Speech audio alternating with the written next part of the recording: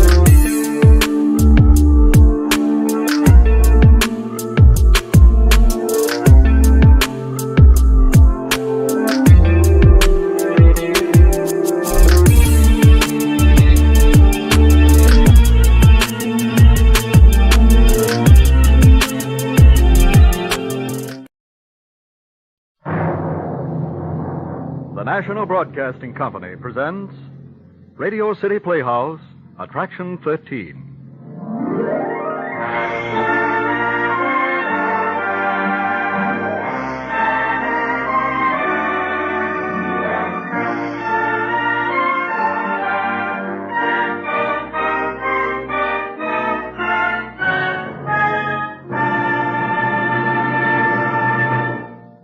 Our play tonight is titled The Dark Hour. It is an original radio drama by Charles Bennett, and one which we like very much indeed. We sincerely hope that after 30 minutes have elapsed, you will share our opinion. The production is directed by Harry W. Junkin and stars John Larkin as Paul. Here is Radio City Playhouse, Attraction 13, The Dark Hour.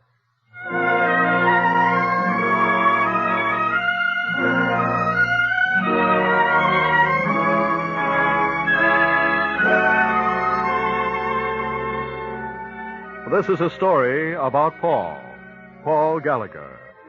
It is a story about Paul when something happens to him. It is the story of the fears and thoughts within him when it happened. And it is the story of the voice that speaks these thoughts. It is not, we think, an ordinary story. Paul won't tell very many people about this.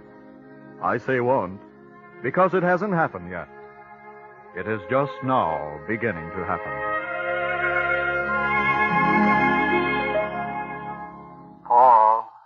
Paul Gallagher. Wake up, Paul.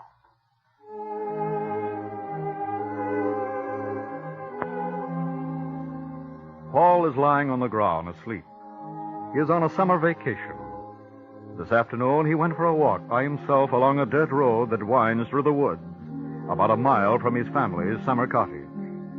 It's a lonely road, never much traffic on it, but Paul knows it well. He's been on it dozens of times every summer of his life, except while he was away in the Army. Wake up, Paul. Open your eyes. He is stretched out flat on his back, lying still, except for his breathing, which is slow and regular and gentle. Where is he? Well, after walking a while, he stepped off the road through an opening in the brush and into a familiar clearing in the woods. It was warm and peaceful, and he lay down on his back and gazed through the rippling treetops at the patch of blue sky above him. And without meaning to, Paul Gallagher fell asleep. That's where he is now. Do you hear me, Paul? You are waking up. That's right, Paul. Move. Stretch. Open your eyes. Listen, Paul. Listen deep within you. I am you, Paul. You've heard me before, haven't you? I am you. You'd better wake up, Paul. Do you hear me? Yes. Then open your eyes, Paul. Open your eyes. What's the matter? Where am I? Dark. Dark. Pitch dark. Pitch dark. Call out for help. Where? Oh. What's the matter, Paul? Frightened? Only for a moment. Remember now, Paul. Remember where you are. Yes, I'm lying on a little patch of grass and moss in the woods. Right where you lay down this afternoon, Paul? I remember. What time did you go to sleep, Paul? Oh, about 3 o'clock, I guess. And now it's pitch dark. Black dark, isn't it? Better make very sure where you are. Put your hands out and feel the ground around you. Yes, it's moss and grass, all right. Well, at least you know where you are. Oh, of all the screwball things to do, sleeping all this time. What time is it, Paul? I can't see my watch. Light a match. I guess I haven't any matches. In summer, the twilight lasts until around 9 o'clock. It's so dark now you can't see a thing, can you? Boy, this is one for the books. You must have been very tired, Paul. Yes, I must have been very tired. Tired enough to fall asleep accidentally and sleep for 7 hours, maybe more? I didn't know I was that tired. When they discharged you from that army hospital, what did they tell you? Oh, that was a long time ago, 2 years. What did they tell you, Paul? Nothing. What did they tell you? They said, take it easy, be careful. Why did they say that? Why, Paul? Why, Paul? I had a rough trip getting up here for my vacation, that long, hot train ride, sitting up all night for 2 nights. It's very tiring. Or maybe it's a change of climate. This fresh northern air just knocked you out. Yes, that must be it. Funny, isn't it? Paul, get up. You can't just lie there. Sit up. Yeah, I am. That's right. Brush the grass and twigs from your sweater. What's the matter? Nothing. Why are you rubbing the side of your face, Paul? Skin is all dented. I slept with my face pressing right into the grass, I guess, and that... What's the matter, Paul? Why are you rubbing your temple with your finger? What's the matter, Paul? My scar. Stinging like a needle. The twig must have been digging into it while I was asleep. You'd better be getting home. Yes. Stand up. Yeah, I'm standing. What are you waiting for? I don't know which way to go. It's so dark. I've never known it to be so dark before. Why, I can't even tell where the trees end and the sky begins up there. Probably it clouded over while you were asleep, Paul. Yeah, that's it. You're not afraid of the dark. Think, Paul.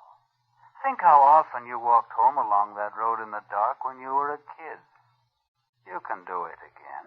Of course I can do it again. The first thing is to get out of the clearing onto the road. Figure it out. Now, let's see. I came in, went over to the old tree, and then... Well, the opening must be in this direction. Which way, Paul? This way. Go on, Paul. Stretch out your arms in front of you. Step forward. Step, step, step. What's the matter? I should have reached the edge of the clearing by now, one way or another. Do you feel anything yet? No. Maybe you hit the exit from the clearing right on the button the first time. Yeah, maybe I did. Step forward, then. Oh, What happened? I don't know. Something slapped me in the face. Put out your hand and see what it was. No. Go on. What? Oh. It's only a leaf. A little branch hanging down over my head. You missed the opening. Well, how am I going to get out of here? Suppose a car went by on the road outside the clearing. Why, then... Then you would know where the exit is. Yes. But how often do cars go by on that road? It might be hours before one went by. I don't want to wait. I want to get out of here. Take it easy, Paul. All right. Think, Paul. Think. I know. What, Paul? A branch. Good, Paul. That's right. Grab it. There. Now pull it down. Go on, twist it. Twist. There. The branch broke off right into your hands, didn't it? Now what, Paul? The twigs. That's right, Paul. Strip off the twigs And the leaves. All of them. There. Now, What have you got now, Paul? a stick. Now I can feel where I'm going. Good. Which way are you going to try? Left, I think. Yes, left. Is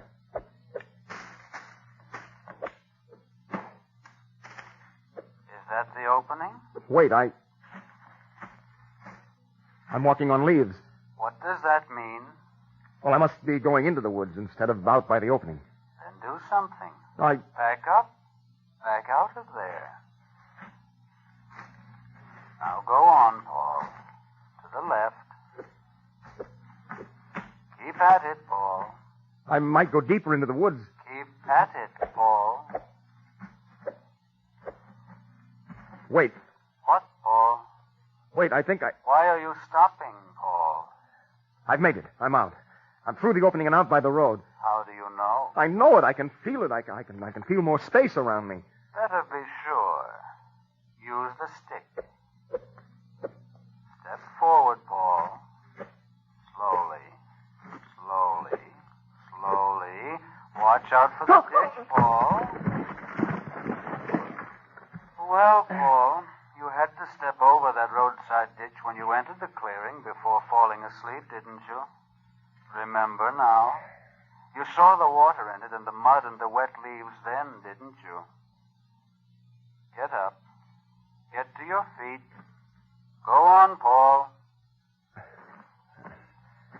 There. You should be standing by the side of the road now. Stop trembling. That ditch. A lousy, rotten, foul, misbegotten, accursed ditch. Paul, I forgot the ditch. That lousy, rotten ditch. calm down, Paul. Shake the mud off your clothes. Where is your sense of proportion? Sure as blazes isn't my night, is it? You'd better get going. Yes.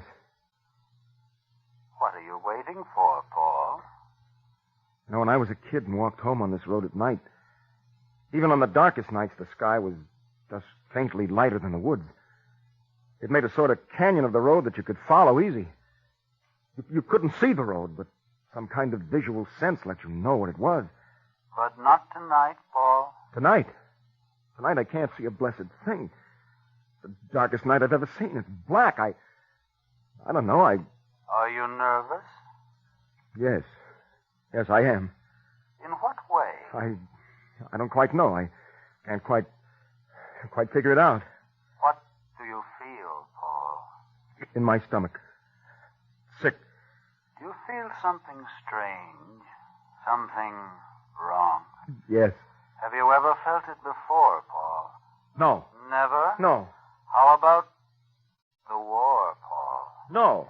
Remember the war, Paul? No. Yes, Paul. You have felt like this before. No, never. Oh, yes, Paul. Think about it. Remember it. No. Stop. Leave me alone. The war, Paul. The war. The war. The war.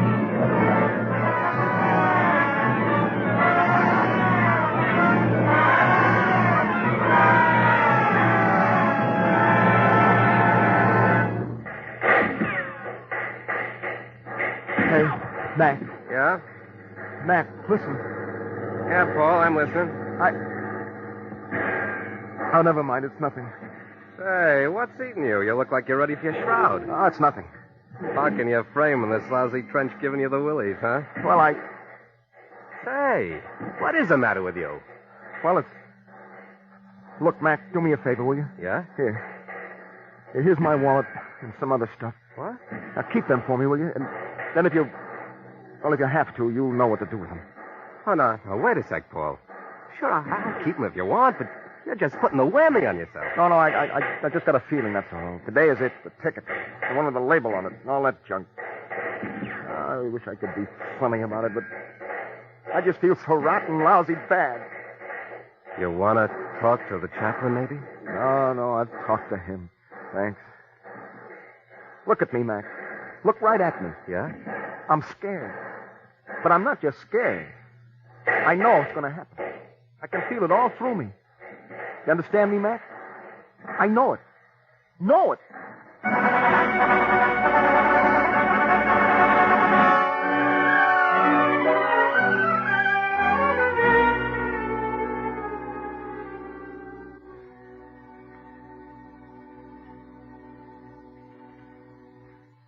Paul, steady, Paul. You're still standing by the side of the road. Is that the way you feel again? Oh, leave me alone. I don't remember. All right, Paul. All right. I've got to relax. You'd better get going, Paul. Yes, but how am I going to stay on the road if I can't see it? Figure it out. What kind of a road is it? Why, it's an ordinary dirt road. And? Yes, I see. Car wheels throw most of the dirt and gravel to the side. That leaves hard, bare tracks in the center. And? And all I have to do is feel for a hard, bare part with my feet, and it'll be like a track to follow. If I feel myself walking in loose gravel, I'll know I'm getting on the shoulder off the road. Good for you, Paul. Yeah, now I'm getting smart. There's a bare track. Turn to your right, Paul. Start walking. Walk, Paul. I'm walking. Soon you won't have to concentrate so hard on feeling the road through your feet. Soon your feet will keep to the road almost automatically. Soon you won't... What is it, Paul? My wound. The scar, it's stinging again. Your scar? Oh, what's the matter with it anyway? It hasn't bothered you for a long time, has it? No. Now it's stinging. It goes right through my head. Is that why you're holding your head in your hands? Steady, Paul. What are you thinking of, Paul? The war again? Oh, I'm dizzy. Why are you thinking of the war again, Paul? Can you help it? Oh, I'm dizzy. Steady, Paul. Steady, Paul. Steady, Paul.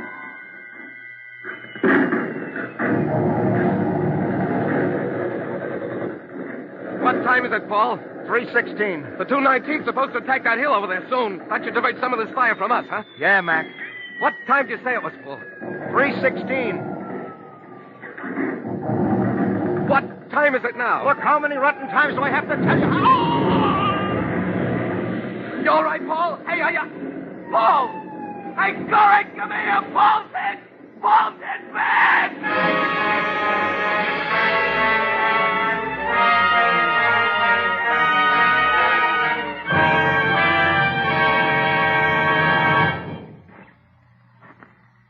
Walk, Paul. I'm walking. Are you all right now? Yes, I'm all right. What's the matter with your head, Paul? I don't know, my wound... What was it? Shrapnel. What do you remember about it? Remember? Yes. Don't you remember anything about your wound? No. It's all fixed up now. Don't you remember the hospital? The hospital? Yes.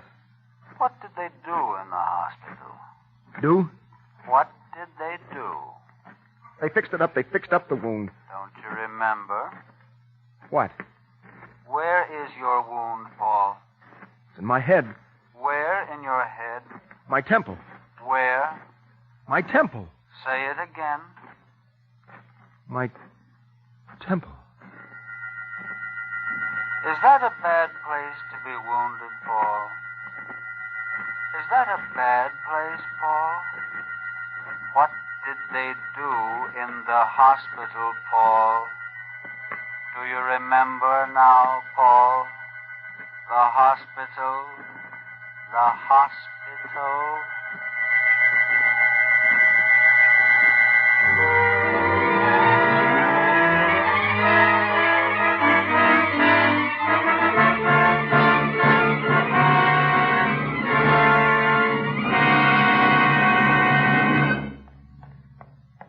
Hello. You're Paul Gallagher, aren't you? That's right. Every time I turn over comes a new nurse. Are you new on this shift? No, I'm not on the ward. Oh. Well, hello anyway. We're ready for you now, Paul. You ready for me? Yes. For what? What gives? Why, for your operation, of course.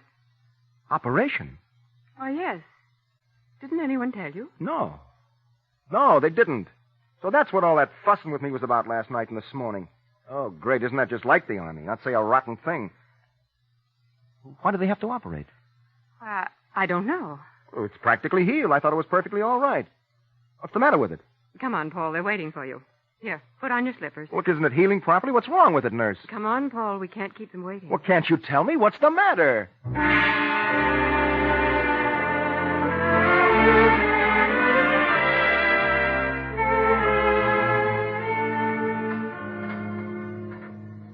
All right, Paul. I'm going to put this over your face.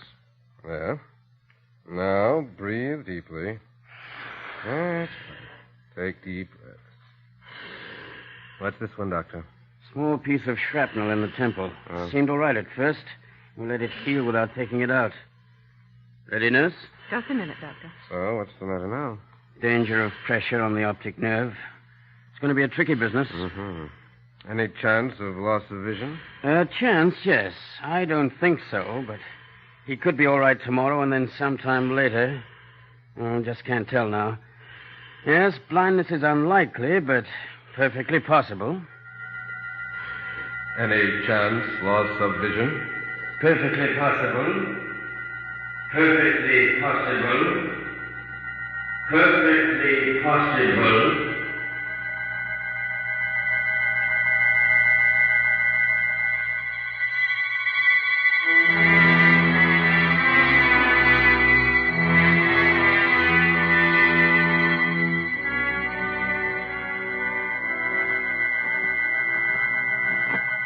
Remember now, Paul? I must have slept back there with my scar pressing on a twig or a small stone or something. Pressed on a nerve, probably. That's what makes it sting so. That's probably it. Dark, isn't it? Look up, Paul. Look up to the sky. Do you see anything, Paul? I ought to be able to see something, shouldn't I? It's uncanny, isn't it? No, it's clouded over, that's all. It's clouded over. You're all alone in the dark, and it feels hollow and tight in the pit of your stomach. Well, that's natural. That's perfectly natural. Paul. It's so dark. It couldn't be any worse, could it, if you were blind? How do you know you're not blind, Paul? How do you know it's a very dark night? How do you know it isn't about 4 o'clock in the afternoon? How do you know you didn't fall asleep with 2 good eyes and wake up blind? What did the doctors say? Why is there a pain in your temple? Oh, I'm crazy. I'm absolutely crazy. On the other hand, Paul, why should you be blind? The doctors... They said it was possible, didn't they? Did they say it was probable? No. Why shouldn't it be a dark night? It could be. Why shouldn't you sleep several hours? I was very tired. It's not very likely that you're blind, is it? No, it's not very likely. Figure it out, then. What haven't you done all this time? What haven't I done? Your ears. My ears? Yes.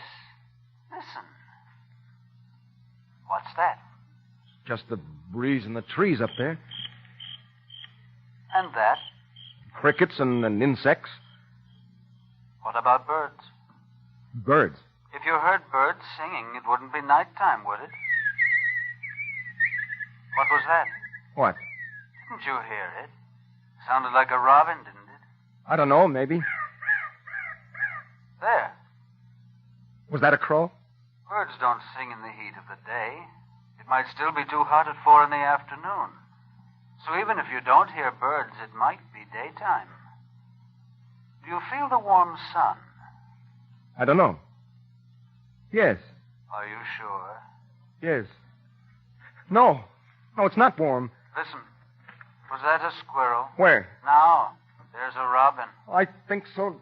No, I don't know. I didn't hear anything. The squirrel chattering, don't you hear it? I don't know. You're listening too hard. I don't know. You don't know what you hear. Oh, dear God, please. Paul, What? pull yourself together. All right. You're letting it get you down. Brace up. Paul, whether you're blind or not, I'm not blind. you've got to get home. I'm not blind. No. But suppose you were, Paul. I'm not. It's just my imagination. Then stop thinking about it Stop thinking about it. and start walking. I'm walking. You're not blind. Force yourself to stop thinking about it. Don't think about it. Your mind is whirling. Stop thinking about it. Stop thinking. Stop thinking about it. Dear God, don't let me be blind. Please, please don't let me be Stop. blind. Listen. What is it? Listen. Do you hear it? Yes, I hear it. Do you know what it is? Yes, it's a car. Where is it? It's way off in the woods ahead of me. Is it coming this way or going away? It's coming this way. Now you'll know. Yes, now I'll know. Get off the road. Yes. It's coming closer, isn't it? Yes, Wait for it. I'm waiting. It's coming closer now, isn't it? Yes, closer. What do you expect to see? Headlights. Do you see a glare in the sky yet? No glare. Why not, Paul? Why not? I don't know. Why no glare, Paul? I don't know. Curves in the road ahead. When will you see the lights, Paul? Soon. Wait. Yes, wait. How soon, Paul? Very soon. How soon? How soon? How soon?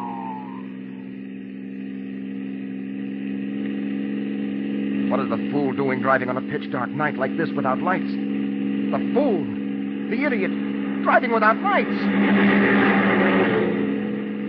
Idiot. No lights. No lights. No lights.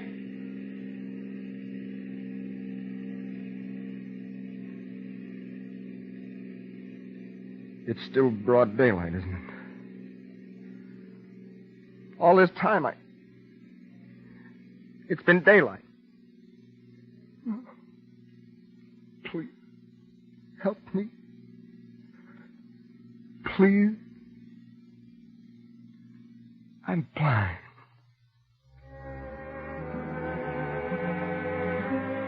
And that is the story of Paul Gallagher.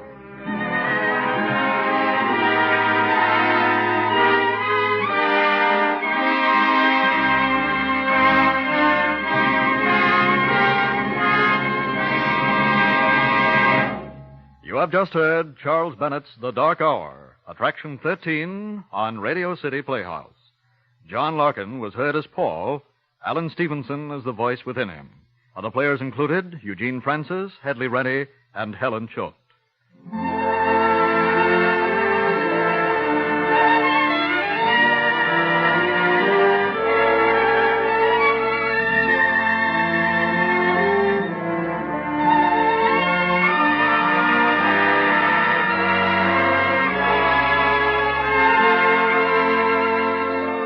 With this performance, Radio City Playhouse rings down its curtain for the time being, but we hope to be back on the air again in the near future over most of these NBC stations. So please watch for the announcement of our return. Meanwhile, the staff of Radio City Playhouse, our producer-director, Harry W. Junkin, our composer-conductor, Dr. Roy Shield, sound technician, Jerry McGee, our skillful and resourceful engineer, Monroe J. Lawrence, and our supervisor, Richard P. McDonough, all join in saying thanks to you for your many wonderful letters, telegrams, and phone calls expressing your appreciation of our efforts. You've been very nice to work for.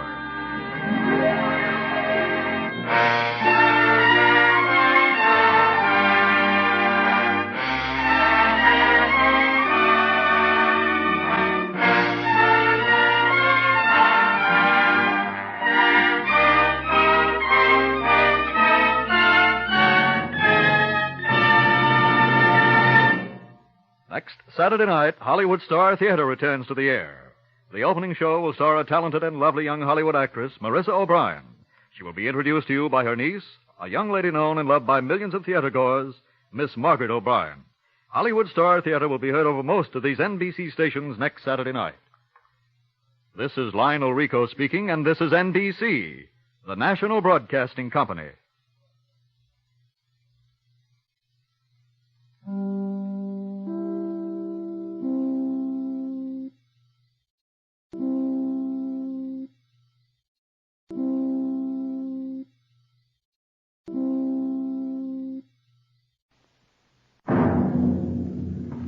National Broadcasting Company presents Radio City Playhouse, Attraction 39.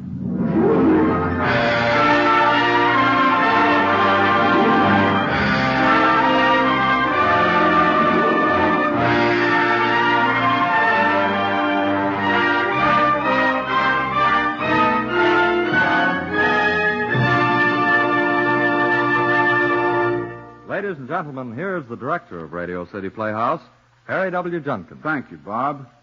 Friends, before we begin our show, Radio City Playhouse, on behalf of NBC and station WFAA Dallas, extends hearty congratulations to the Dallas Morning News on the formal dedication of its new building and its 108th birthday.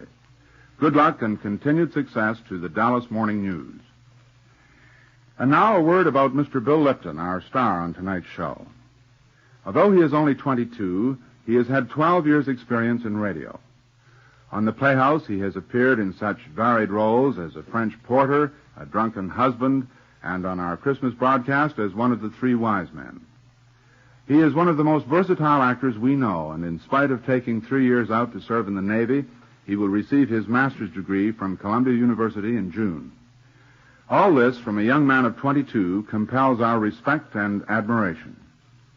Here is Bill Lipton playing Frank Jackson in Murder is a Matter of Opinion, Attraction 39 on Radio City Playhouse.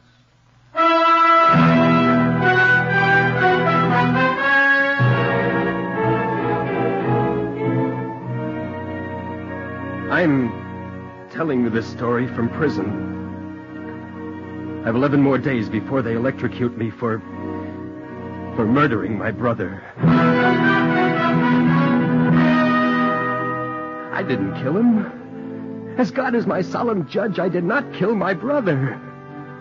I'll tell you everything I know, and perhaps you can figure out why I'm here. I can't. I can't believe it. I've been over and over and over the story. Every word of it is true, and nobody believes me. Nobody. I'm 22. I was going to be a lawyer. My dad thought I was just about the... Well, he was pretty proud. Now even Dad thinks I'm guilty. Even Dad. And I'm not.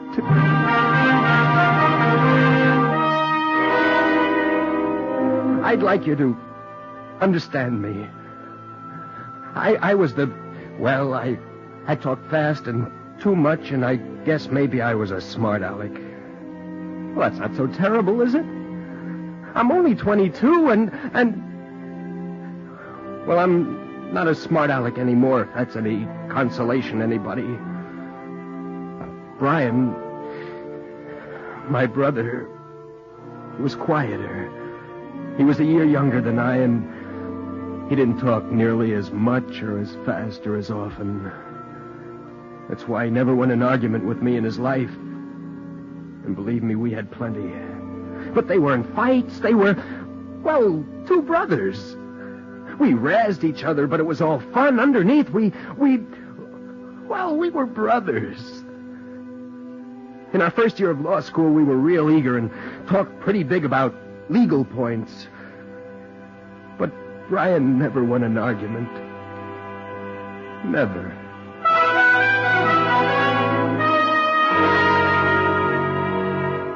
So you're wrong. It says so right here.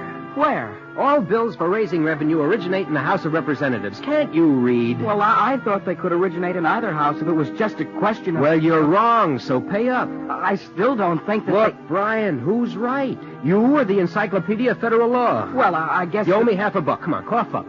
Well, okay, I guess... Look, you admit you're wrong, don't you?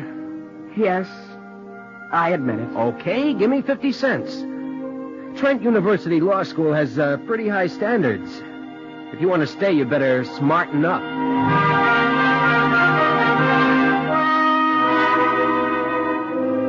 In our second year, we began to disagree violently about capital punishment and murder. Brian was obsessed with the idea that all kinds of innocent people had been executed for murders they didn't commit. Every time he read about some killing in the paper, he'd try to prove to me that the condemned person wasn't guilty at all. The night he got his big idea, we were sitting on a bench way down at one end of the campus. There was nobody around. It was about 10 o'clock. And Brian was very excited.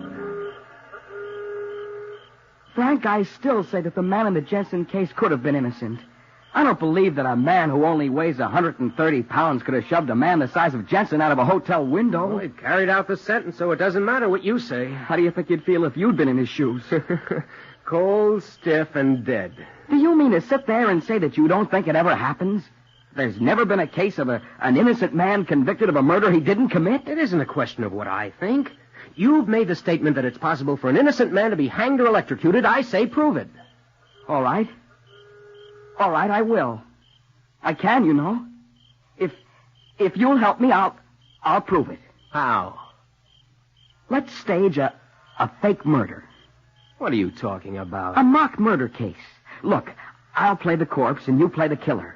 We'll stage a killing, a fake killing. I'll let a dozen witnesses actually see you shoot me in cold blood, and then afterwards I'll undertake your defense and prove that you're innocent.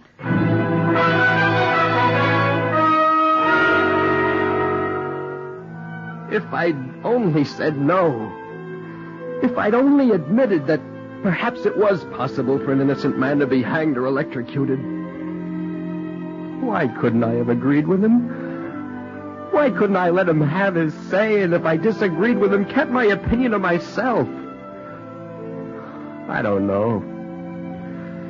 Actually, his suggestion wasn't as strange as it sounds.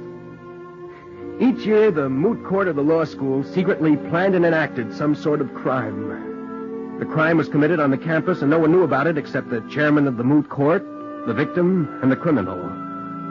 The idea was to catch the students by surprise and give them realistic experience in criminal procedure. Brian and I decided we'd stage our own mock crime. Well, that's all it ever was. It was a gag right from start to finish. I don't know where the slip-up was. I don't know who it was that hated Brian so much that... Well, I just don't know where it went wrong. We worked it out very carefully. Brian drew up a week's schedule. We even made a bet of $50, 2 months' allowance. He was convinced he could win, and even I began to get interested. We had to be sure that nobody had the slightest suspicion it was all a planned affair, so we made the bench down at the end of the campus our private conference room. We met there every night before going to bed, and at last we got all the details worked out. Well, we're just about ready, Frank. I've written down what you're supposed to do. Memorize it and then burn it. We'll commit the murder next Monday. That gives us a whole week. All right, next Monday. First, we've got to establish a motive. You've got to make everybody on the campus think that you hate me like poison. A week isn't very long. Well, it's long enough. We'll pull the watch gag in the cafeteria tomorrow. Oh, can you suggest to Tom Benson that he have lunch with you? Well, sure, I guess so. Well, ask him tonight. You be in the cafeteria at 12:30. I'll come in about 12:45. I'll be sure that somebody sees me put my watch on the bed tomorrow, and you steal it right after breakfast. Okay? Right after breakfast. You know your lines? We rehearsed them often enough. You sure you don't mind the sock in the jaw part? Oh, just don't get too enthusiastic, that's all. Well, it's difficult to fake if I don't hit you reasonably hard. I guess I can stand it for once. You'll hit me on the word contemptible. Yeah, that's right. I tell you, Brian, you've lost your $50 right now. Want to make it 100? 4 months allowance. Are you crazy? I'm going to win this bet, Frank. You wait and see. Well, come on, it's getting late. You go back first. I'll see you in the cafeteria tomorrow at 1:45.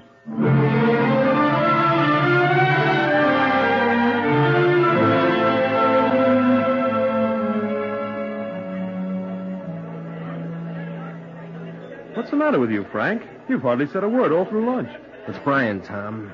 Is something the matter? I've just discovered that my kid brother's a heel. He's also a liar. Oh, now look, Frank, that's no way to talk about Brian. He's a cheap, sneaky little punk, and he makes me sick. He's just come in, Frank. It's a public cafeteria.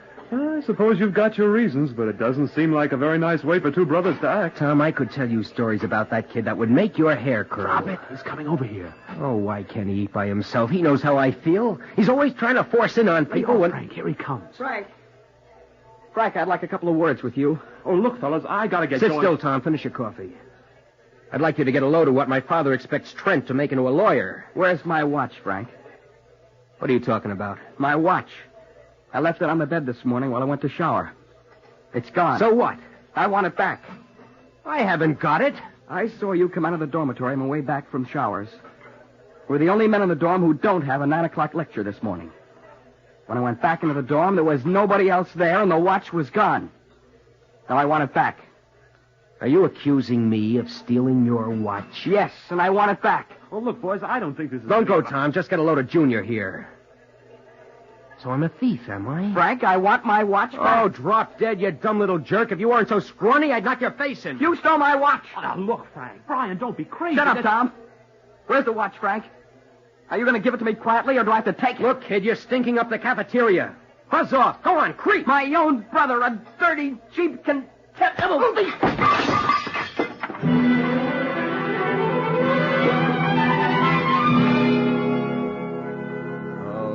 Pretty convincing. Brian knocked me down. Dishes were broken. Everybody in the cafeteria stood rooted to the spot.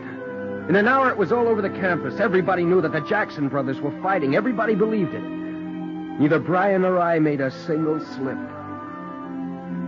The next night, we had a row in the dormitory. On Wednesday, I threw a milkshake at Brian in the milk bar. Thursday, we got hauled up before the dean and told that if we couldn't behave like gentlemen, we'd better leave. Friday, we had a row at basketball practice. Saturday night at the third-year prom, we had a fist fight in the middle of the floor over Brian's girl. Elaine cried and went home alone. Oh, it was a build-up. A real grade-A build-up. And all of it was planned. All of it. I can't understand why people won't believe it was a gag. Well, anyway, on a Sunday night preceding the murder, we had a last conference on our bench. It was a perfect setup. Perfect. Oh, it's perfect, Frank. Perfect. Tomorrow we'll pull the murder. I picked up a gun today. Here. Good night, Brian. Where'd you get that thing? I stole it from the sports office. It won't be needed until track practice on Wednesday. Don't worry, I'll put it back. It's loaded with blanks. Are you sure you can put it back without being caught? Sure. Now, is everything set for tomorrow? You'll be in the bookstore at 12:15, right? Right. In the history section near the door. I'll come in about 1. I'll yell out your name. You turn around, and I fire twice. That's right. Incidentally, I'm filling a little paper cup with ketchup and putting it in my shirt pocket. When you fire, I'll clutch my hands to my chest, squeeze the ketchup, and fall. Oh, mess up a perfectly good shirt. Oh, it'll wash out. I'll play dead for 10 minutes and just lie there. And then you rush back to the dorm and wait for me. Then we'll have lunch and go over together and report the crime to the dean. Okay. Now, one last check. You're sure you haven't given this away to anybody? Oh, positive. And that slip of paper that I wrote out instructions on? Burn it. You think I'm crazy? If you could produce that paper, you could prove all this was a gag. Well, I guess we've thought of everything. I bet you're going to pull some phony self-defense gag. No? An insanity plea? Nope. You'll shoot me in the bookstore tomorrow. It'll be straight, deliberate, premeditated killing. And I'll get you off. It's a terrific stunt if you can do it.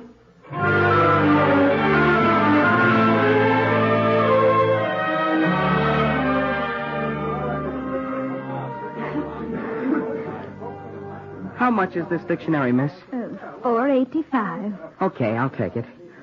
Can I charge it, please? Oh, certainly. What is the name, please? Jackson. Brian Jackson. Brian. Brian!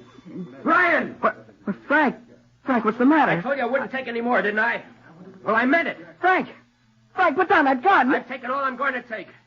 This is where you get it. Oh!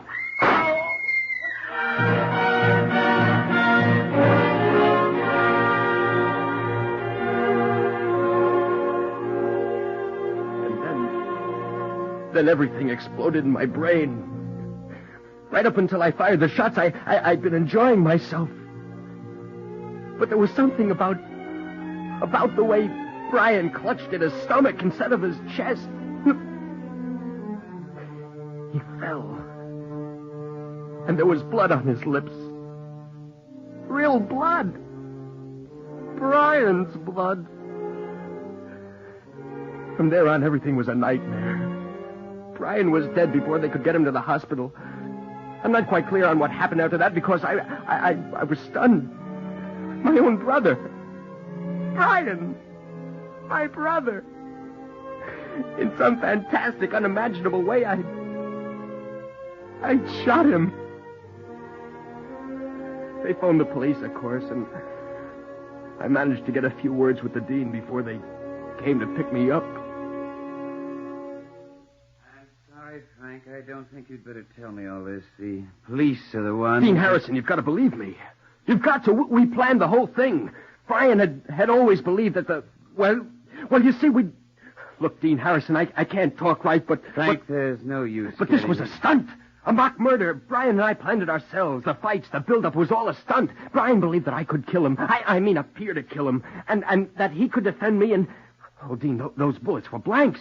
I mean, Brian got the gun himself from the sports office. They were supposed to be blank cartridges. Frank, you better not talk anymore. I don't know what to say. I've been at Trent for 12 years. There's never been a tragedy like this. I'm very upset. I've always liked you, Frank, but this is out of my hands. But Dean Harrison, surely you don't think that I really... I telephoned your father. He's taking a plane from New York tonight. I'm afraid from here on it's up to the police. They'll be here any minute.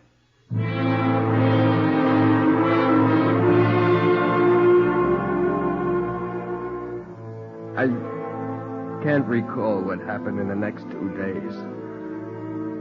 My father arrived. I was booked. They put me in a cell. Dad was rushing around about bail and trying to get Peter Cheney to come from New York to defend me. Dad looked haggard and older than I'd ever seen him look. He came every afternoon to see me.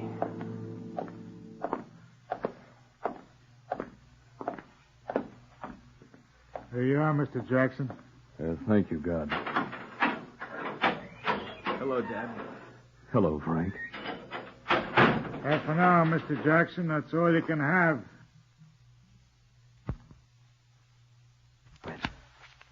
All right. Is it over? Yes.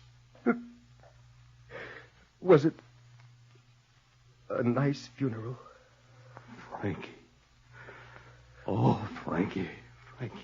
Did you get Peter Cheney? Yes, I talked to him on the telephone for an hour this morning. He said he'd take the case. What else did he say? He says that we've got to find out who switched those bullets. But I tell you, I don't know. Frank, think hard. Did Brian have any enemies?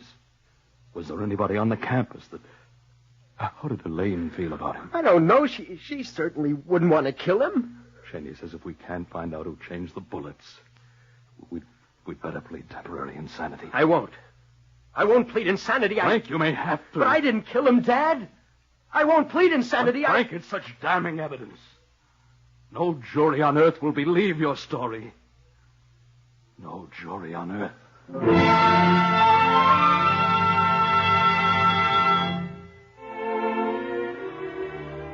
When I finally came up for trial, my father was a broken man. One son killed, the other convicted of his murder. After the trial started, I'd lie on my bed at night and go over the whole thing word by word. Then I'd stop, and I'd pray. I'd say the Lord's Prayer over and over. But my praying didn't seem to make much difference.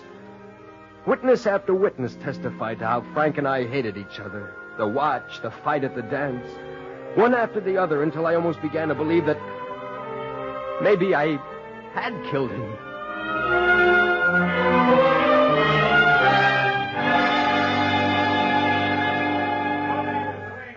You're an undergraduate at Trent University. Yes, sir. You're acquainted with the deceased? Yes, sir. Now, will you tell the jury in your own words what happened on the Friday preceding the murder at the dance which you attended with the deceased? Well, we were dancing and Frank cut in. Brian made some objection and Frank struck him. Then Brian struck back and Frank swore at him. What were the exact words that the defendant used? He said, "Damn you, I'll get you for this." Thank you. That's all. Your witness? No questions. Now,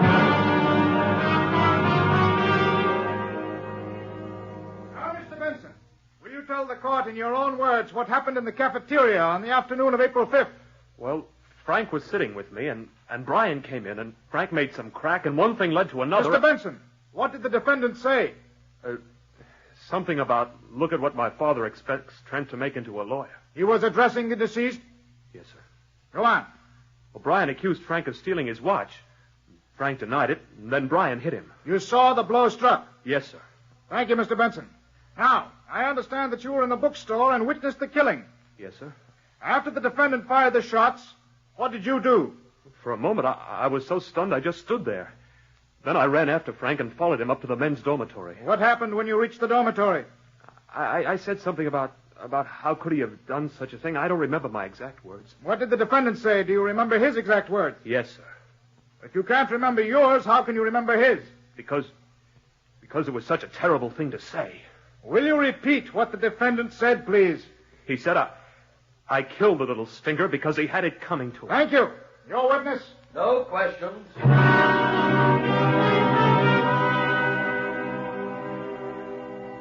Mr. Jackson, am I to understand that the entire series of quarrels which you had with your brother before the murder occurred were intended as a stunt? Yes. Was the murder a stunt, too? Yes. No, it wasn't a murder. The bullets were blank, I tell you. Why do you keep questioning me like this? Mr. Jackson, it is not my idea that you take a stand. I will thank you to answer questions as they are put. I'm sorry. Have you no explanation of why there were real bullets in the gun? No. After your brother gave you the gun, did anyone else have access to it? Well, I don't know. Somebody must have. Did it leave your possession? No. I don't know. I left it under my pillow all day Monday. Did you tell anybody this? No. If the gun was loaded with blank cartridges, where are they? I don't know. If nobody else knew about the gun, if nobody knew it was under your pillow, who could have switched the bullets? I don't know. There are a great many things that you don't know, Mr. Jackson. I only know I didn't kill him. I didn't kill him, I tell you!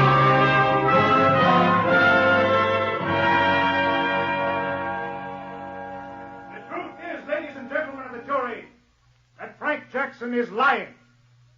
He is lying desperately in an effort to escape the consequences of his loathsome fratricide.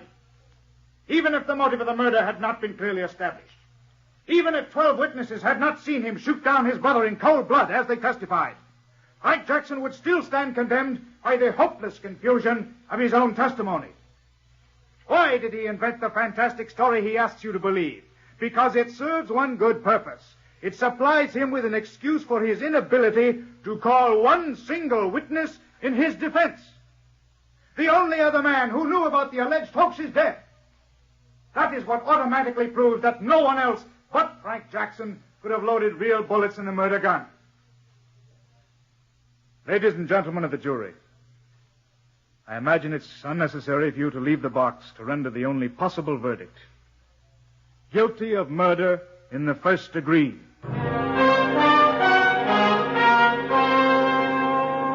Have you reached a verdict? Yes, Your Honor. We, the jury, find the defendant guilty of murder in the first degree as charged.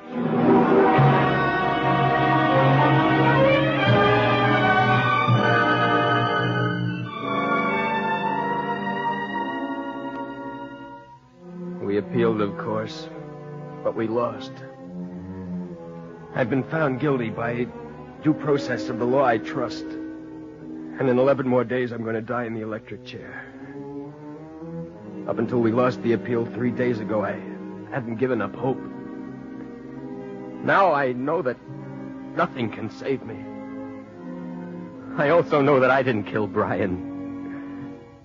And somehow, somewhere, the man or woman who changed those blank cartridges for real bullets, somehow he or she will pay. I have no emotion left. I can't cry or pray or do anything but wait. 11 more days of waiting.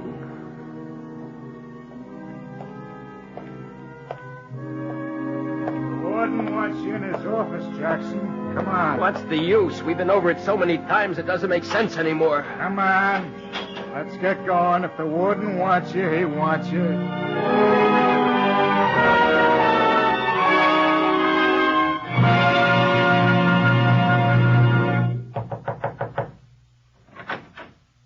Here's the prisoner, Warden. Come in, Jackson. What do you want now? Come in, son. Sit down. Son, a few moments ago, I received a visit from a notary public, a Mr. Bixton. He had an amazing story. It seems that 3 days before your brother died, he went to Mr. Bixton and wrote out a statement which he made Mr. Bixton witness without reading. A statement? It was sealed in an envelope in Bixton's presence and kept in his safe. Your brother told Bixton you were going to be tried for a crime. But if you were convicted, Bixton was to bring this letter to me 3 days after his sentence was passed. He did as he was told, for which your brother paid him $50. Bixton's outside now, dictating his testimony. Well, this is the letter your brother wrote. Here, read it. To whom it may concern. This is an open letter to my brother who will probably need it. Dear Frank, I hope you'll forgive what I did to you. It was I, Brian Jackson, who replaced the blanks in your gun with real bullets. You didn't know it, but Dr. Cordner had given me just 3 months to live. Heart, he said, and incurable. I chose this way because I didn't want a lingering death. And because I wanted you to know that an innocent man can be convicted of murder and sentenced to death. This letter will bring you your freedom, but I hope you will admit now that murder is a matter of opinion. Yes, Frank, whether you like it or not, murder is a matter of opinion. Your loving brother, Brian.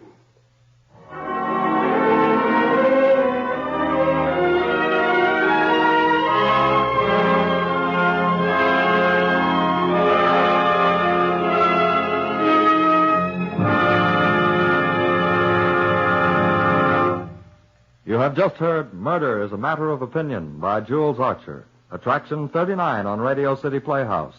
The story was adapted for radio by Harry W. Junkin, who also directed the production. Bill Lipton starred as Frank Jackson. Michael O'Day was Brian Jackson. Other players in the cast included Peter Hobbs, Sidney Smith, Scott Douglas, Elaine Rost, and Robert Andrus. The music was composed and conducted by Dr. Roy Shield.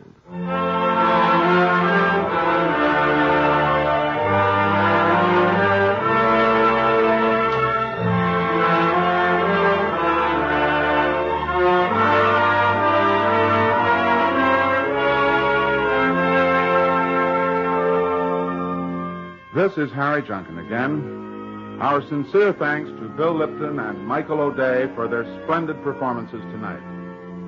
Next week, we hope you'll be with us again at this same time for another story on Radio City Playhouse. Next week, Attraction 40 on Radio City Playhouse. Good night, everybody.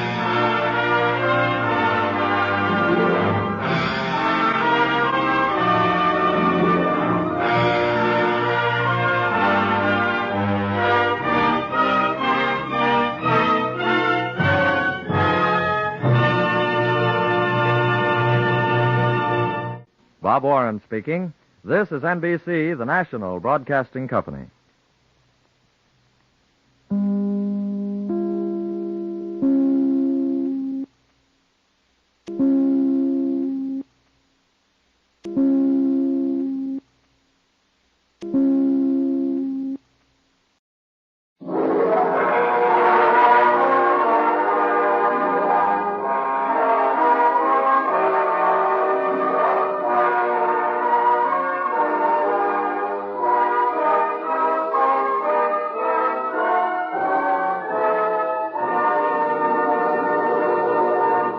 Motive for murder.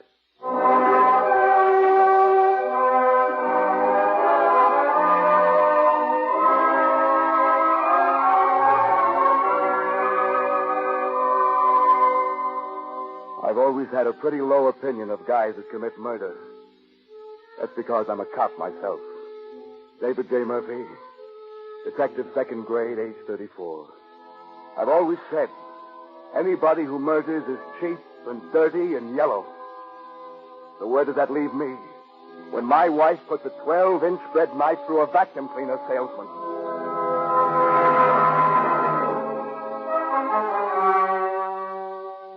It just burst on us out of nothing. I came home around 5 one afternoon, and there it was. Mary out cold on the couch with a bourbon breath you could use for a cutting torch. Spilled whiskey, broken glass, the place all torn up. And in a red velvet chair, a funny little guy named Hamilton with our bread knife right clean through him. I just went numb. I couldn't believe it. I watched the boys do all the routine things. Pictures, fingerprints, measurements. All the things I've done in 3rd Avenue flytrap. They took Mary down to the police emergency ward. And after she'd come to and been sick and then gone back to sleep for a couple of hours, I managed to get a little time alone with her. She sat on the edge of the bed, shaking and still half sick.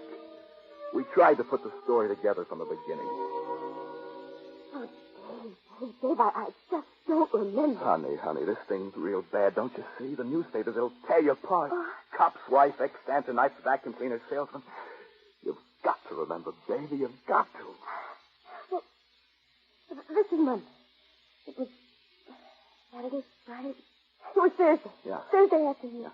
He rang the bell and asked if I wanted to buy a vacuum cleaner. I asked him in. Go on. He put on a demonstration in the living room, and I said I'd take it. Then what? I gave him a $5 deposit. Cash? Yes, a $5 bill. He said he'd deliver the machine today. Did you get a receipt? Yes, it must be around the house somewhere. Well, if it is, we'll find it. Then what? He left. And came back today with a new machine? Yes. Did you pour him a drink? Dave, it was so hot. He looked so tired, lugging that thing around. I asked him if he'd like a highball, and he said yes. I asked him to sit down while he drank it. I was only being decent, Dave. He looked so tired, and it was boiling hot. Did you have one with him? No. But, honey, you reeked of bourbon. You were plastered. I didn't drink with him, Dave. You've got to believe me. Then what happened? I went to get my purse to pay him the rest of the money. Yeah. I went out into the hall, past the kitchen, and then everything went black. Black? I don't know. Something just seemed to hit me. Maybe it was the heat. I don't know. But the next thing I knew, I was being sick, and all those men were standing around taking pictures, and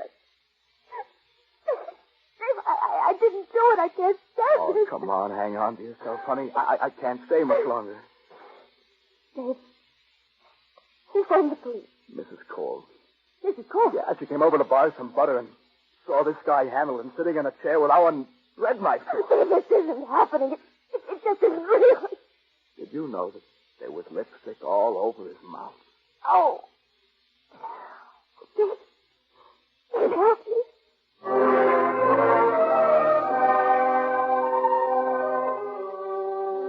They wanted me to believe that Mary got plastered with a little guy who sold vacuum cleaners. A drunken, lecherous Mary kissing this guy, leaving lipstick on him. Kisses 1 minute and a blind stabbing rage the next. The papers call her a bleached blonde ex-dancer. Everything I'd ever said about dames who knocked off their boyfriends turned up and smacked me right in the face. The department had decided she was guilty. Even Jock Doosan, my boss and my friend, even Jock had decided. He said so. Right in his office, he said so. It was real bad, Dave. Real bad. Jock, you know Mary. You know she couldn't. It's impossible. She couldn't do a thing like that. Dave. You can't beat the system. Everyone's leaned backwards all down the line trying to help you out, but they all come out with the same answer. Did you check the towel after she was taken? No narcotics, but plenty of whiskey. She was plastered. And then somebody poured it down her throat. Look, she doesn't drink. Hardly even a highball, and then only when she's with me. What do you want me to say, Dave? I'm just telling you the facts. What about the bruise on her head? You still think she was slugged? I only know she did not pass out from drinking bourbon. Well, then the medical boys are wrong. They got a specialist from Mercy Hospital to examine her head.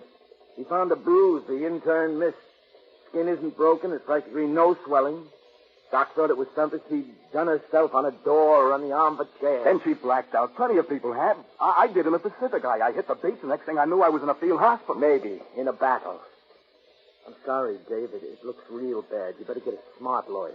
Oh, Jock, it's wrong. Don't you know it's wrong? Everything points to the fact that Hamilton was paying a social call. Now, if he was delivering a vacuum cleaner, where is it? The killer took it. Why?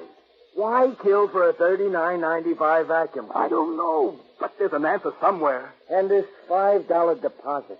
Now, we've been all over the house looking for that receipt. People lose receipts? Yeah, they do, all right. She didn't kill Hamilton.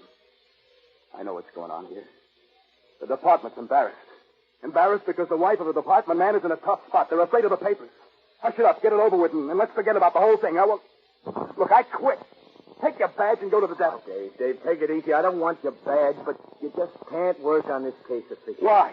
Afraid I might destroy evidence? Look, Dave, we're friends.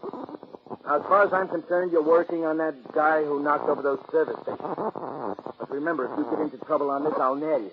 I'll have to. If the newspapers ever found out you were working on your wife's murder rap, they'd have my shirt. So take it easy. Thanks, Chuck. I've arranged for bail. She'll be out in the morning. Can I go see her now? Sure, Dave, sure. But remember, keep out of trouble.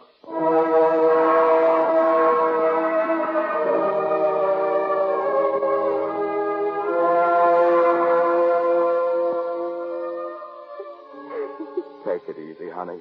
You'll be out in the morning. I got the bail. Please, Stacy, please. Come. It's going to be all right. What if they find I'm guilty? They won't. There's so many things I can't explain. I'm working on it. I'm leaving here to see Hamilton's landlady. He lived in a rooming house on the east side. Then I'll cover his office. There are a couple of vacuum cleaners missing. Missing? Yeah, Hamilton had a new machine and a demonstrator. The sales manager told Jock. Is that important? Jock doesn't seem to think so. Says it isn't connected with a crime. Finding two vacuum cleaners in a city this size is going to be tough. But I'll figure it. Somehow I'll figure it. Don't cry anymore, huh? I know you didn't kill him. Even if you weren't my wife, I'd know you didn't kill him. How can you say it? Everybody else thinks... Experience, honey. When a woman sticks a knife in a man's rib, she stands there screaming. No. It's just experience. It's just the other homicide. Don't worry, honey. I'll figure it. I believe you. And I love you. Oh, just hang on to that, huh? You'll be all right. You'll be out tomorrow. You have to go now. I gotta work, honey. I gotta do a lot. And first call is that landlady where Hamilton lived.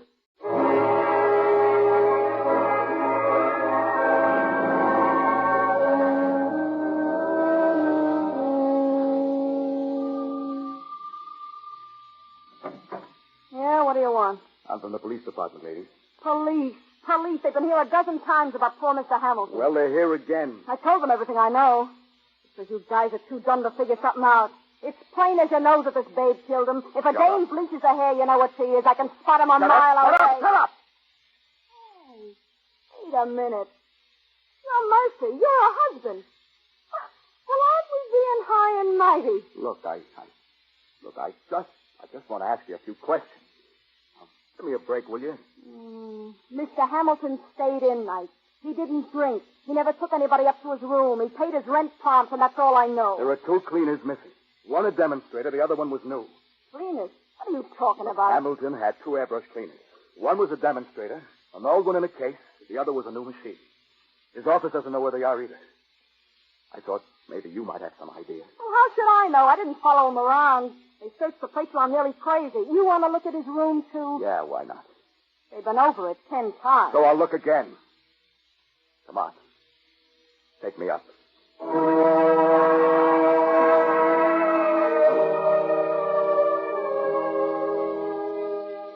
was dirty gray hair, and I hated her. She watched me go over Hamilton's room. There was nothing. No letters, no vacuum cleaners, no nothing. Somehow I didn't trust her, but I couldn't figure why. Finally, I left. My next call was the Airbrush Vacuum Cleaner Company in the Morgan building. The sales manager's name was Richard. All he wanted to do was to keep everything quiet. He said so. This is very upsetting, Mr. Murphy. Airbrush salesmen have always had the highest reputation for integrity and honesty. Yeah, so has my wife. Yes, of course. Hamilton had 2 cleaners, right? Yes, a demonstrator and a new machine. Where are they now? I don't know, and I don't care. This publicity is ruining our business. Our salesmen can't even get inside places anymore. For 4 days, nobody's even made a demonstration. That's too bad. Where's Hamilton's sales book? I don't know that either. You got any sort of record of his calls? We have a record of every house where he gets inside and makes a demonstration. I want a list of his demonstrations for the last 5 days he worked. I have it here. The police have already been over it. It's the last 3 pages in this book. Why isn't my name in here? Well, Mr. Murphy... Come on, let me have it. Been taking a lot of trouble lately. Well, he either didn't make a demonstration in your house at all, or... Well, it could have been that... That what? If he made a sale right away, he'd just make out a sales slip in his order book and not bother listing one call as both a sale and a demonstration. I see. There's nothing else you can tell me? No phone calls for Hamilton, nothing unusual? Salesmen often get calls. Customers phone in for service. I can't remember anything unusual. Several people have been phoning since Mr. Hamilton's murder accident. Several people have been into the office about it. Will you get me a list? There isn't a list. Okay. I'm going to check his calls for the last 5 days he worked. I just hope this can get off page 1, that's all. It's ruining business. Yeah. It's ruining a lot of things, Mr. Richards. A lot of things.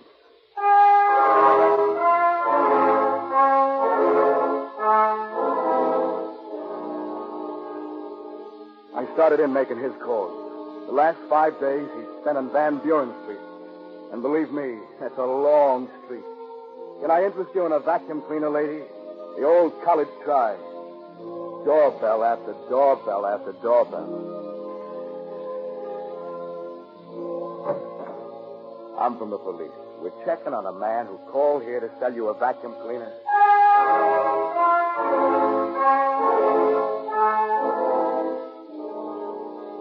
Over and over and over again and nothing. Housewives, maids, kids, old men, old ladies, nothing. Then I came to the 47th house on Hamilton's list. A big place that had seen better days. I leaned on the doorbell and finally the door opened. The guy was nervous. A tall, pretty boy in a $200 suit. I couldn't figure why he was nervous. We just stood there on the doorstep, looking at each other. I don't understand what it is you want. Look, mister, we're checking a little guy who sold vacuum cleaners. He rang your doorbell along with a lot of others. He got himself killed. You see, we look into things like that. He was killed? A knife in his ribs. I remember him. He woke up my aunt ringing the doorbell. I told him off and sent him away. He didn't get inside? Oh, no, he didn't. That's funny. Funny? Yeah, he made a list of every house where he gave a demonstration. Your house is on the list. Well, there must be some mistake. He didn't make mistakes about his other demonstrations. What do you mean? Is your throat dry, Bub? Say, what is this? What are you trying to do? Nothing, but 1,000 years ago they hanged guys who couldn't spit. I think you're lying. But I can check it with the neighbors. People see things. I'll find somebody who saw him go into your house. Well, yes. Yes, he was inside. Then why the runaround? Well, my aunt's very sick and very old. I thought you might want to question her, and I didn't want you to disturb her. I thought you might just go away. I think I'll talk to your aunt. Oh, please. She's not well at all. She's senile. You'll upset her if you try to cross-examine her. Look, mister, I may look tough, but I can be very gentle with sick old ladies.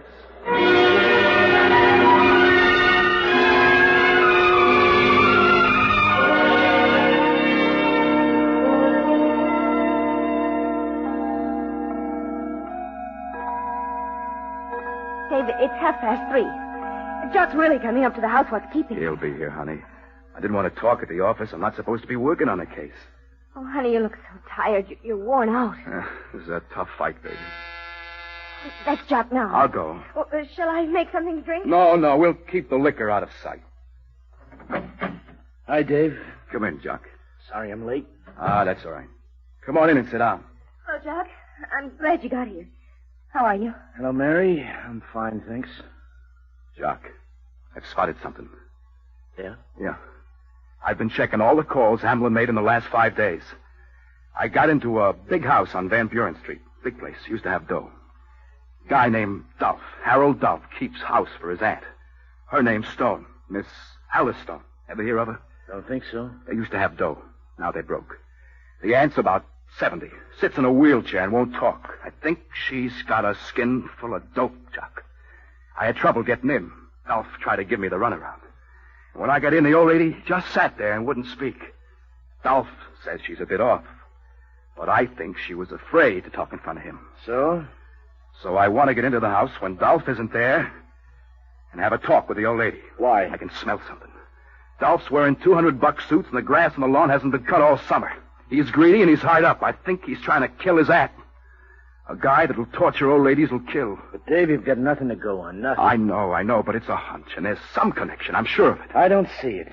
Maybe the old lady's in pain. Maybe she has to take dope. There's any one of 100 reasons why. Look, will you put somebody to watch the house?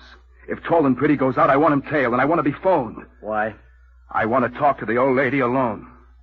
You mean break in? If necessary. No soap. Jock, why can't you give us a break? Because I have a wife and 3 kids and I need my job, Mary. I know what you're thinking, Jock. Yes, I was a dancer. I danced in nightclubs. Ask Dave how long it took him to get a date with me. Mary, I know, but but I do bleach my hair. I bleach it a little because it's so fair anyway. Does that make me a tramp? Now, look, Mary. Nearly every man in the department has been in this house. They know me. They're supposed to be our friends. Mary, please, I know how you feel. No use, honey. It's the system. Oh. The system has got us licked. Our fair-time friends don't believe her. Dave. Well, it's true, isn't it? Okay, I'll put a man on the house. But if you get caught, I'll nail you. That old lady makes a scene. If anything happens, I'll swear you had no orders from me. That you were acting on your own. I'll take that risk.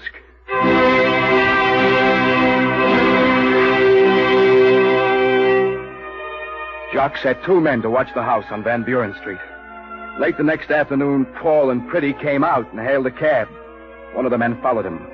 The other beat it for a phone and telephoned Jock. And Jock phoned me, and I went over. The old girl wouldn't or couldn't come to the door, so I broke in a back window. I tiptoed to the living room door and peeked in. She was sitting in a wheelchair by the window. When she looked up and saw me, her eyes went wide with terror. A tiny, delicate old lady in a wheelchair. She whimpered with fright when I came over and took her hand. Look, Auntie, I'm your friend. I'm not going to hurt you. Oh. Can you talk? Can you answer me by nodding? Huh? Oh, come on, please, honey. Don't be afraid. Look, I'm in trouble, see? Bad trouble. They think that my wife killed that little man who came here to sell vacuum cleaners. Do you remember him? Yes. You do? Well, can you tell me anything about him? Anything at all?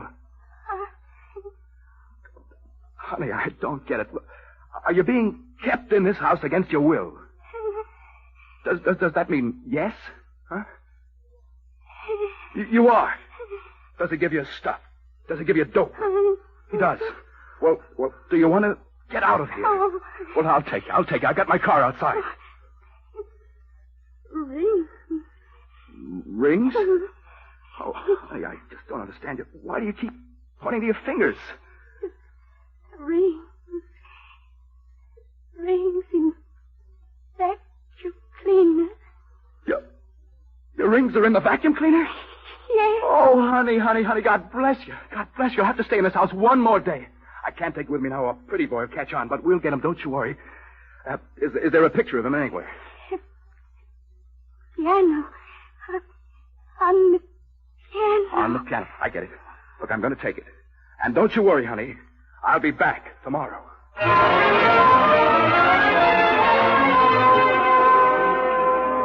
I was so excited, I was shaking. Everything was starting to fit into place.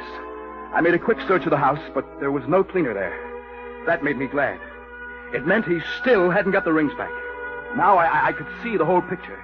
Dolph waiting for the old lady to die, pushing her towards death, keeping her doped, she hating him, knowing he was waiting for those rings. So she decided to beat him to it. She dropped them on the carpet in that dark old room. The vacuum cleaner sucked them up. Hamilton finished his demonstration and left. No sale. Then Dolph missed the rings from his aunt's hands and did a tailspin. He must have been afraid to go to the airbrush company.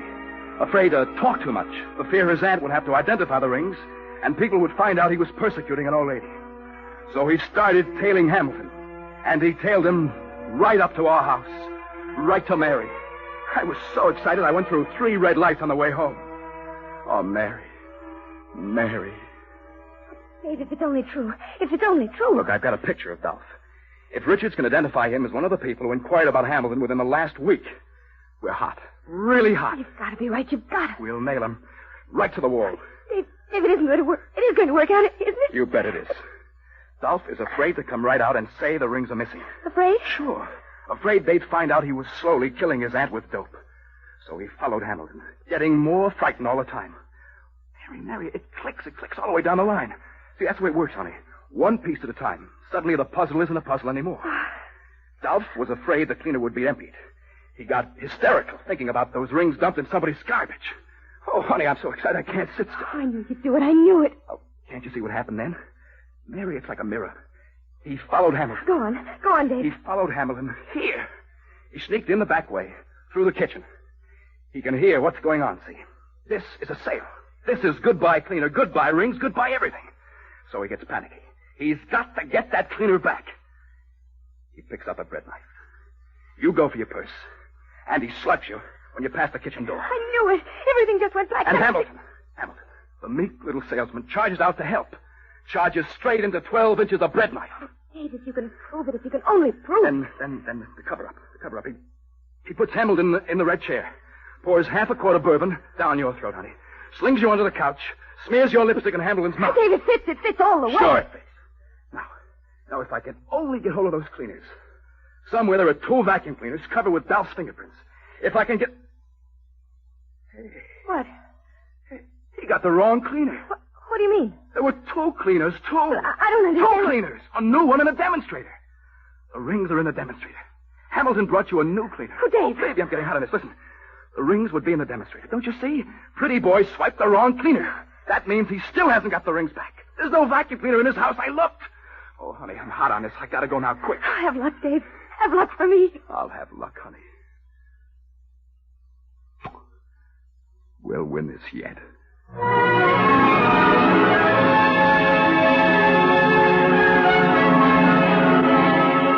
My head was going like a hammer. I phoned Jock. He told me that while I'd been talking to the old lady, his man had tailed Pretty Boy to the airbrush vacuum cleaner company. There, he asked for Hamilton's address. I went up to the airbrush place myself and checked that.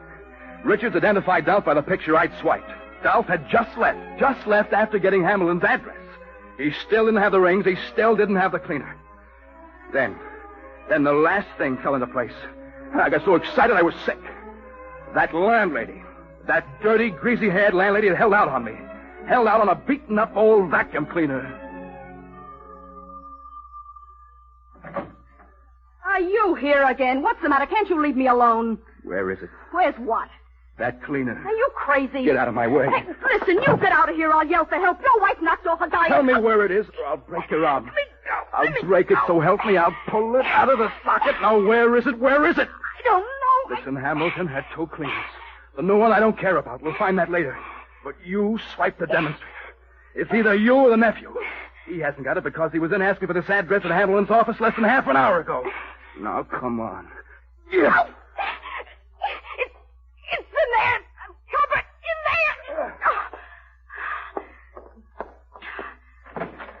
in there. Yeah, this is it. Mary, baby, this is it. Empty it. Empty the bag. Look, you don't have to pull a gun on me. The gun isn't for you. Come on. There's some newspaper. Spread it out. Yeah. Hurry. I am. Now empty the bag. Come on, step on it. Shake it harder. Don't get sore. I'm doing the best I can. Shake it harder. That's it. That's it. They're rings. 4 of them. Emeralds. Look at diamonds and emeralds. Yeah. 4 of them. Comes a papa. Look, I didn't know about those rings. I'm not trying to steal. I just... Damn it. And you can keep the clue. Will I answer? Yeah. I'll be behind the door. Just ask him in. That's all you have to do. Okay.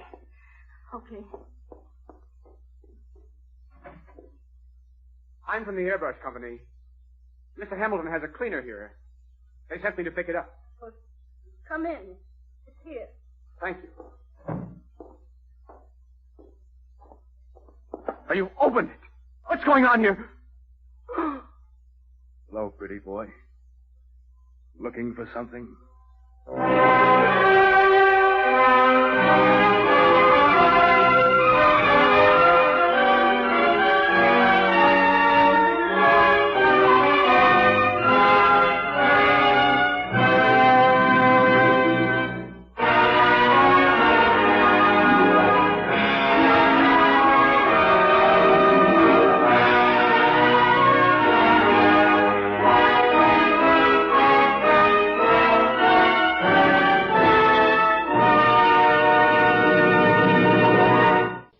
Fred Collins speaking. This is NBC, the national broadcasting company.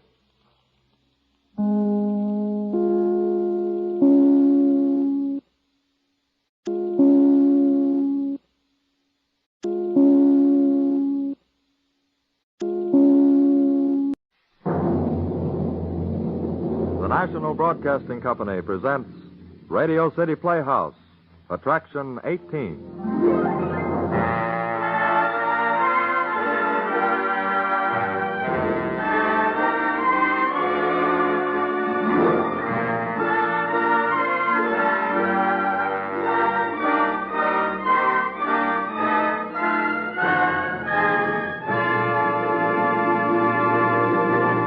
Ladies and gentlemen, here's the director of Radio City Playhouse, Harry W. Junkin, to tell you something of tonight's play. Thank you, Bob Warren.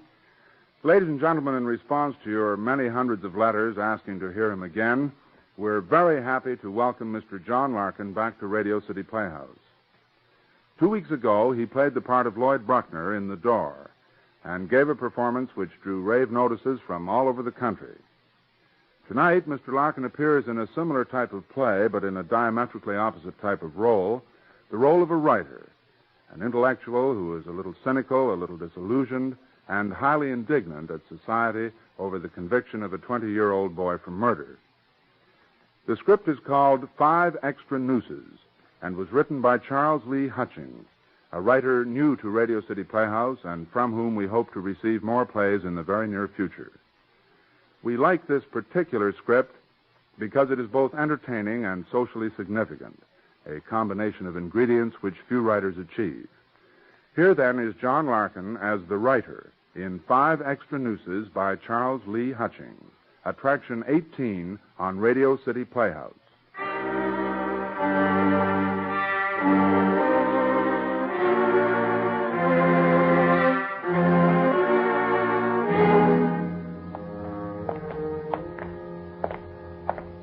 Nice, cozy jail you got here, Warden. Yep. All these cells empty? Yep. Maybe you got an answer to the housing shortage. Look, I don't like reporters, and I don't think that was funny. I'm not a reporter. I write for magazines. And I don't particularly care what you think. This kid's done a murder, and he's going to hang in the morning, and you come nosing around like a dog. Stick to your job, Warden. You know I got permission from way up top, or I wouldn't be here tonight. Well, the kid's in this cell here. Hi, Jake. It's the writing guy I was telling you about.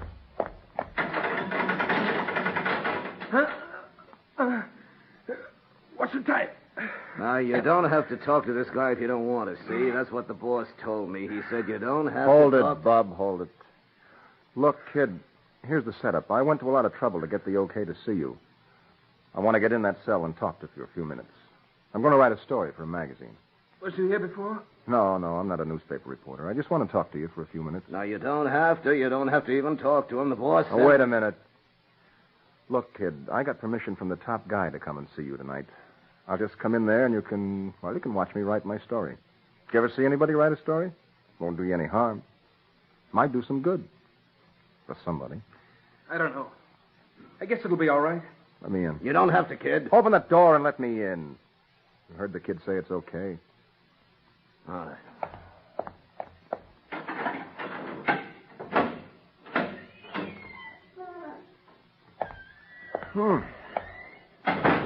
We don't go in for space.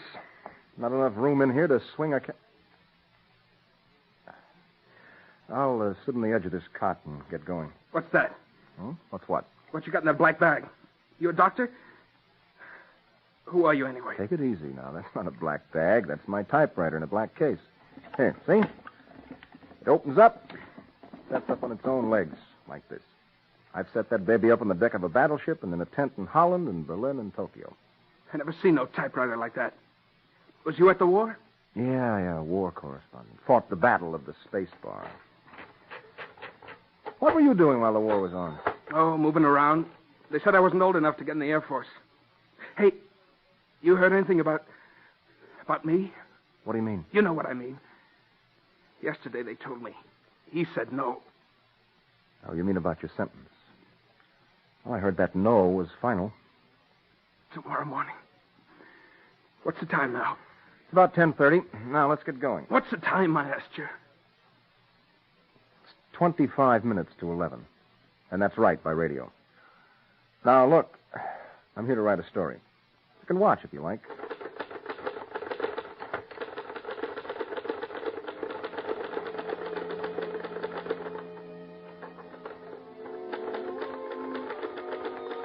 Tonight, I am sitting on the edge of a prison cot in the cell of a condemned murderer. Between him and the rope which will break his neck and choke the breath from his throat are 9 hours of tortured darkness. Soon the collective hand of society will reach out and pull the lever that will spring the trap and send his feet kicking in midair in the death struggle. Perhaps the collective conscience of society will permit itself a slight qualm. As I write, the murderer watches me. He is nothing more than a big-boned, hulking, somewhat dull kid who continually trembles. And he will die in the first light of the morning. I shall write, then, about the court which should have tried him. It is a purely imaginary court, a court that exists only in this article that I write. But it is a special court, a very special court.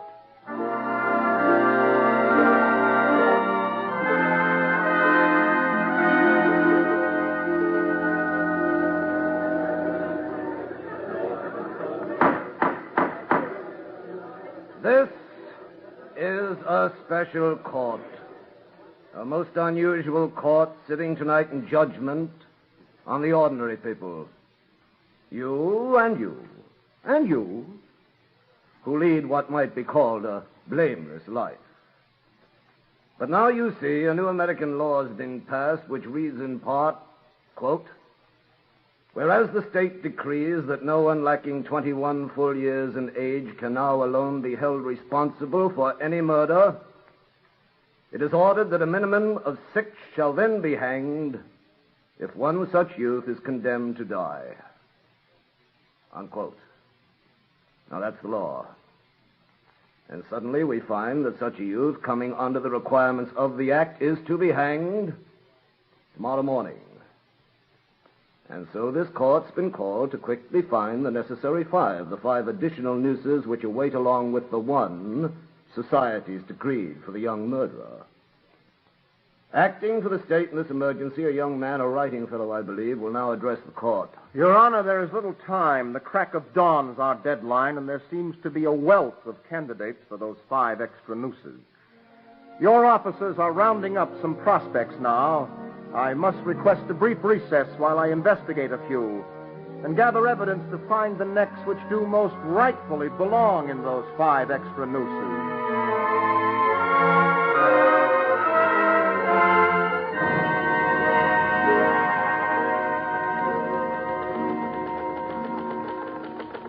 belong in those 5 extra nooses. What time is it? It's exactly 21 minutes to 11. What's all that stuff you're putting down there? Well, that's what we call a lead on my story. It's about an imaginary court that doesn't really exist and that... Look, kid, you don't need to be afraid of me. I can't do you any harm. Or any good. I'm not scared of you or anybody. What time is it? Look here, you. Why don't you go away? Why don't you take the him warden out will hear you. Shh. Look, kid, take it easy. Now, tell me about where you went to school, things like that. What for? Oh, never mind what for. How'd you get along with the teachers? Okay. Except for old lady Passness. She put me out of class one day. I wasn't doing nothing. She just jumps me. Then the first person we shall call in this imaginary court of mine, this very special court, is the teacher of this boy who is to hang tomorrow.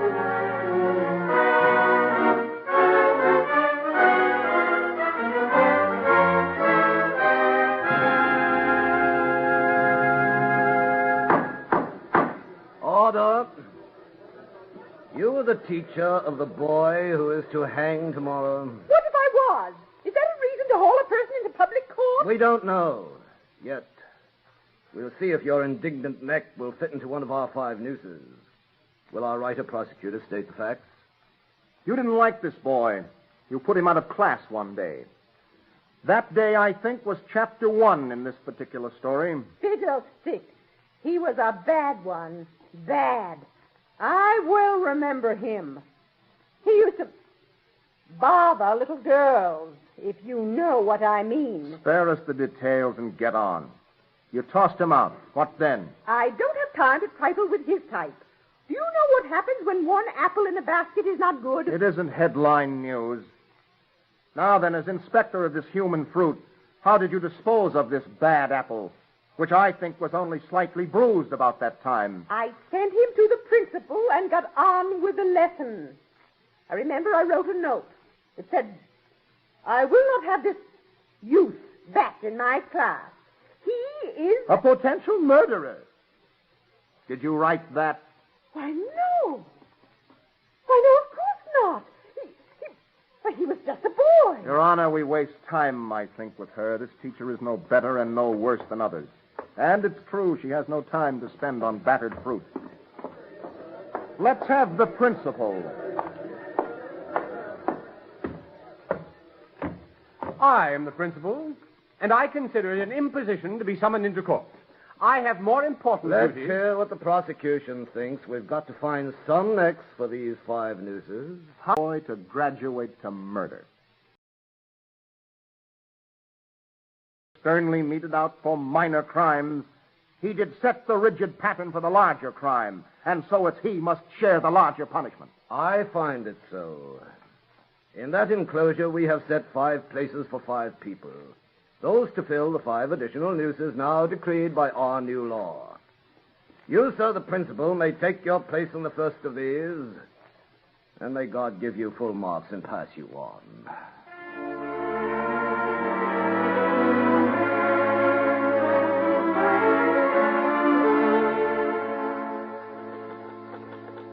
So we hang the principal. How many were there in your family? Me, Tom, and Harry, and Isabel and Sarah. Were you afraid of your father? Nah, I wasn't afraid of him or anybody else. He used to come home stinking on Saturday nights. We'd all run out and hide in the dump behind our house. Did he ever catch you? Nah. Mostly he'd go back in the house and pass out. Has your father been to see you here? Uh-uh. I ain't seen him since the cops ran him out of town. And so to this imaginary court about which I write, we will summon this youth's parents, his mother and his father. Let them be heard in this strange and special court. First, we'll call upon the mother.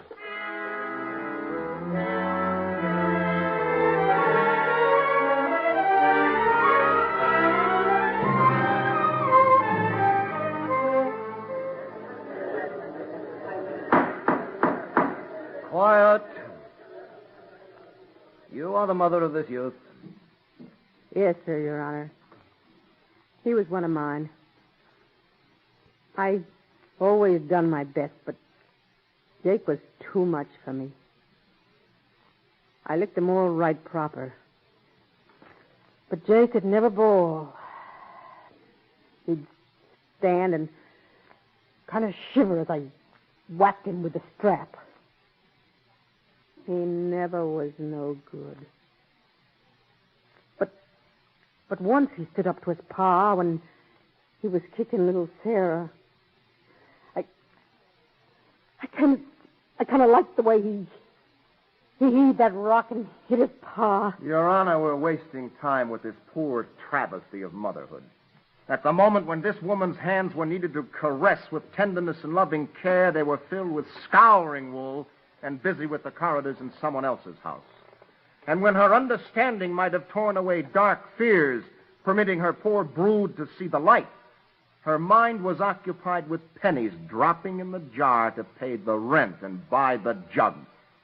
The liquid equalizer that made her just as good as anyone. Take her away and send her home. Bring us the father and the piece. There may be something there.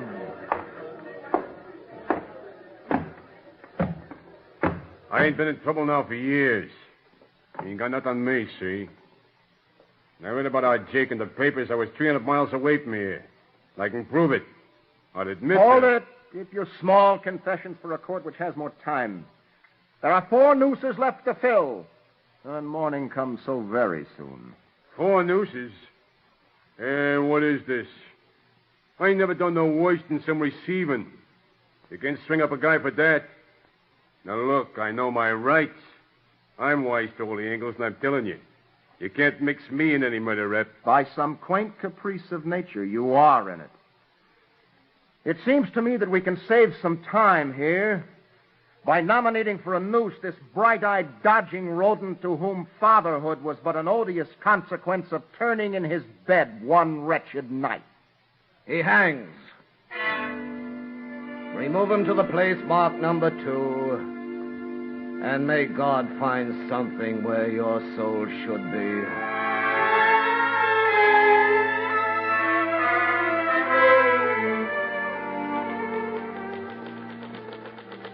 What are you putting down all that stuff for about extra nooses? You wrote something about my father. He ain't even here. Skip it. It's just a magazine article about a court that doesn't even exist. So you went to industrial school and you worked as an exercise boy at the track, hmm? Did you ever get into court? That is, before now? Nah. They didn't catch me but once. That was just a juvenile court. All I had to do was report. Mm-hmm. Say, where did you learn how to use a gun? What do you mean? Say, what are you trying to do anyway?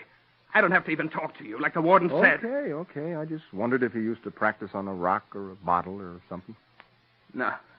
I never even fired a gun before in my life. I never even seen a real gun before. When you fired that first shot, did it seem to make a lot more noise than you'd seen in the movies? Yeah. Yeah, it did. And it sort of jumped in my hand. I'd never seen that neither. And there was a funny burning smell. Hey, what you getting at, huh? I don't have to tell you. I don't even have to Shut up. Sit down. Never even smelled powder. And so we'll call upon a social worker in my imaginary court.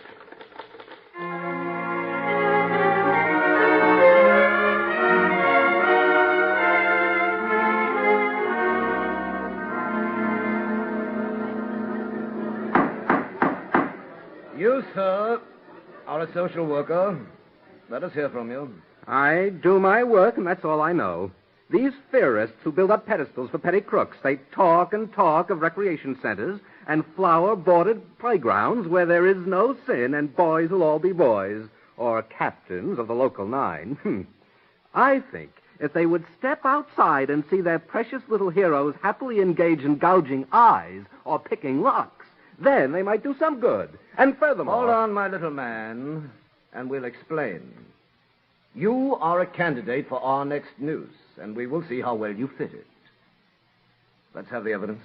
The facts are plain, Your Honor, that this embittered civil servant is employed in juvenile affairs, and thus he specializes in the task of bending the twig so that the tree shall grow up fine and straight. I feel that he's not to blame. It's just that he has not the time, the wit, nor the weight for such a monumental task. Take him away. Let's have words with his superior, his legislator. You call on me. I represent the people and can say, without the fear of contradiction, that I do my duty by those fine, upstanding souls who vote for me. Well, what is this? A farce and mockery in the name of justice? A court without a prisoner? A trial which brings out honest people from their beds? A politician. We've no time for speeches. Our job is filling nooses, not extracting votes. You figure in this piece by having hired such little men as these who juggle juvenile delinquents and fill out the necessary forms. Give us the facts. They are all directed at this man, who was elected by the people to speak up for the rights of all the families in the very district from which our youth in waiting sprung. I nominate him for a noose, Your Honor, for he did nothing when the need for action screamed out loud from every dirty hovel and dead end. He voted thousands for a waterway and kept his eyes uplifted as he cried for all to see how well he carried out his solemn pledges one by little one. What is this arrant nonsense? Didn't I applaud the move to build more parks and carry out my promises? Why, I even voted for a grant to beautify the waterfront. And if our appointed courts can't do their stuff... The buck is swiftly, deftly passed along. Without more time, I'll state sufficient reason why this man should rate a noose. He sees the value of transplanting shrubs and trees to where they'll get more chance. What shuts his eyes and leaves a human being to twist and struggle and perhaps to rot among the garbage in which fell the sea. We have no time to belabor our decisions in this court. You take place 3 and wait until we have the other 2. You, the politician, are elected. Next. The man who hatched the murder plot, the one who gave the lesson on the gun. Look, Your Honor, I'm a movie producer, but radio, magazines, they're all the same. Guns, murder plots, what else? I'm sick to death of amateurs who make a couple of bucks a day and yet can tell me how to run my business. No, I make pictures. 4-star pictures that you see by making up your mind that you will pay to go into the show. I don't drag you in. This time you've gone too far, or maybe not quite far enough. Your picture showed the youth that he could scare a big man with a little gun. And did you see the picture too, my friend? And did you see the criminal at last waiting with fear for his reward in jail? And so again, crime did not pay. But pictures pay, and Bogart lived again, and Robinson and Ladd again next week will swagger with their rods and set 1,000,000 youthful trigger fingers twitching. Sure, you showed the criminal in irons, but in full grease paint and with lights picking the romantic sweat beads on his brow. I'll show you a murderer in a cell and send you creeping out with crawling flesh. His drooping mouth wouldn't take well. He whimpers, and then he throws up on the floor. Oh, you can't show that. Now, look, I've got to get away. We're shooting, and each minute costs a fortune. You stay here, and now support the lead in this particular piece. You got a young man started up to where the gun went off. Then he was on his own. No lines, no lights, no pattern. Now you will direct him to the end. Number 4 now has a neck. And so we move along and hope the critics will approve your closing sequence. There is but one noose left to fill. Who is this candidate? Your Honor, he's an average citizen and far removed from any thought of crime or sin. You're darn right, and I'll have you know I pay my taxes, and they're plenty.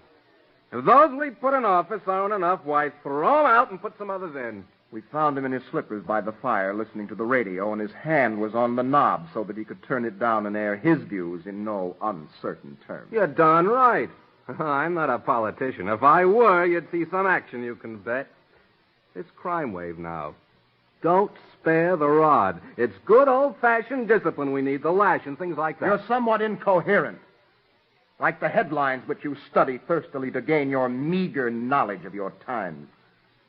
Do you know who assisted in the murder for which a youth will hang tomorrow morning? All I know is that we need protection, that the honest may sleep safe within their homes. Perhaps there's been too much of this sound sleeping. Perhaps you'd better stay awake and take a look. Because, my friend, you figure in this murder, if I may make a joke, right up to your neck. Now, first we'll have the Institute of Learning. A man you hired to educate the boy. His school principal. I strapped him soundly and I sent him home. I have no time. I have too many pupils. I did my duty and I threw him out. And here, old citizen, your chosen speaker who carries out your business, makes your laws, your legislator. Oh, enough of this. I have no time for trifling. You know my stand on crime. I'm against it. Still no time. Mr. Citizen, these men you hire are burdened down with matters of great importance. Who is then to turn a hand to helping this fellow who is tossing in that giant stream which flows by your front door? Now, look at here. I know your angle, but I wonder if you've heard about the outfits which go around doing things to help the poor. We've all seen and applauded that brave, slim trickle of human kindness which drips so gallantly into an arid desert of inhumanity. Wait a minute. Where's the kid's father? He's the one. I always say that crime begins at home. Now, you take my two boys. We know them well. They shine and glow and grow up all surrounded by the fences which you've built to keep them safe from nasty things like crime. Here is the father. I ain't been in trouble now for years. When Jake shot this guy, I wasn't even here. Stayed in my rep. So there, you citizen, that's how you got another son. Not one so bright or well-behaved as those two you have mentioned, but one abandoned, one kicked out, bruised, and battered. One not quite so well endowed in the beginning. He is a son of yours. Not by an act of fatherhood or love, but by a greater principal example some 2,000 years ago. He is your son. Your Honor, the time is getting on. I say that this citizen should fit the final noose. That's fine. I do agree, since he does cry so long and lustily for the rewards which do arise from membership in our fair state, then he must help to foot the bills. Citizen, the fifth and final noose.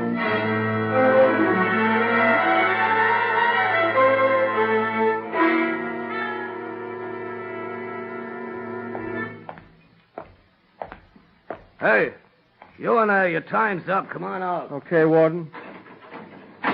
Well, that's all, kid. I'll take this typewriter and I'll how you fix the smokes. I don't smoke.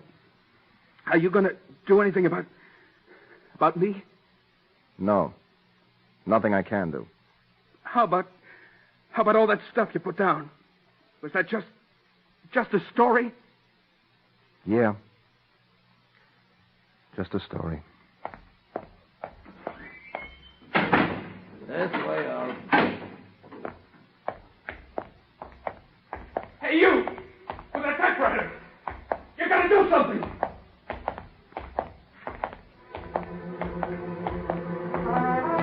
You gotta do something! You gotta!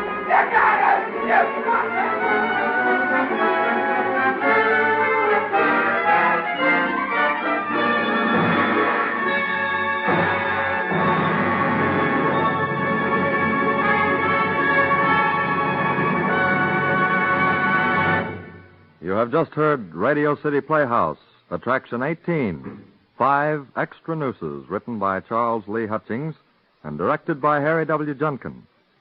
John Larkin starred as the writer. Others in the cast were Paul Nugent, Jack Lloyd, Adelaide Klein, Mort Lawrence, Eugene Francis, and Joe Helgeson. The music was composed and conducted by Dr. Roy Shield. Radio City Playhouse is supervised for the National Broadcasting Company by Richard P. McDonough.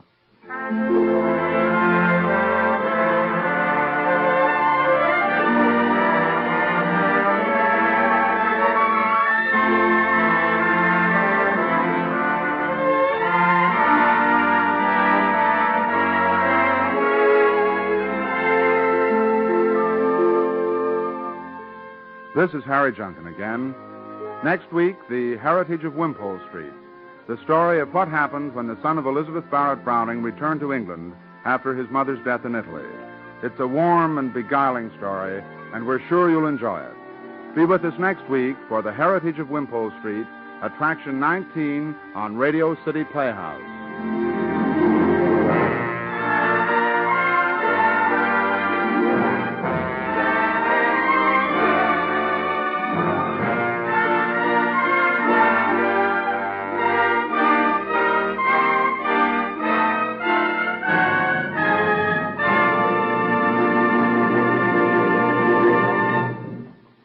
Robert Warren speaking. This is NBC, the national broadcasting company.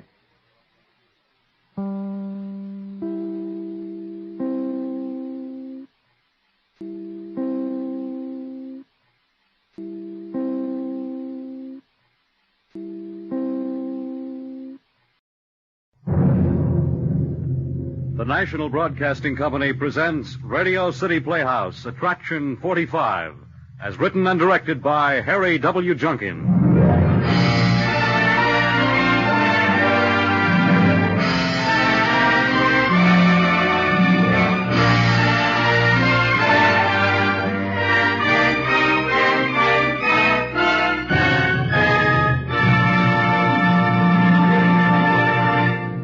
Ladies and gentlemen, Harry W. Junkin. Thank you, Fred. Friends, as some of you know, Radio City Playhouse is now on the air twice weekly, Mondays and Thursdays. The Thursday evening show is called 8 by Request and consists of 8 of the best broadcasts which Radio City Playhouse has presented during the past year. This Thursday at 8:30 Eastern Daylight Saving Time, 8 by Request will present the gracious and charming Irene Dunn in Treasure Trove, a tense and compelling story of 3 good friends and the mysterious evil which almost wrecked their lives. We hope that all regular Playhouse listeners will be with us on both Thursdays and Mondays. Our show tonight stars Carl Swenson, one of the busiest, best, and most popular actors in New York. We're very happy to have him with us. Here then is Carl Swenson in Murder is the Easiest Way, Attraction 45 on Radio City Playhouse.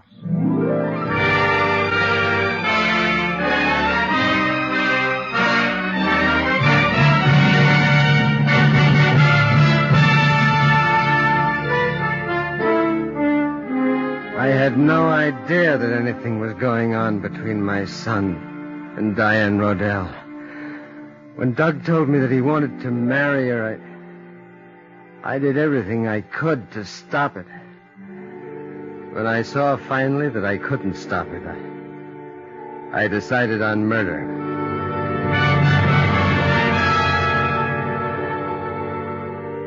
Can you possibly understand how a father feels?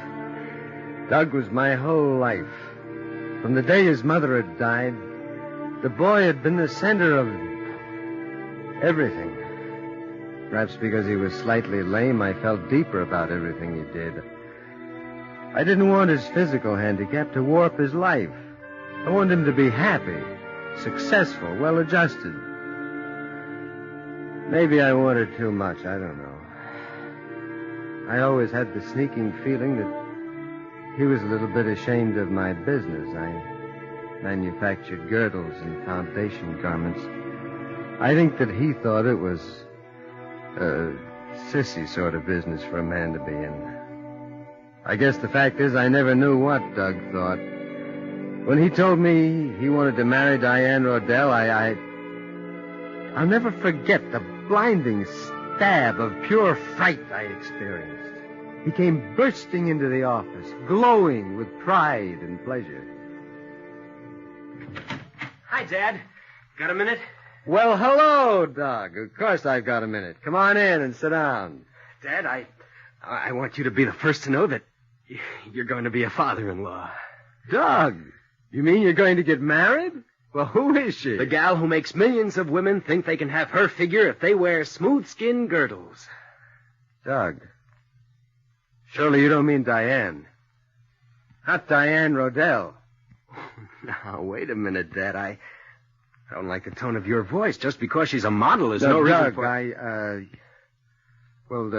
now isn't it possible that you've let yourself get carried away? I mean, beautiful girl like that and what? Doug, I want you to be happy, but please, Doug, not Diane Rodell. Why do you say not Diane Rodell like that for? Because I know what she is. Dad. She's a very experienced little number, and she knows that you'll own this business someday. She's the patient, careful type. Dad. And she's grasping and greedy. Cut it out, She's Dad. cheap and common and no good. Cut it out, Dad. Doug, you can't. You can't. I won't let you. If you're going to talk like that, let's drop the subject. Doug, now, please, let's not quarrel, but please, let's talk this thing over. There's nothing to talk over. Doug, you're making a mistake. You're making a terrible mistake. The girl is no good. Believe me, I know. I just can't let you do this. What do you mean, let me? That's exactly what I mean. I won't let you. Well, I'm afraid you won't be able to stop me. Do you mean to say that you've never figured out why Diane Rodell, with her looks, would marry a 24-year-old kid with a lame foot?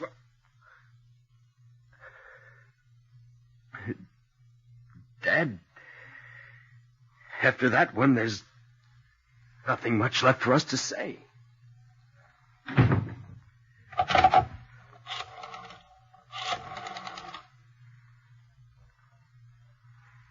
Hello, Miss Campbell. Mr. Feeney there? Oh, would you ask him to step into my office for a moment? It's urgent. Thanks. Oh, he can't do it. He just can't do it. Mary, I promise you, I won't let him do it. I won't let our boy marry that girl. Hello, Frank. You got something in your mind? Doug's going to marry Diane Rodell. Yes, I know. You know? Diane phoned me this morning. What about? She said that if I had any idea of showing Doug that picture, she'd know what steps to take. Harry, we've been partners for 10 years. But if it's a choice between your happiness and Doug's, Harry,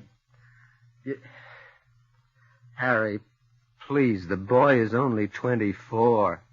You're older than I am. You're nearly 50. Now, please, Harry, I'm afraid the answer is no, Frank. I'm sorry. I can't let Doug throw his life away on a girl like that. She's a tramp. She's no good.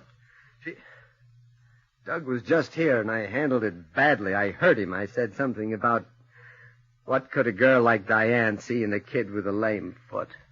Oh, that was a bit rough, wasn't it? What did you expect me to say? Congratulations? Well, don't start yelling at me, Why Frank. shouldn't I yell at you? If it wasn't for you, that girl would never have met Doug. I know. What exactly happened that night? Oh, Jimmy Davis in our advertising department found her and introduced us, and we had a few drinks after work one evening. She asked me up to her apartment. She had a guy in the closet with a camera. It wasn't exactly a shakedown. She just wanted a 5-year contract as a sole model for smooth skin girdles at $400 a week. How bad was the picture? Oh, if my wife ever saw it, she'd throw me out. Harry, Agnes is reasonable. She'd understand. Frank, Agnes hasn't understood anything for years. She owns my half of smooth skin now. And if she ever saw a photograph of me kissing Diane Rodell, she'd throw me out. I'm sorry, but I can't risk that. Harry, you've got a big salary. Surely you can live on $15,000 a year. I've gotten used to good living. If I show Doug that photograph, Diane will mail Agnes another one the next morning. As long as she has that negative, I'm staying out of the whole thing. Why don't you try buying her off? You think I could? Diane Rodell will do anything for money. It's just a question of settling the price. All right. I'll try. I'm sorry, Frank. I'd like to help, but I've got my own neck to think about.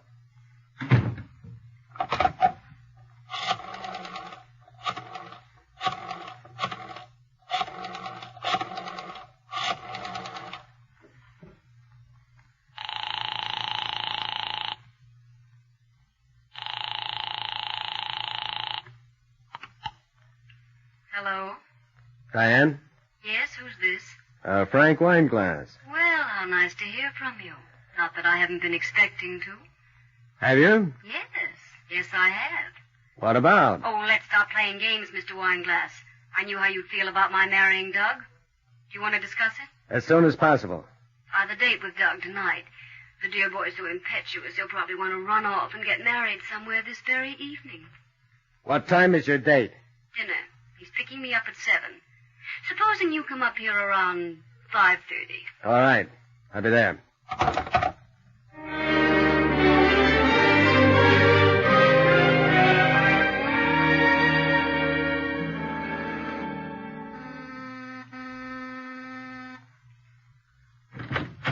Good evening, Mr. Wineglass. Come in. Thanks. My living room's a little cramped. Of course, I expect to change all that soon. Look, Diane, let's be frank. I don't mean to sound crude, but I know what you are. Oh, don't make it sound as though I had leprosy. I'm sorry. Look, please leave the kid alone. He's only 24. He's always been very sensitive. Being lame has given him all sorts of, well, not neuroses exactly, but Diane, he's idealistic and sensitive. And he's in love with your looks, and I can't blame him. But, Diane, it's not right for him.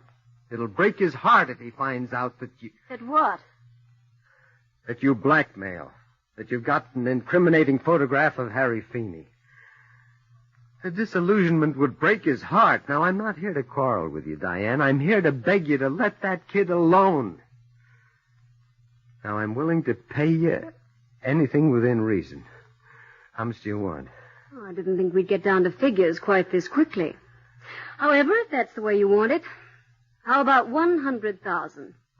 Diane, please, now let's be reasonable. I think that's very reasonable. I'm making you a fair offer. I expect you to meet me halfway. Why should I? $100,000 is out of the question. What did you have in mind? Half that amount. $50,000? I can't possibly afford any more. Look, Mr. Wineglass, I have my own sources of information. You're worth almost $500,000. But not in cash, Diane. If you figure the plant and the equipment, yes, but I can't give you machinery. I just couldn't raise $100,000. Now, please, Diane, please be reasonable. I can't let this happen to Doug. I just can't. Oh, this broken-hearted father act is getting tiresome, Mr. Wineglass. As a matter of fact, I wouldn't be bad for Doug at all. We might hit it off rather well. If you can't pay off now, that suits me. I'll get it eventually anyway. Diane, I can't raise $100,000 in cash. It's impossible. Then I'll wait. You can't marry him, Diane. It'll ruin his life. He's terribly in love with you, and when he finds out But he won't find out. If you try to tell him, he'll never speak to you again. He'll say you're jealous and that you're lying. You see, I don't care which way it goes. 100,000 now, or we get married, and eventually it means the same thing. I'll cut him off. I'll kick him out of the business and cut him off. You think that'll help? You really think you could stand being alienated from Doug, from your only son? How do you women get so rotten? So rotten? If you know what's good for you, Mr. Wineglass, you'll keep a civil tongue in your head. You're cheap and common and no good. Why, you are. You're dirty and rotten, and you're not going to marry Doug. Just try and stop me. I'm warning you, Diane. I'll stop you if I have to kill you.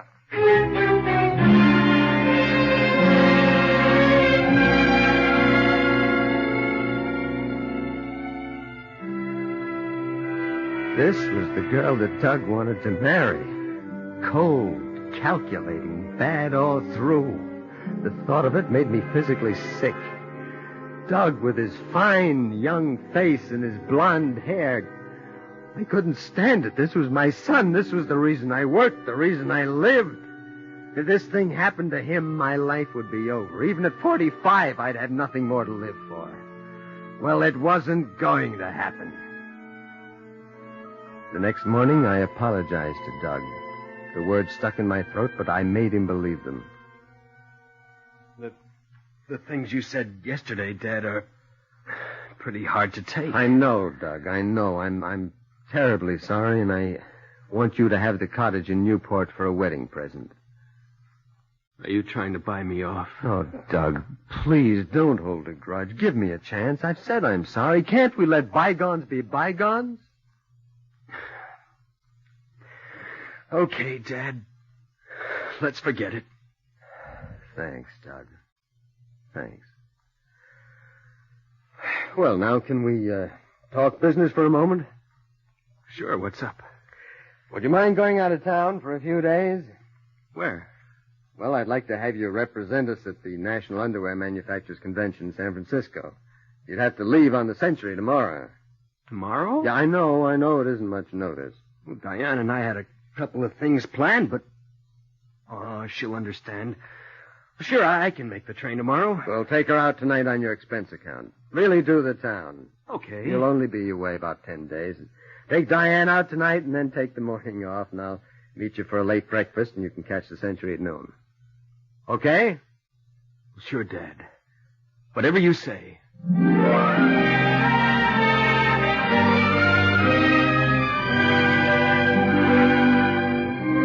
In one conversation, I'd regained Doug's confidence and gotten him out of town for 10 days. That was step one. Step two was my alibi. This was going to be a perfect murder. They're not hard, you know, if you use your head. At 9 o'clock that night, I went to my club, the Hampton Club on 48th Street. As usual, Colonel Dover was in the reading room. That's the way he spent all his evenings, reading the Times. At 9:01, I said good evening to him. Good evening, Colonel Dover. Good evening, Wineglass. I sat down behind him and watched him for a few minutes. At 9:10, I slipped quietly out of the reading room, through the French windows that opened into a little court, and out onto 49th Street. I walked a half block to Diane Rodell's apartment. At 9:13, I was climbing through her kitchen window that opened onto a service porch at the back of her building. At 9:15, I was sitting in front of the portable typewriter on the desk in her living room. I left my gloves on while I typed. Come. Alone. Diane. Dear Harry, I need a little extra cash, $5,000. Not much for a rich man like you. If you don't want Agnes to see that photograph, you'd better turn up for the money. Thursday night, 10 sharp, all 20s or smaller. Be sure, darling, that you come alone. Diane. It's foolproof. It's foolproof.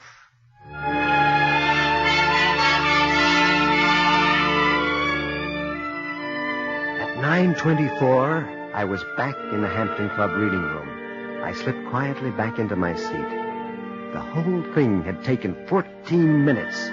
Colonel Dover hadn't budged. He was still there, still reading. I was positive that he hadn't missed me.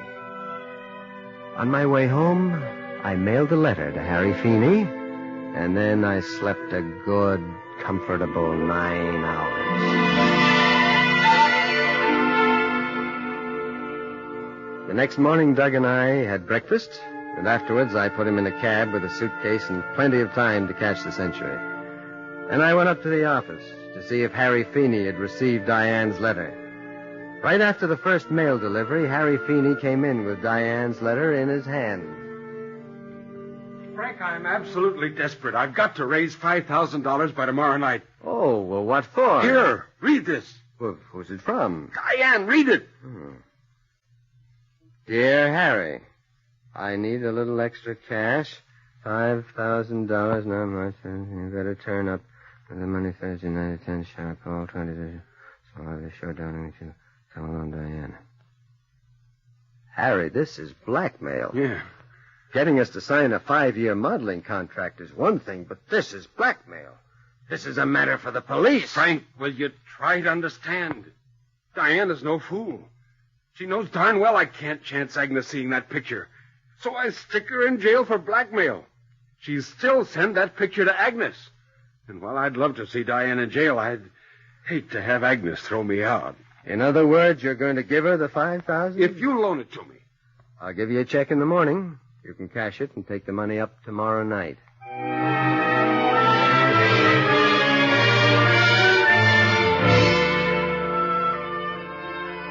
Things were going very well. The alibi and a motive.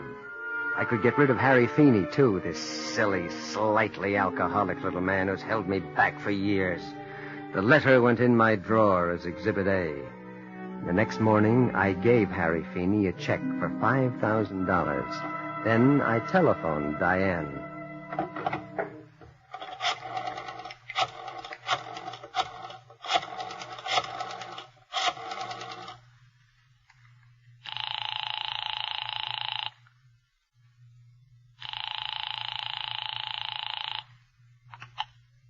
Hello? Diane, It's Frank Wineglass. I've been thinking things over. I'll meet your price. 100,000? It's worth that much to me to prevent Doug ruining his life. When can we get together? How about tonight? All right. What time? 9:15? 9:15 will be fine. I want the negative of that picture that you have of Harry Feeney. Will you have it there? I have it here now. I'll see you tonight at 9:15. All right. Goodbye.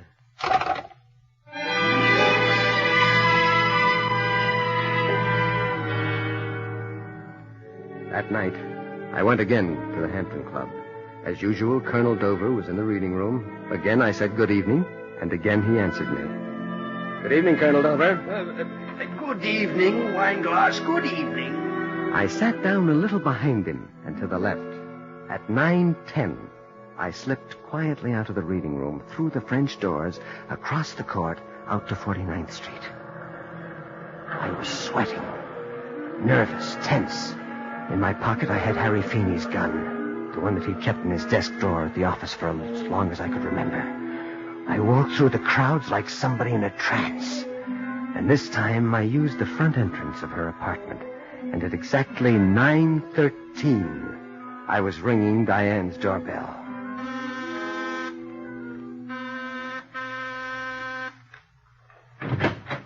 Hello, Mr. Wineglass. Come in. Hello, Diane. Thanks. Would you like a drink or anything? No, thanks. Sit down. Say, what is this? What are you doing? What's the idea of the gun? What is this? I'm going to kill you. Look, let's not play Alan Ladd, shall we? Last night, while you were out with Doug, I wrote Harry Feeney a letter on that typewriter, over your signature, also typed. You were here last night? In it, you asked for $5,000 for the picture that you got of him.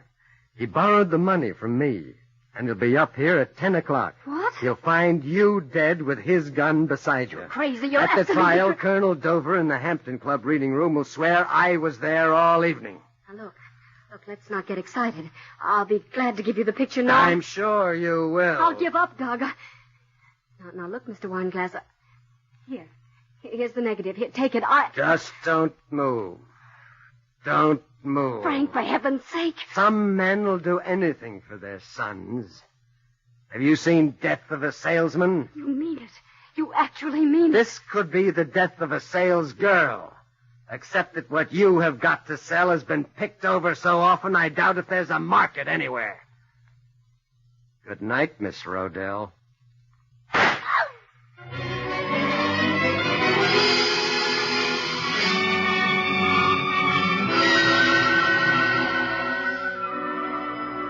I had to fight with myself not to run all the way back to the club. Somehow I did the necessary things. The gun beside her, the incriminating negative, the front door slightly open. I was almost hysterical by the time I got back to the club. I caught my breath in the courtyard and slipped into the chair behind Colonel Dover.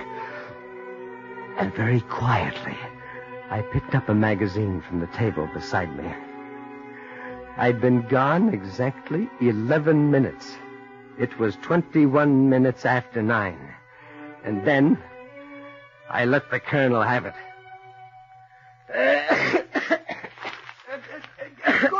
Good Lord, Wineglass, if you've got bronchitis, why don't you go to a doctor? Oh, I'm sorry, Colonel. There's something in my throat. How can anybody read with that racket? Oh, I'm sorry. Since I've disturbed you anyway, would you mind telling me the time? It's not quite 22 after 9. Thank you.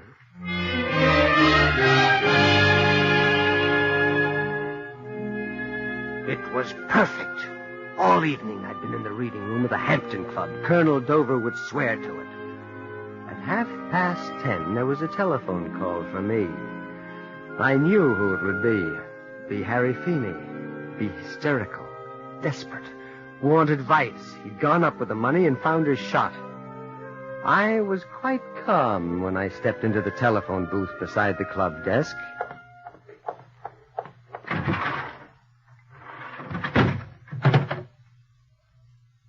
Hello? Frank, it's Harry. Oh, what is it? You sound upset. I'm nearly crazy. Something terrible has happened. Oh, well, what is it? I was supposed to take that money up to Diane tonight at 10 o'clock, and Agnes has dreamed up a bridge game. And What? I can't get away. I'm afraid if I don't turn up, she'll mail that picture to Agnes. But Frank, you've got to go over and explain. She's not far from the Hampton Club, and, well, I've tried to call Diane a couple of times when I've been dummy, but she's not answering the phone. Please go over and stall her off. Frank. Hello, Frank.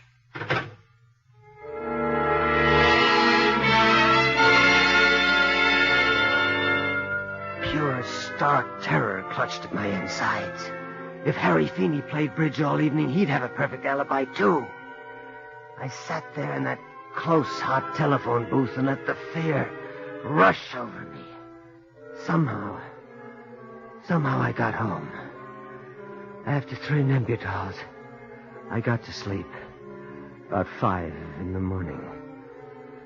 When I woke up, the telephone had been ringing for a long time. It was past noon. That horrible, insistent bell beat its way into my consciousness. Hello? Dad, where have you been? We've been phoning all over for you. Why, Doug. Dad, something terrible has happened. Somebody shot Diane last night. They say I did it. Please, Dad, can you come down right away? I'm at the 72nd Street station. I don't know what's going on. Doug, are you in New York? Dad, can't you understand? Diane's been shot. Where are you? Where are you? You're in San Francisco. No, I didn't go. I decided to fly instead of taking the train. That way I could spend a couple of extra days with Diane.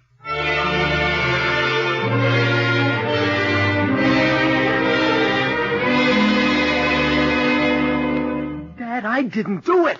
I didn't. You know I didn't do it. Doug, I don't know what to say. I know I should have caught the Century, but by flying, I could spend 2 extra days in New York with Diane and still get to San Francisco for the opening of the convention. I got a seat out on a plane for tomorrow. I went up there late last night, and I found her shot.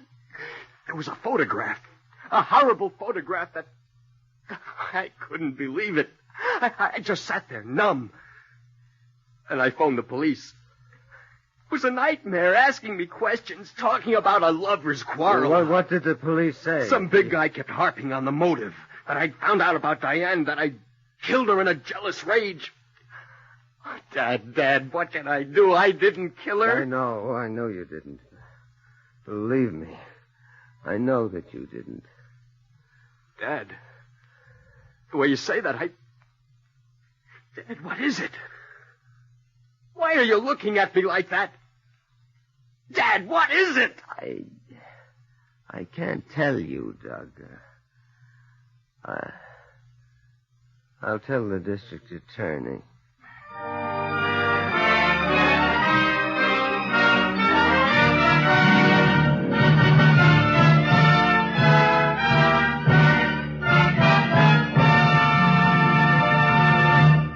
You have just heard Murder is the Easiest Way, Attraction 45 on Radio City Playhouse. Kyle Swenson starred as Frank Weinglass. Marilyn Erskine was Diane. Nelson Olmsted was Harry Feeney, and Bill Lipton was Doug. The music was composed and conducted by Roy Shield. Script was based on a story by Jules Archer and was written and directed by Harry W. Junkin.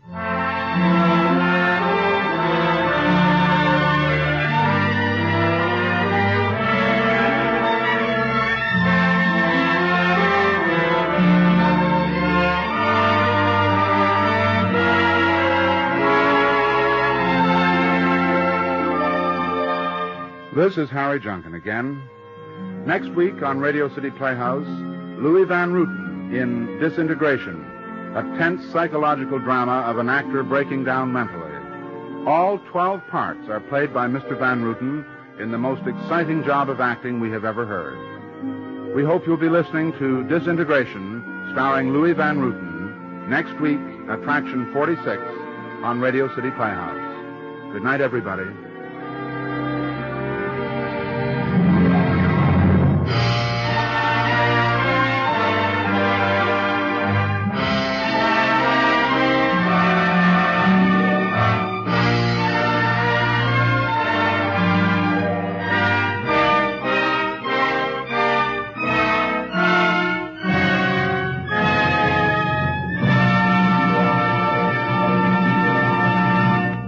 Listen to Irene Dunn in Treasure Trove, Item 2 on 8 by Request, this coming Thursday. Fred Collins speaking.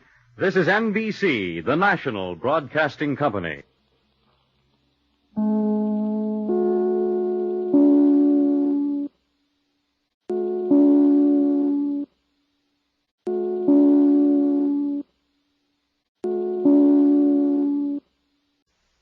Friends, when you're telling your neighbors about this story, will you also tell them that you heard it on Radio City Playhouse?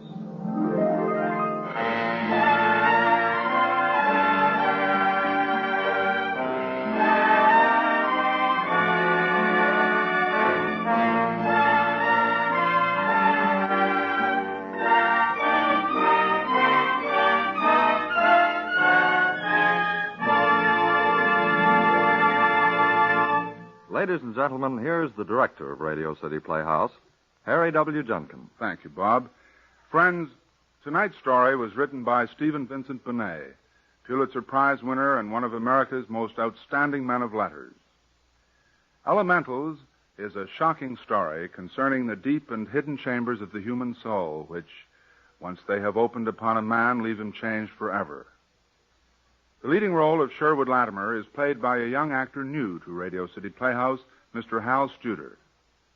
Mr. Studer began his radio career in 1946 in NBC's The Adventures of Frank Merriwell.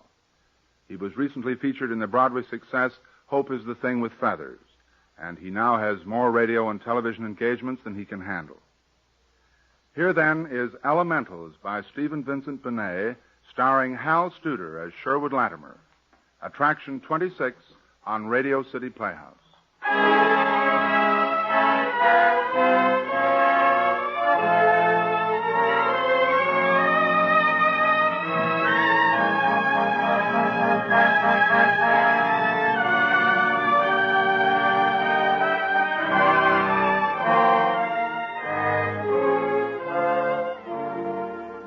Upper Fifth Avenue in New York. It is a clear winter evening, and the air is soft and amazingly warm for January. Sherwood Latimer and Catherine Vane walk arm in arm. Even the casual passerby can see that they are in love, very much in love. Oh, Sherry, don't you love Fifth Avenue? The park and the gorgeous old homes and everything? Mostly apartments now. But the park, so beautiful. Wonder if we'll ever have enough money to live on Fifth Avenue. Of course we will. You're going to be famous. You'll write a play or a novel or something, and everybody will think you're a genius. We'll have a beautiful apartment and dozens of wonderful children, and I'll have a mink coat. And a convertible and a limousine and 6 servants. You'll see. Oh, you're just prejudiced, Kathy. Well, aren't you the youngest assistant professor on the staff? And the lowest paid. Money. How can you say money like that? Still talk about mink coats. It's a woman's privilege to be inconsistent. That's my girl. Thank you, Professor. Oh, Kathy, I wish we could get married.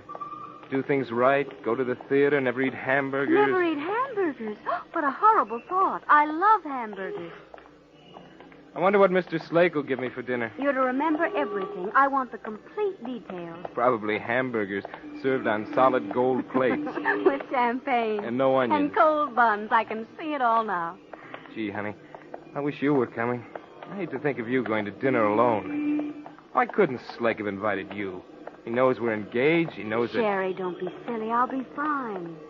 Well, did you send him a bill for the translation? $200. Wonderful. Maybe he'll give you the check tonight. Maybe he will. Be nice to him, Sherry. Be real polite and let him do the talking. And, well, don't talk about soaking the rich or anything. Just be real nice and normal. I will. A man like John Slake has influence. You never can tell what'll happen if he takes a liking to you. I promise I'll be on my very best behavior. This is the place here. This big gray one? All 5 stories of it. He lives all alone in that? Roomy, isn't it? You should have charged him more than $200. You should have charged him $2,000. Oh, I wish you were coming, Kathy. It'll be such a wonderful dinner. Don't be silly, Sherry. I don't mind a bit. And anyway, he wanted it to be just the two of you. Maybe he's going to offer you a job or something. Maybe he is. Well... Bye, darling. Phone me when you get home. I will. You better go in. It's after 7 now. Where are you going to eat? You stop worrying about where I'm going to eat. Well, do you need any money? No, I've $5 or $6. Now go on. Why, Sherry Latimer, I believe you're nervous. I don't go to dinner with millionaires every night. Well, just be perfectly natural. You look fine. That's a nice suit, and you've just had a haircut. That ought to fix it. Go on, darling. You'll be late. I'll phone you. Don't forget. And remember, be on your best behavior. I will. Bye, Kathy.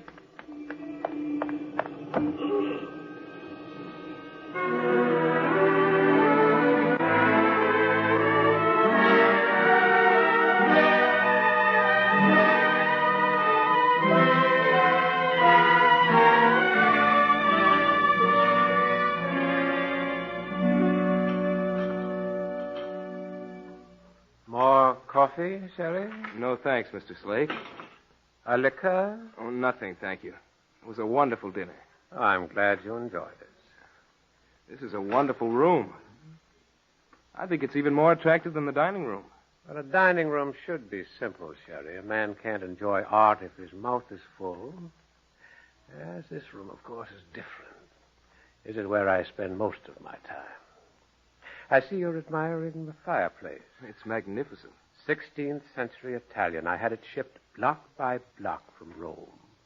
Oh, by the way, speaking of 16th century Italian, I have your check here for the Guicciardini translation. Oh, there's no rush, Mr. Slake. Any time. Not at all. I made it out before you arrived.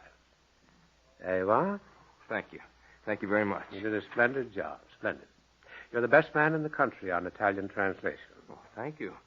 You're very kind. Tell me, Sherry, what did you think of the little experiment of Prince Alessandro? Oh, which one? Well, you remember the chapter, Merry Diversions of Prince Alessandro? I ought to. Took me long enough to translate it. What did you think of Alessandro? Oh, I thought him an animal.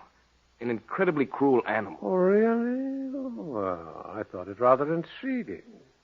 A very clever way of proving that there are but 3 elemental emotions. I see you're admiring my harp. Yes. Do you play? A little. Music seems to release me from the dull vulgarity of life. You know, there's a certain spirituality about the harp. It seems to embody every... How shall I say it? There's such an aesthetic feel about it. Sometimes I sit here all night and just play. I find it very soothing.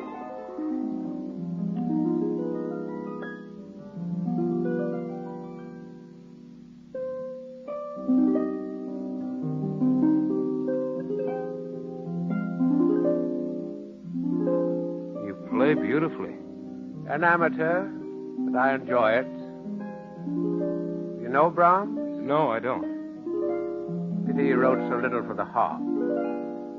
He's my favorite composer. I'm afraid I'm not very musical. So, you consider Prince Alessandro an animal, do you? You're very young, Sherry. As a matter of fact, I was going to suggest to you that... Oh, no. No, I suppose you wouldn't consider it. Consider what?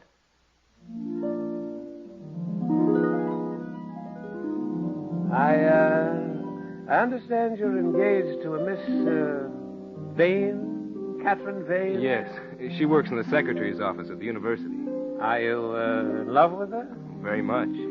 Planning on getting married? As soon as we can afford it. But, you can't afford it now? Well, assistant professors aren't too well paid. No, I suppose they aren't. What did you mean when you said I wouldn't consider something?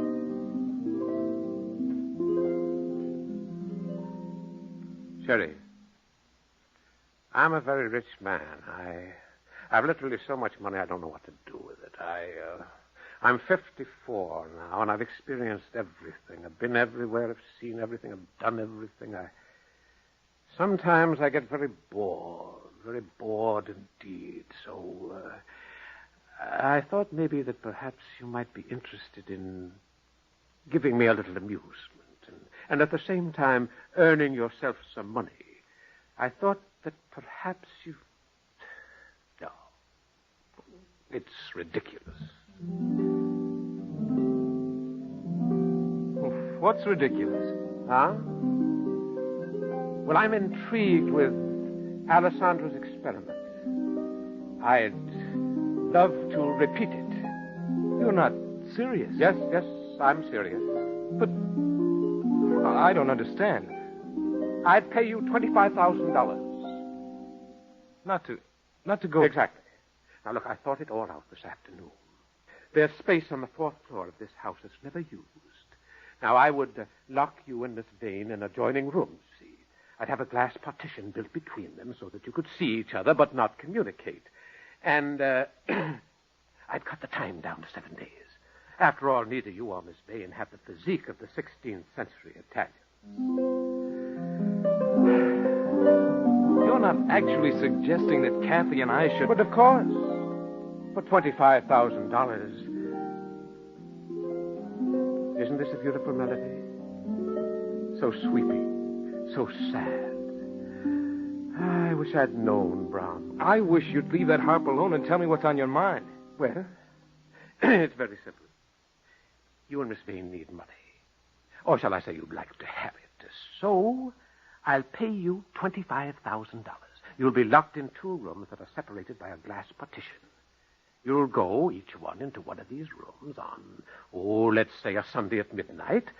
And until the following Sunday at midnight, you'll be given nothing to eat. Nothing. You'll be allowed plenty of water, and that's all. You'll starve yourself for 7 days. And at the end of the week, on the 2nd Sunday at midnight, I shall raise the glass partition and place a thick slice of bread and butter exactly halfway between you and Miss Vane. And pay us $25,000? No, Sherry, not quite. You see, I agree with Alessandro. There are just 3 elementals: fear, hate, and hunger. I believe that you and Miss Vane, for all that you say you're in love, I believe that after 7 days without food, you'd fall on each other like a couple of snarling animals. You're crazy. You're crazy. Nevertheless, I believe you'd claw each other to bits in your struggle for that one slice of bread. I believe you'd forget all about love and respect and tenderness. You'd be ruled by an elemental. In this case, hunger. Now, of course, if I'm wrong, if you share the bread gently and tenderly, then I'd pay you $25,000. But if you perform as I expect, if you become animals instead of human beings, then you'd have to work for me for nothing for 10 years. Thank goodness I have my music to console me. Don't sit there staring at me, Sherry. I find it hard to believe that you're serious. Oh, I'm perfectly serious. But it's insane. It's impossible. Now, look, lots of health cranks diet for longer than 7 days. You say you're in love with this girl, this Miss Vane. Yes, but I would never subject her to such a monstrous experiment. Would she have the courage of your convictions? You believe that love is stronger than hunger, don't you? Yes, but that isn't the same thing. You're young. You're an idealist. You believe that love is a big, golden, wonderful thing, where I say that it isn't. I say that after 7 days of not eating, you would hate Catherine Vane. You'd tear the bread from her and stuff it into your mouth. Will you please leave that harp alone? Huh? I enjoy it so much myself, I forget sometimes that others don't appreciate it. You could never ask a woman to. Well, you say you're in love, don't you? Well, of course we're in love. You could get married at once. No more grubbing, no more tutoring at night. Miss Vane could resign her position. You'd have a nice little house, a car, all in exchange for 7 days of not eating. Why don't you talk it over with Miss Vane? Tell her how easily you can earn $25,000. Why don't you, Sherry? Huh?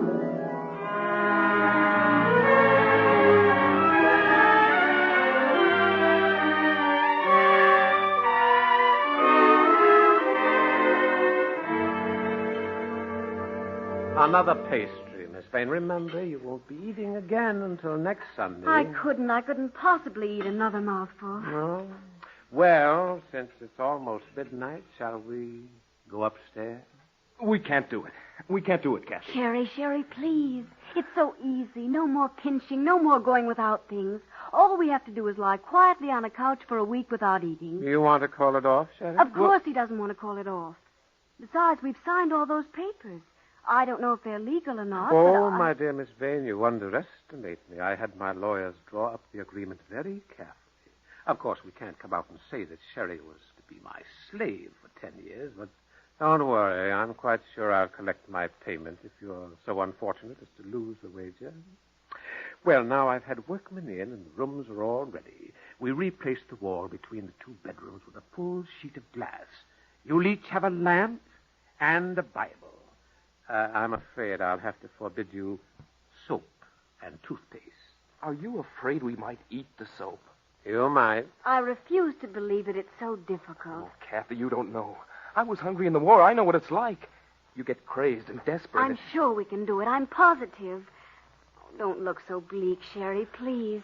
Think of all the things we can do with $25,000. Why, it's wonderful. We can have a home, a nice little house somewhere, and furnish it attractively. It's 2 minutes to 12. Shall we go up? Come on, Sherry. We can't be ruled out for a late start. Come on.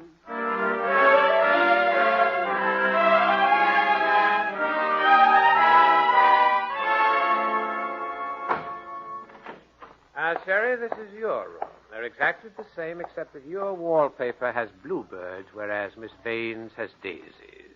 Hello! Kathy! Oh, she can't hear you. That glass partition between you is an inch thick. Oh, Yes. Oh, Slake, she's so tiny.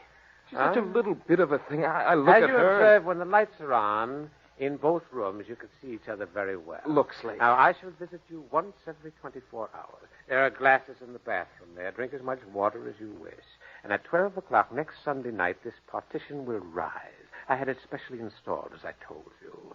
So, at next Sunday midnight, I shall bring you one thick slice of bread and butter. You'll be exposed to the food for 20 minutes. I shall take pictures. If God can possibly condone such idiotic treatment of the human body, I'm sure he'll help us. Oh, that's very good, Shelley. I think you're going to need help. Is there anything else? I don't think so.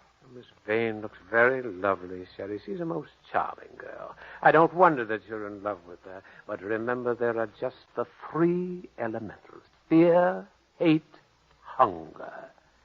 And now, of course, that you've lost your wager. Heckling us wasn't part of the bargain. I can see you now, clawing at each other like animals. Oh, stop it, stop it.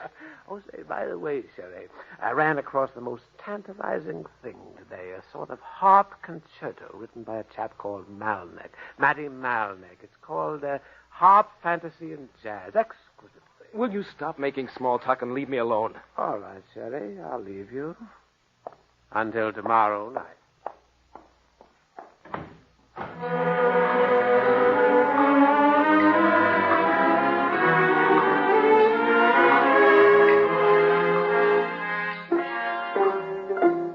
21 bluebirds pasted to the wall.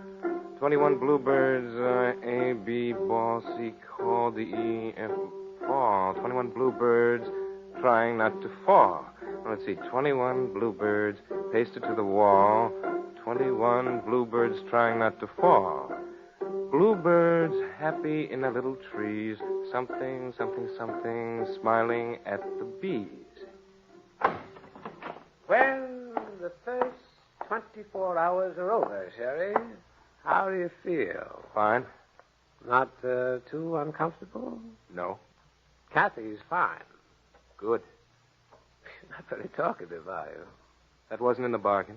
All right, then I'll leave you. Are you enjoying yourself? Immensely. I can hardly wait. You see, the first 24 hours are easy. So are the second. The third day gets worse, and the fourth and fifth, that's when the fun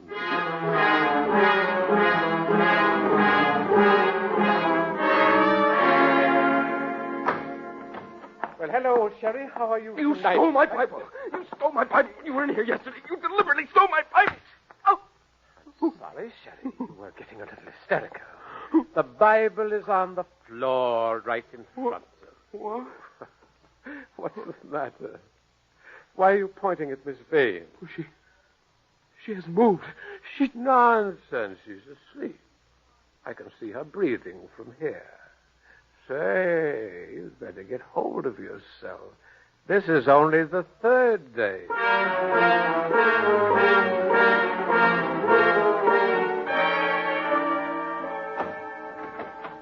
Good evening, Sherry. Sherry, wake up. That's it. How are you feeling? Go away. You know, you're an admirable guest, you and Miss Vane. You make so little demand on one's hospitality. I've just been in to see her. She sent you a message. Don't you want to hear it? I see my elemental has begun to touch you. You're not so interested in Miss Vane now, are you? Why can't you leave me? Why can't you leave us alone? You weren't supposed to torture us. My dear fellow, I'm interested. Believe me, I worry about you both. I thought of you tonight at dinner. The bisque had a trifle too much whipped cream for my taste. But the roast was perfection.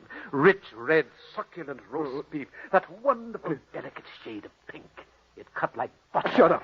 Huh? Shut up. What's the matter, Sherry? You're beginning to feel it? Well, you shouldn't. This is only the 4th day. Well, it's the 5th day. Is it? Yes. Yes, it's the 5th day. Or is it the 3rd? You've been here 5 times. Oh, 5 times. Yes, but the first visit, the Sunday we began, that doesn't count. Is it Thursday or Friday? I wonder. Good night, Sherry. Sleep well. It's the 5th day. It's the 5th day. It's the 5th day!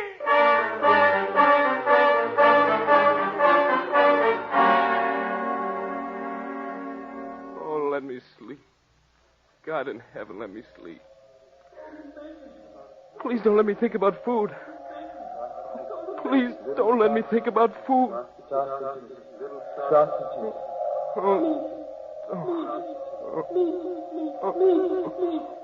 Walls. Meat. Meat. I want to pick at it. I want to beat it. Like an enemy.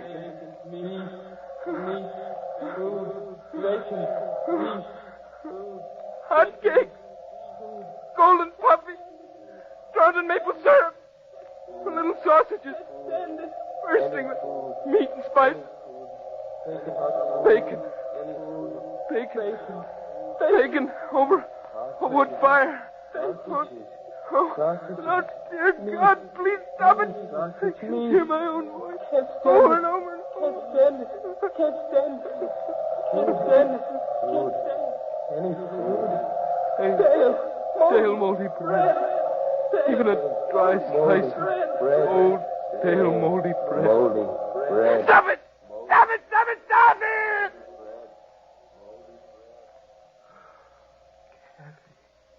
Oh, Kathy. I haven't even thought of you. And this is only the 5th day. The 5th day. Fourth day. Fifth day. Fourth day. Fifth day. Fourth day. It's the 5th day. The 5th day. Fourth day. Fifth day. Fourth day. Fifth day. Fourth day. Fifth day. Who is it? Who is it? Why is it so red? Everything's red. The walls are red. The bluebirds are red. Everything's red! Bible. Bible here. I'll eat the Bible. Really, Sherry? Oh, I wouldn't do that. I wouldn't eat paper. That would make you ill. How much longer? How much longer? Don't you wish you knew? Tell me in the name of God, don't torture me like this. Please, I can't stand it. Well, you'd be able to stand it better if you'd stop these enervating hysterics. Look at Miss Vane. She just lies there on the couch. She doesn't prance around the room, tearing the pages from her Bible. By the way, you'd better give me the Bible. No. After all, the binding is leather, and leather was once a form of meat. I wouldn't want to disqualify you on a technicality. Good night, Sherry.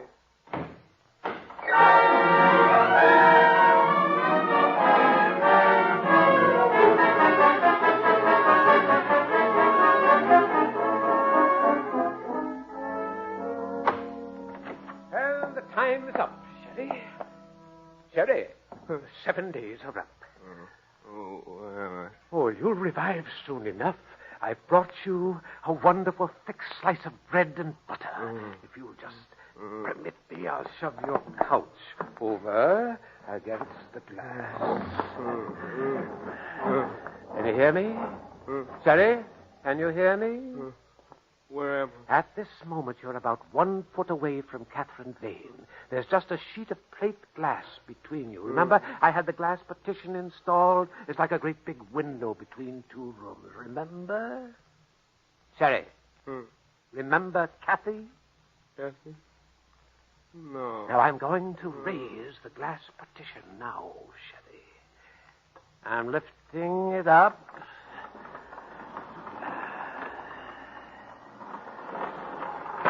There. Now, there's bread there, Sherry. You see it? Bread. A Bread. thick slice of fresh bread and butter. Wonderful, soft, white bread. Golden, fresh butter. Aren't you hungry, Sherry? Aren't you hungry? Yes, I'm hungry. Yes. Careful, Sherry. There's a woman over there. She's very close to you, not more than a foot away. She wants the bread, too, Sherry. She wants it. No, it's my bread. It's mine. But she's going to steal it from you. She thinks it's hers. Perhaps you'd better kill her, Sherry. It's my bread. Yes. My bread. Yes, well, then slip down off the couch, Sherry. Shh. She'll hear you. She's very clever. She's pretending to be asleep, but she's after the bread, too. She'll grab it and eat it, and then there won't be any for you, Sherry. You don't want that to happen, do you? No, it's my bread. My bread. Oh, she's greedy, Sherry. She'll eat it. You better get rid of her. Get rid of her now. Reach out. Grab her. I'm so hungry. Quick, Sherry, eat it. You've got it in your hand. Eat it. She can't have it. She can't have it. It's mine. It's my bread. It's my bread. Oh, then eat it, you imbecile. Go on, eat it. Stuff it into your mouth. Go on. Jerry, it's me, Kathy. Oh, Jerry, I'm so hungry. Kathy, bread. Eat it. Eat it, you fool. Eat it. Bread. Kathy. Jerry. Kathy. Oh, Kathy, darling. Here, just a little bit. Chew it slowly. Here, Kathy. No. Eat it, you idiot. There's only one slice. Eat it. That's it, darling. Chew it slowly.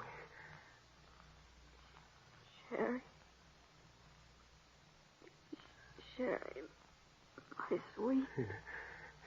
A little more, darling. Here. Oh, Kathy, I love you. Now you have some. You have some, Sherry. Oh, thanks, darling. You're a beast, Mr. Slake. You're a beast. A powerful beast. But we proved you wrong. You're wrong, Mr. Slake. There's another elemental. There's hate and fear and hunger, and there's love. Sherry, I love you.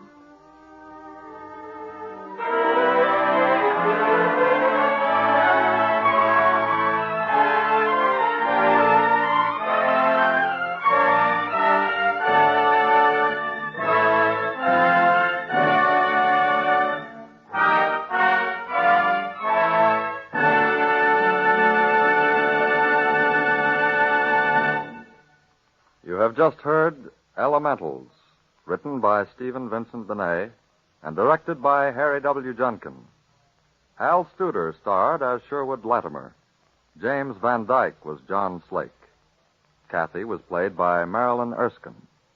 The music was composed and conducted by Dr. Roy Shield. Harp solos were by Edward Vito. Radio City Playhouse is supervised for the National Broadcasting Company by Richard P. McDonough.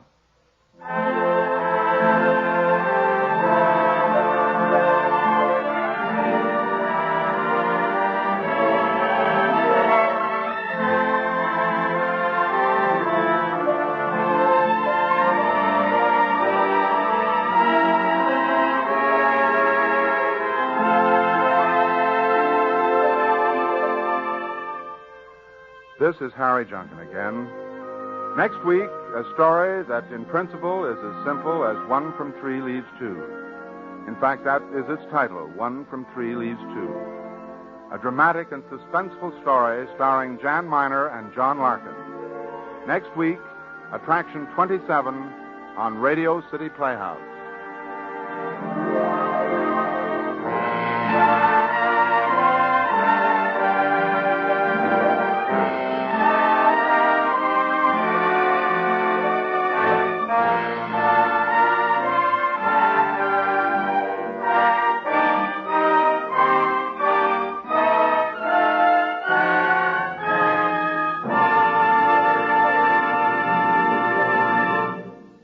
Warren speaking. This is NBC, the National Broadcasting Company.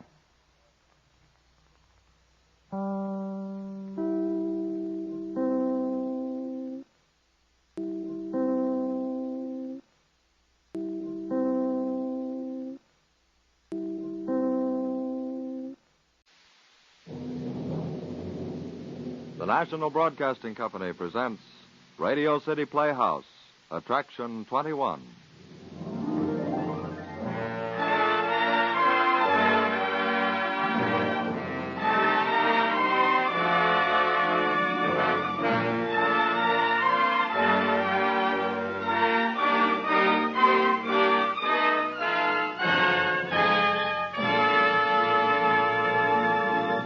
Ladies and gentlemen, here is the author of tonight's play and the director of Radio City Playhouse, Harry W. Junkin. Thank you, Bob Warren. Good evening, everybody.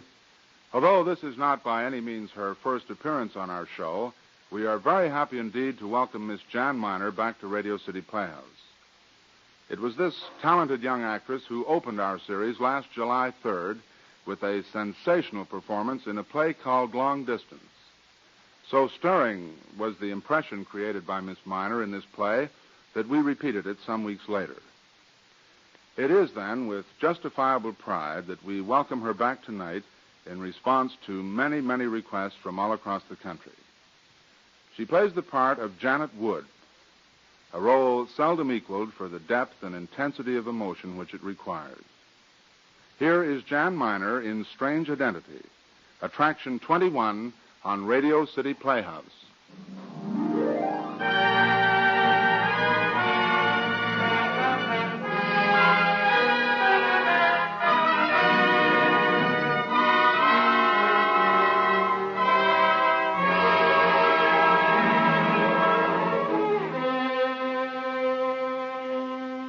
Somehow I got out of that room.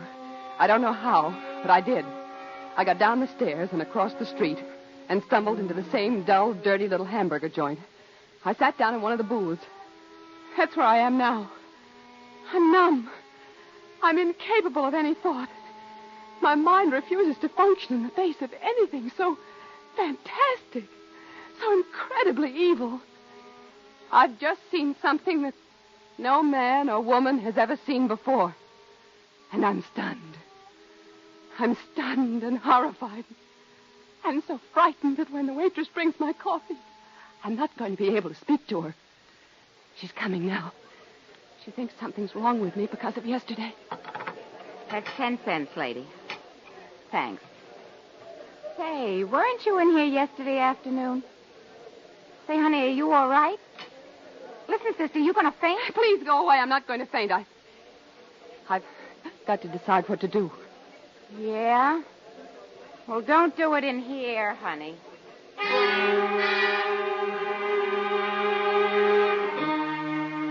It began 4 weeks ago. I was riding in a taxi going north on 5th Avenue.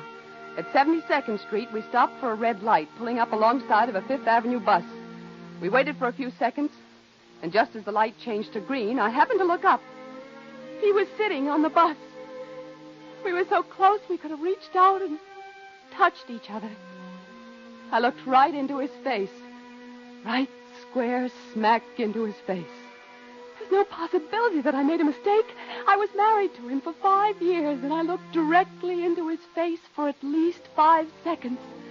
That's a long time. It's 1, 2, 3, 4, 5. That long. I looked right at him for that long. Then I slid down the leather seat onto the floor of the cab and fainted.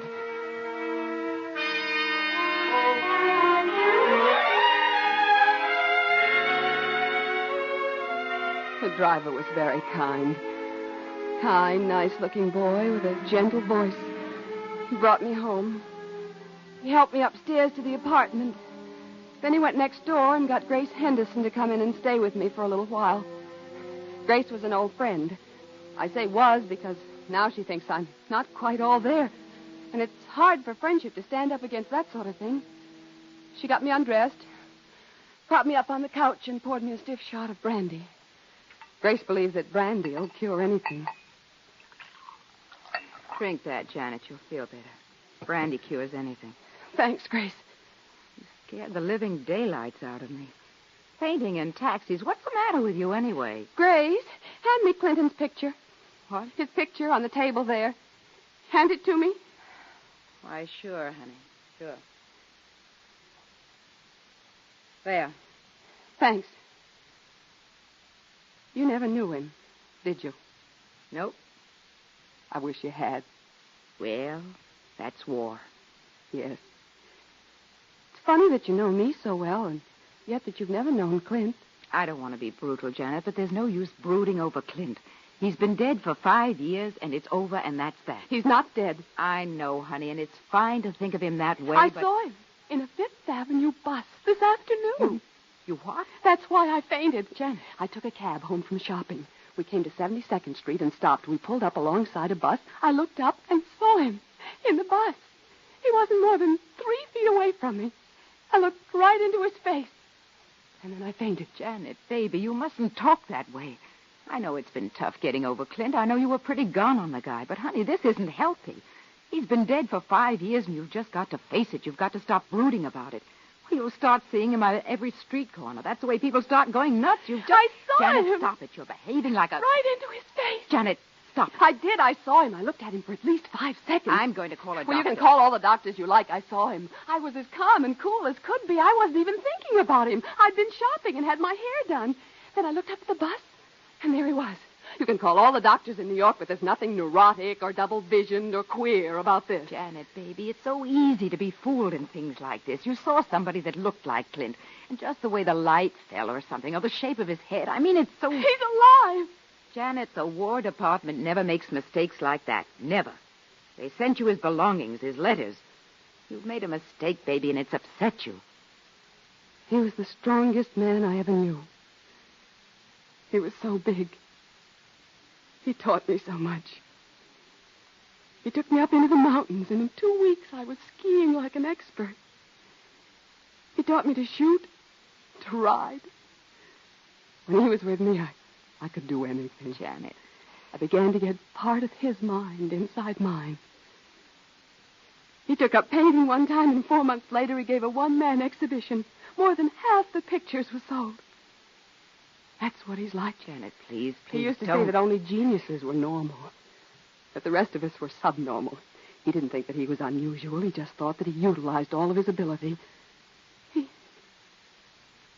had the most beautiful body I ever saw. On the beach, women and even men would look at him. With all his strength and brilliancy, he was so tender. Honey. So tender. I could pick out his hand from every hand in the world.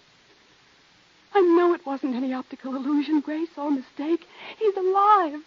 And I saw him. I don't know what to say. After 5 years. What are you going to do? I don't know. Well, you could check with the War Department. They wouldn't believe me. No. No, they wouldn't. You don't believe me, do you? Yes, honey. But it's just that there's no possible way of explaining it. Do you know anything about private detectives? How do you find one? Why don't you call, what's-his-name, your lawyer? Grange? And you'd better get some rest or you'll break up. You look terrible.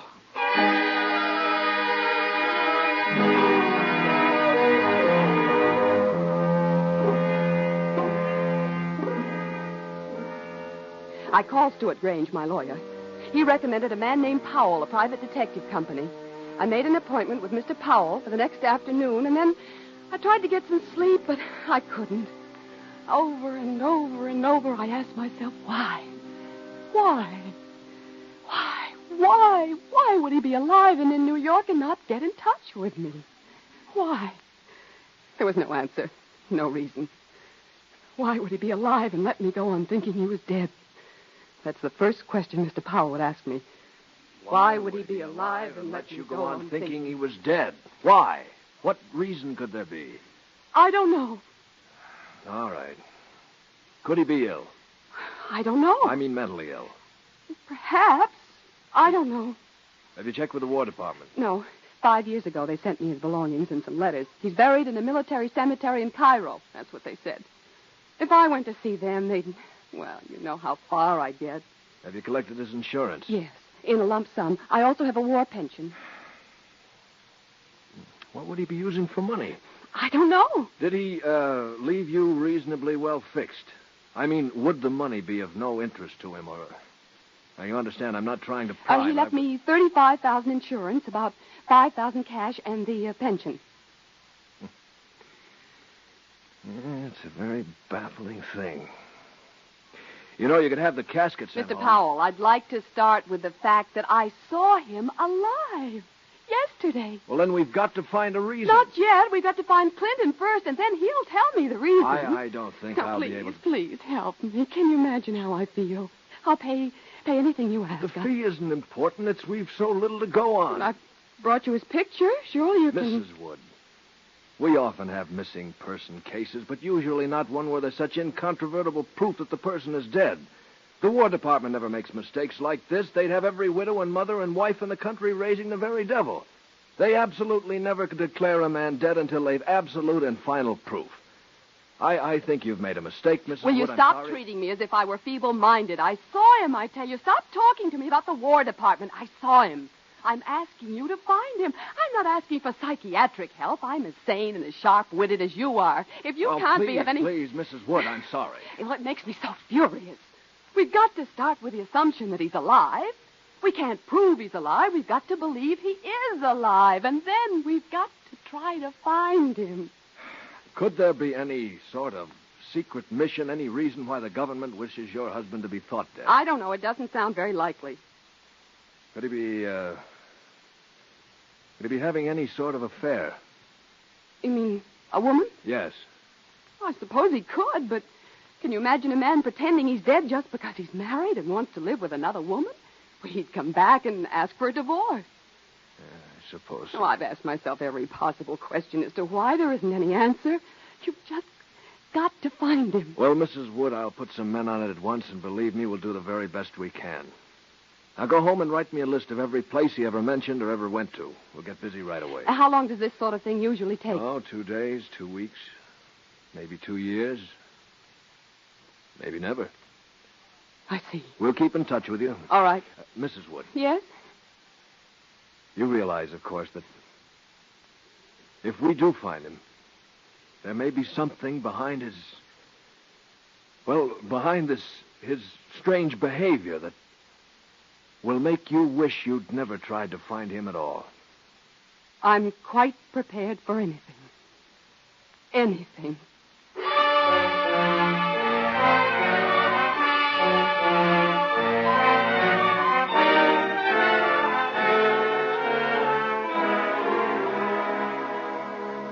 For 3 weeks, I heard nothing.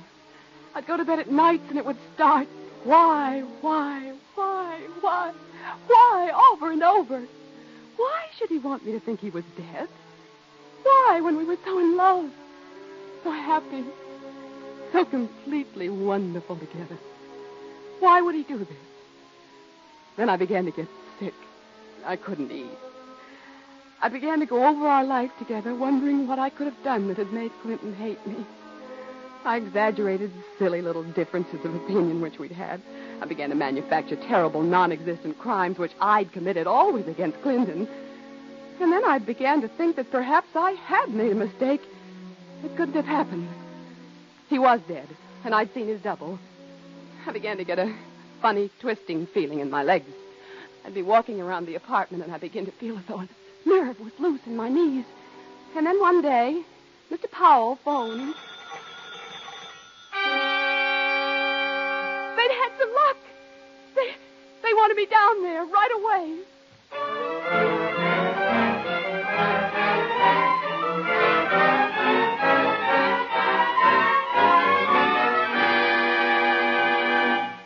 One of my men located him in a cheap walk-up on West 50th Street. He's apparently spending a lot of time in St. Patrick's Cathedral. St. Patrick's Cathedral? Yes, does that surprise you? Yes, it does, rather. But I don't think I'd better wait till... Mrs. Wood, wait a minute. Don't go yet. I'm quite sure there's something Well, something's sinister about this. I don't know why, but it's not like any case I've ever had before. I was wondering if you'd like me to go and see him first, then let you know what I find. No, I'll go. Give me the address. Yeah, it's written down. Here. Thanks. You've been very kind, Mr. Powell, very understanding. You look very tired. I haven't slept. Try to get calmed down a little before you see him. I'll be all right. I'll go in somewhere and have some coffee. I'll be all right.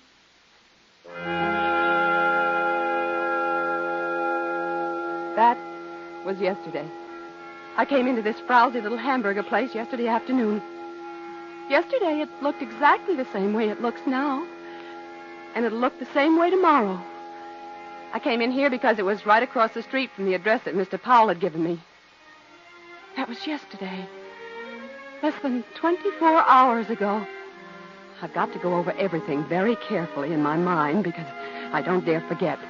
I don't dare forget anything he said. I came in here yesterday afternoon about 4 o'clock. The waitress thought I was behaving strangely. I can hear the suspicion in her voice. I asked her for a check, and she said, "Why, sure, honey. That's 5 coffees, 50 cents. Listen, dearie, are you sick? Here's $1. No, I'm all right. Well, you don't look so good. I'm all right. Keep the change. Well, thanks, baby. Thanks a lot. And take care of yourself.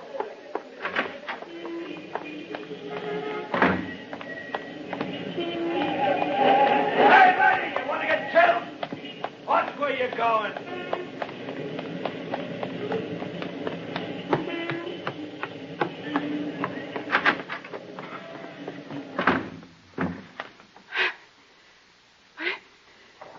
It's so dirty.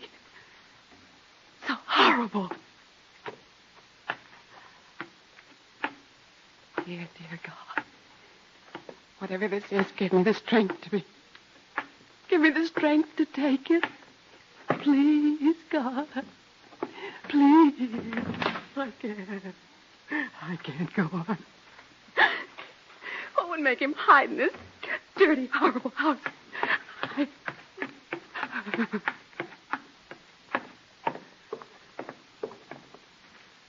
To be. Oh, there's nobody home.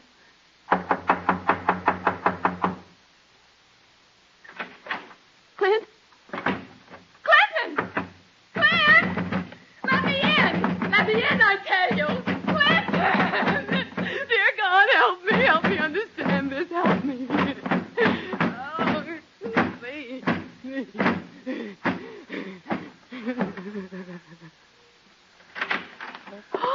Come in, Janet. Don't say anything. Just come in. Please don't say anything.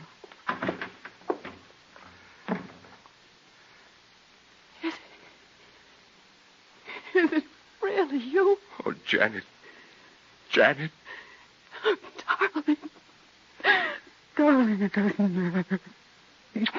Whatever it is, it doesn't matter. Just so long as you're alive, I don't care. I don't want to hear anything.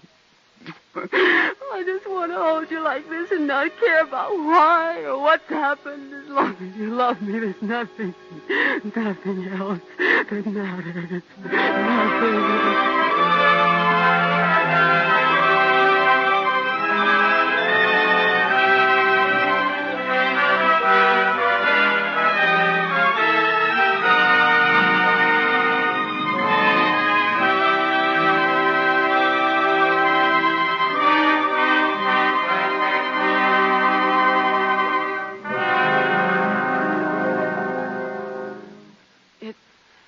It's morning, Clint. Yes. We've got to talk about it now. Yes. You've got to tell me. I know. I'm waiting. Janet. Janet, I can't tell you. Clint, listen. There's absolutely nothing you can't tell me. I'm your wife. I love you. I love you so much that I'd forgive anything. There isn't anything you could have done that I wouldn't forgive. There's no crime, no wickedness, no nothing that I... But you've got to tell me. If we're ever to have any life together again, you've got to tell me why you let me think you were dead for 5 years. We're not going to have any life together. You're sick. That's it. You're sick. No. Darling, you've been through something. You need rest. Rest and a good food and a good bed and me. You need me. No. Well, is there some sort of secret mission that you're on? No. Well, has it something to do with the war? No. Yes. Well, then tell me. I can't tell. Darling, please don't torture yourself. Whatever it is, I can take it. I'm not afraid. I'll look after you. I want you to come home with me now, away from this dreadful dark apartment. I'm not going home with you, Janet. You're what? This is my last day here. I may have to leave at any minute. Oh, I just can't understand anything If I you tell say. you, it'll be much worse. Well, nothing could be worse than this. Nothing. Not knowing what's behind this fantastic, Don't make me incredible tell thing. you. I demand that you tell me. You've got to tell me. Can't you understand that if you go on like this, I'll go crazy. I'll lose my mind. When I saw you that day on the bus, I should have left New York and gone away. I knew you'd try to find me. I knew it would be like Stop this. it. I knew Stop it would it. only Stop upset it. you. There's Stop nothing in the world. it. Now, tell me. It happened in Cairo. I was on leave, 48-hour pass. A taxi I'd hired for the day ran over an old man. He was a funny, tiny, wizened old man. A beggar, an Egyptian.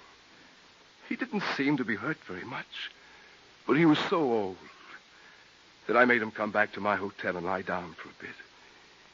He was very clean, but so old that his bones were like little bits of stick.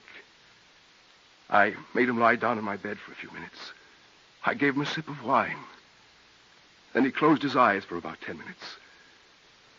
Then opened them, looked up at me, and told me he was dying. He seemed glad. His whole face lit up, as though it were the most tremendous relief. He told me not to be worried, not to try to help him, that he was very old and quite ready to die. Then he reached into his clothes and handed me this. What is it? It's the Halder. The what? The Halder. It's a little wheelbarrow made of the finest gold. A tiny little golden wheelbarrow. And the green stone inside it is an emerald. He said it would be of no use to anybody but me. I didn't understand what he meant. He said I'd been picked. Picked? Chosen. I asked him what he meant, but he wouldn't say. He told me the Halder brought good luck and bad luck. He said if I held it over my heart and wished that I'd get my wish. Then he sort of breathed once and I can't go on. I can't. Janet, please don't make me. Yes, please. Well, in just a few seconds, there was nothing left. Nothing but a thin, fine, silvery powder. He just disintegrated in front of my very eyes to dust. Dry, fine, gray dust as old as forever, like pumice powder. I didn't know what to do. I called the manager, but he wouldn't believe that anybody had just died in my bed. There was nothing there. Just half a cupful of dust. Dry, white dust. And then? I went on with my leave. I was a little shaken, so I went out and got drunk. The next night, I reported back to camp. I blurted out the story in the mess one night. I passed the Halder around, and everybody wished. Some wished for money, some for girls, some for... Of course, nothing happened. Did you expect something would? No. Not really. I don't know. Then what? Then I took it and wished that you were standing in front of me. Everybody laughed. We knew there was nothing in it. Nobody believed the story. I certainly didn't. I felt sort of sheepish. That night, I went to bed. I got the Halder out and looked at it again. It sort of fascinated me. I began to imagine all sorts of wishes I could make. I wished that I could be made invisible, that I could move my body from one place to another instantly. Silly, daydreaming kid stuff. Clinton, please come home. You're not well. You're Let sick. me finish. Days passed. By January, this was 1943. The advance in Tunisia was stalled. German dive bombers were continuously in action. It was a time of horror and death, and all through those terrible days, the feeling gradually came over me that the Halder would, well, sometime when I was in desperate trouble, that it would help me. This feeling became very strong. I can't describe it, but it was very strong. One night, with 10 men, I was ambushed in a small mountain pass. We knew that it was the end. We knew we would all be killed. It was literally raining death. And I suddenly became terrified. I'd always been nervous in action, but never before had I lost control of myself.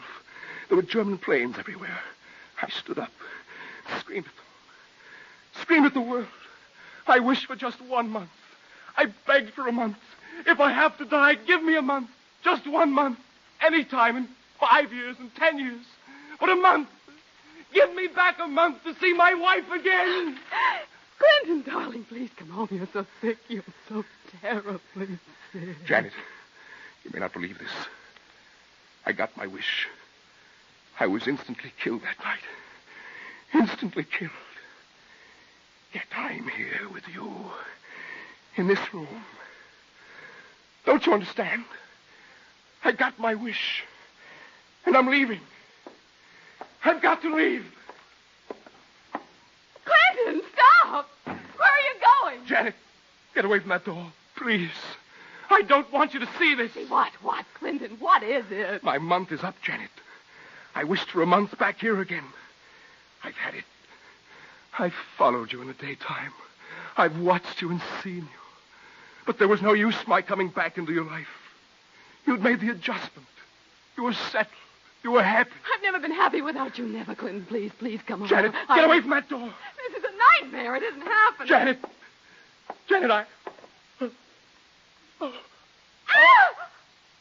Clinton! Clinton! Don't do it, Clinton! Wait! No! No! Clinton!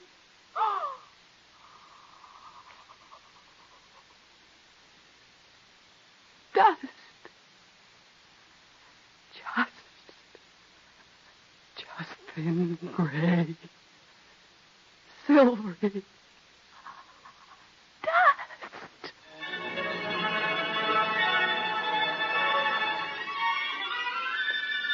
Somehow I got out of that room. Somehow I fought down the hysteria, the terror. I stumbled down the stairs, across the street, back into this horrible little hamburger place. I've got the Halder with me. I want to go with Clinton.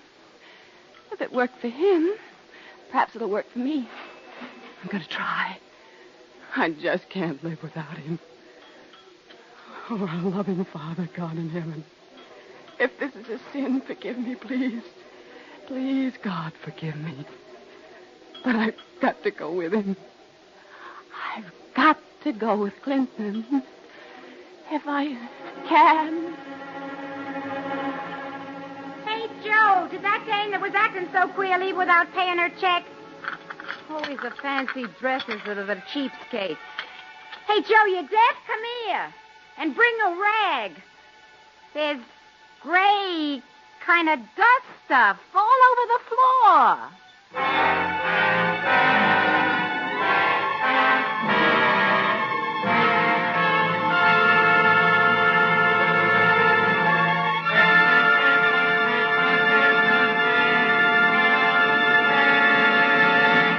Just heard Strange Identity, an original radio drama written and directed by Harry W. Junkin.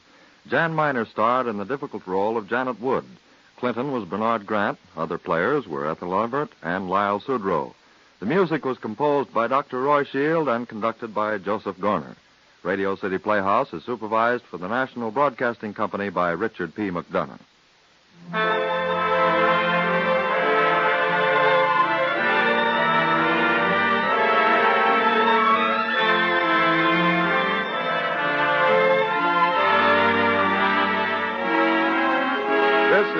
Harry Junkin again.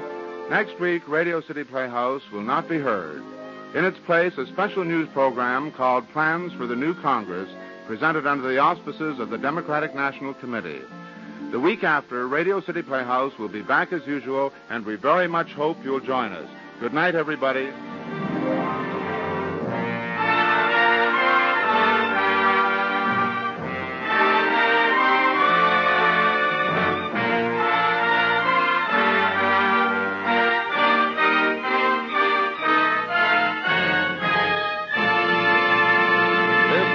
NBC, the national broadcasting company.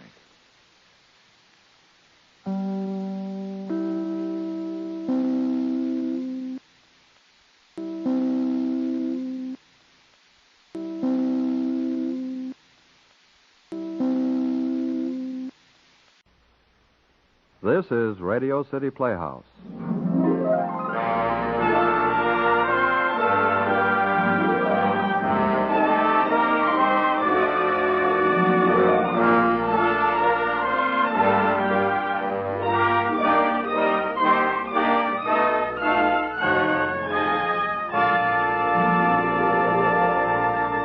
Ladies and gentlemen, here's the director of Radio City Playhouse, Harry W. Junkin. Thank you, Bob Warren. Friends, this week we are honored to present a young author new to Radio City Playhouse, Mr. John Bethune, Bethune, Bethune. It is a name we think you will do well to watch because for brittle and penetrating radio writing, Mr. Bethune is in a class by himself. We hope to present more of his work in the very near future. The name of our play is Deadline and stars Claudia Morgan as Marcia Robbins, Paul Nugent as Benson Todd, and Bernard Grant as Jerry. Deadline by John Bethune. Attraction 27 on Radio City Playhouse.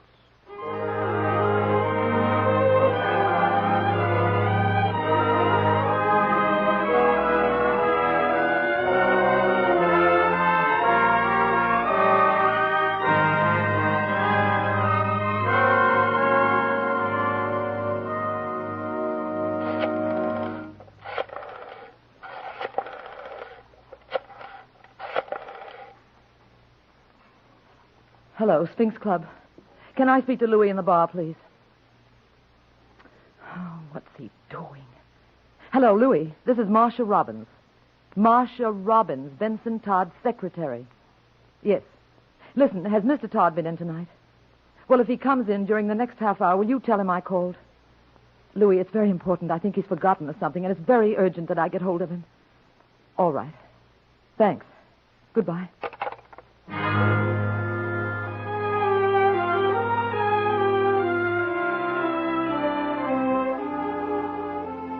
That's the way the story began.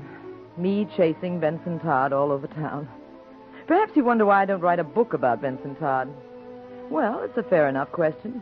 A book dealing with one of our more outrageous drama critics would be bound to have a certain celebrity value, if nothing else. And as a study in advanced megalomania, it might even have a certain clinical value. But unfortunately, it's not quite as simple as that. In the first place, having spent 5 hair-raising years as Benson Todd's personal secretary, I find it rather difficult to view him with the proper detachment and reverence of a good biographer. I wouldn't dare write a book about him, fictional or otherwise. However, there is one rather illuminating episode in the saga of Benson Todd, which I think I can safely repeat. It happened only last season, on that now famous evening when the Vaughan Courtney production of Macbeth opened on Broadway. Perhaps you remember, it was at the Gotham Theater. Will it not be received when we have marked with blood those sleepy 2 of his own chamber, and used their very daggers, that they have done it? Who dares receive it other, as we shall make our griefs and clamor roar upon his death? I am settled, and bend up each corporal agent to this terrible feat. Away, and mock the time with fairest show. False face must hide what the false heart doth know.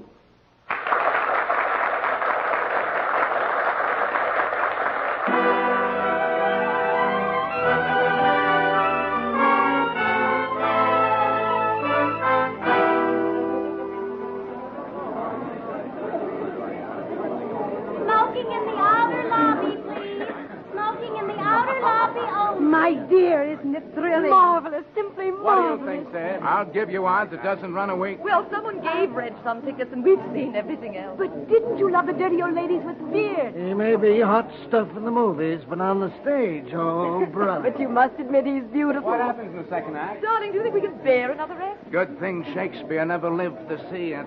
I can't wait to read the critics. Oh, there goes one of them now. Oh, where? Benson Todd, just going out the door. Oh, the one with the inscrutable. Benson Todd, eh? Boy, I'll bet he gives it a roasting. Brother, you can say that again. Mr. Todd, wait a minute, please. Excuse me, please. Pardon me, please. Mr. Todd. Do you happen by any chance to be speaking to me? Yes, I am. I saw you leaving the theater, and I wanted to have a word with you. What about? Well, I don't blame you for leaving, Mr. Todd. One act of this thing is plenty. Mr. Todd, I'm Mrs. Vaughn Courtney. Really? Well, I don't blame you for leaving, Mr. Todd. You said that once. But I just wanted to explain. Just a moment, Mrs. Courtney. Did your husband notice my leaving? Did he send you out to waylay me and ask me to... Of course he didn't notice you leaving, and he'd be furious if he knew that Then I was... I suggest you go back into the theater before he finds out you're asking me to change my opinion of his performance. I wouldn't think of asking you to alter your opinion, Mr. Todd. I know quite well that Vaughn is inadequate tonight. Inadequate? My dear Mrs. Courtney, your husband's acting this evening is inexcusable. Oh, no, not altogether. That's why I followed you out. You see, Mr. Todd, for the past few days, Vaughn hasn't been at all well. In fact, his doctor ordered him not to go on tonight. Then why did he? Oh, well, he had to. All the publicity was out and the advance sale, and Vaughn insisted that he go through with it. But his stomach's been upset all afternoon, and he feels wretched. And, well, if the opening could only have been postponed a couple of days, I know Vaughn could do a splendid job. My dear Mrs. Courtney, this is no concern of mine. Yes, I realize that. But, Mr. Todd, if you could just mention something in your review, just a sentence, explaining that Vaughn felt so wretched and had a temperature... Mrs. Courtney, I'm about to proceed to my favorite bar and write a review. I have no intention of turning it into a medical report. It's a matter of supreme indifference to me whether your husband is suffering from chilblains, hydrophobia, galloping consumption, or barber's itch. He's giving an outrageously bad performance of a magnificent role... And I fully intend to say so. Good night. No, please, Mr. Todd. You don't understand what this production means to him. It's not just a publicity stunt. In spite of what people think, Vaughn feels very deeply about acting.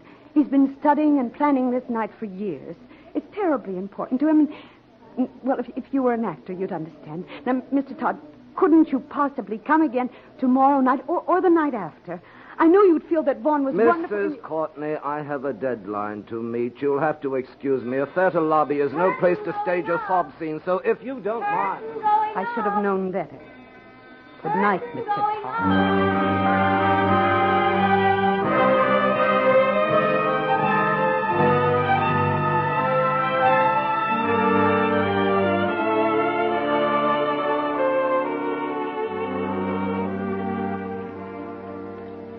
Evening, Mr. Todd. Evening, Gus. I thought you were covering Macbeth tonight. One act was as much as I could stand. Not so hard, huh? Well, what'll it be? Same as usual? Please. No, better make it a double. Double it is. I beg your pardon, sir, but, you're Benson Todd, aren't you? Yes, why? I thought so. I wasn't quite sure. Well, now you are. Yes. I hope you don't mind my butting in like this, but my name is Edgar Fish. You have my sympathy. Thank you.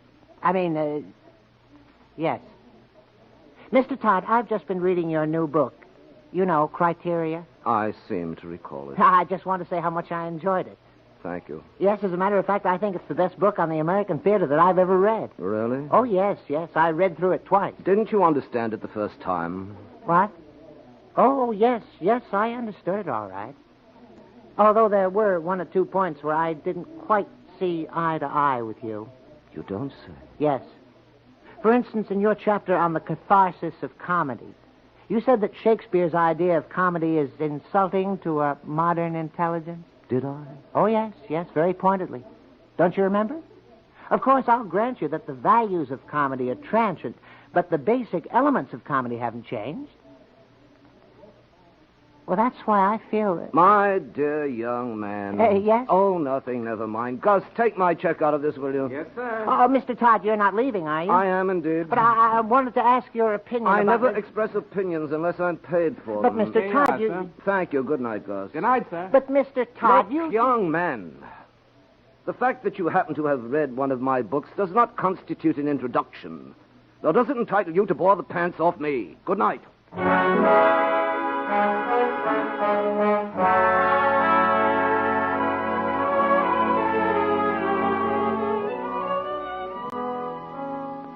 Store Club. This is Marcia Robbins of the Morning Chronicle speaking. Can you tell me Mr. Todd's there? No. Todd. Benson Todd. That's right. Well, would you find out, please? It's very important. Yes, I'll hold on. Oh, come in.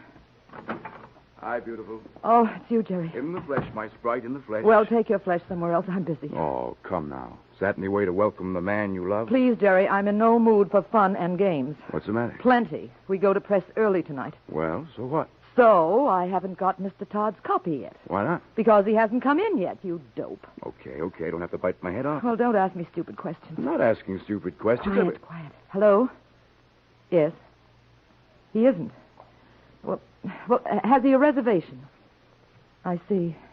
Well, look, if he comes in during the next few minutes, would you ask him to call his office? Yes, please, as soon as he comes in.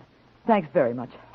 Good night. What's the matter? Has the critical mind gone on the bat again? I don't know, but wherever he's gone, he's certainly hidden his tracks. Well, if he's covering a play, he could have gone to sleep. It's happened before. I know, but I've checked the theater. He left at the end of the first act. Wouldn't you know? And I'm hanged if I can find out where he went. Is there a bar near the theater? I've tried every brass rail in the 40s. How about the 50s? Well, that's what I'm doing now. What's El Morocco's number? How would I know? I'm a reporter, not a columnist. Well, look it up for me, will you? I'm going to try his apartment again. Wait a minute. Jerry, please, I've got to find him. I know, but listen, if he's left his review till this late, he'll most likely phone it in, won't he? Well, he doesn't usually. No, but if he does and you're on the wire all the time, how's he going to get it through? But supposing he's forgotten all about the early deadline. Supposing he has. It's not your fault. Oh, isn't it? You don't know Benson Todd. Well, what does it matter anyway? It's just another drama review. My dear Jerry, that's the whole point. This isn't just another drama review. Tonight it's news. How come? Good Lord, don't you read the papers? Vaughn Courtney opens in Macbeth tonight. So what? So what? So everything. Headlines, Klieg lights, fanfares, autographs. Hollywood in tights. Grammar boy brings Bard to Broadway. Why, to read the publicity, you'd think Vaughn Courtney wrote Macbeth. I'll bet Benson Todd is burning. Is he ever? A Hollywood movie hero daring to appear on the New York stage in Shakespeare, you can imagine. What does he say about it? Oh, something to the effect that if Macbeth were never a tragedy before, it most certainly would be tonight. Is that all? Oh, he can do better than that. I think he's saving the barrage for his review. It should make rather spirited reading. If he ever gets here to write it. What's the time now? Oh, relax. He'll turn up. Well, he'd better. That's all I can say. He's in bad enough with the front office now. If he misses this deadline, I hate to think what'll happen.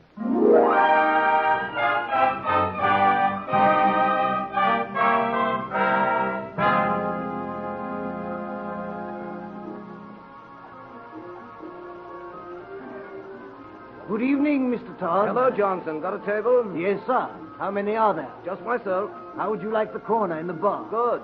This way, sir.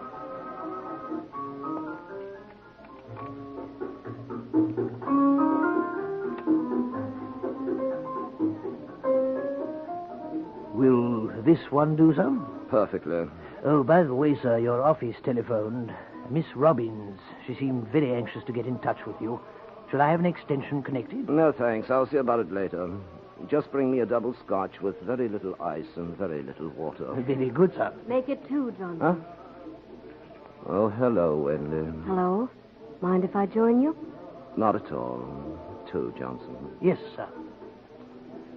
Well, glad to see me? Should I be? I'm not quite sure. I haven't seen much of you lately. No, I've been rather busy. Too busy to phone? Now, look, Wendy, if you're going to stop All right, complaining... I'm sorry. How did the opening go? Which one? Well, tonight. Macbeth, wasn't it? So they tell me. I'd love to see it. I can't imagine why. Well, I've never seen Vaughn Courtney except on the screen. I should have thought that was more than sufficient. But I've always liked him in pictures. What? It's French, Wendy. It means everyone to his own taste. You're terribly hard to please, aren't you? By the way, Friedman's new show goes into rehearsal on Monday.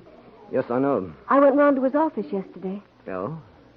Any luck? Well, no, I couldn't get in to see him. They said they'd never heard of me. Should they have? Well, yes, after all, you said you'd fix it for me. I said what? You said you'd fix it for me. About getting a part, I mean. My dear girl, I did nothing of the sort. But of course you did, don't you remember? You promised. But you can't go back on it. Now, just a minute, Wendy. I take it you feel I'm under some sort of obligation to you, is that it? Well, no, not exactly.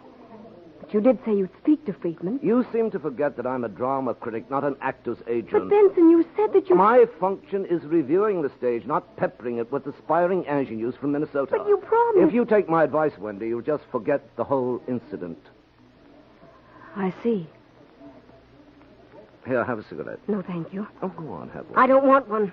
Very well. I don't want anything from you. Except a part in Friedman's show. That's a pretty rotten thing to say. But true. By the way, why don't you try your wiles on Friedman? I wouldn't have believed you could be so completely callous. You'll have to work fast, though. He goes into rehearsal on Monday, remember? I won't be here on Monday. Oh? Going somewhere? Yes. Where, Minnesota? Does it matter? Not especially. I didn't think so. Well, have a nice trip. Thank you. Well, I guess that's my exit cue. You should know. You claim to be an actress. Yes. Well, goodbye, Mr. Todd. Goodbye, Wendy. Better luck next time. Here you are, sir. Thank you, Johnson. I'll take them both. Yes, sir.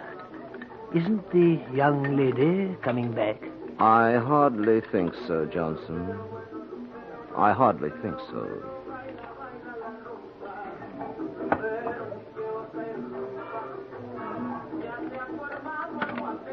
Well, if it isn't Fancy Boy Todd himself. Hello, Max. How's the world's greatest producer? Why aren't you at the opening? When they let you in? Unfortunately, yes. Walked out on it, huh? One act was plenty. You know, you got a lot of nerve, Todd. So have you, judging by that last little stinker of yours. Oh, yeah? Well, what makes you think you can review a show like Macbeth when you only see the first act, huh? My dear Max, it isn't necessary to eat a whole egg to find out it's putrid. Very funny. You ought to use that sometime. I probably will. When is your next production? What do you care? You won't get in to see it. Uh-huh. Still licking your wounds, eh? You can call it that if you like. What's the matter, Max? Can't you take it anymore? Sure, I can take it if I have to, but I don't have to take the kind of schmo wisecracks you hand out.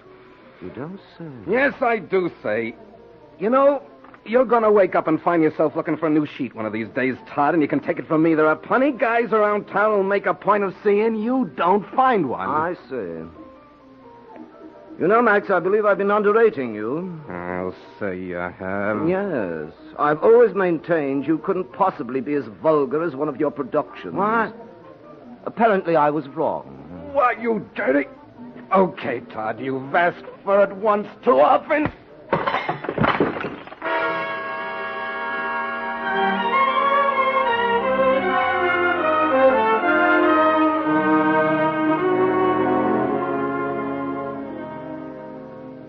Where on earth do you suppose he can be? Look, you've asked me that 14 times, and I still don't know the answer. He should have been here a half hour ago. All right, but there's no need to get yourself into a dither about it. It won't be the first time he's missed a deadline. No, but it may be the last. And if he gets the axe, I'll probably get it, too. Good. Then you can marry me. We'll buy a nice little rose-covered cottage in Brooklyn and live happily ever after. Oh, go to... Ah, there he is. Hello. Yeah. Oh, no. No, he's not. Well, I couldn't say for sure. He's supposed to be here now. Is there any message? Well, who shall I say was calling? Hello? Hello? You know, that's funny. That's the third time she's phoned in the last hour. Who? I don't know, some woman. Oh, what's so funny about it? Nothing, only each time I ask her who's calling, she hangs up on me. Very discreet, I'd say. Just the same, I'd like to know what goes on. Probably one of our critical colleagues' girlfriends. I'm told he leads a pretty shady love life. I gather you don't altogether approve of our Mr. Todd. You gather correctly. For my money, he's a grade-A jerk. You'll have to admit he's a grade-A critic. Nuts. He's a lousy critic. Oh, who says so? I say so. Oh, and of course, that settles the matter. No, not necessarily, but I certainly can't have any use for a critic who despises the theater as much as Todd does. Despises the theater? Whatever gave you that idea? Well, isn't it obvious? He pans every play he sees. Oh, come now. Of course he does. I've never read a review of his yet that didn't flay the hide off the author or insult the actors or sneer at the producer. Well, maybe they deserved it. But that's not the point. Well, what is the point? Simply that a critic should be constructive, not destructive. Oh, my God. Well, it's true. A critic's job is to contribute something to the theater, not sit back and make cheap cracks at it. After all, it doesn't take any great brain to write the sort of stuff Todd does. Any fool can jeer. Including yourself, I suppose. Oh, for the love of Pete, the female mind. What's that? I said the female mind. Why is it that a woman can never discuss any subject for 3 minutes without making a personal issue of it? For exactly the same reason that a man can never discuss any subject for 3 minutes without being patronizing about it. Who's being patronizing? You are. I'm not being anything of the kind. I simply stated that a dramatic critic should be constructive and not destructive. And I simply state that you don't know what you're talking about. Now, who's being patronizing? Oh, shut up. I beg your pardon. I said shut up. Now, look here, Marcia. Oh, there's Mr. Todd. Quick, hand him a pencil. Say please. Oh, all right. Please, come on, give it to me. Hello? What? No, it's not. Well, I haven't got it yet. Mr. Todd hasn't come in. I don't know. Well, all right, you don't have to yell at me. It's not my fault. Yes, I heard you. Okay, you'll get Todd's copy as soon as it's ready. Who was that, Sloan? Oh, yes, he's raising the roof. What'll I do? Let him rave. But, Jerry, he's not kidding. They're holding space. I've got to do something. Well, I guess there's only one thing you can do. What? Write the review yourself. Don't be funny. No, I'm serious. If Sloan's yelling for copy and Todd's not here, somebody's got to write it. Well, it won't be me, I can tell you that. All right, I will. What? Get your pencil. I'll dictate a loop. Now, just a minute, not so Come fast. on, there's no time to waste. Sloan's waiting. But, Jerry, this is crazy. Don't argue. Jerry, we'll never get away Why with not? it. Come on. Make with the pencil. Oh, okay, my impetuous young friend. But don't say I didn't warn you. Are you ready? Yes, I'm ready. Okay. Now, let's see. Where's it playing? The Gotham. Gotham. Okay. Take this. Had the immortal Bard been present at the Gotham Theater tonight, he would have... No, change that. Try this. It is perhaps... Wait a minute. I think I've got it. What? The opening sentence. Listen. Shakespeare wrote Macbeth as a tragedy, but tonight on the stage of the Gotham Theater, it emerged as a comedy. How's that? Brilliant. Oh. I wish I'd said it. Oh, why, Mr. Todd, I didn't hear you come in. Perhaps I should have knocked. Well, I've been trying all over town to find you. So I see. I mean by telephone. I was afraid you'd forgotten the early deadline. Very considerate. Excuse me, Mr. Todd. Your mouth is bleeding. I'm quite aware of that fact, thank you. And just what, may I ask, are you doing here? Well, I was just helping Marcia. I mean, Miss Robbins. We thought if you didn't turn up, we might get your copy ready. Really? Well, when I require your services in this department, I'll let you know. In the meantime, I'll thank you to get out of my office and stay out of it. Now, just a minute, Todd. You heard me? Yes, I heard Jerry, you. please. Okay, I'm going. But someday this paper is going to get wise to you, Todd. And close the door behind you. Go to... And now, Miss Robbins, if you have no objection, I should like to express my opinion of tonight's opening in my own words.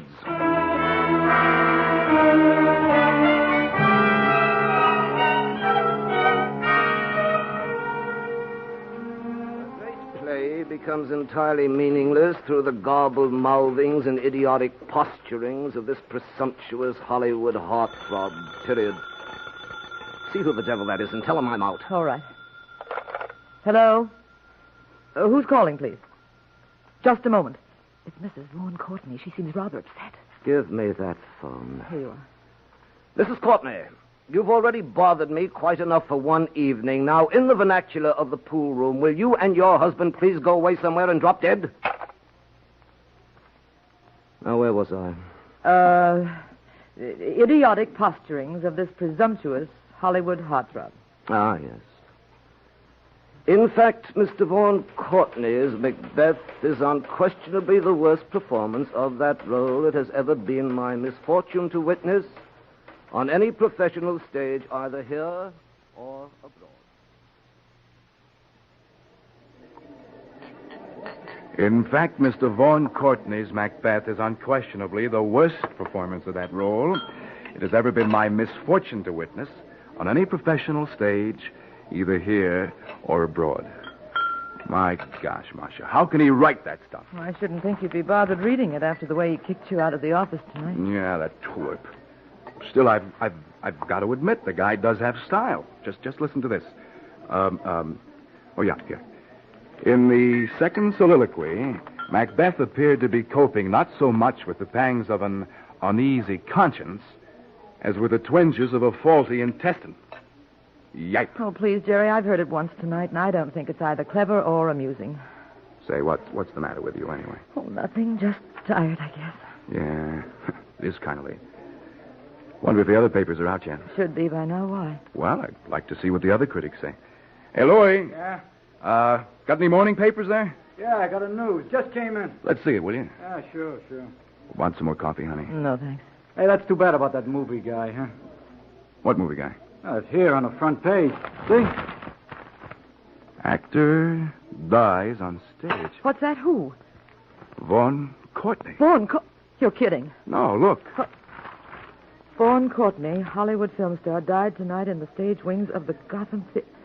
Oh, no. That's too bad, huh? His appendix busted. Appendix? Yeah, it says, stricken with acute appendicitis during the first performance of Macbeth, the idol of movie-going millions collapsed before a horrified first-night audience and was carried from the stage by members of his company. Holy Peter, when did it happen? Right in the middle of the show, during the third act. Oh, brother, this is the payoff. Todd's really done it this time. He wasn't even there. Holy cat, but he reviewed the whole show. Exactly. Oh, my aching back. Will this raise a stink? Wait till the chief reads that bit about the faulty intestine. Wait till he reads the last paragraph. Why, what does that say? Read it yourself. All right. Since the text has been so obviously mutilated to veil the star's shortcomings as an actor, we can only regret that they didn't follow through. Why prolong Macbeth's demise for 5 acts? Mr. Courtney would have done us all a great favor had he arranged to meet his maker in the middle of the second. See what I mean? Holy suffering cow.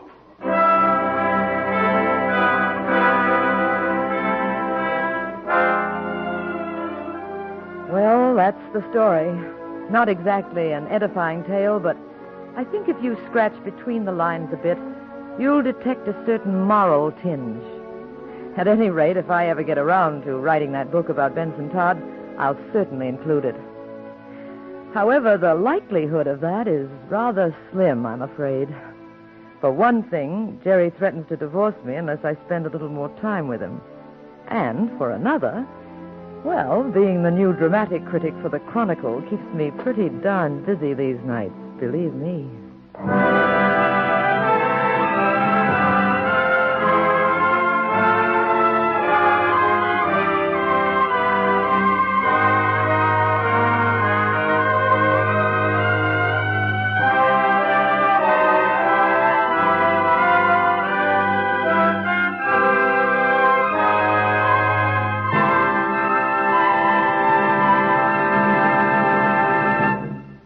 You have just heard Deadline, Attraction 27 on Radio City Playhouse. Deadline was written by John Bethune, and the production was directed by Harry W. Junkin.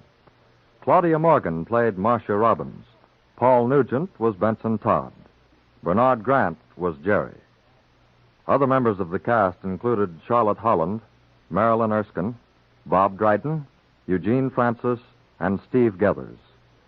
The music was composed and conducted by Dr. Roy Shield. Radio City Playhouse is supervised for the National Broadcasting Company by Richard P. McDonough.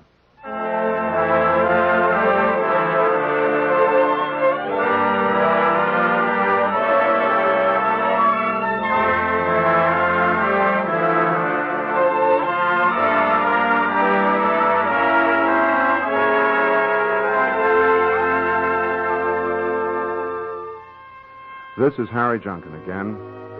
Next week, a radical and complete departure from our regular format. We're sure you'll be charmed and delighted with Two Moods from the Past, a type of radio entertainment we have never attempted on Radio City Playhouse. Next week as Attraction 28. Good night, everybody.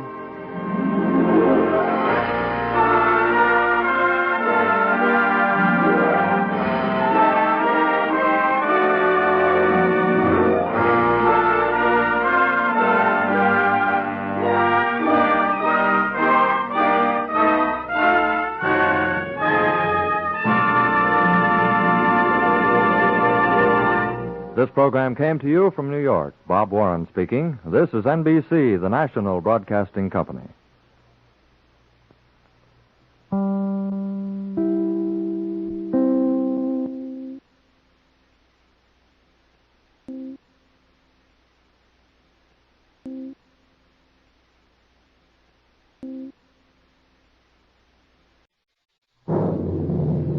The National Broadcasting Company presents Radio City Playhouse, Attraction 49.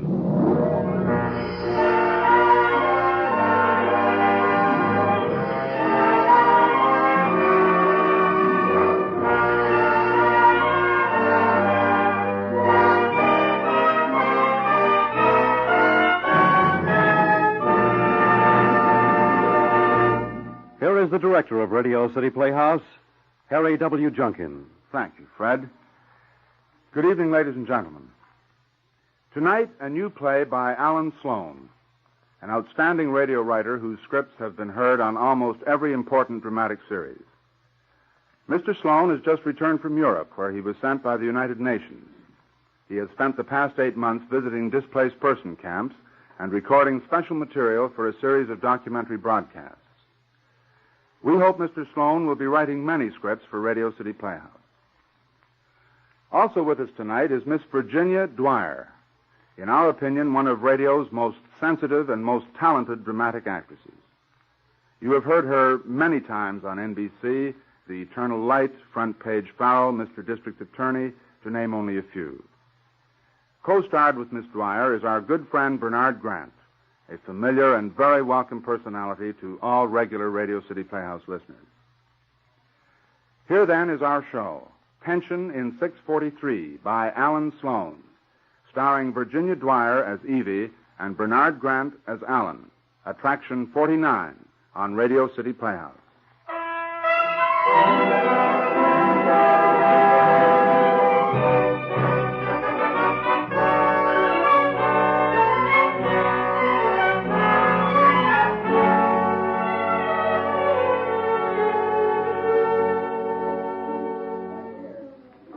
That's for Mrs. McBride in 421.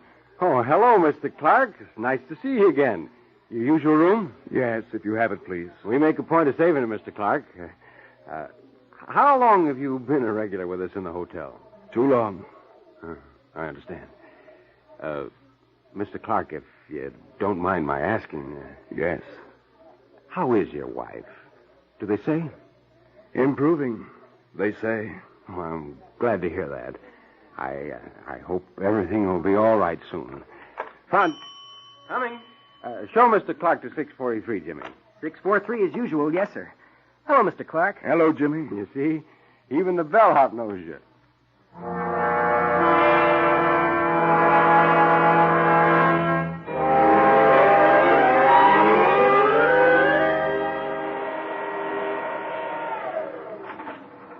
Sixth floor, Mr. Clark. Thanks, Jimmy. You look tired, Mr. Clark. Oh, I guess I am. The train was hot and dusty. But I'll have a shower in 40 winks, and I'll be all right. Here you are, Mr. Clark, 643. Thank you. Just drop the bag anywhere, Jimmy. Yes, sir. I'll just check the bathroom, see that you've everything you want. It'll be all right. No, sir, no towels, but I'll send the maid up with some. Thanks. Thank you, Mr. Clark. Anything else, why, just call for Jimmy. I'll do that. Are you going to the hospital tonight, Mr. Clark? Yes, I am. You better make that a short 40 winks. The bus leaves at 9 o'clock, and it's after 8 now. I will. Thanks a lot, Jimmy. The maid will be up with the towels in just a moment, Mr. Clark.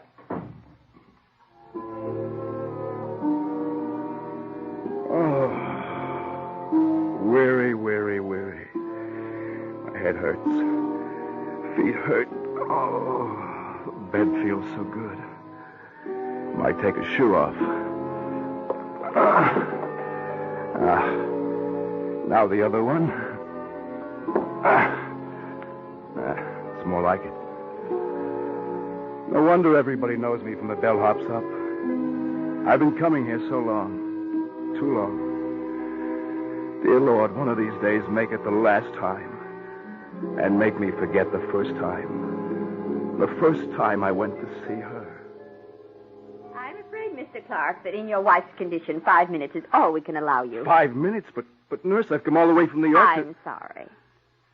Do you have to stay? In this case, I have to. Do we go there, or No, do they... they'll bring her here. Oh. Well, can she have these in her room? Candy, flowers, perfume. Candy, yes. She likes to keep the boxes and the ribbons. The flowers... Well, what's wrong with flowers? Sometimes the patients eat them. Oh. Well, how about the perfume? I'm sorry, Mr. Clark. It's the kind she used to be so crazy about. I thought maybe if she smelled it, it would help her. Maybe bring her back, kind of. It's only the littlest bottle. But it's the glass. Huh? The bottle, Mr. Clark. Glass. Jagged edges. Dear Lord. Oh, nothing sudden, Mr. Clark. Just take it slow. Just be very quiet and calm, and don't get her excited. Mrs. Clark, nurse. Thank you, Harry. Wait outside. Come on, Mrs. Clark. That's it. Come right on in. Now, sit down. You've a visitor. Talk to her, Mr. Clark, now. Hello, Evie. It's me, Evie Allen. You know me, sweetheart. Allen, don't you know me? Look, flowers. I brought you flowers. I brought you... Candy, honey. The chewy kind. Look, baby, candy. I'm sorry, Mr. Clark. I'm afraid you're not going to be able to... Wait. Give me time. Evie, look. Perfume, see? Your kind. The kind you like. Let me rub some on your wrist, darling. Just let me put a drop on. Careful. Just let me, please. It's all right, honey. It's only me. I won't hurt you. No perfume. Don't be afraid, Evie. I won't touch. I won't. Just say something. Say hello, Alan. Please, Evie, say hello. Mr. Clark, I'm Let afraid... me try once more. Evie, don't you know me? Your husband, don't you? You see, I'm sorry, Mr. Clark. I might as well be talking to a wall. Perhaps you'd better go. Harry. Are you ready to go back to your room now, Mrs. Clark? Watch her. You're telling me. Goodbye, Evie. I'll come back again real soon, Evie, darling. Oh. It's only just the first visit, Mr. Clark. It takes time, you know. Maybe in a few weeks. How many weeks? Or months. Or years. How often may I come? Every 2 weeks. All right, I'll be back. Won't you have the flowers, nurse? And take this money, too, will you? If she asks for little things that are all right, will you please buy them for her? You know. I know. Well, I guess I might as well go. Thank you, nurse, for your trouble. Not that door. This. Oh, all right.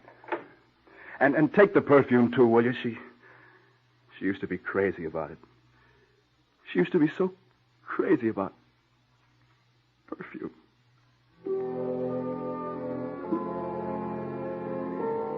Every 2 weeks for 3 years. Same hotel. Same room. Same Evie. Dear Lord, one of these days, make it the last time. Make it the last time. Oh, maid with the towels, I guess. Come in. Just a minute, what is that other shoe? Was it? Oh. Don't bother coming out. Evie. Hello, Alan. You? Come in. I intend to. I thought you were the maid with the towels. Evie, what are you doing here? What are you doing out?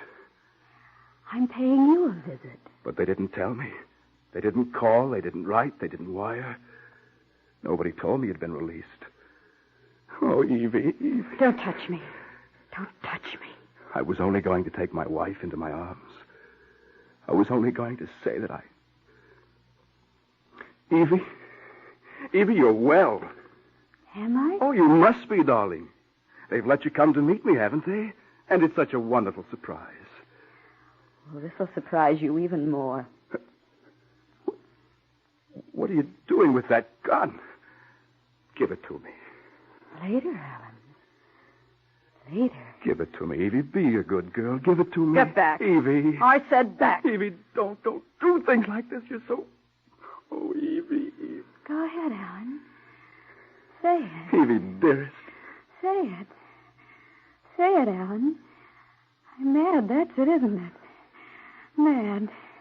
Crazy mad. Evie, please. That I like to hear you say. Say please. Evie, darling, you're upset. Now, sit down, please. I'm not upset, Alan. I'm crazy. Remember? You said I was. You told the doctors. You sent me to that place. For your own good, Evie. I wanted you to get well. Mad, Alan. Crazy mad. No, a breakdown. Crazy mad. Anybody can have a breakdown, You're darling. wrong, Alan. There's nothing the matter with me. I just hate you, that's all. And I'm going to kill you. Dead. No. I'm going to kill you, Alan. No, Evie. No, you're not. Yeah. Only crazy people do things like that, and you just said there wasn't anything the matter with you. Why, they let you come to see me, didn't they? So you must be all right again. And if you're all right, why, you don't want to kill me. Don't you see, darling? I love to hear you talk like that. Let me come to see you. Let me. Of course they did. Don't you remember they... Evie, let's have a drink to your recovery, huh? Like old times again, we'll have a drink. Get away from that phone. I was just going to call room service, darling. Drinks. I've forgotten what drinks taste like. Oh, I've had room service, Alan. For 3 years, I've lived in a room. But that's all over now. They've let you come to me, and now I'll take you home. They didn't let me come to you. But you're here. That's right, Alan. That's right. I escaped. I hit a guard on the head with my clock. The little clock you gave me, Alan. Without an alarm. Alan? Why couldn't I have an alarm? Evie. My Evie. Get back. I still have the gun, Alan. Oh, you didn't know guards had guns, did you? I've got it now. I put my clock in the stocking, and I hit him on the head with it, and now I've got his gun, and I'm going to kill you. No, you're not going to kill anybody, darling. You're going to sit down and talk about this, and I'll send down for supper. I said stay away from that phone. All right, dear. Anything you say. Anything you say. Oh, how scared you are. Sure, I'll sit down. I can kill you just as well sitting down. Evie, if you escape, you know, they'll be looking for you. Let me call them and say you're safe from Get away me. from that phone. Please, if they knew where you are. The minute you touch that phone, I'll shoot you. And I don't want to do that. Yet. Of course not. You don't want to shoot me. I'm your husband. Oh, yes, I do. And that right away, Alan. I want to watch you squirm and wiggle. I like to watch you trying to get away. Alan? Yes? How does it feel to be a prisoner? But I'm not a prisoner. I'm Alan. Don't you remember? I remember. I swung the stocking, and the guard fell down, and I put the clock in the toe of the stocking. Yes, I remember swung the clock, Evie, the little white clock with the chromium on it. And no alarm. Why didn't my clock have an alarm, Alan? Why won't you tell me? I can't, Evie. Please forget about the alarm. Tell me. The alarm, Evie. Any bell. Bells, they startle you, that's all. Believe me, that's all there is to it. Now let's talk about something else. No. The bell, Alan. Talk about the bell. Evie. Talk, Alan, the bell. Evie, if you put the gun down, I'll tell you all about everything, even about the bell. Get away from that door. All right, Evie. Come back here, Alan. You make me nervous. Sit on the bed and tell me. You want to forget about the bells, darling? There. Is that better? I want to remember. Then I can kill you better. Tell me all about the bells. You mean the big bell on the church down the street, even the school bell? School bell? And the doorbell, the one that chimed, and the back door that buzzed, the alarm clock in the bedroom, the bells they rang on the radio, and even the telephone, Evie, even the telephone. The telephone? You took the telephone away. You didn't want me to talk to anybody. No, Evie, I didn't want you to hear the bell. Why not? Why not? I told you, Evie, it used to bother you. By the way, let me see that gun, will you? You know, I've never seen a gun so close. Get away. Get away. Now, the telephone. Why did the bell used to bother me? It reminded Of what? you of something. What? You don't remember. Make me remember. Make me. Donnie. Donnie? Our baby, Donnie. Do we have a baby? Not anymore. Then why did you say Donnie? Because that was his name.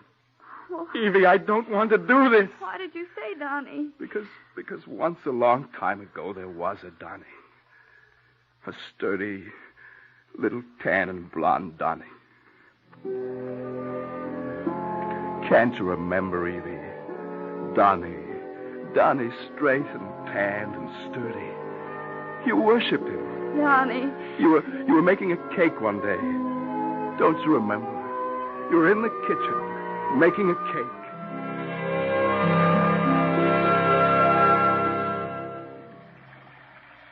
What are you making, Mommy? I'm making a cake, honey bun. For me? Mm-hmm. For you and me and Daddy. You go outside and wait for Daddy to come home, and when he does, you can both lick the bowl. Go on now, scat. All right, I scat. Don? Donnie? Yes, Mommy? Don't run away from the house, dear. Stay on the lawn, hear me? Okay, Mommy, I stay on the lawn. That's a good boy. Kids. Especially boys. Oh, good grief, my icing. Oh, heavens. Oh, hold your horses. I'm coming. Hello, Daddy. Hello, Daddy. Donnie, get off the road. Donnie, look out.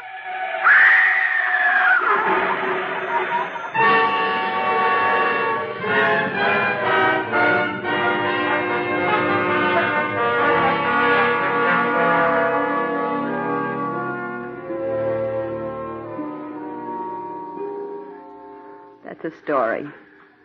You made it up. No, it's true. And when a telephone rings, you remember it. No.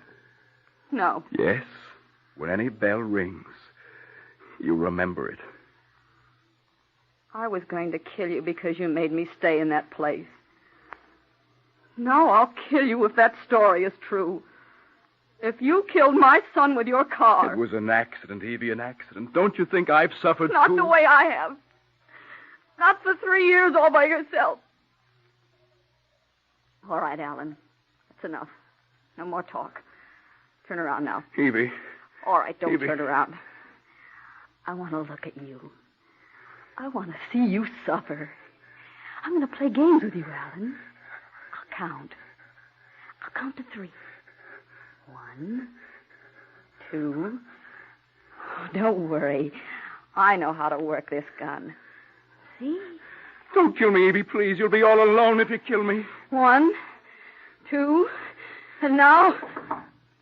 Don't move. Who is that? Is that the guards? They've come to take me back. Don't move. Don't answer. It's not the guards, Evie. Shh. Don't talk. It's just the maid with some towels. The guards. You want it to be the guards. It's just the maid, Evie. Let me go. All right. Answer the door. If it's the guards, I'll kill you. If it's the maid, don't let her in. Remember, I'm right behind you. Oh, it's you. Your towels, sir. I'll put them in the bathroom. That's all right. I'll put them away, won't I, dear? All right, Mum. The look on your face. You thought it was the guards. Just the maid with the towels, you said. Oh, but you hoped it was the guards. No, dear, I'll just put these towels away now they're here. And lock yourself in the bathroom so I can't kill you? Oh, no, you don't. Put them down. Throw them down on the floor. No. Throw them down right there. That's where I'll kill you. Now, you must stand right on the towels. It'll be so pretty. Red blood on the white towel. Evie, you know you're not going to kill me. I love you. You know that. People don't kill those who love them. You love me. You know I do. Do you? Well, I hate you. Why do you keep looking at your watch? Would you like to look at my watch, Evie? No. It's pretty, isn't it? I'll get you a prettier one, No. sweet. You never bring me anything. You torture me, but you never bring me anything. No, that's not so. Yes, it is. You just take things away from me. You took the telephone away so I couldn't talk to anybody. And you locked me in the house all day so I couldn't see anybody. I had to, Evie, dear. I thought I could take care of you by myself after the baby. What baby? Oh, Evie. I used to bring you things when I came home. Watches and flowers. Pretty things. You couldn't go out, so I brought you things. You said you were lonesome. So I brought you something once to keep you company. Remember? I felt sorry for you, Evie, because you couldn't go out. So I brought you little things each evening. Don't you remember the evening I brought you the kitten? Our little soft, fuzzy ball of a kitten. Don't you remember, Evie?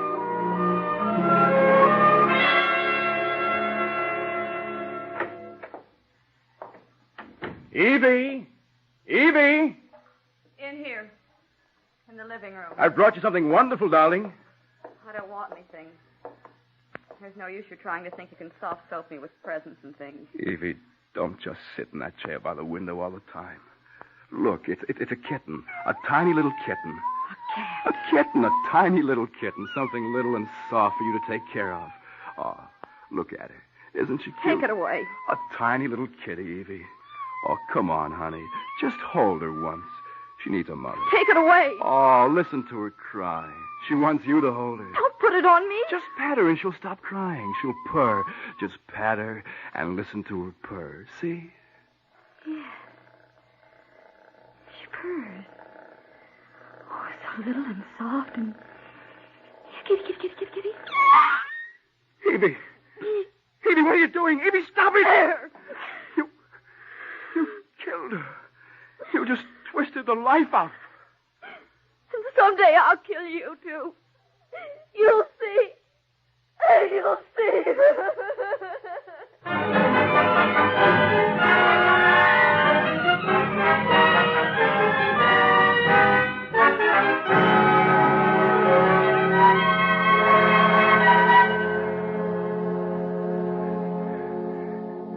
You see, Evie, when you killed the kitten, I just had to send you away to the hospital. It was better for you. You mean safer for you? Oh, you were scared of me, weren't you? Just the way you are now. It's nearly 8:45. You know, we ought to go down to eat something before the dining room closes. You must be hungry, darling. I'm hungry, all right, Alan. I'm hungry to see you die. Oh, how I wish I didn't need to use a gun. I wish I could squeeze you. And squeeze you like a kitten and kill you with my hands. Just my hands. Let me see your hands, Evie, dear. You want me to send for a manicurist? I wish I could tear your eyes out. Or somebody from the beauty parlor. I could pick up the phone right now and call them. Stop that! And stop looking at your watch. It's getting late, Evie. You're not going anyplace. Could I get a drink of water? Oh, I know all about that, Alan. The things I've learned in the hospital. That's called salivary inhibition. You're scared, you see. And your mouth is as dry as cotton. You know, maybe I ought to stuff cotton in your mouth. That makes people scream so they can't be heard, you know. I know. I don't really want any water at all, Evie. You know that? Just a drink. I need a drink. Let me phone downstairs for a drink. Oh, no. No. This time I'm not going to count, Alan. You'll never know just when I'm going to pull this trigger. Any minute now, Alan. Any minute now. Not here, Evie. Not here. Why not? I like it here. I haven't been in such a pretty room for so long, Let Alan. me take you home. You haven't been home for so long. There's pretty rooms there, and we can catch a train. Shut up. No trains? All right. Then we'll call and we'll it, hire get a it, car. get it, A movie. get it. Let's go to a movie. Wouldn't you like to go to see a picture show? It's still time. Time doesn't mean anything to you. You're just living for a second. The second I pull this trigger. Alan. Yes, Evie. Yes, darling. Look at me, Alan. That's right. I am looking at you, honey. See? I see. Oh, I like to see you so scared. I see the poor little man perspire. Ruining his good Sunday-go visiting shirt. Would you like to see me change my shirt, Evie? There's another in my bag. Get away from that suitcase. Anything you say, Evie. Anything you say. But let me change my shirt for dinner. I'm very hungry. You must be hungry, too. It's a long time since they rang the dinner bell downstairs. You said bell. Yes. I didn't mean to. You didn't scare me, Alan. Bill? Bill? You see, I can say it. Bill. Ding dong, Bill. Pussy's in the well. Oh, that's wonderful, Evie. Wonderful, you see? I can You say see, you're it. all right. You can go home with me. All right. You're all right, and you don't have to kill me. I don't? No, you don't have to now, see? Oh, yes, I do. And I'm going to. It's about time I killed you. Oh, you're still clever, Alan. How you've stalled me. How you've put me off telling me stories about babies and kittens. Not babies. Donnie, remember Donnie, our son. There isn't any Donnie. There never was a Donnie. It's time, Alan. It's time. No, Evie, no. It's just a few minutes before 9. Nothing special about that That's time. what you think. It's my time. And yours, Alan. I'm going to shoot you. Now. Donnie? Donnie? Donnie, look out! Get off the road!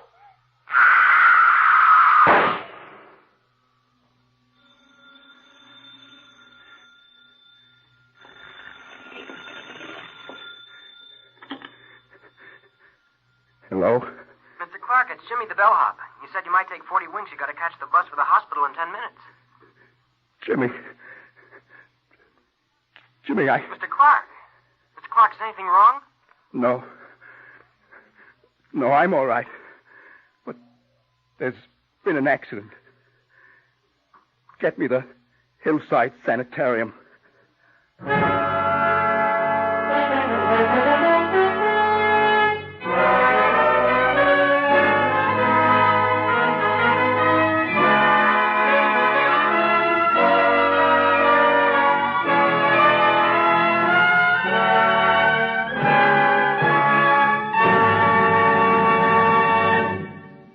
You have just heard Tension in 643, as written by Alan Sloan.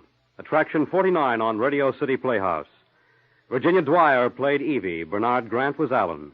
Other players in the cast included Nelson Olmsted, Grace Kelly, Bill Lipton, and Sarah Fussell.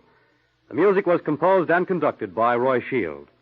The entire production was under the supervision of Harry W. Junkin.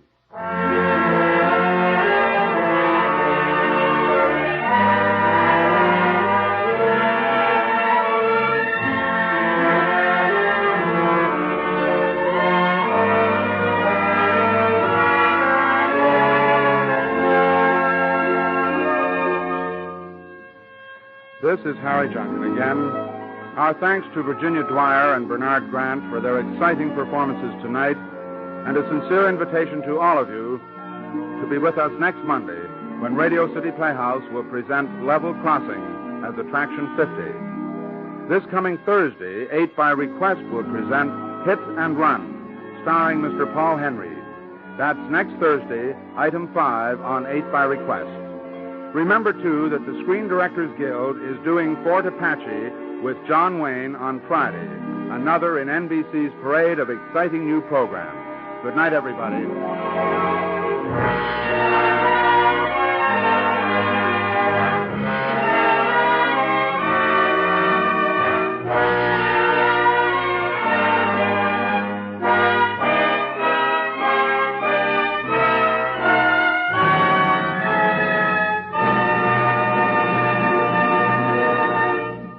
This program came to you from our studios in New York. Fred Collins speaking. This is NBC, the national broadcasting company.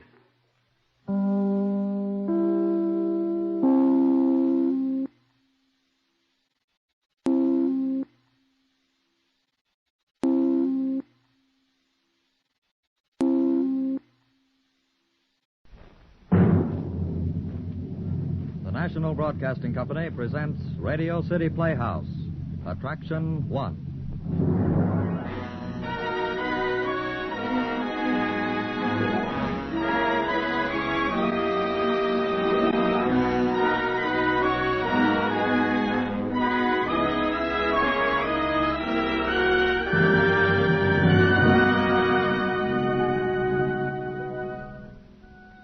Radio City Playhouse is a theater of the air that has been built to an extraordinarily simple design. In radio drama, there is no substitute for a fine story expertly told. So, if a script meets the highest standards of excellence, it may come from any writer, anywhere. So long as the performance is truly inspired, it may be given by any artist without regard to name or fame. We hope you'll listen each week to our new series, and if you feel like writing to us about our plays, we will deeply appreciate your comments.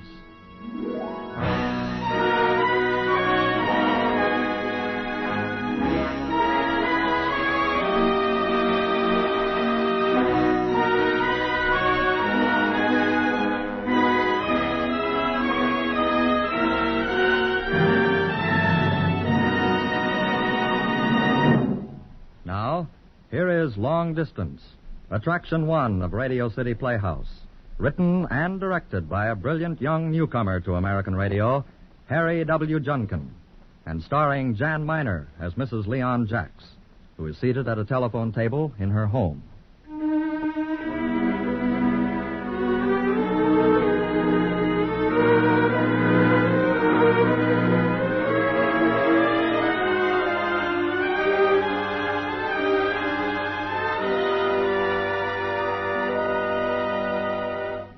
But, Warden, you don't understand. After all, you're the warden of the prison. Mrs. Jacks, I can't just act on your say-so. You've left it too late. I'd like to help you. Warden, try to understand. I've called the governor, but I can't get him. This letter proves that my husband didn't commit the murder. Why can't I make you see? My husband would never have been found guilty if we could have produced this letter at the trial. Mrs. Jacks, we always have these telephone calls before an execution. I know how you feel. I'm terribly sorry for you, but there's nothing I can do. You didn't produce this letter at the trial. I know we didn't produce it. That's what I'm telling you. I found it tonight, quite by accident, between the lining and the covering of my overnight bag. If we could have produced it at the trial, my husband would never have been... Well, the case would have been dismissed. Can't you understand that that he's innocent? You're executing an innocent man. But, Mrs. Jacks, I tell you, it's not in my power. I know how you feel. Believe me, I do. But you telephone me half an hour before an execution and start talking about some letter you found. I just can't do it, Mrs. Jacks. It's something that's out of my hands. I don't have the proper authority. Oh, you're so stupid. I tell you, this letter changes everything. At least you can delay the execution for 24 hours until you've investigated.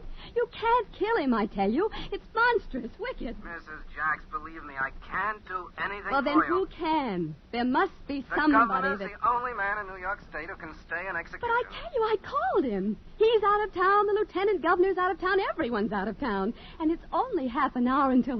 Mrs. Jacks, believe me, I'd like to help you, but you can't do it, I tell you. You can't. He's innocent. This letter proves he's innocent. Mrs. Jacks, tell me, who is the appeal judge? McLean. Judge McLean. Well, under the circumstances, naturally, we want to be just. If you can get Judge McLean to phone me here at the prison, I'll delay the execution 24 hours. You will? Judge McLean is the only man who can help you. I'm sorry. All right, thanks. I'll call him.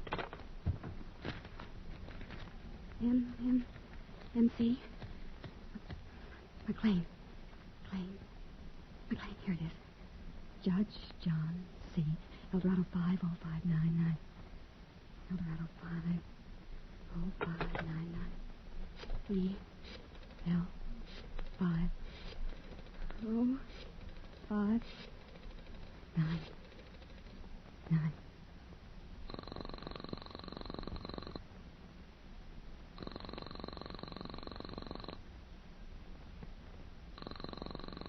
Please, God, let him be in. Answer. Oh, answer, why don't you? Hello? Is Judge McLean there, please? I'm sorry, he's not. He's out of town. Out of town? This is Mrs. McLean speaking. May I take a message? Where is he? Well, he went to San Francisco the day before yesterday. Who is speaking, San Francisco? You mean he's on a train somewhere? No, he flew out. Who is this speaking? Mrs. McLean, it's Mrs. Leon Jacks speaking. Mrs. Leon Jacks. Oh. Do you know who I am? Oh, yes, I know. Mrs. McLean, you've got to help me. I don't know if you remember at the trial, there was a lot of talk about a letter which never turned up. We couldn't produce the letter that would prove my husband was in Canada on Armistice Day and couldn't have committed the murder. I've never given up looking for it, and tonight I found it quite by accident. It had slipped down between the lining and the covering of my overnight bag. I knocked the bag down off a shelf, and it sprung open, and the letter fell out. And are you listening? Yes, I'm listening. Well, I phoned the prison. For a moment, I was so stunned. Anyway, I phoned the prison, and they told me that Judge McLean was the only man who could stop them from killing Leon. If I could just talk to Judge McLean, I mean, he'd recognize at once the importance of my finding this letter. The man at the prison doesn't understand the whole prosecution rested on the fact that we couldn't produce the letter at the trial. When is the execution? In a little over 20 minutes. Oh, no. I've never given up. That's why I'm not at the prison with Leon. I've never stopped working, trying to prove his innocence. I just got back from Canada tonight and was going out to be with him and then I found it. Mrs. McLean, I've got to talk to your husband. Mrs. Jacks, phone him in San Francisco. He's at the Golden State Hotel. Golden State Hotel. He always stays there. I'm sure you can reach him. Oh, all right. I'll try. Thanks. And please let me know if there's anything else I can do. Yes, thank you. I know it'll be all right. Yes. I just know it Thank will you. Goodbye. One. Long distance. Long distance. Long distance. I want to call San Francisco. The Golden State Hotel. Judge J.C. McLean. Judge J.C. McLean. That's right. Is that M.C. capital L-E-A-N? That's right. Golden State Hotel, San Francisco? Yes, operator. And what is your number, madam? It's Region 4, 9970. Region 4, 9970? Yes, operator. And your name, madam? Mrs. Leon Jacks, Jacks. Thank you, madam. I will call you. Operator, this is a very important call. How long will you be? The circuits are busy, madam. I will call But you. how long will it take? It's hard to say, madam. I'll call you as soon as I Operator, I have to know how long this call will take. It's very urgent. It's very urgent. The circuits are busy west of Chicago, madam. There are several calls ahead of yours. I'll put it through as quickly as possible. Let me speak to the chief operator, please. Yes, madam. Just a moment, please. Chief operator, Miss Milton speaking. Operator, I'm calling San Francisco on a very urgent matter, and I've got to get through as quickly as possible. Whom do you wish to call in San Francisco, Operator, madam? you don't understand. I gave all that information to the other operator. She said the circuits were busy. I just wanted to tell you why it was so important that my call be put through at once. Yes, madam. My name is Jacks. Mrs. Jacks. My husband is Leon Jacks. And your phone number, madam? Oh, what difference? It's Regent 4, 9970, but operator, the important... 4, 9970? Yes. Operator, my husband... I don't know whether you read the papers or not, but my husband is being executed tonight for murder.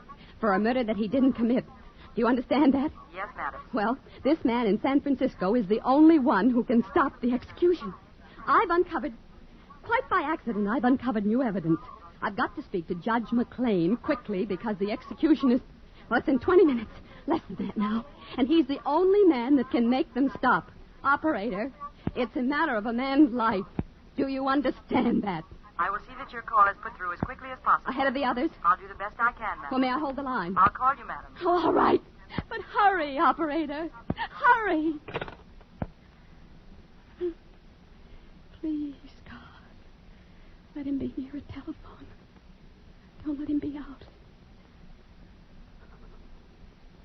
Please, God. 15 minutes more. Oh, God, help me. Please. Please, God. Our Father, which art in heaven, hallowed be thy name. Oh, God, don't let them kill Leon. He didn't do it. You know he didn't do it. Thy kingdom come. Thy will be done on earth as it is in heaven. Leon never hurt anybody in his life. Please, God, let him. Save him. Oh, God, I love him so. Hello. Your call to San Francisco, madam, for Judge J.C. McLean. Yes, have you got him? There is no Mr. McLean. I mean, no Judge McLean registered at the Golden State Hotel. But, operator, he must be registered. His wife said he always stayed there. Just a moment, madam. I'll check them again. Hello, operator. Yes, operator? Would you check that name again, please? J.C. McLean. My party is sure that Judge McLean is registered. They have no Judge McLean, operator. They have a Mr. McLean in 701 from Toledo, Ohio. That's the only McLean registered. Operator. Yes, madam. That must be the right McLean. His wife told me just a minute ago that he was there. He always stays at the Golden State Hotel. Please have them check it again. And hurry, operator. Just a moment, madam. Hello, operator. Oh, for heaven's sake, what are you doing, operator? Hello, operator. This is New York on Circuit 412. Is it clear? Oh, please. Hello? Hello, New York. Operator, would you connect me with the room clerk of the Golden State Hotel, please? This is an urgent call. Right. Oh, hurry. Hurry. What on earth are they doing? Just a moment, sir. Hello, room clerk. Hello, sir. This is New York calling a Judge J.C. McLean.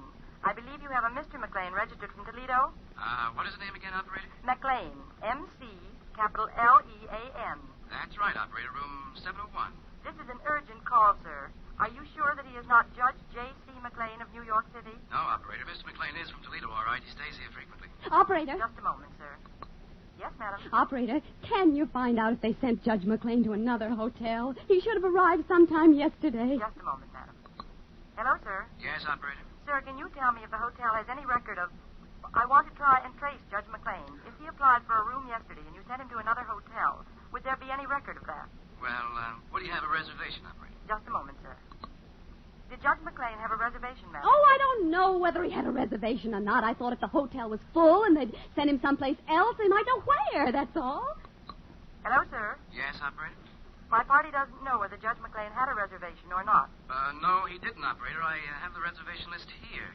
There's nothing for Judge McLean. Is there any way we can locate Judge McLean that you know of, sir? The call is urgent. Urgent. It's a matter of life and death. What are they doing? Hello? Hello? Operator. Oh, what's the matter? Why don't you answer me? Sorry, madam. There seems to be no way of tracing your party. Oh, operator, what can I do? I've just got to find him. In case Judge McLean does register at the Golden State, madam, I can try in 20 minutes. 20 minutes? But I told you that... Oh, never mind. Let it go. You wish the call canceled, madam? Yes. Yes.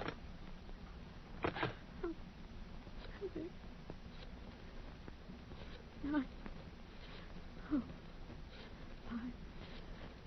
9.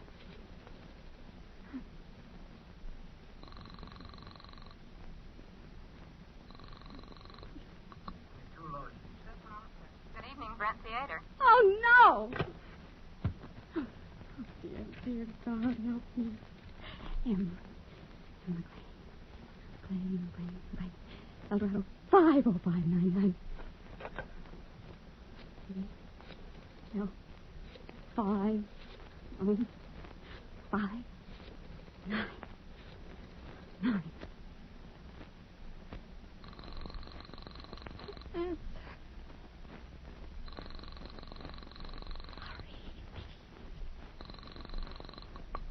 Hello? Mrs. McLean, it's Mrs. Jacks again. I can't locate your husband. He's not at the hotel, not registered even. Is there any place else, any other hotel where he might be? Yes. Try my sister. Sister?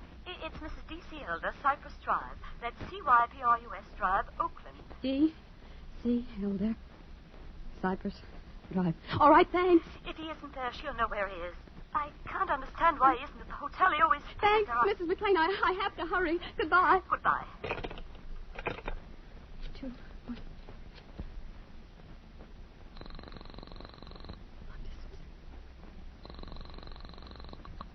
Long distance. Let me speak to the chief operator, please. Thank you, madam. Just a moment, please. Chief operator, Miss Milton speaking. Operator, it's Mrs. Jacks again. I have a call to San Francisco again. I want to put it through again. It's Oakland. Yes, madam. It's to Mrs. D.C. Elder, Cypress Drive, Oakland. D.C. Elder. Is that C-Y-P-R-E-S? The U.S. operator. C-Y-P-R-U-S. Cypress Drive. That's right. And hurry, operator. Please. Yes, madam. Hold the line, please. Chicago? New York calling Oakland, operator. Right. The circuit's a busy, operator. Will you ring the operator? Just a moment, operator. I can take it now. Oakland. Information, please, operator. Right. Information. Operator, the number of Mrs. D.C. Elder, Cypress Drive. New York calling. Elder, just a moment, operator. Right. I have a D.C. Elder, 1138 Cypress Drive, Montclair Highlands. The number is Lakehurst 39136. Lakehurst 39136. Right. Thank you, operator. Operator.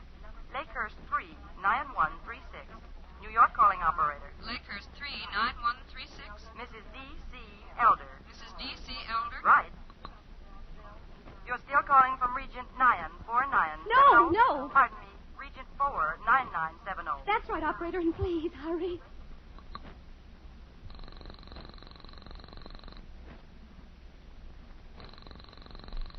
What are they doing? Hello? Operator, what are they... Operator, answer me. We are ringing Lakehurst 39136 for you, madam. Oh, God, please. There's less than 10 minutes left. Why don't they answer? Hello, operator. Lakehurst 39136 is DA, operator. Right, operator. Hello, madam. They do not answer. I'm sorry. Shall I try them again in 20 minutes? No, I told you, you stupid. Oh, what's the use? I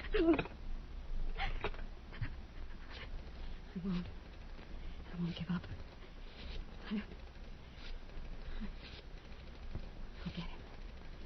I'll get him if I have to.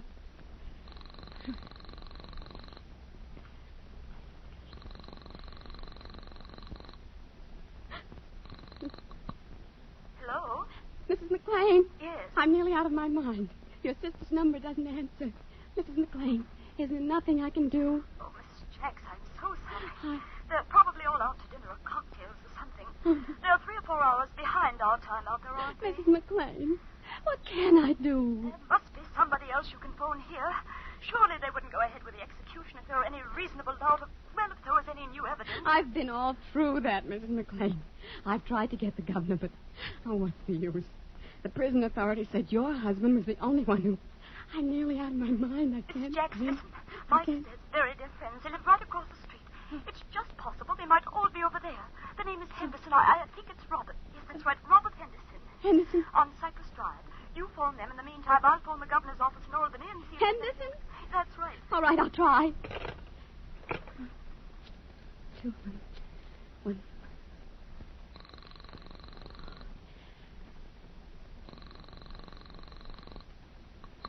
Long distance. The chief operator, please, and hurry. Yes, madam. Chief operator, Miss Milton speaking. Operator, this is Mrs. Jacks again. Operator, see how quickly you can get me San Francisco again. I mean, Oakland. Robert Henderson. No, it's Mrs. Robert Henderson. Cypress Drive again, Oakland. Mrs. Robert Henderson. Cypress Drive, Oakland. Why do you repeat everything? Yes, that's right. And hurry, operator, hurry. Chicago. New York calling Oakland, operator. Right. Hold the line, operator. Can't you tell him to hurry, operator? There's less than 10 minutes left. I've told you how urgent this call is, operator. Can't they hurry it up or something? We're putting your call through as quickly as possible, madam. Oakland. Information, please, operator. Right. Information. New York calling operator. The number of Mrs. Robert Henderson, Cypress Drive. Henderson. On Cypress Drive, operator. Yes, operator. I have a Robert L. Henderson on Crestwood Road, operator. Oh, for goodness sakes, how can you be so stupid? It's on Cypress Drive. They're right across the street from my friend's sister. Now, you must have them listed. Hello, operator. Yes, operator. Operator, Crestwood Road and Cypress Drive intersect. The houses might be like kitty corner from each other and yet be on different... Yes, that's it. Ring them and hurry, operator. What is the Crestwood Road number, operator? That number is Lakehurst 38197. Right. Operator. Lakehurst 38197. New York calling operator. Lakehurst 38197. Mrs. Robert Henderson. Mrs. Robert Henderson. Right. Are you still calling from Region 49970? Of course I'm still calling from Region 49970. For goodness sake, stop asking me stupid questions. Don't you understand that I'm trying to save a man's life? Why don't they answer? God, please make them answer. There's only 8 minutes left before... Hello? Hello, sir. New York calling Mrs. Robert Henderson, please. Well, she's not in at the moment. This is Mr. Henderson speaking. If you... He'll do, operator. He'll do. Very well, madam. Go ahead, please. Hello? Hello? Hello. Mr. Henderson? Mr. Henderson, I can't go into a long story. Do you know Judge McLean? I believe his wife's sister lives across the street from you. It's very urgent that I contact Judge McLean at once. Yes, I know Judge McLean. I drove him to the railway station this morning. What? Yes, he caught the Southern Pacific West Coast Limited for Portland this morning. Oh, Mr. Henderson, I'm in terrible trouble. I've got to locate Judge McLean. Well, I don't see how you can. He took the train at 10 this morning. Mr. Henderson, my husband he's being executed tonight for murder. Oh. A murder he didn't commit. Judge McLean was the judge. I found that there was a letter we couldn't find all during the trial, and I found it tonight quite by accident, and they told me at the prison that Judge McLean was the only man who could get them to put off the execution. If I don't get Judge McLean, they're going to kill me. Well, that's awful. Oh, I'm almost sick. I can't talk right now. Do you understand me? Do you? Yes, I understand. Wait a minute, let me think. What'll I do? Oh, God, help me. I love him so. I'll die of him. Please. Mrs. What's your name? Jax. Mrs. Leon Jax. Listen, Mrs. Jax, you might get Judge McLean at Dunsmuir. That's a town along the line. He phoned some friend to meet him there at the station. The train stops for 15 minutes. It's 20 minutes past 6 here now. The train arrived at Dunsmuir at 6:15. It'll be there now. Oh, it's no use. I'll never get it. Try it. Dunsmuir is a small station. The train will be in there now. It's worth a chance. Dunsmuir? Dunsmuir. The West Coast Limited is the train. And it's Dunsmuir, California. Try it. There is a chance. All right. Hang up quickly and thanks. Have you finished, madam? Is that the Oakland operator? Yes, madam. Operator, you may not be able to do this. A man's life just hanging by. Operator, can you get me the railroad station at Dunsmuir, California? The depot. I can connect you with the Dunsmuir operator, madam. Just a moment, please. Dunsmuir? Oakland calling, operator. I have an urgent call here from New York City. Can you connect me with the railway station? Yes, operator. The number is 395. Can you connect me, operator? Yes, operator. Just a minute.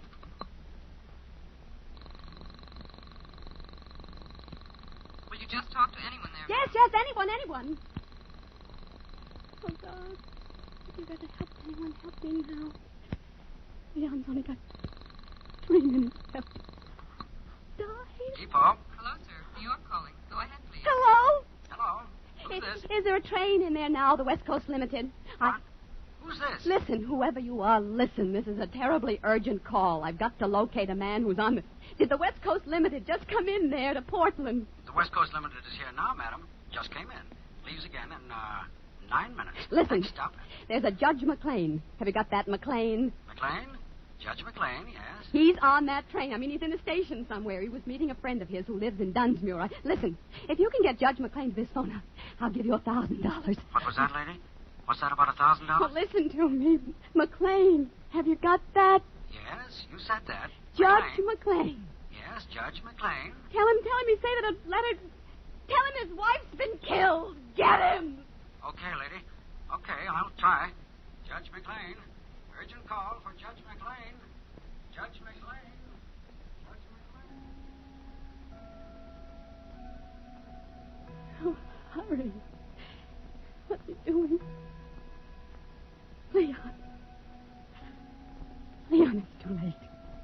They've started to... It's too late.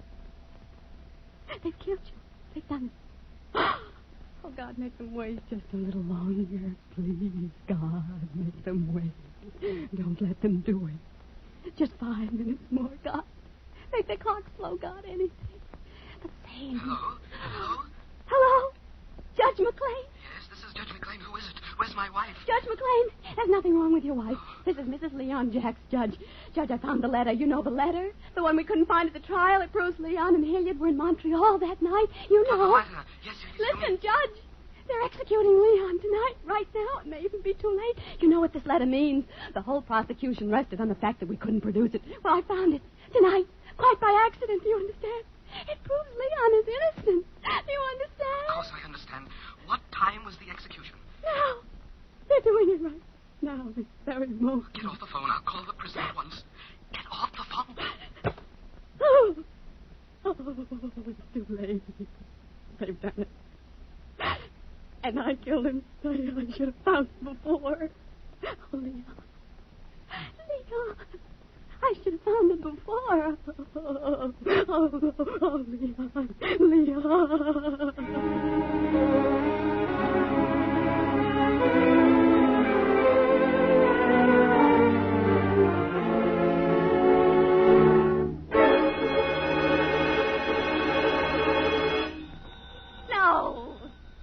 No, you don't need to tell me. I know. You killed him. You killed the only man I have. Stop! Stop it! Stop it!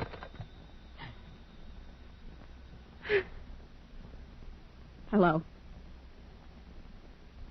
What? It's Leon. Leon? Darling. Oh,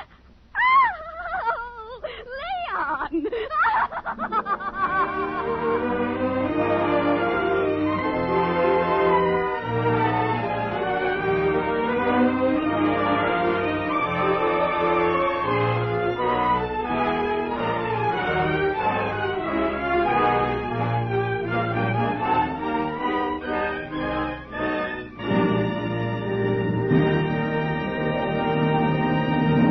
Have just heard Long Distance, Attraction 1, Radio City Playhouse, as written and directed by Harry W. Junkin. Jan Miner was heard in the exacting role of Mrs. Leon Jacks. Other players included Anna Caron, Eugene Francis, Gene Tatum, and Frank Thomas. The music was composed and conducted by Dr. Roy Shield. Radio City Playhouse is supervised for the National Broadcasting Company by Richard P. McDonough.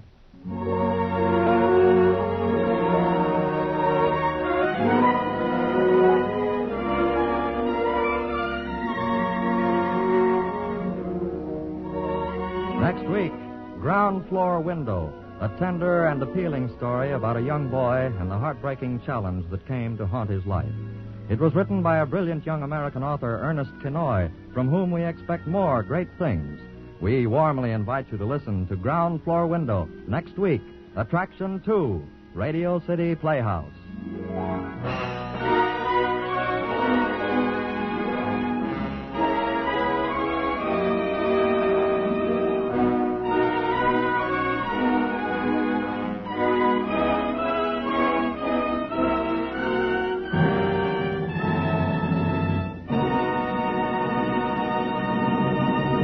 Robert Warren speaking. This is NBC, the National Broadcasting Company.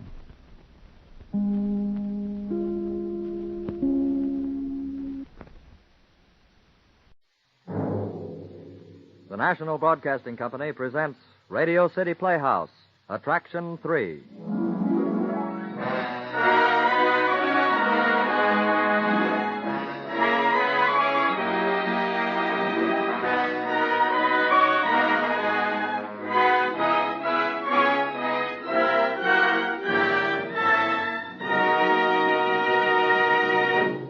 Of Unsound Mind stars the lovely and talented young American actress Gene Tatum as Myra.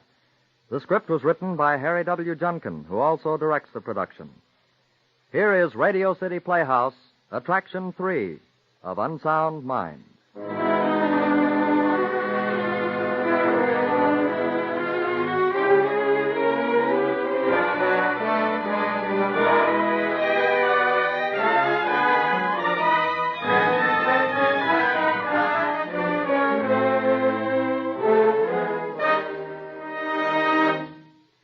Jeff, I won't do it.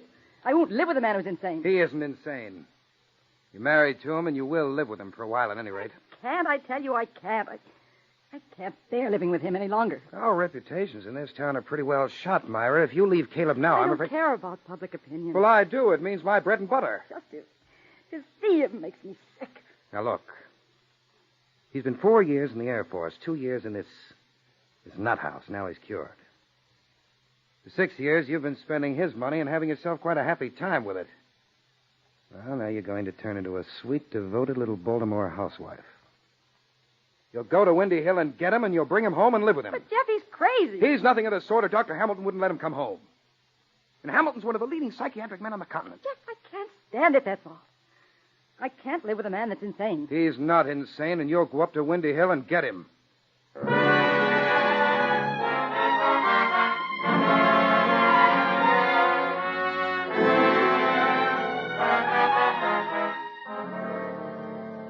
Dr. Hamilton, before I take Caleb home from here, is there anything else I should know? I don't think so. He's completely cured.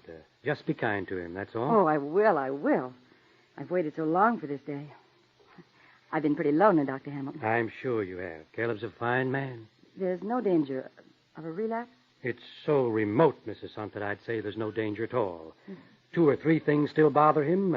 Fire, for instance, and traffic. He shouldn't drive a car for a few months. Oh.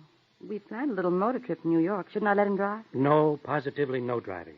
If he got excited or if something startled him, he might freeze to the wheel. Uh-huh.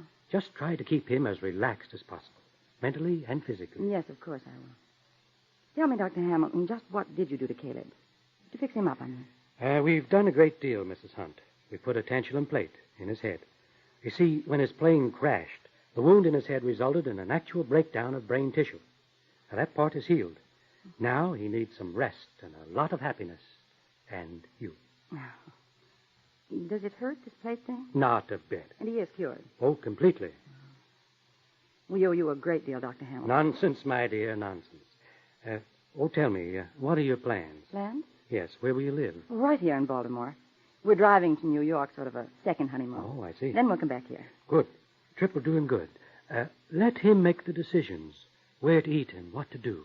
You know, it'll give him confidence in himself. Oh, I'll do everything I can. Good. And now you better go and find him. He's waiting for you in the reception room on the first floor. I've already said my goodbyes to him. So go on your motor trip to New York and never think of Windy Hill again.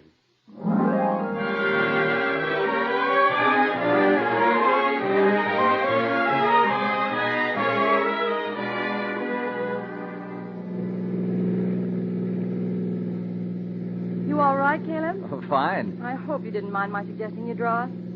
Really, I was exhausted. Oh, no, I'm fine. It's good for me. I've got to get over these crazy notions. Well, just that Dr. Hamilton said that you shouldn't do any driving. I should never have suggested it. I don't know how. Oh, forget it. I'm fine, really. Don't go too fast. Oh, relax, Myra. I'm fine.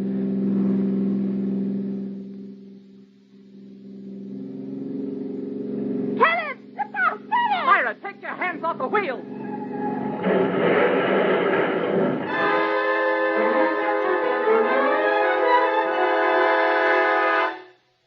Hello, Penn Station. Parlor car reservations, please. Who on earth are you phoning at 7 o'clock in the morning? Parlor car reservations? This is Mrs. Caleb Hunt, room 815, Waldorf Astoria. Could I possibly get 2 chairs and a parlor car to Baltimore this morning? Myra, what are you doing? Darling, I can't hear. Yes? To Baltimore, yes. My husband isn't well, and I want to get him home as quickly as possible. What do you mean I'm not well? What time does it leave? Oh. Well, how about 11:30? Myra. That's very kind of you. Could we pick them up at the station? Myra, for goodness sake. Thank you very much. Hunt, that's right. Myra. C.H. 815 Waldorf Astoria. That's right. Thank you very much. Myra, I don't want to go home. Darling, go back to sleep. You needn't get up for an hour yet. There's nothing the matter with me, and this is simply ridiculous. Why shouldn't we stay in New York and have some fun? After all, neither of us was hurt. We might have been, Caleb. And an accident like that, well, such a shock to your nerves. It's a shock to yours, too, isn't it? It's not the same thing, Caleb. After all, you've been ill. Very ill. Oh, nonsense. It isn't nonsense at all. I just want to take care of you, that's all. I don't need taking care of. For your own good, darling. There's nothing the matter with me, I tell you. We do have to be careful, though. But you don't have to whisk me back to Baltimore after one day in New York. Why, we haven't seen a thing yet. Anyhow, how'll we get the car back? It'll take him at least a week to fix it. The car isn't as important to me as you are, darling. Well, I'm not going. Caleb, honey, I love you so much that I'd never forgive myself if anything happened to you. I should never have let you drive. I feel personally responsible for the accident. If you kept your hands off the wheel, we wouldn't have had the accident. Caleb. Oh, I'm sorry, Myra. I just wish you'd stop worrying about me. I'm not worrying about you, Caleb. I want to go home. Oh, all right. I'll go pick up the tickets myself. What time's the train go? Every hour on the half hour, and we've chairs on the one at 11:30.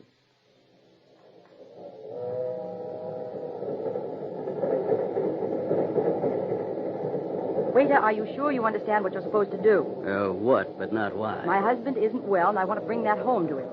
I want him to realize that he's not normal. You see, he won't listen to me. Yes, ma'am. My husband is back in the chair car. I'm going back now to get him. We'll be coming back to the diner in a few moments for lunch. You're to watch for us and to be sure it's you who serves us. Is that clear? Yes, ma'am. Isn't $50 enough? Yes, ma'am. You handle it properly, I'll give you 50 more. After all, for $100, you shouldn't be too fussy. No, ma'am. And don't let him write out his order. You understand that? Yes, ma'am. Let me look at the menu. Here you are. He'll probably have the chicken, so bring him something else, anything else. Now, so long as you bring him something different to what he ordered. You understand? Yes, ma'am. All right, we'll be back in a few moments.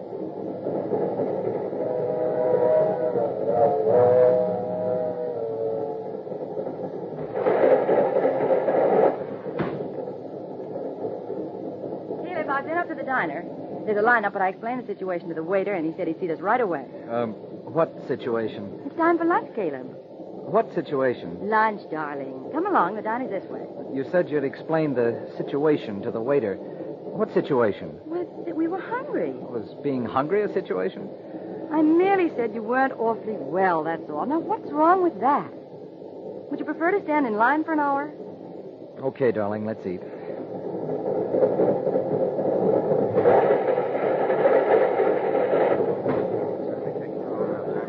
Waiter, here we are. Pardon. Would you let us by, please? Thank you. Excuse me. Come, Caleb. Pardon. Thank you. There we are. Now, you sit down there, Caleb. You shouldn't ride with your back to the engine. I'll hold your chair. Nonsense, darling. Sit down. There. That's it. Now, isn't that comfortable and better than standing on line? I'd feel better in line than on a leash, Myra. Caleb. You drag me along like a little lap dog. That's a very cruel thing to say, Caleb. Oh, all right. I'm sorry. Let's order, Waiter. No, not you, the other man. Oh, what difference does it make? Caleb, I gave him a tip to get us this table. He might as well serve us, too. Good day, ma'am. What'll you have, Myra? You got a pencil, waiter? I beg your pardon, sir? Don't we have to write our orders out? It's all right, sir. I'll take it down. What'll it be, Myra? Chilled consomme is very nice, ma'am. All right. Lamb chops and lyonnaise potatoes. Small salad and, I guess the ice cream cake. Coffee, ma'am? Thank you. And for you, sir? I'll have the chicken. No, I think I'll have the roast lamb. Is it nice? Very nice, sir. All right. Roast lamb. No soup, green peas, mashed potatoes, ice cream, coffee. Thank you, sir.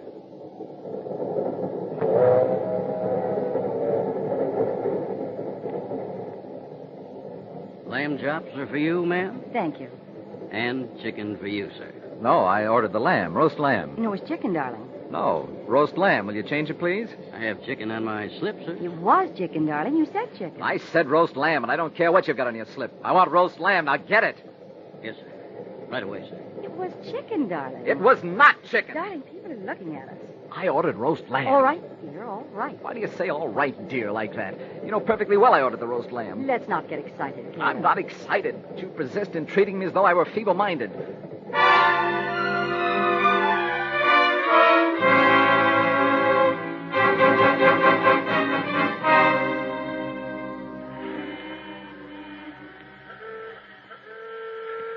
I suppose as a pawnbroker you make quite a lot of money. Oh, I do all right.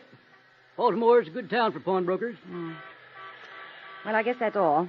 You sure you understand what to do? Yes, I know. Say, listen, lady. What are you up to? That's none of your business. There's $50 in it for you. Here's 25. I'll give you another 25 if you do it properly. Now take a good look at his picture. Yes. Yes, I'll know. And then when he comes in, what do you say? I say, hello, mister. Back for your wristwatch? How's that? You're not very convincing. Look, lady, I'm a pawnbroker, not an actor. Try it once more. Okay. Hello, mister. Back for your wristwatch? That's better. Here's the watch. And remember, you've never seen or heard of me. Remember, you've never seen or heard of me. Okay. I'm coming. Myra, did you forget your keys? Yes. I was beginning to wonder where you were. You been shopping? Yes. You buy anything exciting? Caleb, I'm very upset. Why did you pawn your watch? What? Your watch, the one you lost. Why did you pawn it? Heaven knows there's plenty of money. If you need it, and you can go to the bank and get it. What are you talking about? The watch you said you lost. What do you mean, said I lost? I did lose it. I left it on the wash basin when I washed my hands. And it just vanished into thin air? Well, it wasn't there when I went back. You think somebody stole it? I think it'll turn up somewhere around the house. I saw it in a pawn shop this afternoon. In a pawn shop? I went in and looked at it. It had your initials on the back. Well, then, Mrs. Archibald must have taken it and pawned it. Oh, I can't believe it. She's been with us for years. Caleb, don't. I asked the man in the pawn shop. He described the man who brought it in. And? The description fitted you. Myra, I did not pawn that watch. Then somebody's lying somewhere. Well, who do you prefer to believe? Me or some character who runs a pawn shop? Are you implying that I pawned that watch without knowing it? Darling, Caleb, I'm implying nothing. I'm sorry I mentioned it. What's the name of the pawn Darling, shop? forget it. I shouldn't have told you about What's the name of that pawn shop, Myra? Son, the Royal Pawn Shop. Caleb, please don't go. It's no good, Caleb. I tell you it's no good. You'll only upset yourself. Caleb, please.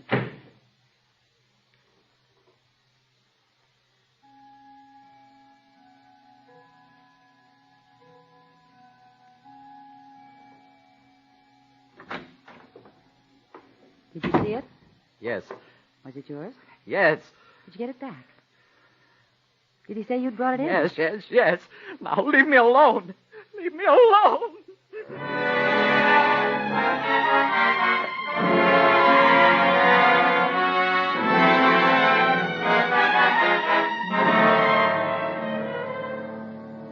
Oh, really, Jeff, it was quite amusing. Poor Caleb, he was so befuddled. I don't like it, Myra. What do you mean? I mean that I don't like it. It's a rotten trick. Are you backing down? No. But I don't like it. Oh, don't be foolish, Jeff. We can't just go on like this. Somebody has got to do something. Put your cigarette out, Jeff. Well, darling, Put your cigarette out. Kiss me. Oh, you're so strong, Jeff. So tough. Jeff, I love you. I love you.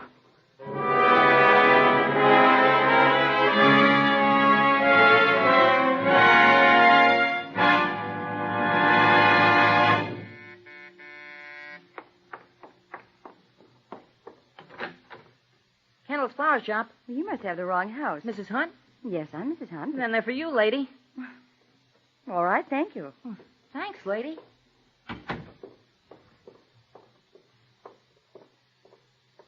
Who is that? Your flowers arrived. Flowers? Caleb, they're gorgeous. Oh, you were always wonderful at buying flowers. I didn't send you any flowers, Myra. You didn't? There's a card with them. Let me see it. But Caleb, does it matter? Really, does it? Let me see that card. No, Caleb, please. Who were they addressed to? Mrs. James C. Hunt. Mother? But, Myra, Mother's been dead for 15 years. How could I... It doesn't matter, darling. They're lovely. And we'll pretend they're for me. Let me see that card. No, it doesn't matter. Please, darling, don't worry about it. I think I'd better lie down. Just lie down for a little while.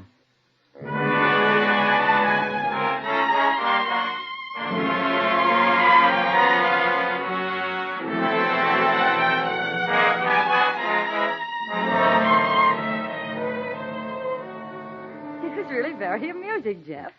He couldn't believe it. Flowers to his mother after all these years. You're certainly not overburdened with conscience, are you? I hate him, Jeff.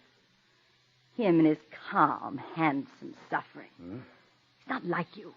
He's not tough, not strong. He wasn't so stupid he'd see through me. Really, the flowers stunned him addressed to his mother. She's been dead for years. How's he taking it?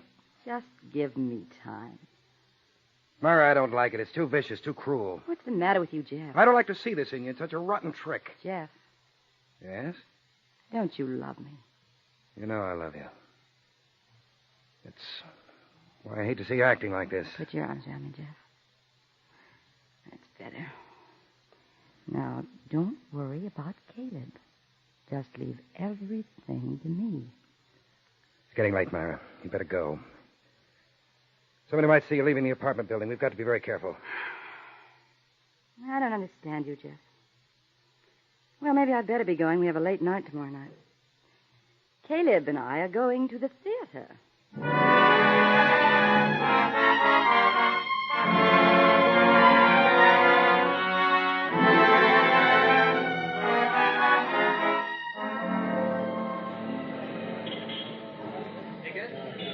They say it's a marvelous show.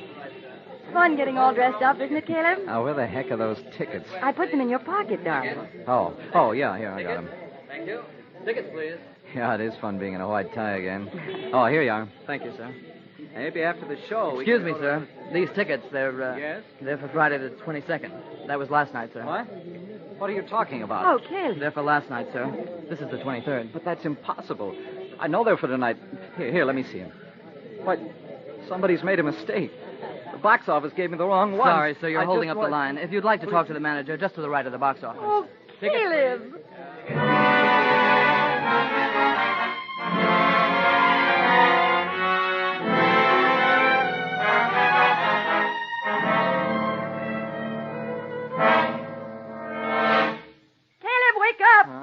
Caleb! What? Caleb, Mrs. Archibald's gone. Her clothes, everything. She's left us. She's gone. What? Caleb, try to remember. You've done something. And this time I'm afraid of... Afraid of what? What are you talking Listen about? to me. I got up this morning. Mrs. Archibald wasn't down. I went up to wake her. I thought she must have overslept. Her room was empty. The bed had been slept in, but she's gone. Then when I came downstairs again, I found your bedroom slippers in the hall covered with mud. Just No. covered. Caleb, please try to remember. You were outside the house sometime during the night. Can't you remember anything? Oh, Myra. Myra, I'm afraid. Well, surely you couldn't get up out of bed and go outside without remembering something. I can't remember. Oh, Myra, I'm so afraid. You went to bed as soon as we got home from not going to the theater. You were asleep when I came up. Try to remember. I can't. Do you remember that it was raining when you went to bed? No. Yes. I don't know. I don't know what to say, Caleb. Myra. Yes. Do you think I ought to go back? Back? To Windy Hill. Oh, not for long, maybe just for a month or so. All these things I've been doing. Mistakes I make.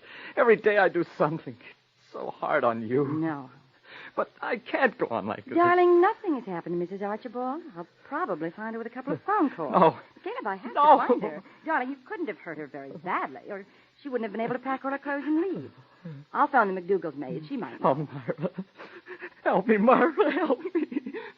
You've no idea what it's like to be insane.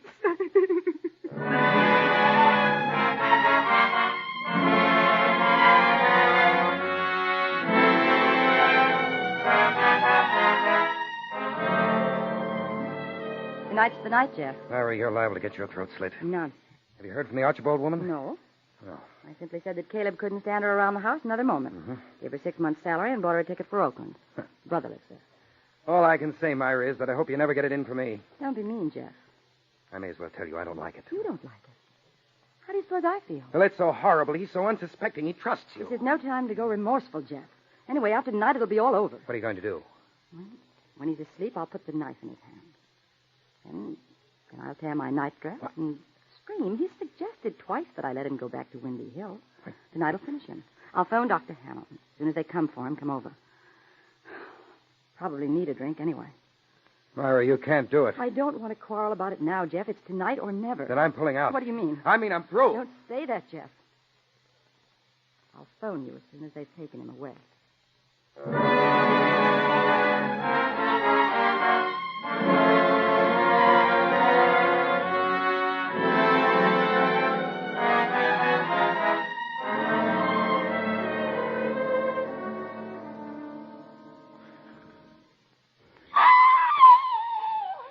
Myra! Oh, Caleb, don't kill me. Caleb, put the knife down.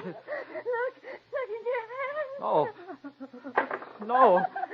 Oh, Caleb, you frightened me so. The look in your eyes. No.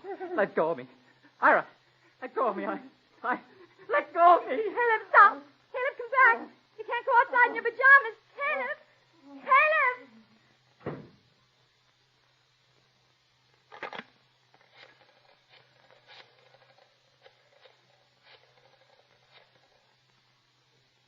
Dr. Hamilton, please. Oh, yes? Well, would he call Mrs. Caleb Hunt the moment he comes in? Yes, it's very urgent.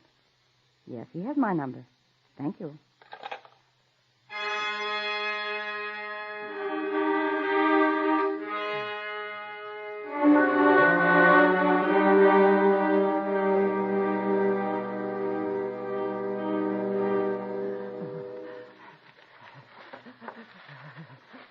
Now, wait a minute, chum. You can't go romping around in pajamas through people's hedges. Let me go. Well, you're Caleb Hunt, aren't you? Let me go. Look, I'm Jeff Benson. Remember me? Listen, if you go romping around through hedges in your pajamas, people will think you're crazy. I am crazy. No, you're not. It's Myra that's crazy. Myra? How do you know Myra? Well, that's what's been bothering me, Caleb. That's why I came over here in the middle of the night. Look, you know I've got to have a good long talk. My car's over there. Come back to my apartment, get me some clothes. I got a few things to tell you. You're not going to like them much, but I'm going to tell you anyway.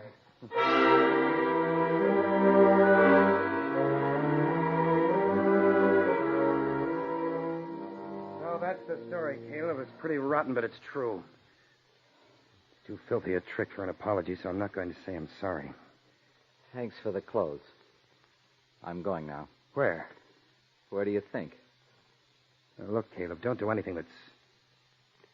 I'll let you be sorry for. You won't, will you? What would you do in my place? Why? Well, I'm asking you. What would you do?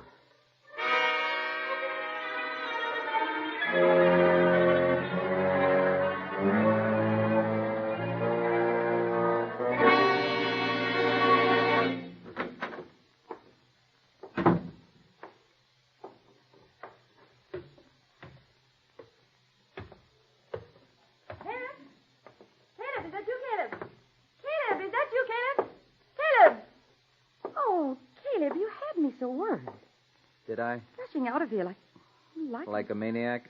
Oh, I was terribly upset. Were you? I'm touched, Myra. Deeply touched. You've got to come to bed. Jeff Benson gave me this jacket. Did you give it to him before I was reported missing or after? What are you talking about? We had quite a chat, Benson and I. I got the whole story. Pawnbroker, the florist, theater box office, Mrs. Archibald, the waiter on the train. Half the city must have been working for you, trying to put me back in Windy Hill. Incidentally, Benson's sick of you. It took 7 or 8 drinks to make him realize just how sick. But right now, he fairly shakes with nausea at the mere mention of your name. I haven't the faintest idea what you're talking about. Why should you? I'm crazy. Caleb, stop. I am. You've driven me crazy, Myra. Crazy. You lay so much as a finger on me, I'll yell the house down. Go ahead, yell. Caleb, stop, right? Don't get out of bed, Myra. Insane men always murder the defenseless woman in bed. You are mad. You are crazy. Sure, crazy. You make a pretty picture, Myra, sitting up in bed with the sheets drawn demurely around you. Caleb, it's not true, Caleb. I do love you. Really, I do. I love you very much. You know what? I'll choke you slowly, Myra. Insane men always do. And I'm insane. I have the most wonderful alibi, too. You see, I'm crazy. You convinced everyone of that. So they'll just send me back to Windy Hill. That's all they can do to me. Does that hurt, Myra? Now, get up. Get up, I said. Stand up. Oh, that's it. It's wonderful what you can do when you try, isn't it, Myra? You dirty little tramp. I wouldn't kill you, Myra. I'm free. I'm well, and I feel wonderful. I want you to live. I want you to live a long, long time with yourself, all alone. You and your twisted, moldy little mind. Myra, I hope you live to be 90.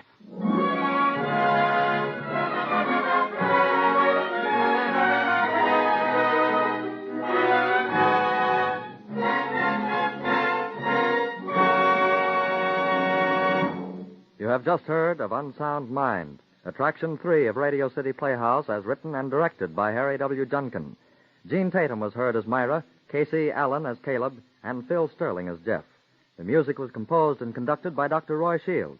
Radio City Playhouse is supervised for the National Broadcasting Company by Richard P. McDonough. As you noticed tonight, that favorite program of yours, Grand Ole Opry, comes to you half an hour earlier during the summer months. So tune in 1/2 hour earlier next week for Grand Ole Opry, then stay with us for Radio City Playhouse.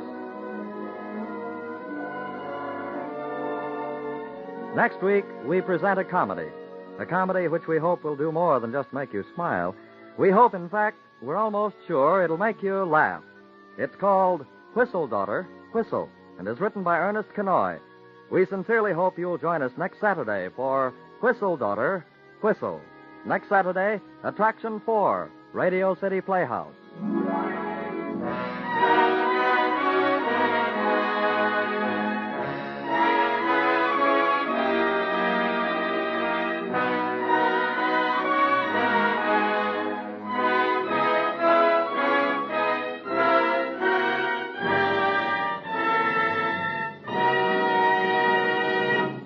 Bob Warren speaking. This is NBC, the National Broadcasting Company.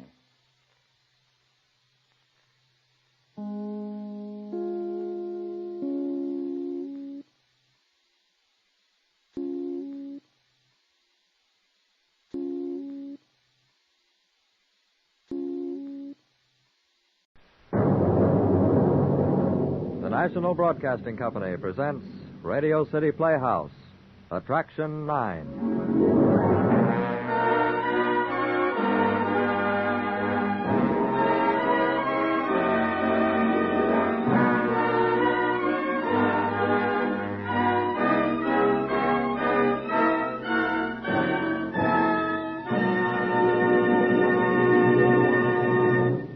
Radio City Playhouse proudly presents Betrayal, another story by Ernest Kenoy, author of Ground Floor Window and Whistle, Daughter, Whistle.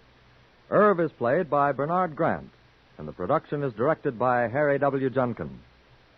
Here is Radio City Playhouse, Attraction 9, Betrayal.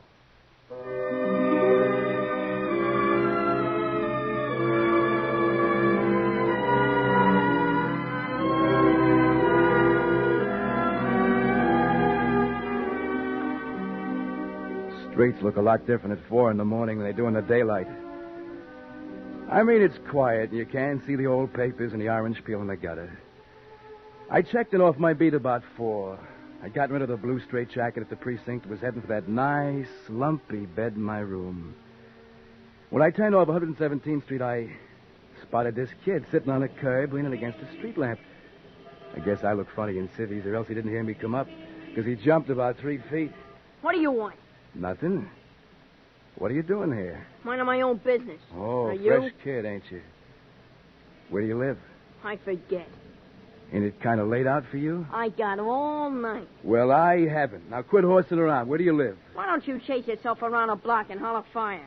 Get up out of there. Blow, bud. I said get up. Hey, let go my arm, you big crumb. Why don't you pick on somebody your own size? Come on now, kid. You better get home. What's it to you? Look, you don't want to get into trouble. Go ahead, call a cop.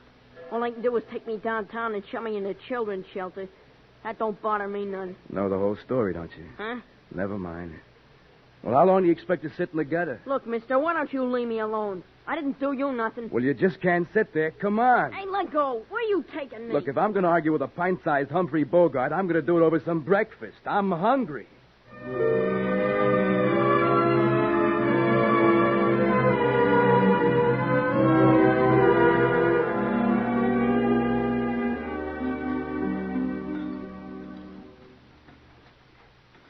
Another all black. No sugar, Charlie. Throw one black. Well, kid, how about it? How about what? You, where do you live? What's your name? Shiv. Shiv, huh? You carry one? Yeah. You can look. It snaps open. Hey, that's quite a frog sticker. It's legal. The blade's an eighth under 4 inches. I measured. That's why they call me Shiv, see? 'Cause of the knife. I got my name on the handle on the other side. And how about the rest of it? Shiv what? I forget that, too. One black, Irv. Hey, Charlie, you ever see this kid before? Me? No. You done something? He's got lockjaw. Lockjaw. What do you know? Look, kid. Shiv, I ought to turn you in so they take care of you down at the children's shelter. I wouldn't tell them nothing either. All right. Look, I'm crazy, but I'll make a bargain with you.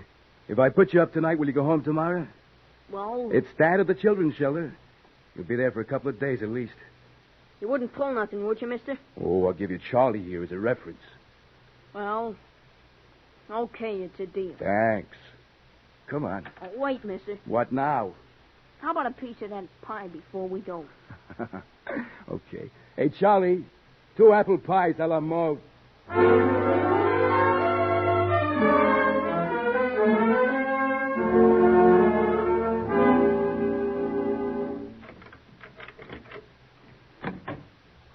Okay, inside. Gee, this ain't bad. You live alone? Solitary confinement. Yeah. Hey, What's the matter? you got a real icebox in the corner. It's empty, so relax. Here, you take the couch. Okay by me. Boy, Hey, get off of there with your feet. what's the matter? My shoes wouldn't hurt nothing. That couch may have pansies on it, kid, but it don't need no fertilizer. Come on, off with the shoes. Okay, now the other one. Hey, when's the last time you washed your feet? We went swimming last week down at 100th Street. Only a week ago, huh? Well, we unscrewed a hydrant last night. Should have seen it. Looked like Niagara Falls or something. I didn't take my shoes off. Yeah, I'll bet. They look like they grew there. Boy, guess I am tired. How about breaking down, Shiv? What were you doing on dawn patrol down there? It's my old man. If I don't get home by 10, he slams me with his belt. Figure it's better to stay away. It wouldn't occur to you to get in before 10, huh? That early? The gang's just starting. Some of the guys don't go home all night. And what keeps them that busy? You know. All sorts of stuff. Depends. Last night we were supposed to have a war. The Panthers, that's us, against a gang from the Bronx. We would have licked them hollow. You got beat. Nah.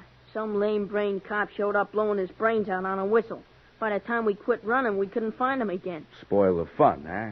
Sure. We had it all fixed. Uh-huh. Guys up on the roof with light bulbs, air guns, everything. We would have murdered him. And suppose somebody gets hurt? So they get hurt. Shorty had 4 stitches last week. He's a leader. The Bronx gang get him? Yeah. Shorty was walking along, see, when he sees his kid from the Bronx all alone. It's a little kid, so Shorty jumps him. So, naturally. Only them Bronx rats are hiding around the corner, and boom, they're all over Shorty. That's the kind of dirty fighters they are. Filthy. They would have carved Shorty up good, only a cop came along and chased him. That was the first time he was ever glad to see a flatfoot. You, don't like flat feet. You kidding? I never seen a cop yet who wasn't yellow cleared down to the sidewalk. Uh-huh. All the time breaking up stickballs. They never let anybody have any fun. Bunch of cross-eyed crumbs. I wouldn't trust a cop as far as I could throw a hippopotamus. Anyhow, what are you doing sticking up for him? Why shouldn't I? You think a guy like you would want to steer clean of the cops. What? You don't have to worry about me. I won't say nothing. Wait a minute. What are you talking about? I seen it when we come in the room. Seen what? Well, I figure nobody wants to get chummy with the cops when he packs a rod in his coat pocket. A rod? You... What's the matter with you? You thought I was, Come here, Shiv. What is it? Take a good look in the closet. Holy smokes. One suit, blue serge, complete with brass buttons and badge. A cop? Commonly known as New York's finest. Shorty finds out I stayed with a cop, he'll take me apart. Well, I won't tell him if you don't. They'll kill me, that's what. It'll be murder.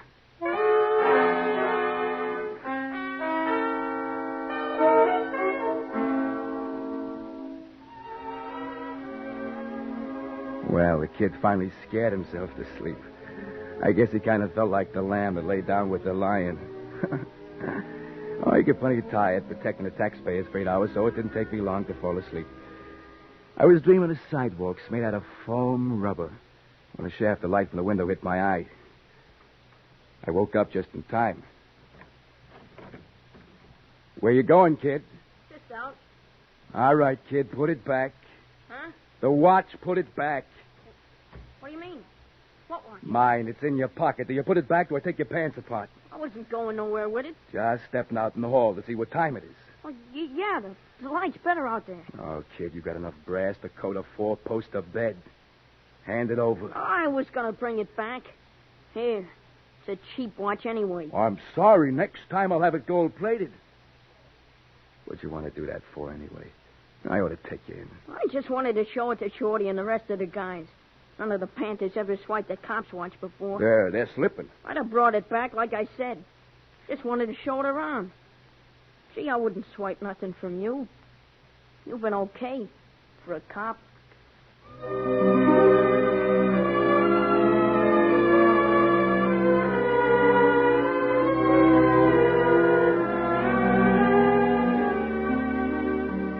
Shiv left the watch and beat it out the door like someone was chasing him.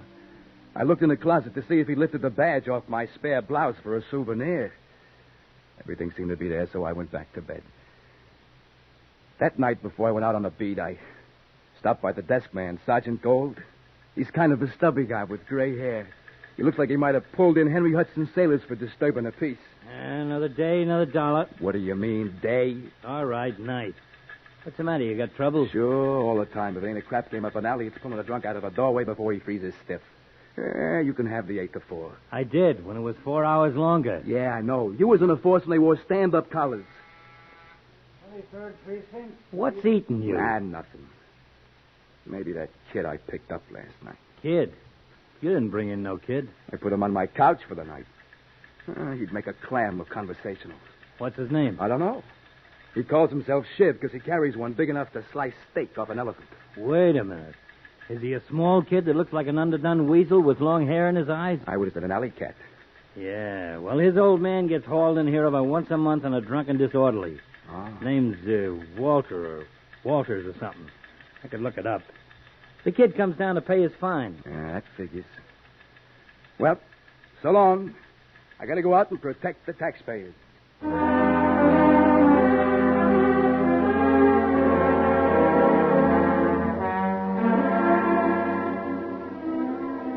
I checked out and started wearing my arches down on the concrete. Not much doing. Pulled an old lady out from under a cab and shipped her off to Lincoln Hospital. Broke up a fight in Broadway. And about 11 o'clock, I turned down 120th Street. There was a bunch of kids sitting on a stoop, and I spotted Shiv on the top step and started over.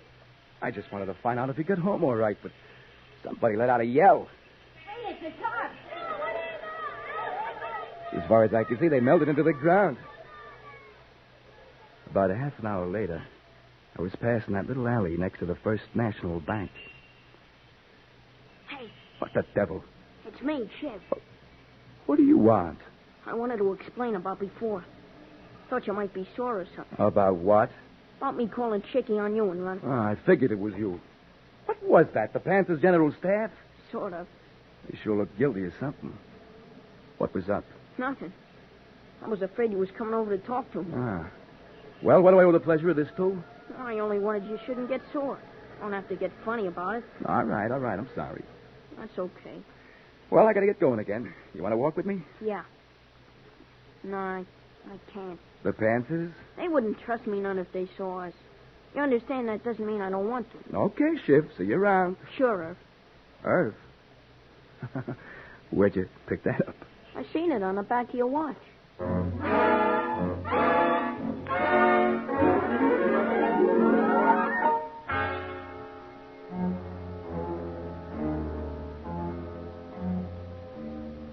It got to be kind of a habit. Shiv would wait in the alley and walk a couple of blocks with me. Only the kid was careful never to get seen under a streetlight. He was still afraid of being caught trading with the enemy or something. Once we was talking baseball or something, and Shiv must have forgot because we came around a corner onto Broadway, and across the street, the whole Panther General Headquarters was spread over the stoop of 3427. They must have spotted us because the first thing I know, Shiv was holding on to my arm, hollering. Let go of me, cop. I didn't do nothing. Let go, you flat-foot crumb, you brass monkey. You. I wasn't even touching him, but he broke away from me like as if I had a death grip on him. He waited for me outside the precinct station that night. Hey, Irv. Aha. Houdini, the escape artist. Oh, I didn't mean nothing. Did it go over big with the Panthers? You wasn't sore or nothing, was it? No. There's nothing I like better than being called a crumb. Unless it's a brass monkey. That ain't nothing. Practically a compliment. Take it easy, will you? I only said that because the Panthers seen me. Like yelling kill the umpire or something. Okay, we'll let the whole thing drop. You hungry? Yeah, sure. Well, come on. What's the matter? You're out late again. The old man's on another bat. Figure I ain't gonna walk in on him and have him think I'm a snake. Is he working? On and off. We ain't had nothing to eat in our house for a couple of days. Yeah, how about you? I do okay. You know, snitching stuff off the grocery store. Hey, you better not let me catch you lifting anything. You wouldn't turn me in, would you? I'm serious, Shiv. If you need money, you come to me, see? Well, I don't do it no more. I've been going up to my aunt's teeth. Only she cooks like a cement mixer. You stay at your aunt's, see? I don't like that sticky finger stuff. Take it easy, Irv. I didn't take nothing big. Besides, I don't have to take that from you. What? Well, I mean, we're just friends or something, see? When you start handing me big-time advice, it spoils everything, like you was a teacher or a relative. Okay, if you want it that way. And besides, just because I figure one cop ain't so bad, it don't mean the rest of them ain't no good low-down crumbs. Sounds like a communique from the Panthers. Shorty made me a lieutenant. A commissioned officer, huh? Congratulations. They only got two of them, me and Bernie. Okay, Lieutenant. Here's Charlie's place. Unless you got scruples against eating with the enlisted men.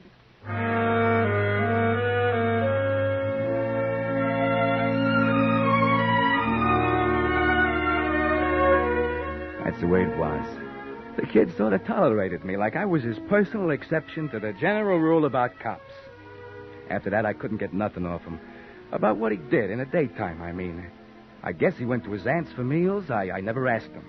Once I tried to talk him out of the Panthers. Why don't you go dive in a sewer? You think I'm one of them milk-fed petunias that runs home to Mama after school? Look, I don't ask you to quit the cops, so you lay off the Panthers. So I did. After that, the kid was even more careful, in case, perish forbid, anybody should see him with me. Once I offered to take him to the polo grounds when the Dodgers were in. You mean it?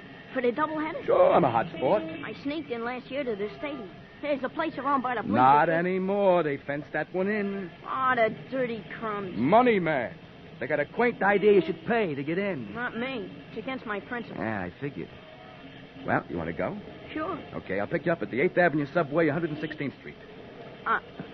Well, what are you shaking your head for? Look, suppose I meet you up there on top of the bluff. Okay. Far be it for me to damage your social standing. The top of Coogan's Bluff it is. I'll be wearing a white carnation in my buttonhole. Just whistle twice and give the password.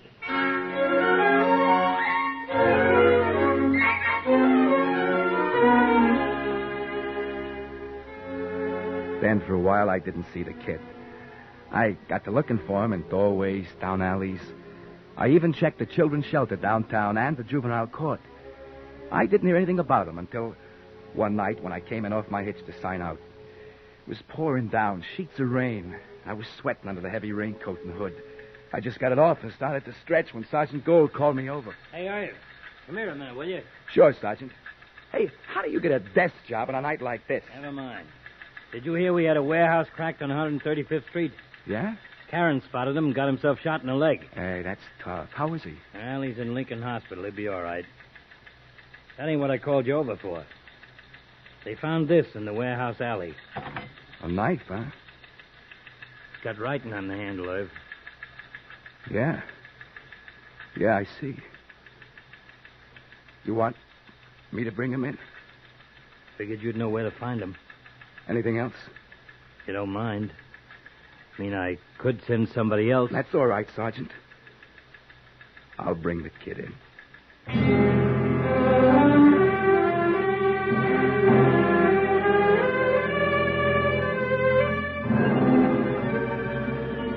I stood outside the station, watching the rain driving against the green lights. I didn't know where to find that crazy little jerk. Wasn't anybody much on the streets. A couple of cabs come by. Once in a while, somebody under an umbrella. I went over to the house where the kid lived. The landlady was scared, trembling when she saw me outside, and she let me in the room with a passkey. The kid's old man was lying across a cot, colder than a dead fish, with the whiskey smell strong enough to walk on.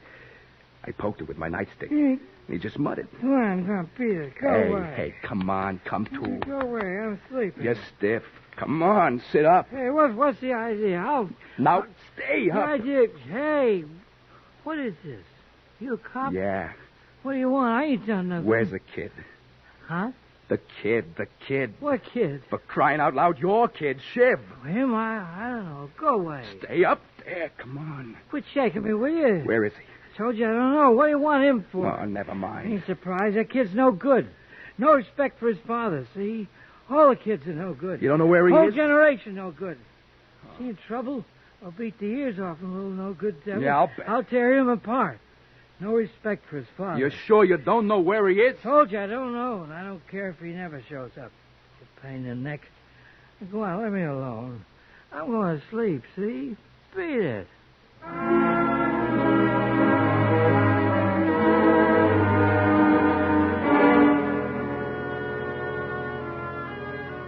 I told the landlady to call the station if he showed up. It was beginning to show daylight when I got back on the street. I called into Sergeant Gold and went home. My feet hurt more than usual, and I guess I felt pretty rotten. I just about made it up to the stairs of my room and opened the door. Huh? How did you get in here? That lock wouldn't stop a campfire, girl. What'd you come here for? I just ain't seen you for a while, that's all. Yeah, I'll bet. How you been? Why don't you cut it out? What's the matter? Can a guy ask how you been? Shiv, I saw your knife tonight, that one with your name on the handle. You did? That's funny. I lost it a week ago. That's right. It dropped right out of my pocket. They found that knife in a warehouse alley, Shiv. Right next to where a cop got shot. I lost it playing stickball. That's it. Oh, cut it out. It was the Panthers, wasn't it? They got pretty big. Decided to quit snitching bananas off of fruit stands. Graduated to a warehouse job, didn't they? Listen, Irv. I didn't want to go see, but I was a lieutenant. They would have said I was... I didn't want to go see. Who had the gun? Who did the shoot? I don't know. Yeah, you don't know. Remember, Irv, you told me to come to you when I was in trouble, you remember? Yeah. That's why I come. Irv, I only got one friend anywhere. That's why I come to you. Wait a minute. I gotta get out of town, Irv, before they find out.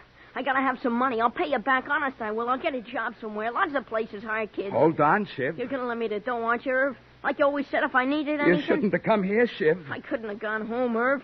The old man would have beat me up with an empty bottle, and my Aunt Myra would have just prayed at me. I knew you'd help me, Irv. You got to. You shouldn't have come. You're gonna give me the dough, ain't you? Ain't you, Irv? Irv. I'm gonna take you in, Shiv. No. I got to. Besides, if I don't, somebody else will. You see that, don't you, kid? It's the only way, Shiv. Let go of my arm. I got to. I should have known. Listen to me, Shiv. Let go, I said, you low-down, stinking, good-for-nothing cop. I should have known you cheap, crummy, no-good double-crosser. Shiv! What kind of a friend? Come to him for help and right away he squeals. What are they going to make you for this, an inspector or something? Calm down, will you? Let me tell you, I won't make the same mistake again. There ain't no cop living who ain't rotten right down through. I'll bet they make you a commissioner or something. You shut up a while and listen. I said listen. Maybe you think I like pulling you in for the juvenile court. Supposed to be a friend. Sure, a friend. But what do you think my job is? You think I get paid for nothing? I'm supposed to see that nobody gets hurt in my beat. I'm supposed to pull people out of fights and make sure nobody gets mugged in the alleys. I got to see that nobody cleans out a store when nobody's looking. You're breaking my heart. You think it's easy being a cop? It's a job like anything else and ain't such a good paying one at that. But, kid, it's the only job I got, and I got to do it right. Maybe it's crazy, but that's the way I work. If I had maybe $1,000, No, I bet you... Shiv. No. You come a lot closer to making me forget the job than a cheap hood with a roll of dough. But I wouldn't do different if you were my own kid brother. You gotta go in. Can't you understand that? Cop, that's all. Once a cop, always a low-down heel. And that gang. Next time the Panthers pull a job, maybe somebody will shoot straighter. There'll be a first-degree charge, and by that time, maybe you'll be old enough so you can end up in a regular court. What the devil kind of life is that? Can't you understand? Understand. I understand, all right. I thought there was one decent cop, a guy who'd stick by a friend, but I was a sucker, see? I was wrong. I hope that flatfoot that got shot dies. I hope he dies, and I wish it was you.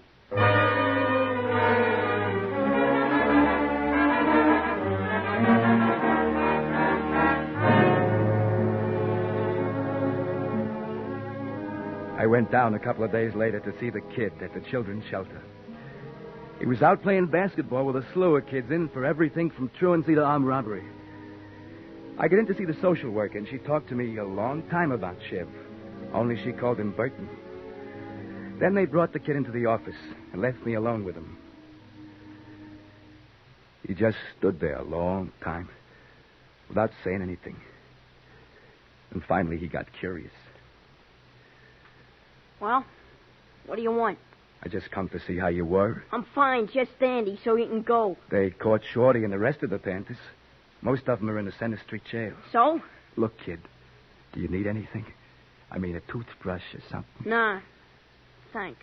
They treat you all right? Yeah, I guess so. A lot of questions. Look, the social worker told me you'd be up before Judge Carroll. Now, that's the lady judge. I'll have to be there, too, see? So between us, maybe it'll be all right. Don't do me no favors. Oh, what do you want to be so tough? Sometimes you get me so mad I could...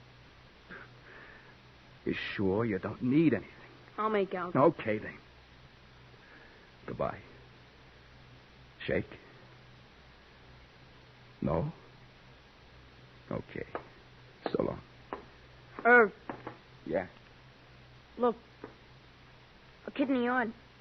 He told me. Where they gonna send me? They gonna keep me there all the time? Oh, no, not too long, I guess. This kid said they throw away the key, see? He told me they beat the ears off you all the time. Would they do that, huh? The kid, he'd been up before. He told me that... I don't want to stay there all the time, Irv. Irv. Oh, hey, take it easy. It ain't that bad. I've seen it up there. I wouldn't tell nobody else. I'm scared, Irv. What are they going to do to me? You'll be okay, Shiv. You'll be okay. Yeah. Yeah, I guess so. I guess I can take it. I gotta go, kid. Yeah. Irv, Yeah? you can... if you want, you can write me a letter. Oh, sure, Shiv. We'll make a lot of plans for later. For after. Yeah, I know. Only don't give the police station for a return address. No? I wouldn't want the other guys to know I was getting letters from a cop.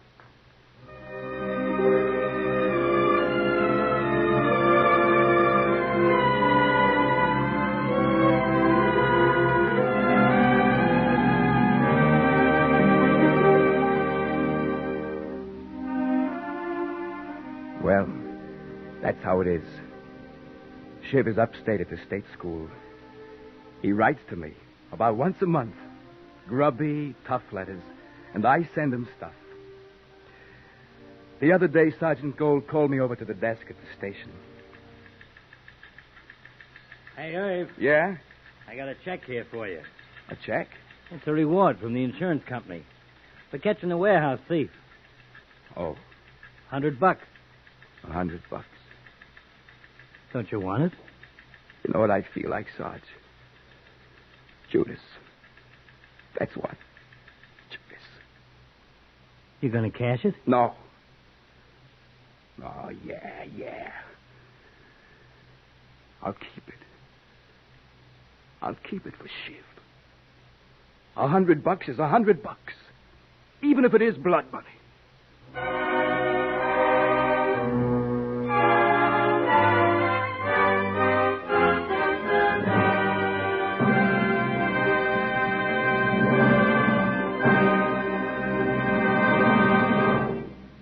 You have just heard Betrayal, as written by Ernest Kenoy and directed by Harry W. Junkin. The part of Irv was played by Bernard Grant. Shiv was Edwin Bruce, age 12. Other players included Arthur Q. Bryan and Alan Stevenson. The music was composed and conducted by Dr. Roy Shield. Radio City Playhouse is supervised for the National Broadcasting Company by Richard P. McDonough.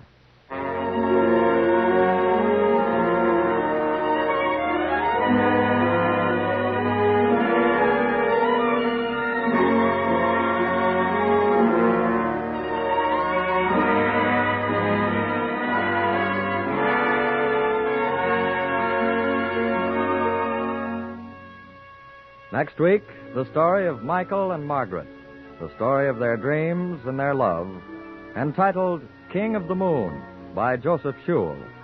We warmly invite you to join us next Monday for Attraction 10, King of the Moon, on Radio City Playhouse.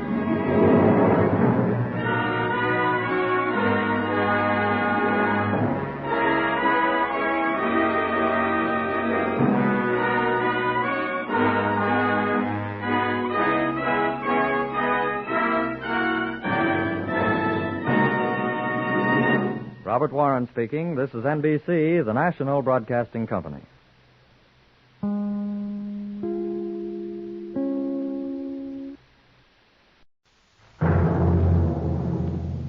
The National Broadcasting Company presents Radio City Playhouse, Attraction 12.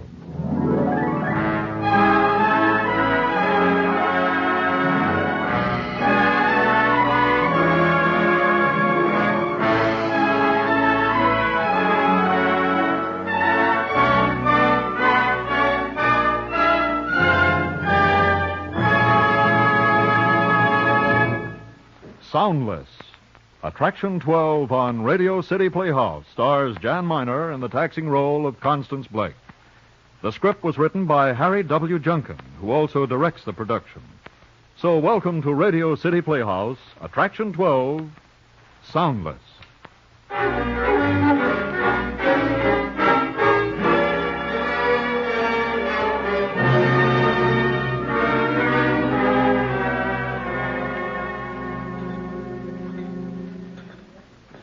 Now the scotch, Joe. Joe. Don't get excited, Connie. Oh, you treat me as though I was a... What? I can pay for it. Let's see your money. Get ready to leave. I'll pay my bill. Sorry, Connie. The boss said no more credit. You treat me as if I was just nobody or something. Sorry, Connie. Joe. Yes? Please. You owe me nearly $9, Connie. The boss said to cut you off. Now run along, eh? Like a good kid? Bartender. Yes, sir. Would you take the lady's bill out of this and bring us 2 scotches? Why, yes, sir. Just who do you think you are? I'd like to buy you a drink, that's all. Well, don't get any funny ideas. I won't. What was it, honey? Man trouble? What? Or was the booze too much for you? What are you talking about? You? Oh, can it? Okay. Here you are, sir. 2 scotches and your change. Here, and thanks. Thank you, sir. You want him to drop dead? He hasn't had a buck tip in years. Well, here's to life. Cheers. Good? Yeah. What happened, honey? Don't call me honey. Were you sick? There was talk about some sort of nervous trouble. Look, sonny boy, why don't you push off? Can we have 2 more here, bartender? Say, what do you think I am? I don't know what you are, but I know what you were. Yeah? I was 22 when you played the Easter Lily. I saw it 7 times. Yeah. You were so unbelievably lovely. Take a good look and beat it. There's still a little of it left. Around the mouth, the eyes. Look, sonny, when you lay off... The fabulous, beautiful, wonderful Constance Blake. The greatest musical comedy star Broadway ever had. 2 scotches, sir. This guy bothering you, Connie? Nah. He's harmless. It's okay, Joe. Okay. Just call me if you want anything, Connie. See that Joe remembers, too. I guess so. Well, here's to Constance Blake. Thanks. Still married to Paul Blake? Nope. He's making a fortune in Hollywood. Doesn't he send you anything? No alimony? $100 a month. Generous, isn't he? That's enough. He always was a stinker. He just never grew up. He never got over being so handsome. He was always my leading man first and my husband second. He was in love with fame. I think he loved fame. What is this, anyway? Bartender, 2 more, please. Why don't you leave me alone? Why don't you relax? Honestly, I'm not after it. I mean, it's only because I recognize you. Because I used to cut your pictures out. You know, I still have one.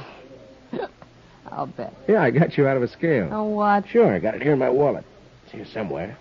My weight and a picture of Constance Blake, all for a penny. Oh, here it is. With your singleness of purpose, you should go far. 168 pounds. And you, on the other side. Let me look. It's faded a bit, but it's a long time since I weighed 168. Those are feathers or something. Egrets. That was the sunshine's bright. The girls were dressed as sunbeams and stars. And I wore a white chiffon dress all over rhinestones. Fluttered every time I moved. Just at the end, the lights went down, all the little sunbeams scampered away. Stars came out, and I sang that song. It was a lovely, lovely song. And when the sunshine fades into the twilight, and stars are twinkling in the sky, my heart is full of sweet, familiar sadness, and memories that never die. I know my love is always close beside you, and so I pray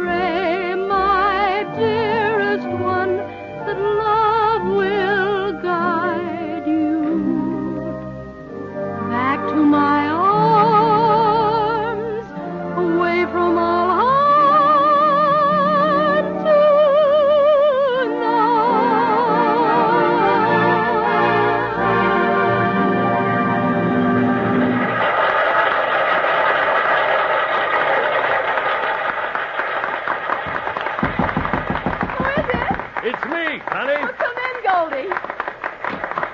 Come on, Goldie. Shut the door. Oh, Connie, you were sensational. I tell you, it'll run forever. Oh, I hope so. I thought you were swell. Thanks, Goldie. They loved you both. It's wonderful, wonderful. Everything's wonderful.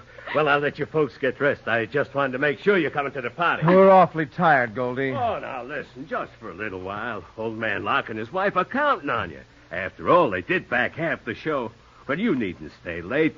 But gee, you gotta turn up. Mrs. Locke wants to cut off her arm and give it to you, Paul. She does, hmm? We'll come for a little while, Goldie. Sure. And Connie, wear that gray dress with the stuff all over it, will you? Connie, will you? Oh, what? Wear that dress. What dress? The gray one with the silver all over it. Isn't it a bit gaudy? Nah, when you're the star, you gotta look like it. And I promise you can leave early.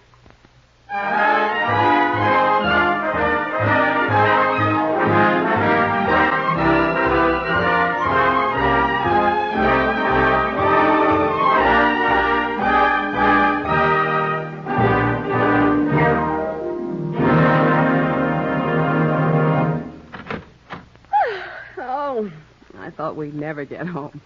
I rather enjoyed myself. Oh? Am I being temperamental? Oh, you're the star, so why not? Paul, you're cross about something. No, it's nothing. Well, what is it? Forget it. Well, what did I do? What did I say? That's the point. You didn't say anything. What do you mean? High-hatting the backer's wife is a little silly, isn't it? High-hatting her? What do you mean? When we were leaving, standing at the door, I had her... when she said good night and about how beautiful you looked in that dress. Honestly, Paul, I didn't even see her. See her? She was right beside you. You just flounced out without even saying good night. Honestly, Paul, I was so tired by the time we got standing at the door saying good night that I almost keeled over. Connie, what's the matter? You sure you're feeling all right?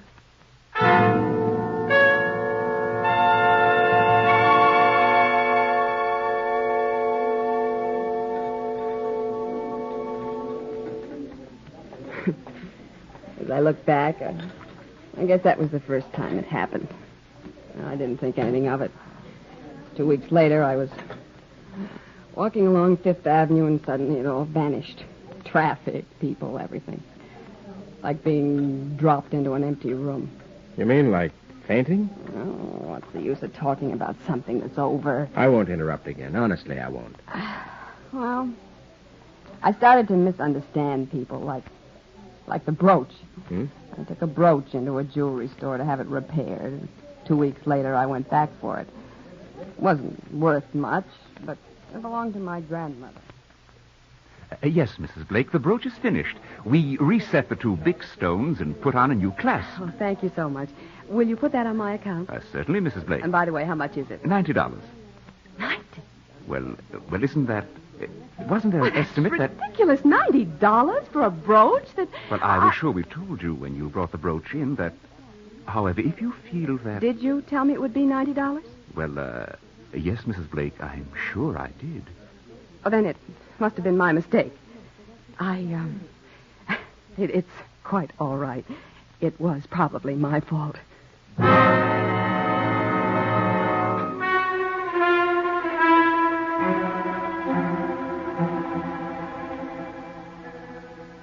But how could you possibly mistake 19 for 90?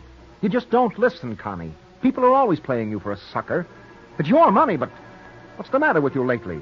You want to shake the cobwebs out of that pretty golden head of yours and pay attention to what people say. But I do, Paul. Honestly, I do. Honey, are you sure there's nothing wrong with you?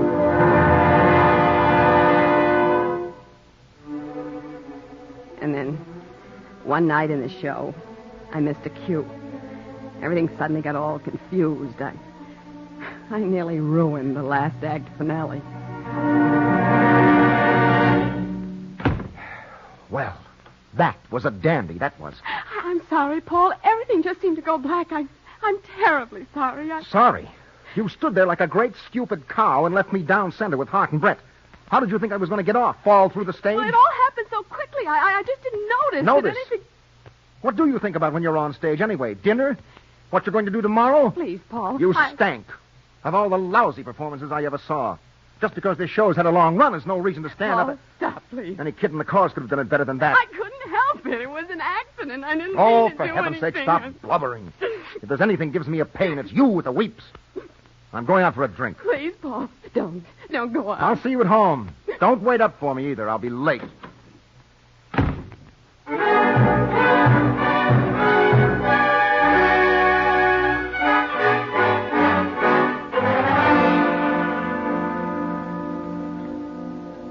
I can't eat any more lunch, Goldie. I'm too upset. Paul and I never quarreled like that before. The way that guy can cut you up, it's a big, phony hunk of muscles and profile. Goldie, don't talk that way. Okay. So he's Lincoln and Golden Boy rolled into one. Well, he was right. I ruined the whole last act. So you made a mistake. So who'd notice except our hero? Goldie. All right. I think he's a genius. Goldie, I know that you and Paul disagree about things sometimes, but you don't honestly think that... I think that he gives you a raw deal. You don't mean other women? Who knows? Goldie. Why not? You mean he's in love with somebody else? I know he is. Who? Himself. Goldie. First he loves you, first he loves himself, then maybe you. And believe me, baby, the only reason you got second place is because you're famous. You're making dough. You think that if I wasn't a star, that... Baby, I think he'd leave you flat. I don't think you're being fair to him, Goldie. He's not like that. If anything happened that I wasn't a star. What's the matter with you, honey? What do you mean, if anything happened? Nothing's gonna happen. Sunshine will run another 2 years. Goldie, What is it, baby? Goldie, there's something that I don't know how to say it. Connie, baby, what is it? You're shaking. Something's the matter. Yes. Well, you can tell Goldie, baby. Oh, Connie, don't let Paul upset you like this. It isn't that, Goldie. There's something the matter with me. What do you mean, baby? I'm not well. I have spells. Spells? What are you trying to say, Connie? Sort of blank spots. My ears buzz. I'll be in the middle of a conversation, and suddenly I realize that I've been somewhere else. I think I'm going... I don't know, Goldie, but I'm afraid. I think maybe Oh, Connie, Blake, you silly little fool. Are you trying to tell me that you think there's something the matter with your mind? I don't know. Oh, Connie, snap out of it. People like you don't go crazy. They go to a doctor. I'm scared, Goldie. I'm scared.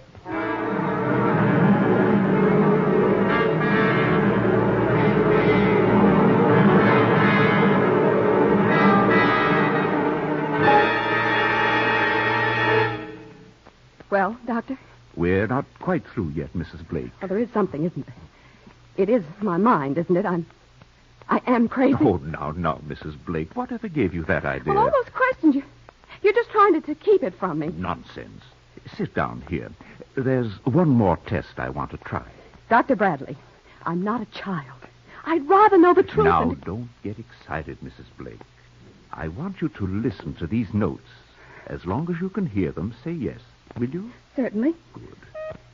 Yes. Yes. Yes. Yes. Yes.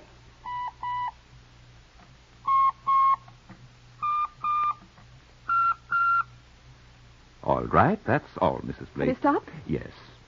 Oh, Doctor, what is it? What is wrong with me? Mrs. Blake, there's no need for alarm. There's absolutely nothing the matter with your mind. You don't seem to want to believe that, but it's true.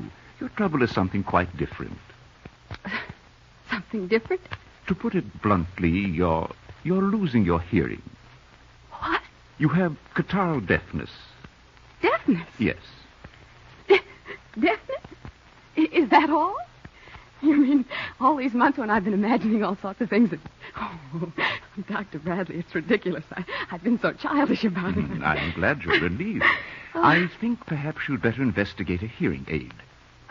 What? A hearing aid. Why? Well, dear lady, I think it's obvious. You mean it'll get worse? I'm afraid so. You mean I'll be deaf? Stone deaf? Well, no, not that bad, but you'll need a hearing aid. A hearing aid? My dear Dr. Bradley, you'll have to do better than that. I'm looking for a cure, not a makeshift. Can you possibly imagine me on the stage with a few strings of marabou and a square of chiffon and all hung over with batteries and microphones and things? Unfortunately, Mrs. Blake, there's not much else that can be done. Don't be silly. Really, Mrs. A Blake. hearing aid is ridiculous. Why, my whole career... Oh, God. What is it, Mrs. Blake? I don't want anybody to know about this, Dr. Bradley. I particularly want to keep it from Mr. Goldman, my producer. And, Paul, my husband is... Well, I don't want anybody to know. Not anybody. Oh, that's taken for granted, Mrs. Blake. Send the bill to me at the theater, will you, and mark it personal? Certainly. If anybody knew that I was going deaf, well, it would be I rather... quite understand, Mrs. Blake.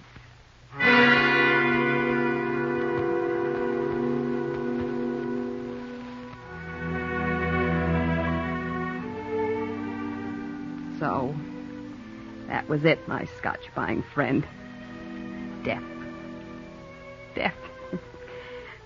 Was anything more useless than a deaf musical comedy star? I don't know what it is. I could imagine Paul's reaction if he ever found out. I couldn't believe it would really get worse. I thought a rest was all I needed. And I couldn't just up and leave the show for a rest, just like that. I had to have a reason. So, I had a baby. I wanted a baby. And I wanted a rest. And I wanted something for Paul to hang on to. I told him as soon as I was sure. At first, Paul was furious, but gradually he came around. In fact, before very long, he was just like any other father. What's the matter, fella? Come on. That's it. That's it. Oh, Connie, isn't he, honey? Whose boy are you, huh? Whose boy? Ah, your daddy's boy, huh? Sure he is. And good looking, too. Just like his old man.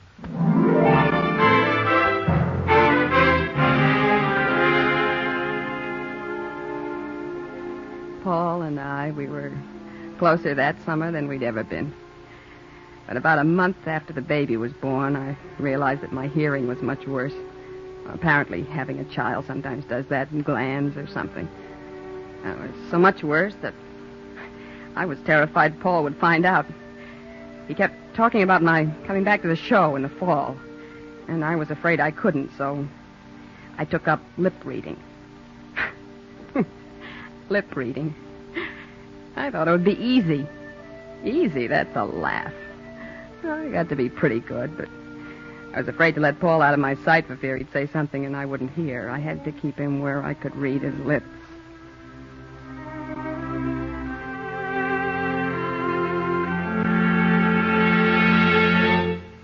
What's the matter with you, Connie? That's the fourth time this afternoon you've followed me out to the kitchen. Are you upset about something? Pardon? Are you upset about something? No, nothing.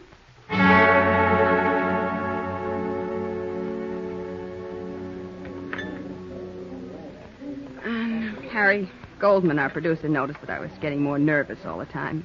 He came to the conclusion that I needed a rest, change of scene.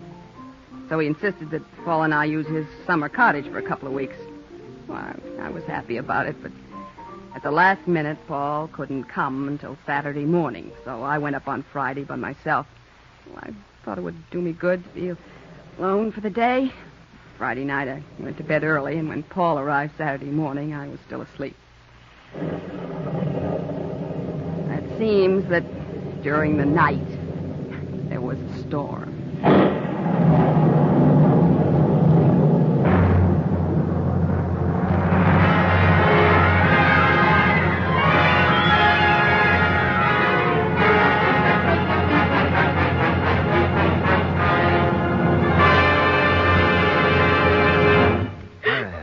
Sure must have tied on a brute. Paul, stop it. Please. Every window downstairs wide open, water all over the porch. Plant pots blown over, pictures off the wall, mud and corruption all over everything. Paul, how to get ahead with producers. Wreck their summer homes, get dead drunk. I wasn't. $4,000 worth of furniture, and you go on a bender and ruin it. Stop it. Carpet is ruined, the drapes like wet dish rags. Good night, Constance. Are you in your second childhood or something?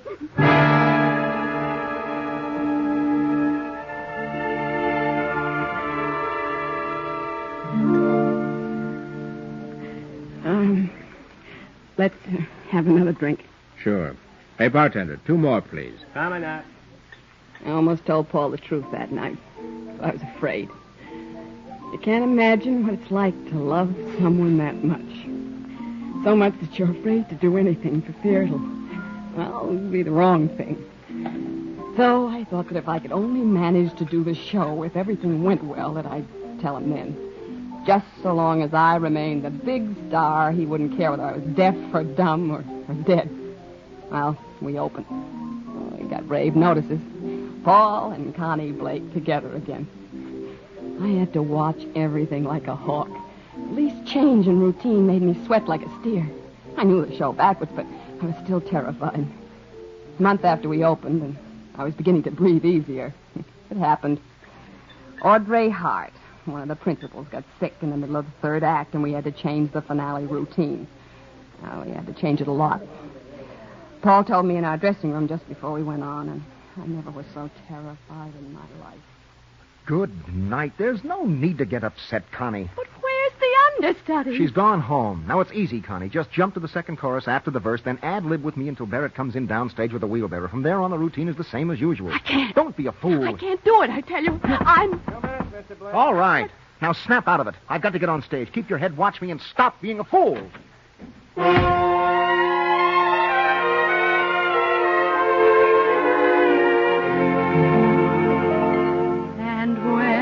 Sunshine fades into the twilight, and stars are twinkling in the sky.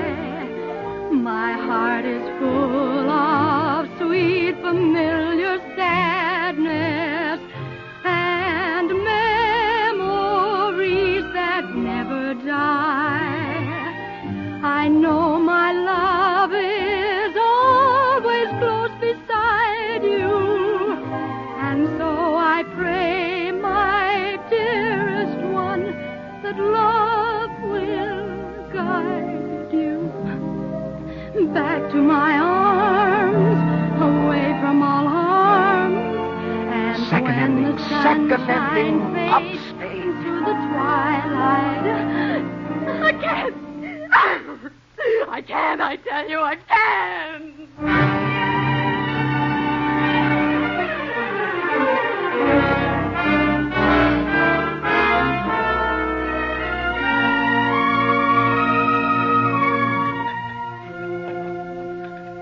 So, never been on the stage since. Of course, I had to tell Paul that night. Tell him everything. And I got a hearing aid. You can see it if I push my hair back. See it? Anyway, the show just quietly slipped away to nothing. I couldn't keep it going without me, and Paul didn't like that, of course, but he had to face it, that I was the drawing card and not him. Now, he got a job in another show, not much of a part, but it was something. I stayed home. I loved the baby. Loved to play with him. He was so healthy. Nurse Black used to say he was the healthiest baby she'd ever seen. Yeah. The healthiest baby she'd ever seen. I tell you, Mrs. Blake, he's the healthiest baby I've ever seen. You better hurry, Nurse Black. You miss your train. I hate leaving you all alone. Oh, don't be silly. Mr. Blake will be in by 1. He's coming home right after the show. I'll get back just as soon as I can, by the end of the week for sure. Now, please, don't worry about it. I'm terribly sorry your brother's so sick. I hope you'll be better.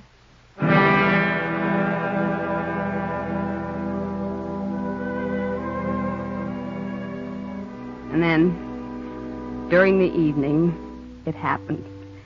It happened between the time Nurse Black left around 8 and the time Paul got home around 1. Sometime during those 5 hours, it happened. But I didn't hear it.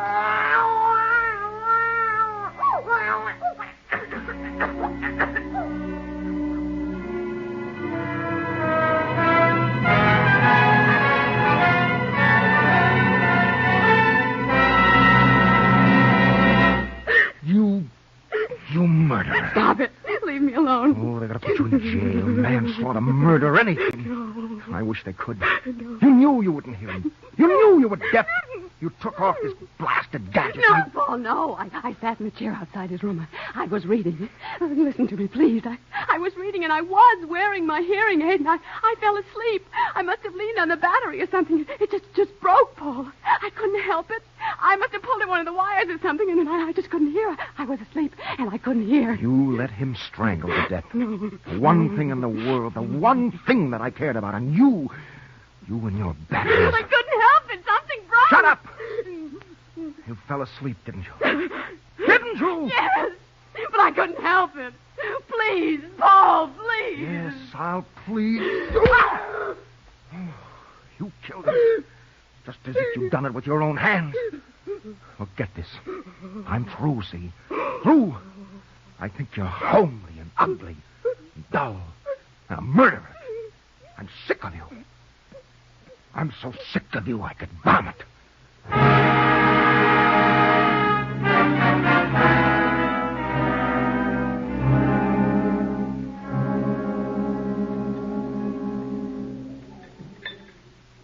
Well, that's all there is. That's the end. I just turn off my little old loudspeaker, stay in a little old soundless world all my own. Let me take you home, please. This isn't the way to do it. Not this way. There's hope for you yet. Really, there is. Let me alone, I said. Hey, Joe, make this guy leave me alone. Just make him leave me alone.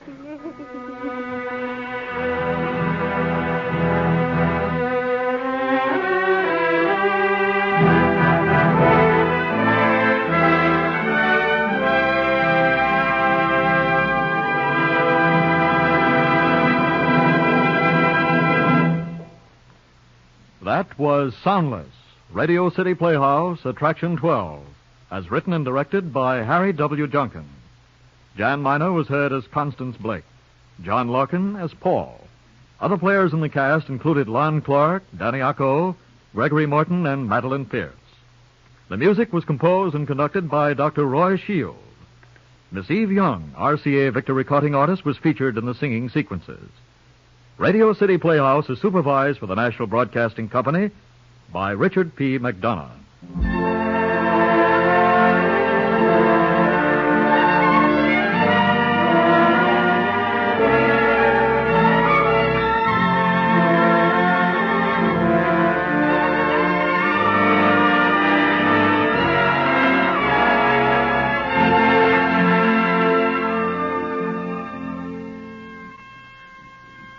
Next week, the strange and tragic story of Paul Gallagher, his plight, his bewilderment, and his end. The Dark Hour by Charles Bennett. We feel sure you'll enjoy it, and we sincerely invite you to join us. That's next Saturday, The Dark Hour, Attraction 13 on Radio City Playhouse.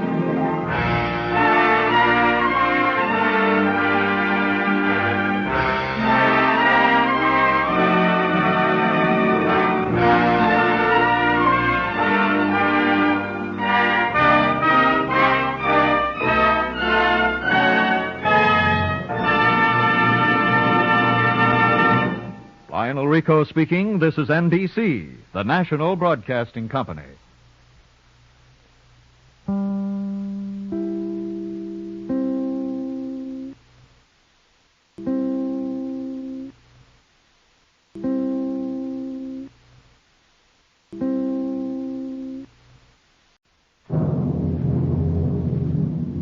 The National Broadcasting Company presents Radio City Playhouse, Attraction 15.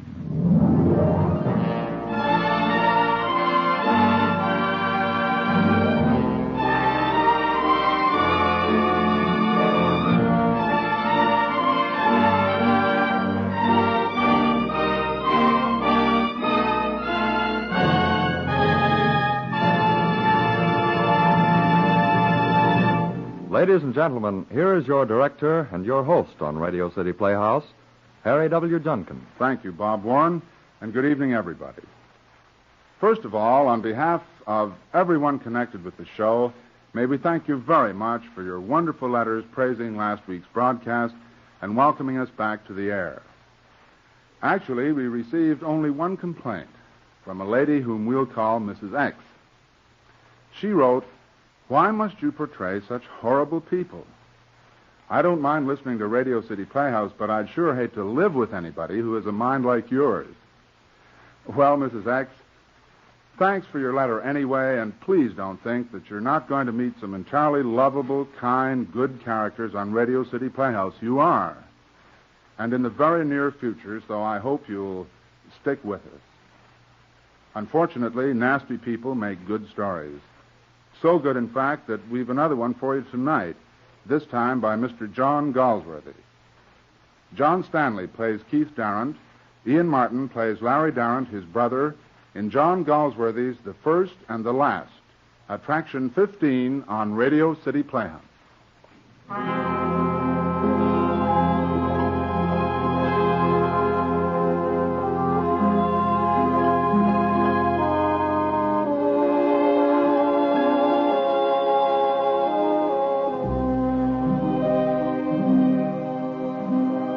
It is 6 o'clock of a November evening in London in the year 1914.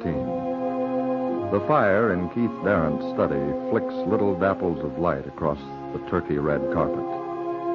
Mr. Darrant is dozing, but even in sleep, his face is strong, cold, clear-cut. Mr. Keith Darrant, K.C. Holly, his butler, tiptoes into the room, stands looking at his master's virile, calm face, then coughs discreetly. Yes, Holly. What is it? It's your brother, sir. Here? Yes, sir. Is he sober? He seems so, sir. All right, show him in. Yes, sir. Oh, and Hawley, you'd better telephone Judge Tellison and say I may be a few minutes late for dinner. Yes, sir. Come in, Master Larry. Thank you, Hawley. Come in, Larry, come in. Hello, Keith. Come over here where I can see you. Sit down. You look dreadful. Have you been drinking? Keith, Don't mumble, Larry. If you have anything to say, say it. I suppose you want money. What is it? I've killed a man. You have been drinking. No, it's true. Larry, I have a dinner appointment. Whatever you've got to say, say it. It's true, I tell you. I killed a man. Larry. Last night. You're not serious. Yes, I'm serious. What do you want me to do? I've told you, you're my brother. Can't you understand English? How? When? Tell me. When there's a girl, you see. She's Polish. She married a man named Wallen. He left her with a baby coming. Ran out on her. She lost the baby and almost starved to death. Then I came along. She's not what you'd call respectable.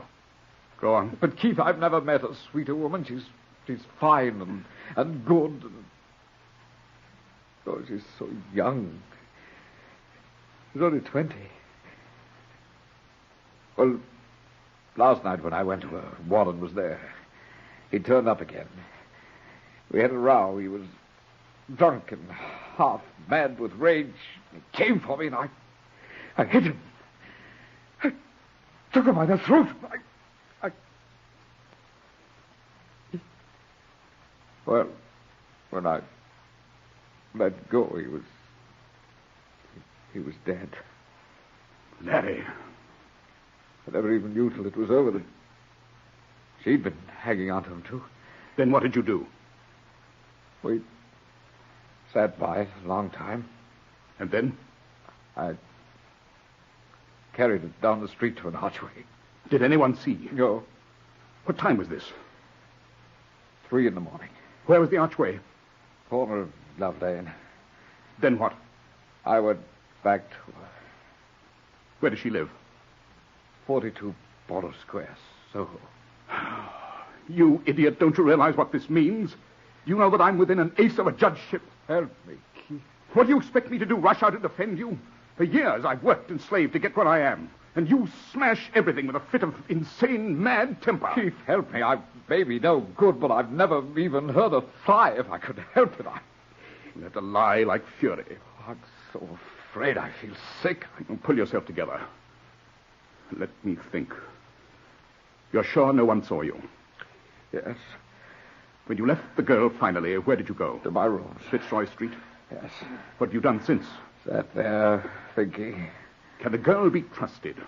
She loves me. Can a woman like that love? Oh, you... lawyer. Sometimes I want to... Answer me. All right. I tell you she's devoted to me. Keith, did you ever pick up a lost dog? Well, that's what it's like. She has a lost dog's love for me, and I for her. She did the only decent thing in my life. You can spare me the intimate details. Did you take anything from the body? Huh? Oh, yes, this envelope dropped out when I was struggling. Give it to me. Mr. Patrick Wallen, Simon's Hotel, Farrier Street, London. There, into the fire. Doesn't that make you an accessory to the crime or something? Burning it, I mean? I'm quite aware of the risk I'm running. Now tell me, this Wallen, was this his first reappearance after an absence? Yes. And you say you didn't mean to kill him? No, of course I didn't. He hit me, and I... Oh, Keith, I didn't know I was so strong. Did you look to see if his clothes were marked? No. Why not? I'm not made of iron like you. How long has the girl been at this Soho place? About a year. Are either she or Wallen known to the police? Not that I know of. And you're sure no one saw you either entering or leaving her place last night? Yes, I'm positive. I've keys to her flat. Give them to me. What else have you that connects you with her? Nothing. Photographs, letters? No, nothing. Now listen, Larry. Go straight home and stay there until I get in touch with you. All right. Have you any money? Little. I'll get you some tomorrow. You're very good to me, Keith. Don't mention it. The privilege of a brother. As it happens, I'm thinking of myself. You realize you've dragged me into the most unholy mess. Me, King's Counsel, sworn to the service of the law. I know, Keith. I know it. Don't you think I know it? I'd like to jump in the Thames or something. Oh, stop being melodramatic. Go home and keep your head. Stay there until you hear from me. Holly, now remember, keep your head. All right. Good night, Keith. You wanted me, Mr. Darren? Yes. Good night, Larry. Good night, Keith. Oh, night, Holly. Good night, Mr. Larry. Has he gone? Yes, sir. Now listen, Hawley. Larry's in trouble. You'll find out about it soon enough. Follow him. Make sure he goes straight home. He's overwrought, and if he starts drinking, anything can happen. Follow him. Don't let him do anything but go straight home. Understand? Yes, sir. As soon as we finish dinner, I'll phone you from Judge Tillison's. Very good, sir. You'd better get after Larry quickly. I'll phone you later. Yes, sir.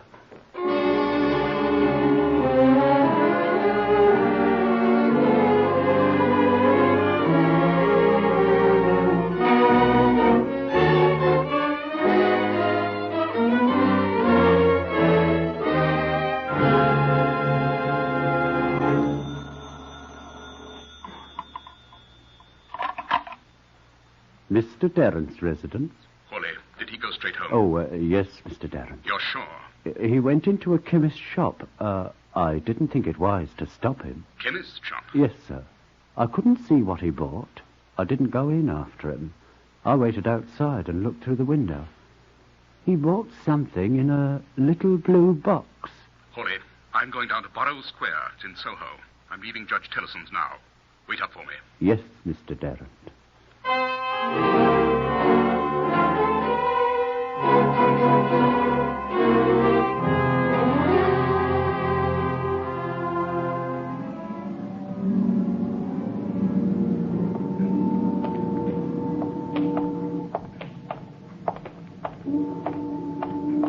Oh, you startled me, Constable. The fog's so thick I didn't see you. Is this Glove Lane? Yes, sir. Thank you. Beg pardon, Governor. I shouldn't be around here too much, sir. If I was you, bad district. Thank you, Constable. Only last night a bloke was found here done in, right by this arch. Yes, I read about it in the papers. Yes, some rum characters round these parts. Yes. I'm looking for Borrow Square. Straight ahead, sir, and turn to the right. Thank you, Constable.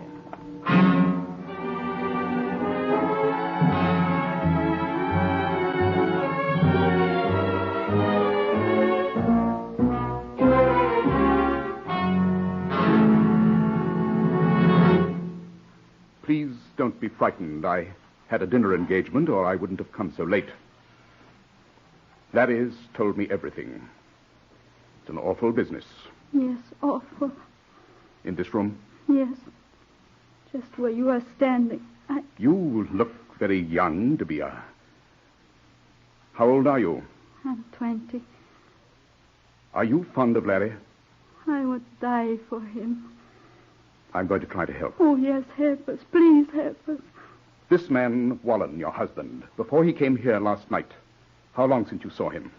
18 months. I was out to dinner with friends who are very close to the courts. They've identified Wallen's body. They'll start looking for everybody connected with him. He never let people know I was married to him. I don't know if I really was. We went to an office and signed our names.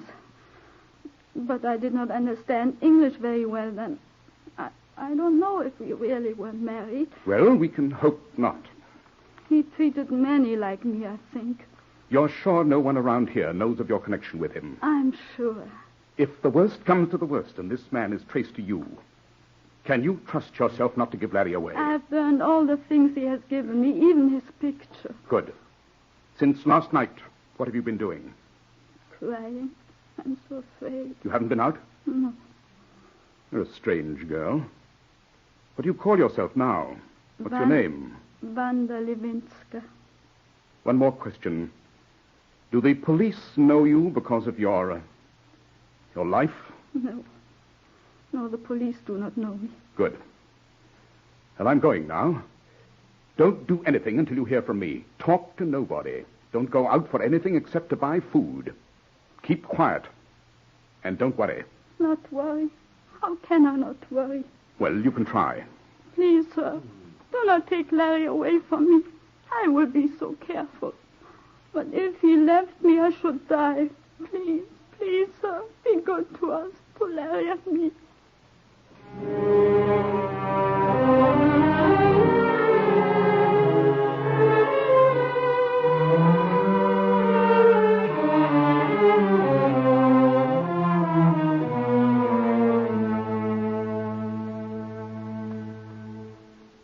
What is Keith doing, Wanda? We've heard nothing for 5 days.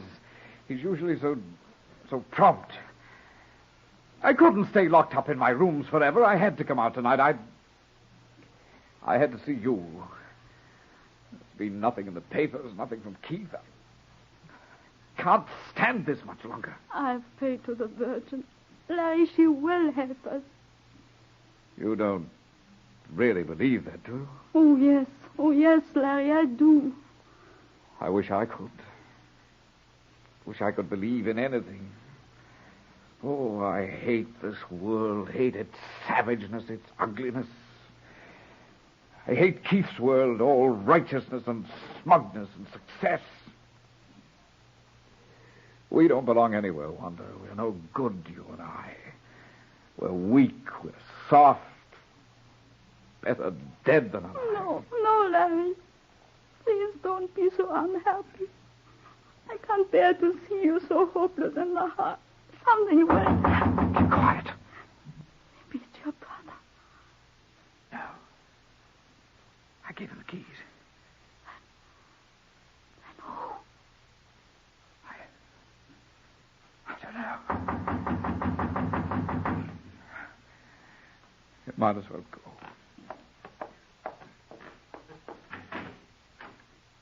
Keith! Larry, I told you to stay at home. I went to your rooms, you weren't there.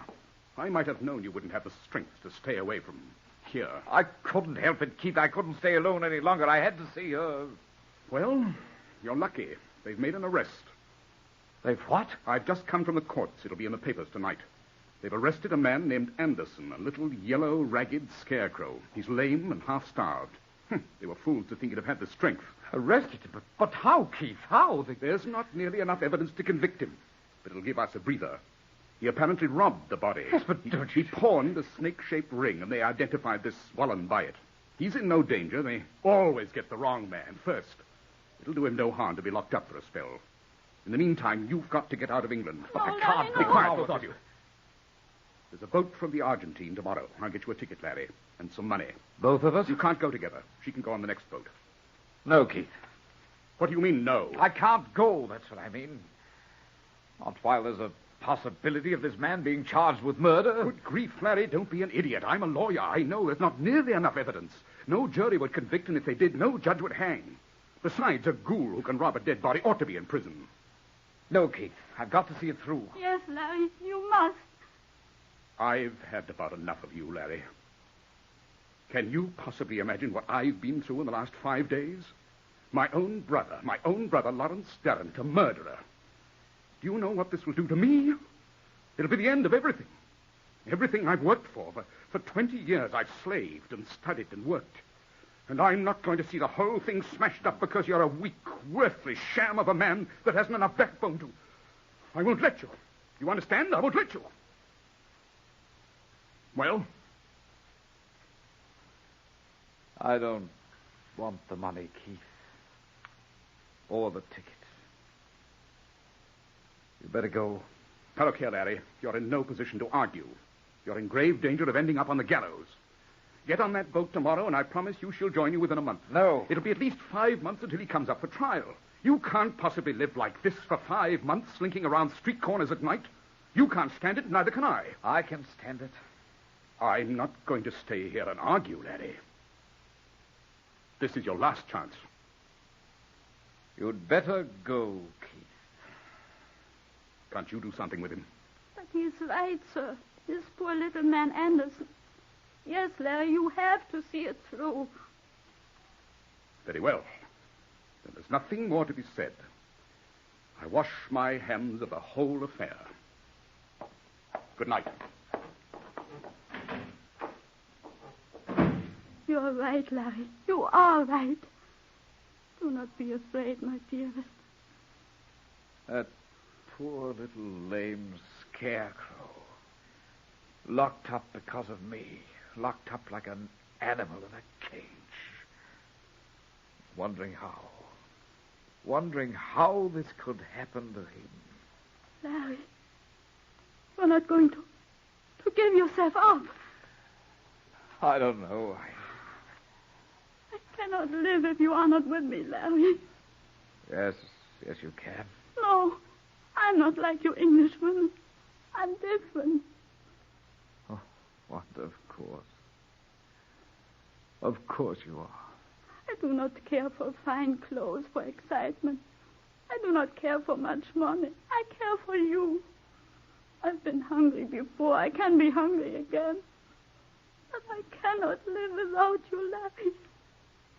Oh, Wanda, I love you. If I only had the courage to do what I ought to do. If I only had the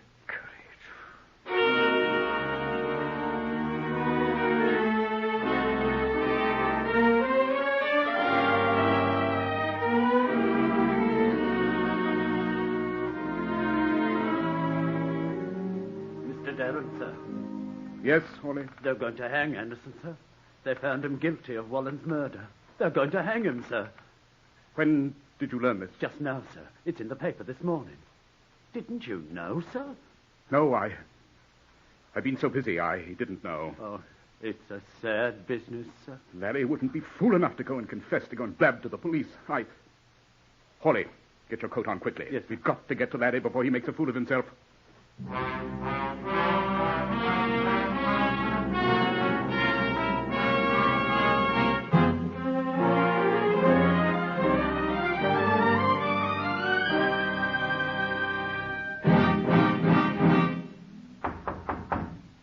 Larry, it's I, Keith. If they're not here, sir, where would they be? I don't know. Here, open the door. Keys, sir? Yes, Larry gave them to me months ago. Go on, open the door.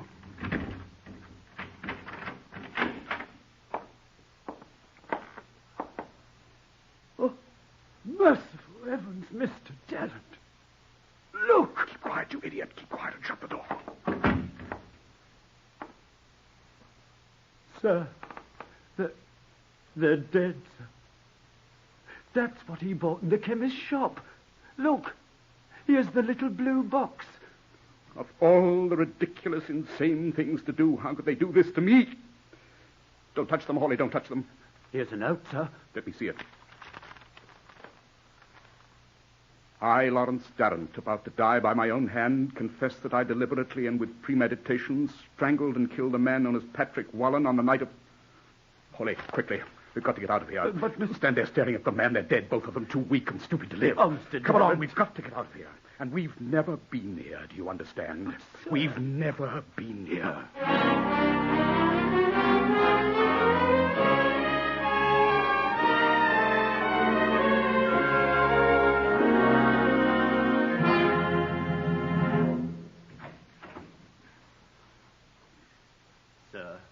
Mr. Darrant, sir.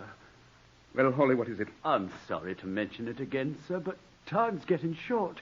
I know that... Hawley, stop it. I'm sick of your tawdry emotionalism, day after day, week after week. But, sir, I thought that You thought? What do you think I've been doing? Night after night, sitting here, I look into the flames, and I see a street filled with people all staring at me. Brother of well-known K.C. guilty of Wallen murder. What am I supposed to do? Weaken and go to the police? Do you want to let me lose that flood of foulness? But, sir, Christmas is over. It's New Year's Day tomorrow. You've so little time, sir. They're hanging Anderson on January the 14th. Don't you think I know that? Stop it, Hawley, stop it. Oh, Mr. Darrant, sir, please. Leave it with me, Hawley, leave it with me. Don't talk about it anymore. Leave it with me. Oh, thank you, sir. Thank you. I knew you couldn't be your father's son and not do something. Please, Hawley. Let me alone now.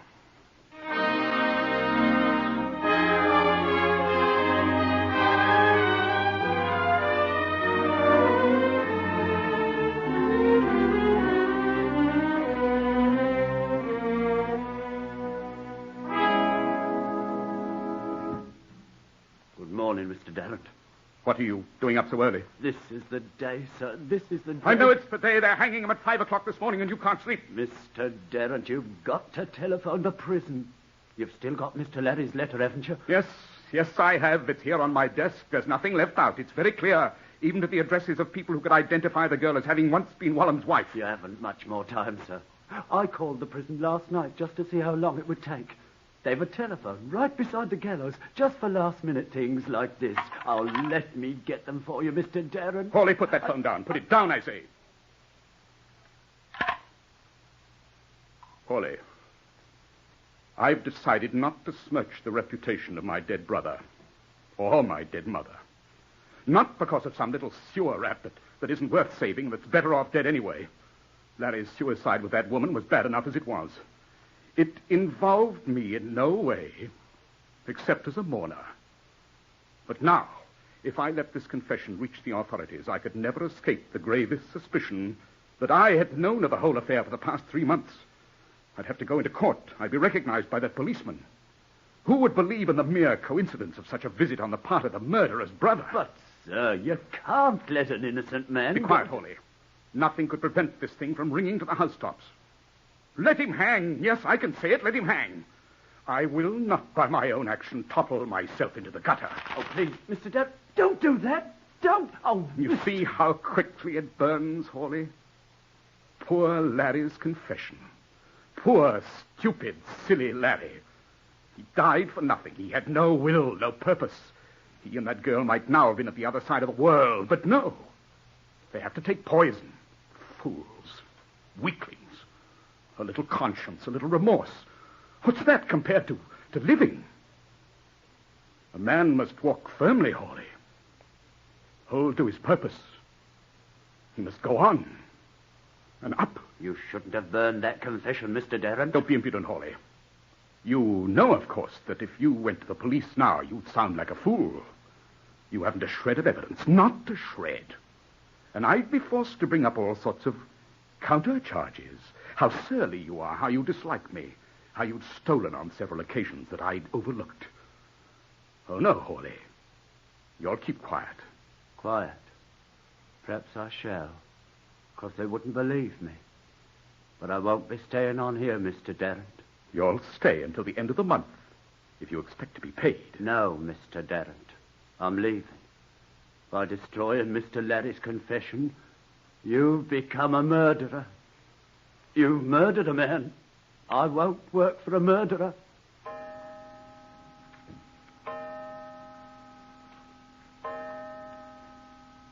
Five o'clock. Oh, Mr. Darren. Oh, Mr. Darren, sir. Don't you realize that you're guilty, too? Don't you realize that, sir? It's over. It's over. And you're a murderer.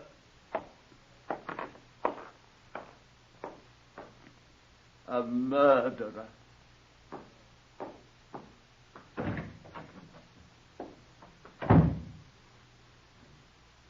I? A murderer? He's right. That's what I am. A murderer. Murderer.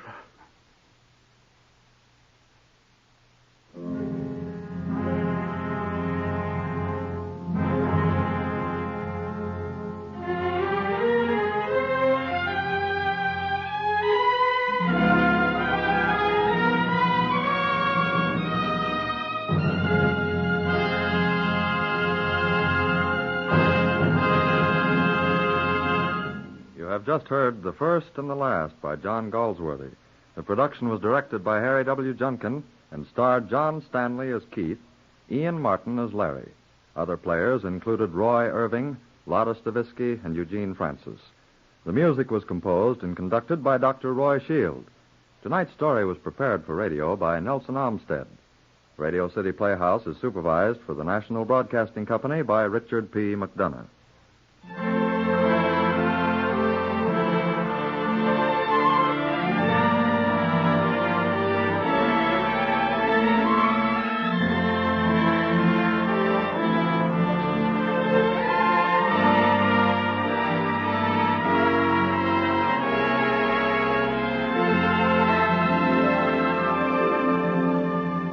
This is Harry Junkin again. Next week, something of a tour de force for two actors, John Larkin and Bernard Grant. In my opinion, two of the most talented actors in radio today. The play is entitled The Door.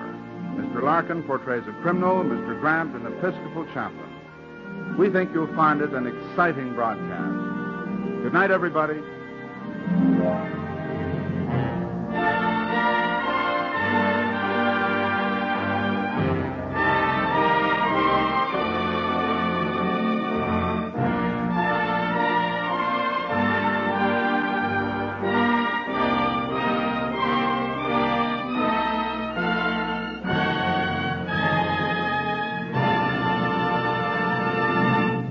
Bob Warren speaking. This is NBC, the National Broadcasting Company.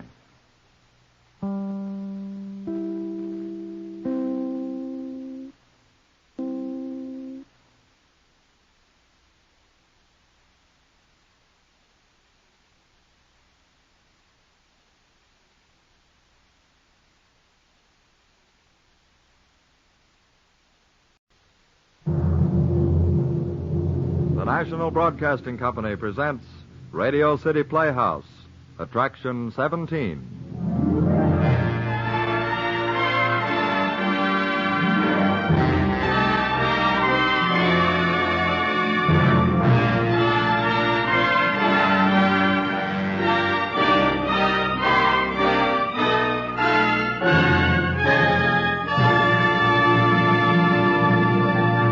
Here is your director and host on Radio City Playhouse, Harry W. Junkin. Thank you, Bob Warren. Ladies and gentlemen, all week long, letters have been pouring in congratulating us on last week's broadcast and thanking John Larkin for his magnificent performance as Lloyd Bruckner. It's impossible for me to tell you how much these letters mean to us, but on behalf of John Larkin, on behalf of the rest of the Playhouse staff, on behalf of Dick McDonough, our supervisor, on behalf of Monroe Lawrence, our brilliant young engineer, and Jerry McGee, our invaluable sound man, a very sincere thanks for writing. Tonight we change our pace and offer you a comedy. The script was written by Ernest Kenoy and is this outstanding young author's fourth contribution to the series. It is called Temporarily Purple and stars Ann Petoniak and Lamont Johnson. Here is Radio City Playhouse, Attraction 17, Temporarily Purple, by Ernest Kenoy.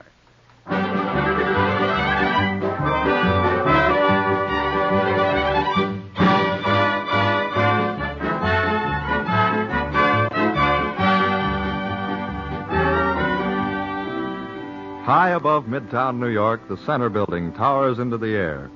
On the 48th floor, high above the street, are the offices of the Porpoise Press, Herb Barrett, president. The nap on the carpet is ankle deep. The chromium furniture sits around the office like small metallic spider webs, and a deep dream of peace pervades the reception room.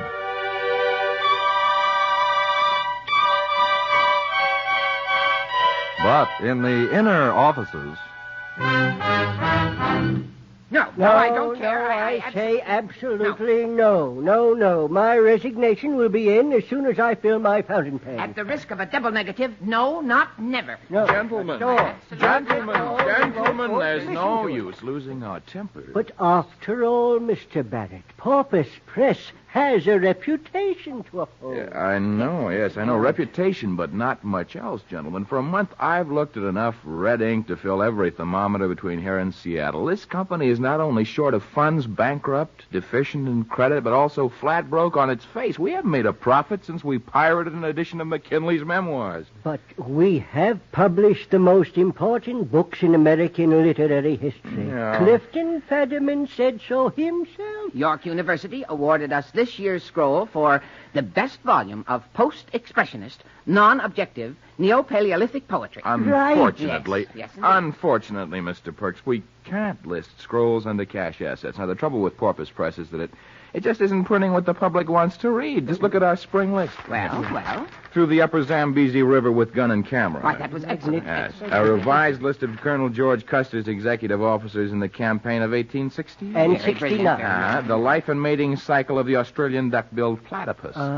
Brilliant work, that. Yes, it was. Photograph. Oh, but don't you see, nobody wants to read it, gentlemen. What we need are adventure stories, blood and thunder, cloak and dagger, dollars and cents. The public wants historical novels with romance, beautiful women with plunging necklines, swashbuckling swordsmen, murder, intrigue. But that is trash. Yes, well, we better start publishing some. Of the finance company's going to be around to repossess the rugs. We've got to publish a bestseller in the next month, or we'll all be on unemployment insurance. But we haven't had a popular novel on our list since Harriet Beecher Stowe. Well, then we'll have to make a bestseller, gentlemen. Where's that manuscript that came in last week?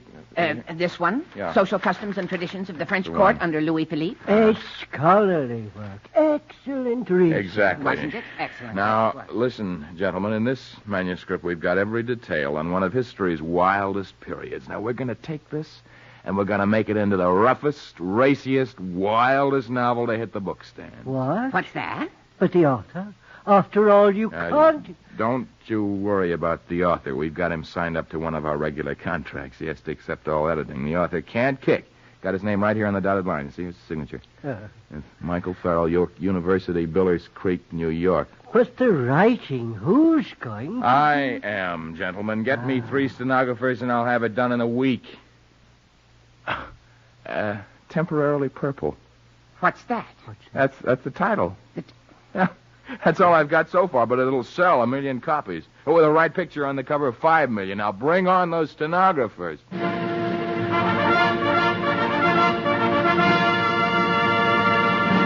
Ready, Mr. Barrett? Okay. Chapter 1. In a small hut on the outskirts of Versailles, where the sweep of a dying French feudalism splashed vivid colors against the ruins of a recent revolution, there lived a girl whose dark purple beauty flashed amid the green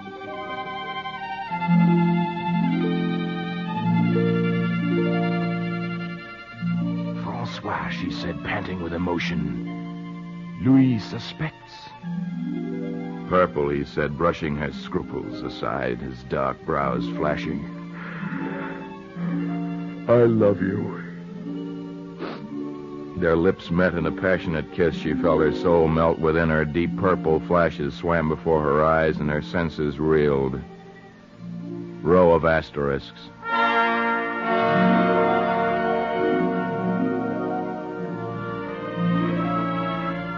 Suddenly the door burst open and Louis stood, rapier in hand. Turn, sir, or you die. Swords rang in the flickering no. Make that swords clashed in the flickering candlelight. And, somebody give me some black coffee, will you?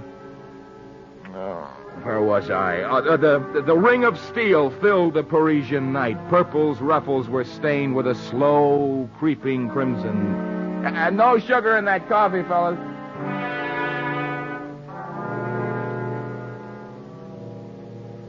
Then, sweeping down the grand staircase, Purple smiled at the populace and waved her hand. Come, my dear, said Louis. The people await their queen.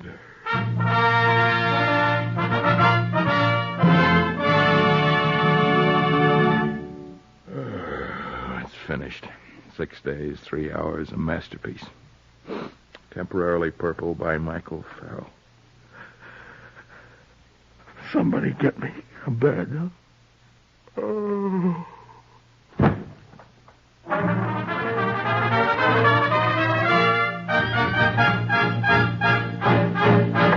This is absolutely the most fantastic... All right, gentlemen. Order, please, gentlemen. I've got the sales reports in for Temporarily Purple. Wonderful. Take a listen. New York, 500,000.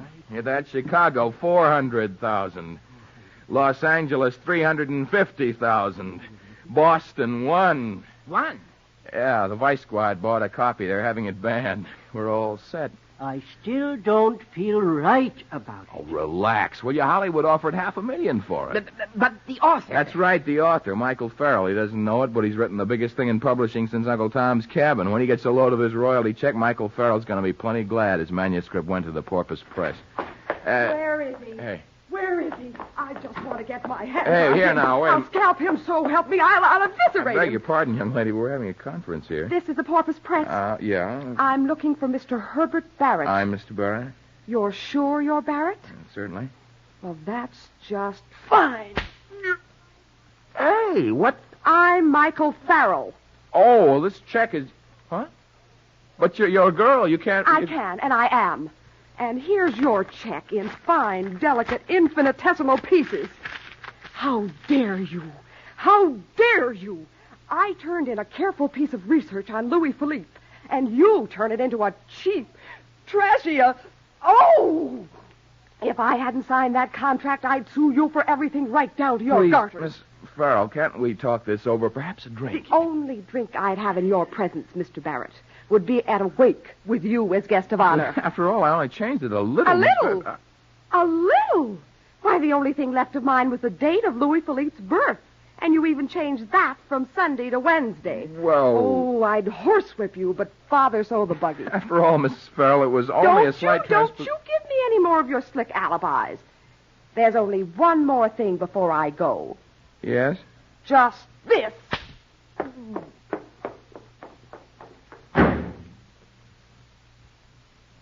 Gentlemen, the author. Remarkable left jab. Remarkable. Yes, wasn't it?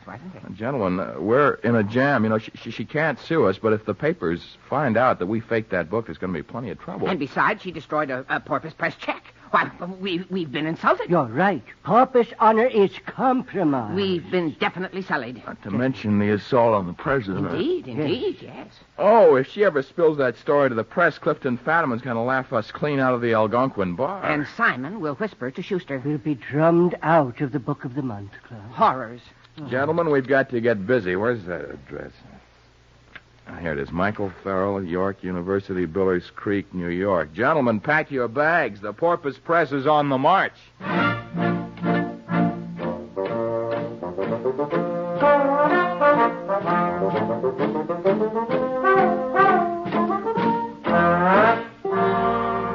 I beg your pardon, sir. Can you tell me where I should... For heaven's sake, young man, this is the library of the York University. Oh, I'm sorry. I was told I could find a Miss Michael Farrell doing some research here. There has to be perfect quiet, you know. I wonder if everybody shouted, there'd never be any work done. I know, but deathly hush, you know. I'm looking for Miss Why, Michael. if everybody talked, there'd be chaos. Just chaos. Chaos, yeah. Look, could you tell me where... That's why we insist upon complete silence. Look, I want Miss Michael Farrell. Up. That's certainly nothing to shout about. She's right over there by the catalog. Thanks. Remember now, there's absolutely no reason for any commotion. Shh. Miss Farrell? Yes. Oh, it's you. What do you mean by following me? Not so loud. This is a library. A deathly hush, you know. Haven't you done enough? What's the idea of coming up here? I've got an academic reputation to uphold. Why, I ought to slap you right at... Not again. I had enough of that yesterday. Hey, look, has anybody ever told you pack a mighty wallop for an antiquarian? Like Samson, you know. I hope it broke your jawbone. Oh, sure. Samson and the jawbone of an...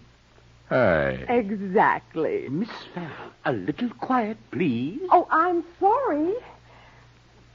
Strange women call me up to accuse me of contributing to juvenile delinquency.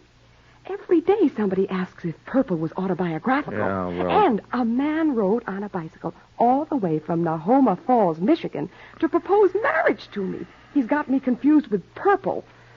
And those newspaper reporters, they keep bothering me to pose in tight dresses on windy hills. Oh, but you haven't talked to him yet. You haven't told him anything. No, I haven't. Good. Come on, let's go, huh? Go? What are you talking about? Go where? I'm taking you to dinner. What? Well, that's the last straw, you egotistical, self-centered... Miss Farrell, I have warned you twice. We simply cannot have noise in the library. I would not stand for it. I'm terribly sorry, Mr. Wilson. Up. No excuses. I have taken all that mortal man possibly can stand. Now, you will have to leave. But this man... I insist upon perfect silence in the library. Besides, you've got me positively feverish with all this arguing. Come on, I'll see you out.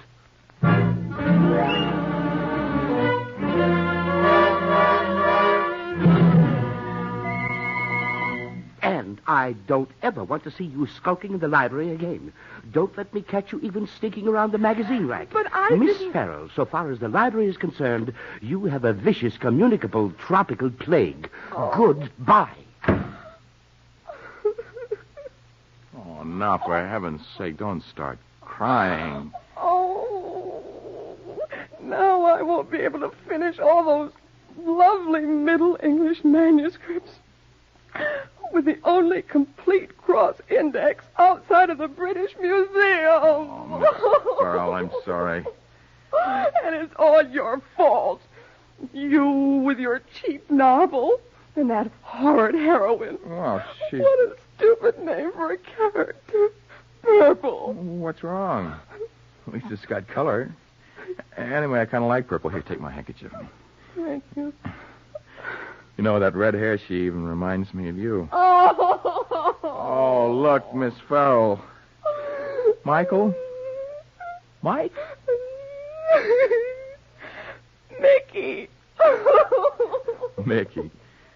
Yeah, I'm really sorry about this, but it isn't as bad as all that. The Porpoise Press has a lot of influence with libraries. I'll get that straightened out for you if I have to endow a whole wing of Etruscan poetry. Do you think you can? Endow a wing? No.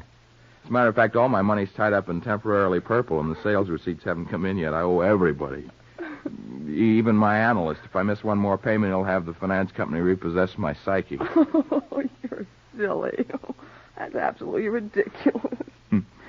I know, but it stops you from crying. Hey, look, what do you say we go riding somewhere? I should say not. Got my car down the block. Maybe with the wind blowing in your face, we can talk this whole thing over sensibly? I think you're forgetting, Mr. Barrett, that I despise you and everything connected with you. I know, but tell me about it in the car. I will not. I wouldn't go riding in your car for all the money in the world.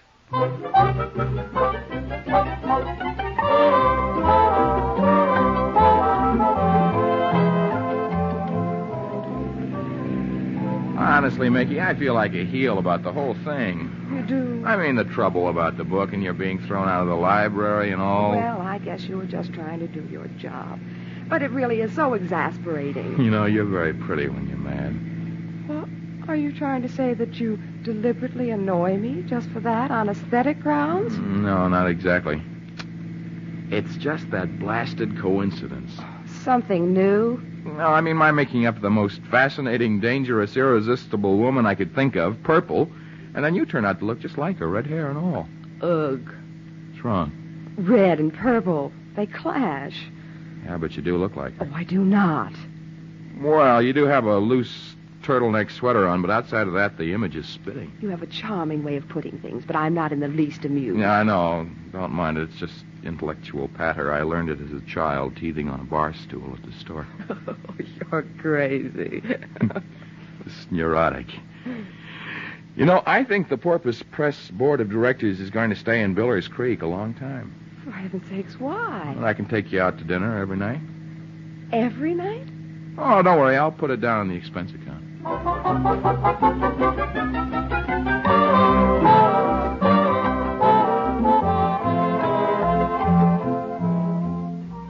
But, Mr. Barrett, you can't spend all week at Biller's Creek and just come down to New York on weekends. Mr. Fuddy and I are at a loss. We've never published anything like Temporarily Purple before. No one ever has. Take it easy, boys. Everything's all right. It'll be about one more week. You just keep busy on your publicity campaigns and the... Yes. I've had a wonderful idea. Why not have Miss Farrell marry 5 orchestra leaders in rapid succession? It's the very latest thing for lady authors. They invariably make the first page after the second divorce. No, that'll take too long. I'm working on a much bigger project. I hope there's no risk involved. Sometimes I wish we were back publishing McKinley's memoirs. So do I, Fuddy. Don't worry, Fuddy. You know perfectly well that everything I do is bound to be absolutely safe.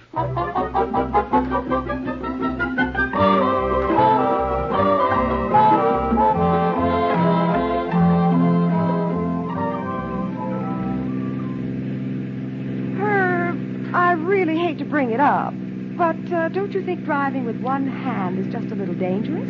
Guess so. Yeah, there's only one answer. Let go of me? Oh. Stop driving. It's been fast, hasn't it, Mickey? It certainly has. That's what I don't like about us. What do you mean? Patterns, just like a Saturday Evening Post story. We meet cute. That's the first step. We fight. Second step. We make up. Third. We fall in love. Herb! Fourth, and we get married. The end. But Herb! Is that by some stretch of the imagination a proposal? I guess you could call it that. You certainly do put things oddly. Well, I suppose it would be a shame to spoil your storyline, so I think... Is that, by the same stretch of the imagination, an acceptance? A two-way stretch. Oh, no. I withdraw my proposal. All right. I won't do it again, really. Now, there's only one question. When? Well, let's see. It can't be this week. I'm all jammed up with literary cocktail parties. Temporarily Purple? That's right. Can't be the Sunday after I'm on The Author Meets the Critic. That's going to be a tough broadcast. We're at a disadvantage. They'll have read the book. Monday, I'm on with Mary Margaret McBride. Tuesday, you're going to be on Tex and Jinx. Me? Oh, no, I'm not. What's the matter? What have you got against Tex and Jinx? Nothing. For all I know, they're a fine couple, but I'm not going on the radio with them, and that's final. I'm not going on the radio for anyone. What are you getting so excited about, honey? It's only publicity. That's it. Herb Barrett, I will not live my married life inside a fishbowl. Now, if there's to be any of your wild press agent stunts, you can call the whole thing off right now. And I'll tell the newspapers all about Temporarily Purple. Oh, Mickey, you wouldn't. I would so. I'm pig-headed. Well, look, I'm sure we can iron it all out. You don't have to worry about a thing. No publicity? No publicity. No. You promise? I promise.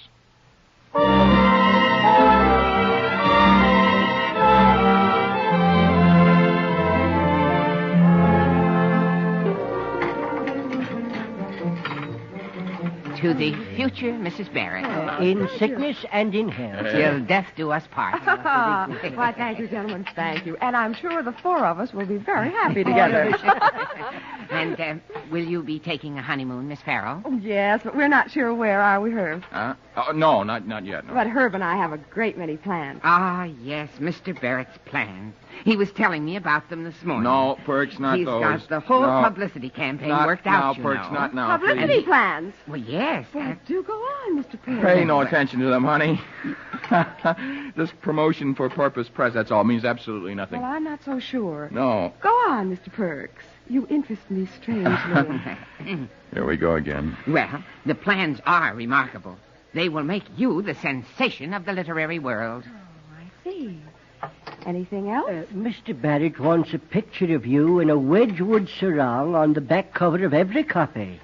Wedgwood? In historical period, you know. We'll have hats named after you. The Mickey Farrell cloche, the only hat that tells time. No. Cocktails named after you. The Mickey Farrell fin. Go on. Go on. We arranged to have you voted by the Columbia Senior Class as the girl I like most to stand next to on the Van Cortlandt Express train. Oh, yes. How utterly charming. Why, it'll be the greatest personal publicity campaign since Barnum built up Jenny Lind. And it's all Mr. Barrett's idea. Yes, it is. It's all Mr. Barrett's idea. Down to the last exciting photograph. Oh, they weren't so exciting. Herb Barrett, Oh! Something wrong? You promised. You promised we'd have privacy, that we'd live a normal married life. And then behind my back, with the wool pulled over my eyes, you stab a knife in my heart. Your metaphor's showing, honey. Now, don't you try to get me to laugh, because I won't do it. Herb Barrett, you are an unprincipled, unmitigated, unethical monster. And I'm through with you, you intellectual amoeba. How the devil did amoebas get into this? For heaven's sake, Mickey, I'm a man and you're a woman. Exactly. We have nothing in common. Look, Mickey, you don't realize that even the best things today have to be publicized and promoted. Authors like Hemingway, Thomas Mann, Huxley, T.S. Eliot. Why, without publicity, no one would read them at all. That's right, Miss Farrell. Why, we even had to publicize McKinley's memoirs. I still don't see why even the great masters of the past are read more often than ever before because of modern promotion methods, honey. Even Shakespeare, if he were alive today without publicity, he'd end up writing toothpaste ads. Mozart would be composing soap jingles. Positively. You see, Mickey? Well, honey, is it on again? Well, all right, I guess so. But honestly, Herb, sometimes... Hold that, will you, Mr. Barrett? What? Hold that pose. Steady. Thank you. Say, when is the wedding? Don't you read your own paper? Come on, Mickey. It's tomorrow morning, and it's going to be the biggest wedding in publishing history.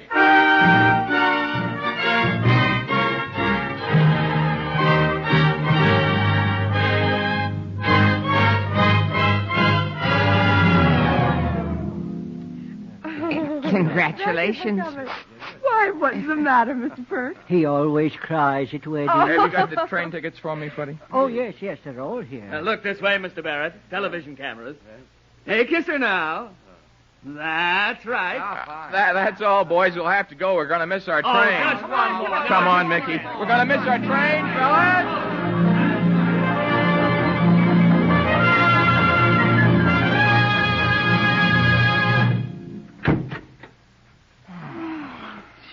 So glad that's over. I was never so glad to see a train in all my life. Just going to set the bags down. Porter can put them away when he makes up the berth. When do we leave? About 10 minutes. Oh, it was a lovely wedding, darling. But couldn't it have been, more private? Look, honey, that wedding's going to sell 100,000 copies of Purple. That's all I wanted to know. Gee, it is good to be alone. You know, honey, I don't know quite what to say now. Oh, you never really told me that you loved me. I didn't? Well, I guess it's a little late now. Huh? Oh, no, Herb, please tell me, won't you? Please. How about that poem? How do I love thee? Let me count the ways. Oh, that's lovely, Herb. I love thee to the breadth and height my soul can reach. Say, do you hear something humming? Humming? Oh, no. Must be the air conditioning. Now go on, Herb. That's beautiful. I mean it, too, Mickey. Every word of it. Oh, kiss me, darling. Wildly, passionately, like Purple. Sure, honey. I'll kiss you the way no woman was ever kissed before. Come here. Oh, Herb. Hey, Mickey, that humming comes from the next drawing room. No, Herb, no. I'm Wait a minute, sure there's that a hole in that door. I'll be. All right, Mr. Barrett. We're finished with the motion pictures. Ready for the stills Movie now? camera. What's all... What the devil's going on? Who are these people? We're all from Life magazine, Mr. Barrett. Life mag... Shall we set up the lights? That's right, dear. You were so convincing about publicity that I arranged to have Life go on a honeymoon. You arranged? Yes, dear. They've got everything down on film. Oh, you mean you let me... You trapped me with sonnets and the great love... Oh, Lord. Smile, Mr. Barrett. A little wider. Outside, all of you. Beat it. Blow, will you? But our contract, Mrs. Barrett said... You can go on her half of the honeymoon, not mine. Now, outside. Mr. Luce won't like this. Oh, Mickey, how could you? Dragging our honeymoon in the dust with all those profaning. Haven't you got any respect for our marriage? Planning a sound camera, reporters. It's infamous. It's publicity. Oh, no, I still think you... Guess you taught me a lesson, huh? Yeah, I guess you can have too much publicity. Oh, Mickey, will you forgive me, honey? Oh, of course, darling. And you were a good sport about it. Me? Too. I wouldn't think of really having Life along for our honeymoon. If I were sure of that, I'd kiss you right now. Oh, but you don't have to worry. No more publicity on this honeymoon. No one will interrupt us now. Well, then come here.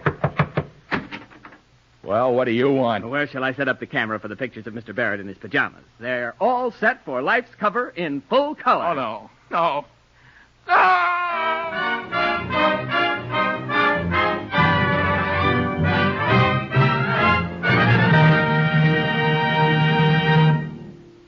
You have just heard Temporarily Purple by Ernest Kenoy, Attraction 17 on Radio City Playhouse. Lamont Johnson was Herb Barrett, and Petoniak, Mickey Farrell. Other members of the cast included Bill Keane, Cameron Andrews, and Arthur Cole. The entire production was under the direction of Harry W. Junkin. The music was composed and conducted by Dr. Roy Shield. Radio City Playhouse is supervised for the National Broadcasting Company by Richard P. McDonough.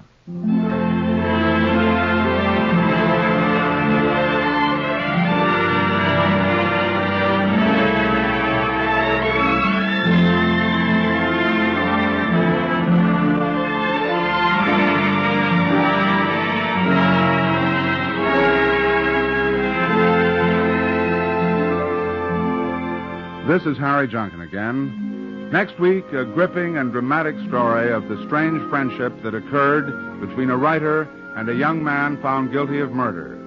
The script is 5 Extra Nooses by Charles Lee Hutchings. We think you'll enjoy it, and we hope you'll be with us. Good night, everybody.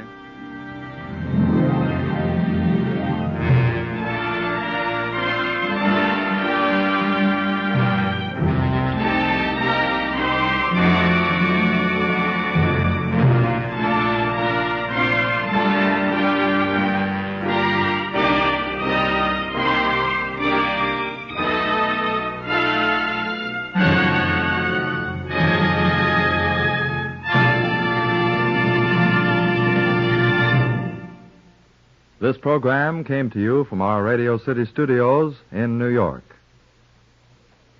Robert Warren speaking. This is NBC, the National Broadcasting Company. The National Broadcasting Company. The National Broadcasting Company. The National Broadcasting Company. The National Broadcasting Company presents Radio City Playhouse, Attraction 25.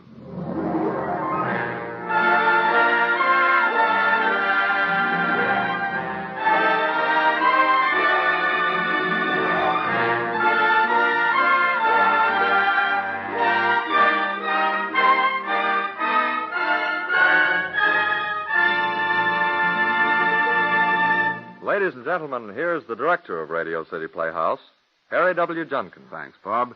Friends, the story we have for you tonight is not a nice story. It is, however, a true story as it deals with the truth in a human situation, and we feel that once in a while, radio can do with true and realistic stories. Our star is Miss Elspeth Eric, one of New York's most talented actresses. She plays the very difficult and penetrating role of Martha Hillman. Here, then, with Elspeth Eric as Martha and Adelaide Klein as her mother, is tonight's play, Machine, Attraction 25 on Radio City Playhouse.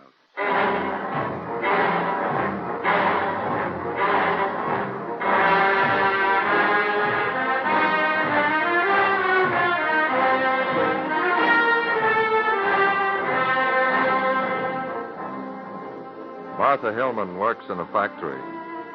It's a good factory, good pay, good working conditions. Martha's job consists of soldering together 2 copper wires, which protrude from an aluminum ring. The ring, after several additional operations, may end up in any one of a dozen electrical devices. All Martha knows is this one job. She is a human machine, efficient, quiet, dependable. A big, overweight, 24-year-old, bad-complexioned machine. She is also generous and kind and the hardest worker in her department. Okay, girls, one. That's it. Martha goes on working for a few minutes, then turns off her soldering iron, puts down her work gloves, and finds herself at the end of a line of girls checking out their worksheets before going to lunch. She waits patiently, her turn at the supervisor's window. Mary Bishop, 432, 16 defective. Bishop, 432, 16, okay. Martha Hillman, 645, 4 defective. Hi, Martha. You the last one? Yeah.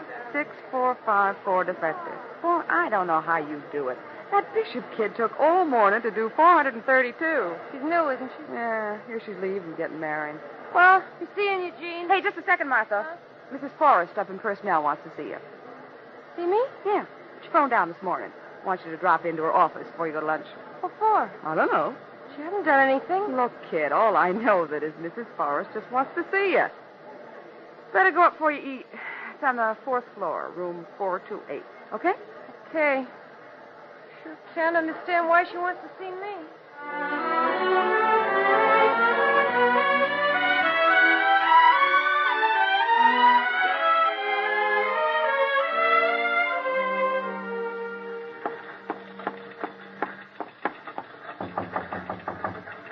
Come in. Oh, hello, Martha. Come in. Sit down, Martha. Thanks, Mrs. Forrest. Martha, we've some news for you. Some good news. Good news? We're going to promote you. Promote me?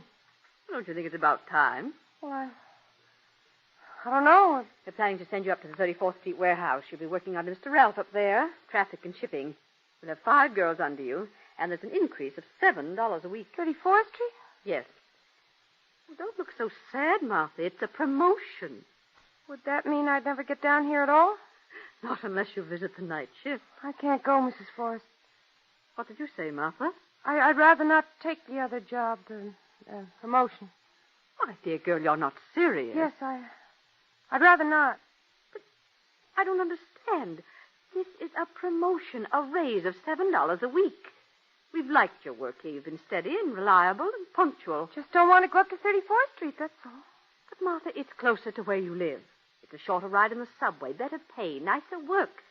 It's a promotion, Martha. Don't you understand that? A raise of $7 a week. I don't need the money. But, Martha, why? I thought you'd be delighted. I thought you'd be thrilled. You've always been very nice to me, Mrs. Forrest, but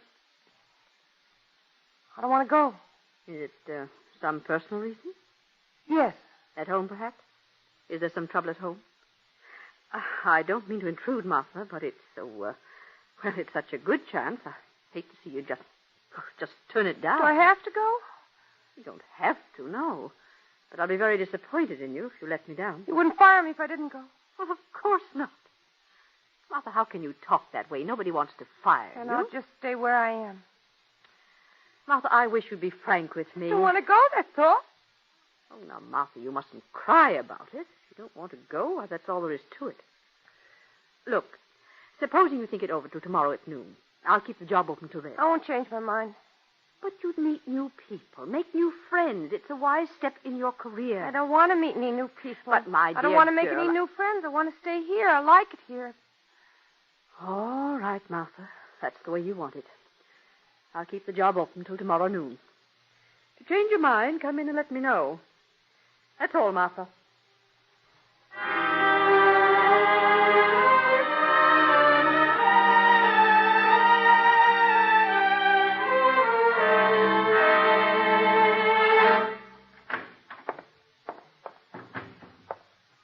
That you, Martha? Well, Ma. Hello, baby. I just made us a nice pitcher of lemonade. I thought it would cool us off. Boy, does it ever feel good to sit down. I'll bet. Gee, what a day. Was it ever hot? I'm boiled, aren't you? Absolutely Oh, I boiled. was till I washed my hair. I feel better now. Here, have a nice glass of cold lemonade. Isn't there any beer? No, baby. We just didn't have enough money this week to buy any beer. Okay, lemonade's fine. Thanks, Ma. Tastes good, doesn't it, huh? Yeah, well. Mm-hmm. Swell. Martha. Matter, Ma. Well, baby, Mrs. Forrest phoned me from the plant this afternoon. She's a personnel lady. She told me all about this new job. She seemed to think you ought to take it. She said she hoped I didn't mind her phoning, but that she couldn't understand why you didn't want to go. Just don't want to go? Don't pick at your face, Martha. Why don't you want to go? 'Cause I don't. Well, that's no reason, honey. Okay, so it's no reason. But 34th Street's closer and a raise. $7 a week, that pays the rent. So it pays the rent. We can pay the rent on what I make now. It's at times like this I sure wish your father was alive. I'll bet. Martha. Oh, now let's not get into a row, Ma. But I'm only trying to advise you to help I you. know. Leave your face alone, Martha. You'll make it bleed if you keep picking at it. Look, Ma, I'm tired. Let's have dinner, huh? But why? Why? Just answer me that one question and I'll keep quiet. Because I don't want to. Now let's drop it. No, I won't drop it, Martha Hillman. You just got to come to your senses. I never heard of anything so silly in my life. You're behaving like a silly kid. Ma, will you lay off? Honest, I'm tired out. Now let's drop it. $7 a week. A raise of $7 a week and you're being airy-fairy. Well, you'll learn, young lady. I suppose you think you should have Mrs. Forrest's job. $7 a week isn't good enough for I don't you. want to talk about it. Opportunity only knocks once. Remember that. Besides, it isn't though you were so crazy about this job you got now. I like it fine. One day you like it, next day you hate it. Why don't you make up your mind? And will you please leave your face alone? It's bad enough now without you picking it all the time. Will you shut up, Ma? For heaven's sake, lay off and... Why don't you make up your mind? Since you're not getting married, you might as well get ahead in your work, because if you don't... Shut up! Will you shut up, Ma? Well, are you getting married? Do I ever see any boys around here? When I was your age, I was married for 3 years. If you don't want to get married and you don't want to be a success in your job, what do you want? I just want to be left alone. Now, will you stop it before I get mad? Don't you talk to me that way, young lady, and stop pacing up and down. And be careful of that lemonade. You'll spill all over you. Will you don't shut up? Have you gone crazy? No, but I'm telling you, if you don't shut your mouth and get dinner, I'll... You might have hit me with that glass. You might have... I'm sick and tired of you yapping about this job. I worked hard all day, and you make me sick with your yap. Now just shut up and leave me alone. You're an ungrateful, rude, nasty girl. That's what you are. An ungrateful, stupid, rude, nasty... Oh, Martha! You struck me. My own daughter. Shut up, will ya? I haven't got enough to put up with without having to listen to you all night. Make me sick sitting around all day, nothing to do but wash your hair. You struck me. You struck me, my own daughter here. There's no use just throwing yourself on that couch and kicking, Martha Hillman. You're a nasty, horrible-tempered girl. I don't care what you do. You can stay in that job until you rot for all I care. Leave me alone. Leave me alone. I wish I was dead. Well, I should think you would. Please, Ma, please leave me alone. Oh, what's the use anyway? I wish I was dead. You shouldn't talk like that, Mom. Well, I do. I hate that job. I hate the factory. I hate Mrs. Forrest. I hate this stinking hot flat. I hate everything. Now go away and leave me alone. You make your face all red if you cry. So what? So what if it's red? So what? Does it make any difference if it's red, blue, or green? Oh, Martha, please stop it. Stop crying like that. Well, I do. All the time it goes on. Sure, I go to night school. So what? Sure, I work hard at the factory. What good does it do me? What good does it do me when I'm like this? When I'm fat that pimples all over my face. Martha, please don't. Please, baby. Screams and stuff all the time. They ever do me any good? It's because you're so nervous. That's what the doctor Nervous? said. Wouldn't you be nervous? Always looking like he had the measles. I can't stand it anymore. That's all. I just can't stand it anymore. I'm going to go away someplace and never, ever come back here again. Baby. I'm just going to go away somewhere. I'm not going to go on working with never anything to show for it, never. And I never get any thinner. If I stop eating altogether, I never get any thinner. Baby, please don't go on so it's bad for Never you. date, never go to dances, never do anything. I want to go out. I want to have dates. Why can't it be like June McCauley? Baby. Why can't I? Because I'm fat and I've got pimples and I'm too tall and too big. Martha, baby, please stop crying, please. Well, you just don't know what it's like. So one time, I went to the company dance. I sat all night. All night long, I just sat there and had to be good-natured and pretend like I was enjoying it. Baby. Sure, they think I'm good-natured, just like an old cow. And nobody danced with me. Nobody. Not one of those dirty, mean, nasty, stuck-up guys would ask me even once. Not one of them except Bob. Bob? He's a guy in shipping. Oh. Just because he lives on the same street and he's sorry for me. Oh. He was the only one with enough decency and enough common ordinary.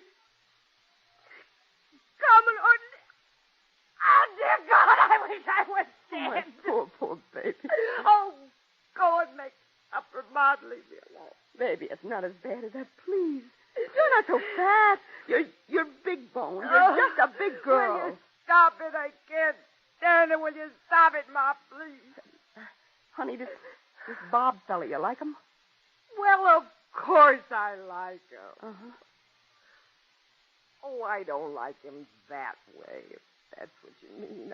I don't care if he...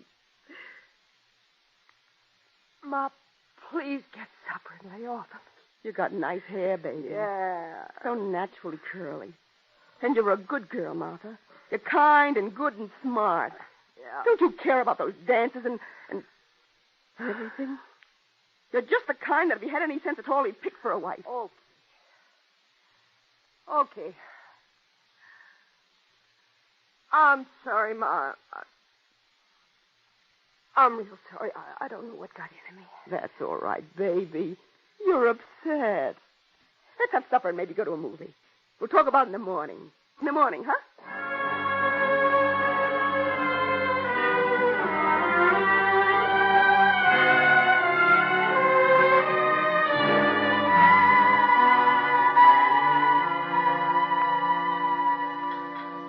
More toast, baby? No, thanks, Ma. Coffee? No, thanks. Oh, you should eat more breakfast. Work all morning on one slice of toast and one cup of coffee. I'm fine. Got time for cigarettes? It's a good date. So I'll have a smoke. Sure. Take your time, honey. Martha. You're my own daughter, Martha, and... Well, honey, I'd do anything that would help to make you feel happy. I know you would, Ma. So would I. Look, Martha, can't we just say everything we're thinking real honest and straight from the shoulder? Can't we? All right. Go ahead. Well, look, honey, have you always felt like this? I mean, have you always felt sort of, well, self-conscious about being, well, about not being as pretty as some girls? Yep. And have you, well, have you wanted... It's awful hard for me to say all this, Martha. It's your idea. Yeah, I know. Well, have you always wanted to have more dates with fellas? Yep. And this Bob fella, well, supposing he asked you to marry him. Drop dead. Now, Martha, you promised we'd be real honest. I'm only trying to help. If he asked you to marry him, what would you say? Say yes. You like him, huh? Is he the reason you didn't want this promotion, so that you could stay where you might see him once in a while? Yep. You love him, maybe? Maybe. Well, then you've got to... To what? Well, if you never try, if you just sit around and never try. What do you want me to do, hog tie him? But why make yourself... I mean, well, how do you think I got your father to propose? You didn't weigh 158. But you're big in the bones, baby. You're not fat. You're just a big girl. All over. Big all over. Couldn't you just... You say he lives here on Cremont? That's right. Couldn't you just kind of meet him accidentally some night? Accidentally is right. And maybe ask him in for supper? In here? Oh, why not? Why not? I'm a good cook. We use all the best china. Supper, he'd think I'd gone nuts. Well, at least you could try, baby. I'm only trying to help. A mother doesn't like to see a baby miserable. I'm not miserable now, Ma. That was last night. I'm fine. Forget it. But couldn't you try? Couldn't you just kind of happen to meet him on the way home from work and just casually ask him in for dinner? I'm not going to look at the subway every night for a month and pounce on him, if that's what you mean. But you'll try, huh, baby? Please? It's nearly 8 o'clock. Goodbye, Ma, and thanks for... Oh, thanks. But you'll try, baby? Sure, Ma, I'll try. Maybe I could ask him to supper some night. Maybe I could.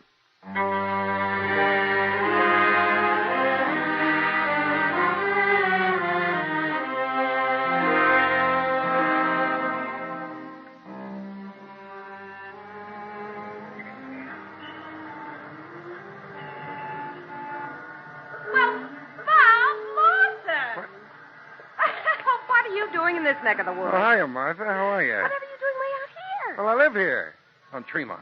You do? Yeah. Well, isn't it a small world after all? you walking my way? Well, sure. Aren't those subways awful? Honestly. Yeah. Schooler today, though. Honest, that hot spell 2 weeks ago, we nearly died in our department. Yeah. I sure will be glad to get out of that joint. Out? Yeah, I'm quitting. Getting another job over in Jersey. Oh, my brother-in-law's got a garage over there. Wants me to go in with him. Jersey? Yeah. Well, isn't that just fine? Well, I figured I wasn't getting anywhere with old Jorgensen. Everybody says you're twice as smart as Jorgensen. Oh, yeah? If they had any sense, they'd fire him, give you his job. Well, it doesn't matter now. I'm leaving the end of this week. This week? Mm-hmm. Gave my notice Monday. So you're leaving? Yeah. Gee whiz, the shipping department will fall apart. Honest, Frank Henley says you're the strongest man they ever had in shipping. Yeah? Sure, that's true. Said you do more boxes in a day than any other guy they got. Oh, it's just my good living. I'll bet. That's a fact. I'll bet you're not so good living. Oh, yeah? I'll bet you're a wild one. Oh, you think so, huh? I can tell. Yeah? Ah, you men.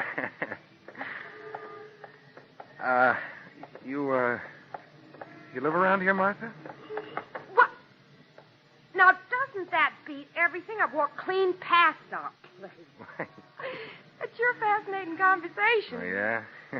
Well, the least you can do is walk back with me. It's only half a block. Well, look, I sort of have Come to... on, it's only a step. Well... Okay, Martha. Gee, women sure are queer. Nothing ever make me forget where I live. That's what you get for being so attractive. Well, me? Well, you are. Jean Milton, that's our supervisor. She thinks you're the best-looking guy in the plant. Jean Milton, who's she? She's our supervisor. I don't know her. She's a nice girl. Gosh, I'm hungry. Yeah? Ma always has swell dinners. I always say a good home-cooked meal tastes better than anything you ever get at the Waldorf Astoria. Oh, you go there? Oh, not for weeks and weeks. There's this guy from out of town. He always takes me there, but honestly, he's such a jerk, I nearly died. Yeah? I'd rather have one of Ma's home-cooked meals than anything. You eat out much? Yeah, all the time. Must get tired of it. Oh, I don't mind it. Don't you ever get real anxious for a good old-fashioned home-cooked meal? Oh, I go to my sister's in Jersey's on weekends. Say, Bob, I got a swell idea. What? Why don't you come in and have supper with us? Why don't you?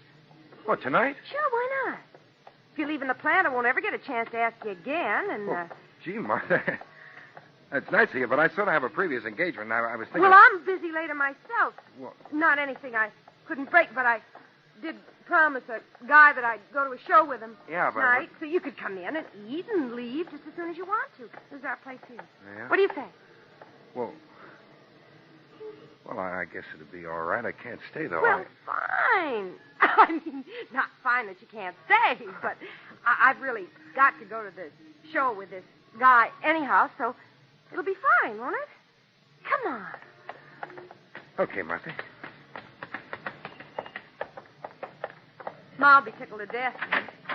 She never gets tired of me bringing guys home for meals.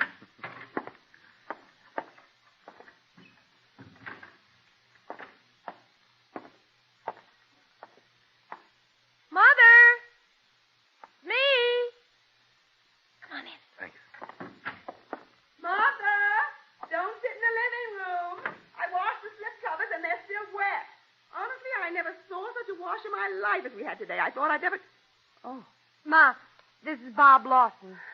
Bob, this is my mother. How do you do, Mrs. Hillman? Well, Mr. Lawson, this is Bob's a surprise. coming for dinner, Ma. I hope you got something wonderful. Oh.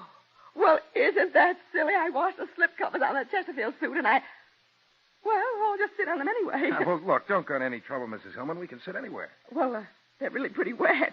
Couldn't we bring in the kitchen chairs, Ma? Well, why can't we sit in the kitchen? Oh, no, that's awful. Suppose we bring in the kitchen chairs, Ma. Well, I'll get them. Oh, no, Mr. Lawson, I'll get them. You children go on in the living room and I'll bring the chairs. Wouldn't this be the day Ma would wash everything? Yeah. Honestly, she's the most particular housekeeper I ever saw. Honestly, you could eat off the floor. Well, this is home sweet home. Oh, it's real nice. Gee, those slip covers are still pretty damp. Guess we'll just have to sit on the kitchen chairs. Yeah. Well, here we are. This is just the silliest thing. But those slip covers were so dusty. Well, I'm afraid you'll just have to have a straight back chair, Mr. Oh, Lawson. well, look, that's all right, Mrs. Hillman. Martha, you sit on this No, bucket. no. You sit down. I'll get the other chair. Mother, you keep Bob company for a while. All right, dear. Sit down, Mr. Lawson. Well, what about you, Mrs. Oh, Hillman? no. Sit down. I have to see about dinner anyway in a minute. Sit down. Okay. Martha said you lived just up the street a bit. Oh? Yeah. Oh. Oh, yeah, that's right. Well, I'm real glad you came. Yeah, me too. Well, if you'll excuse me just a moment. Well, sure, Mrs. Hillman. I'll just see about dinner. There's some magazines right there next to you, right there. Okay, Miss Hillman, take your time. I'm okay.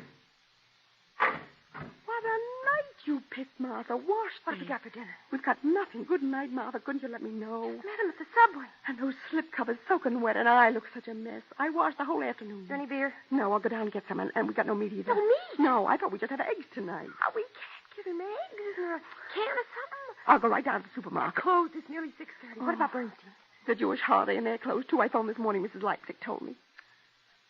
Can't just No. stand here and wonder what we're doing. Well, you go on in, I'll manage. You go and put on your black pumps Yeah, first. all right. And use the good Yeah, I dishes. will. Oh, wouldn't you know you'd wash those slip covers? Honestly, I could die. Get in there. Here, what we're doing. Go on. I'll get dinner. I'll get something.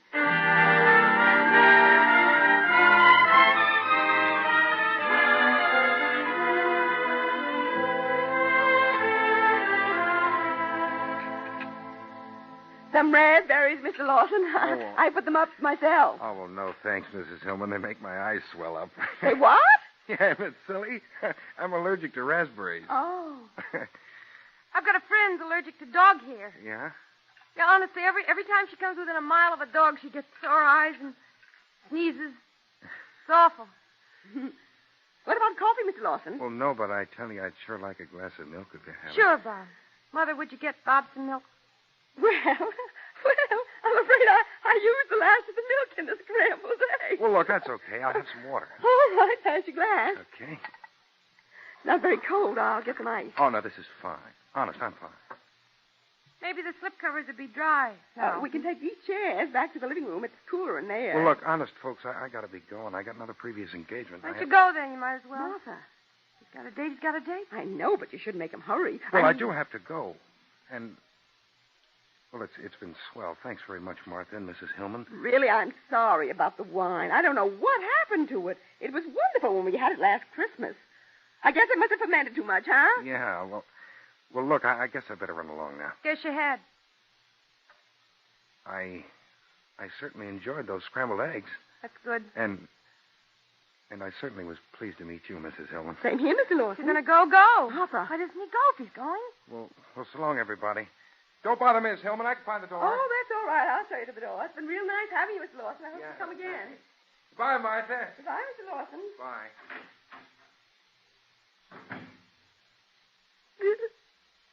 He's a real nice fellow, that Bob. Oh, Martha, baby, I'm real sorry about the wine. I never thought to get beer today with Bernstein's closed. Doesn't matter. I'm sorry if everything wasn't just right, but honestly, honey, I washed the whole afternoon. If you'd only let me know. Stop it, Bob. Oh, and those slip covers.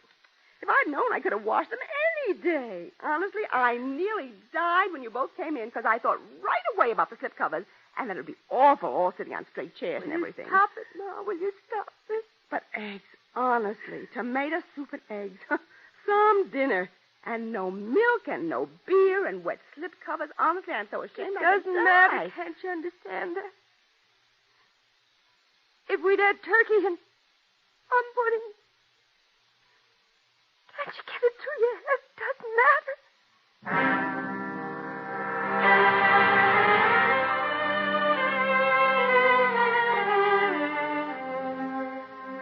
When the lunch whistle blows, Martha doesn't hear it. The constant noise about her has trained her to shut her ears.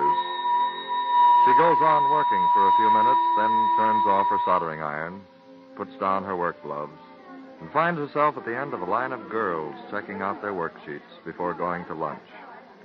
Martha waits patiently for her turn at the supervisor's window. Mary Bishop, 311, 20 defective. Mary Bishop, 311, 20 defective. Well, it's a good thing you're getting married, Mary. You're sure not much use around here. Just thinking, after the end of this week, I'll never, ever have to touch a soldering iron as long as I live. Oh, brother, am I? Martha Hillman, 702, no defective. Hi, Martha. 702, no defective. Boy, Martha, at the rate you work, it's a wonder to me you're not president of this joint. Yeah. Yeah, sure.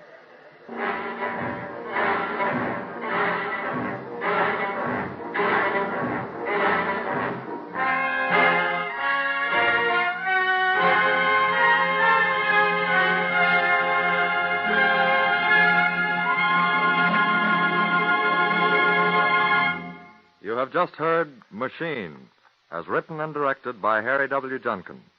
The part of Martha was played by Elspeth Eric.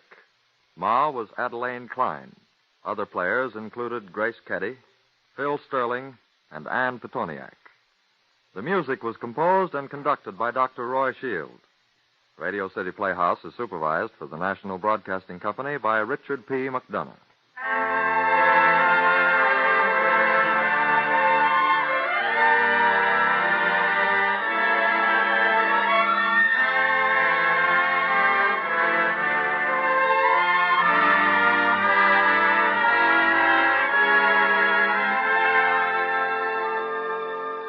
This is Harry Junkin again.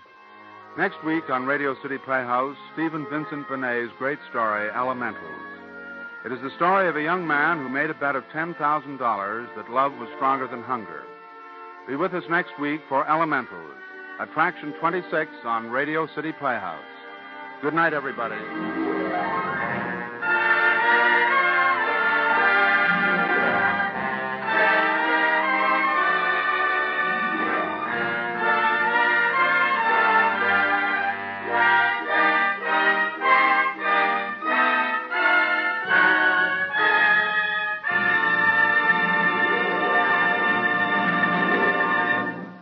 Bob Warren speaking. This is NBC, the National Broadcasting Company.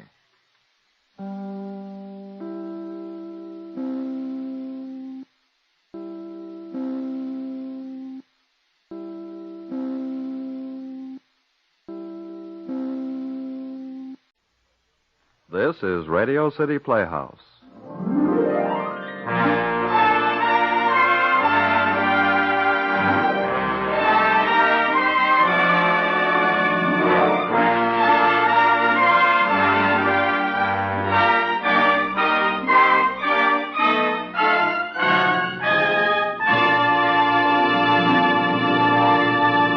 Ladies and gentlemen, here is the director of Radio City Playhouse, Harry W. Junkin. Thank you, Bob Warren. Friends, we feel so keenly the importance of variety in radio entertainment that tonight we are making a rather radical departure from our usual format. We would like to have your opinion of our effort tonight. Your approval is very important to us. If you can find a few seconds to drop us a note or a postcard, please do. Envelopes should be addressed Radio City Playhouse, NBC, New York. That's Radio City Playhouse, NBC, New York. And now here is our show. Our two very favorite people and very special stars on Radio City Playhouse, Jan Miner and John Larkin, in Two Moods from the Past.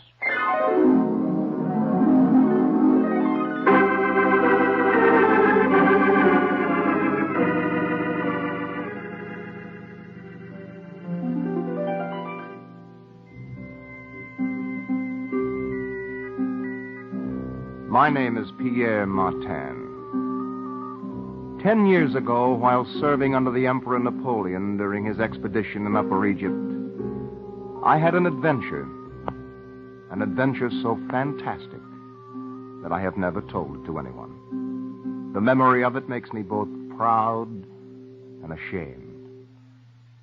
During the campaign, I was captured by the Arabs. They took me deep into the desert to their camp and held me prisoner there. Because there was no place a man could go to, even if he did get the idea, the Arabs guarded me lightly. One night, I escaped. I grabbed a rifle, a dagger, leapt on a horse, and rode off into the desert. For hours, I rode over the sand, and by sunrise, the horse was almost dead. But I pressed it on with the desperation of an escaped convict. And suddenly, silhouetted against the rising sun, I saw palm trees.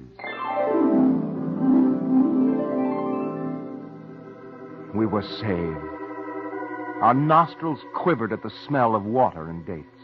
I urged on the staggering horse, but at the very edge of the spring that gushed forth cool, clear water, he fell dead with exhaustion. I drank only a little water at first. Then I plunged my head and drank until I could hold no more. By this time, the sun was up, and all I could see was sand. Mile after mile of cruel, dry whiteness. There was not a cloud in the sky, not a breath in the air. I climbed a palm and ate my fill of the fresh, ripe dates. Then I crawled into a shallow cave made by some rocks and fell asleep. I slept through the long, hot day and into the night. About midnight, I awoke with a start. A sound had wakened me, but it was a sound that came from no human being. It was the sound of breathing. But what breathing? It was something big, something unnameable, something in the cave itself. I lay there, my nerves shuddering with horror. I strained my eyes to pierce the blackness, but I could see nothing. There was only this terrifying breathing. Gradually, in the blackness, I thought I could distinguish the outline of a long, crouched figure. But what it was, I couldn't even guess. For hours I lay there, listening to this hideous breathing, waiting. Suddenly, as the moon began to set, a ray of its light entered the cave and made visible to my straining eyes the spotted skin of a panther. This lion of Egypt slept curled up like an enormous dog, its face turned toward me. 1,000 confused thoughts rushed through my mind. I could kill it with a bullet from my gun, but there was not enough distance between us for me to take proper aim. Twice I placed my hand on my dagger, just one quick stab. But no, it was too dark, and if I missed... The minutes dragged by. They became hours, and I sat there, taut, trembling, terrified. Soon it became light enough to see the rising and falling of the animal's breast and sides, to see that its muzzle was smeared with blood. Soon I could see more. The small golden marks around its paws, its snow-white tail ending with black rings. Soon I could see that it was a female, and huge. She reminded me of a gigantic cat snoozing on a cushion. Her blood-stained claws stretched out before her face from paws that were nervous. Her head rested on them, and her straight, slender whiskers seemed like threads of silver in the hazy light. Trembling for fear I would wake her, I edged myself to a crouching position. And inch by inch, I began to ease myself toward the exit of the cave. To do this, I had to pass within 6 inches of her nose. When I was directly in front of her, the panther opened her eyes. I was rigid with fear. I met her cold, shining stare with fascinated terror. And suddenly she rose, poised, glaring, ready to kill.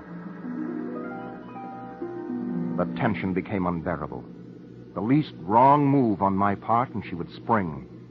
My gun was on the floor beside me, my dagger in its sheath. I was crouched in an awkward position. I was helpless. And then suddenly le bon Dieu made me do a very wise thing. He made me put out my hand, and in an instant, as though I were caressing the most beautiful of women, I stroked the panther's head. And then with a movement both gentle and amorous, I rubbed her back. To my amazement, she stretched herself voluptuously, pressed her soft fur up into my hand. Her eyes grew gentle, and when I stroked her for the 3rd time, she gave forth a little sigh. I redoubled my efforts. She began to purr. Her razor-sharp claws drew back into her velvet paws.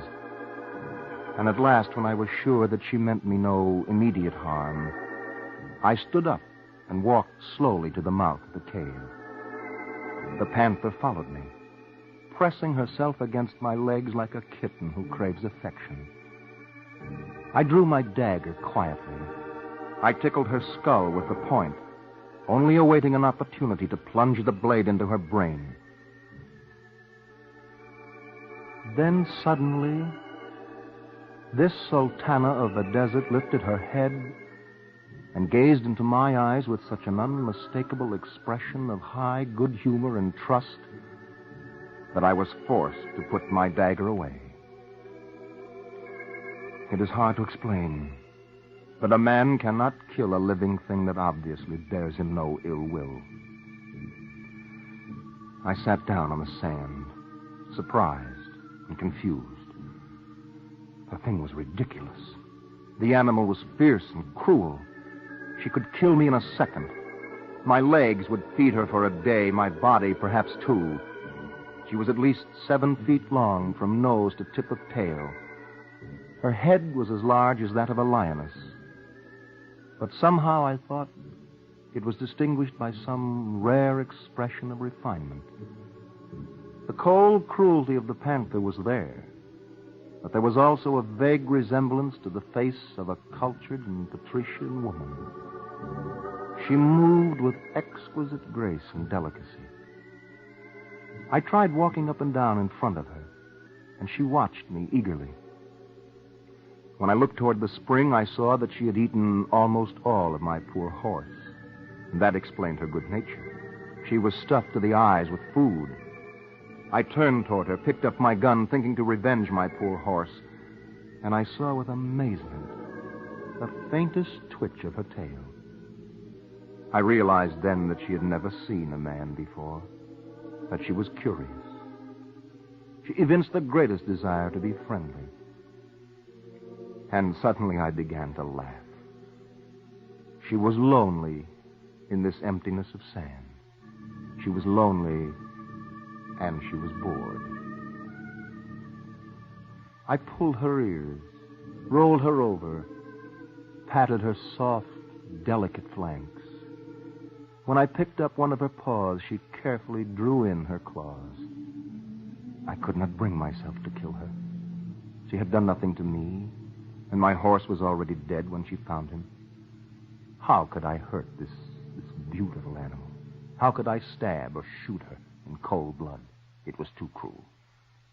And yet I could not trust her. After a while, I removed my boots and breeches so that I might bathe in the spring. I advanced to the water on the opposite side to the way I had approached the previous evening and strode happily into the cool water. In an instant, I realized that I had stepped into a quicksand. When I had sunk to my waist, I screamed. With one bound, the panther was at the water's edge. Hunching herself very low, she inched toward me. I took off my shirt, twisted it into a rope, and held it out to her. She took it between her dreadful jaws, and slowly, inch by inch, she dragged me out. Moving cautiously so as not to sink herself, she tugged slowly and determinedly until finally I lay safe on the hard, dry sand. Now we were bound together for life and death. Now I could never harm her. Never. Yet what could I do? One does not take full-grown panthers as pets. She was gentle now, but what would happen to her disposition when she grew hungry again? I told myself I was a fool. I should shoot her and have done with it. Yet each time I picked up my gun, she would look at me with such gentleness in her golden eyes that I could not bring myself to kill her. No matter what her motive, she had saved my life. How could I return this service with a bullet?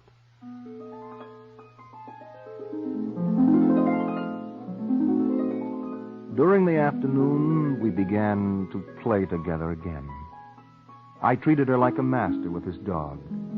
She let herself be knocked about, almost chuckling with pleasure. I played with her by the hour. I loved the perfect grace of her head, the exquisite golden softness of her coat, the blackness of her markings, the luxuriousness of her fur. When I looked into her eyes, something flashed between us, something of trust and, yes, even of love. In the late afternoon, she disappeared, and I piled rocks in front of the cave to keep her away from me during the darkness. The next morning, I found her waiting outside for me with the untouched body of some desert bird. With a lump in my throat, I realized that this creature whom I had barred from the shelter of the cave had brought me food. True, I could not eat this dead bird, but she had no way of knowing that this morsel, which she considered so delicious, would not appeal to me. Perhaps she had sensed that I was tired of the dates, and she had brought me a gift. 3 days later, in the afternoon, I saw French soldiers on the horizon. I had expected rescue, since the desert was full of Napoleon's troops. With a wild shout of joy, I rushed to meet them. My sudden scream startled the panther, and she turned quickly and with her sharp teeth caught hold of my leg. Thinking her in earnest at last, thinking her about to sink her teeth into my knee, I stabbed her with my dagger in the throat. With a scream of pain, she released me and sank to the sand. In an instant, I knew what I had done. I realized almost as I struck her that she was only playing, that we had tumbled together before, that I had killed her on a misunderstanding.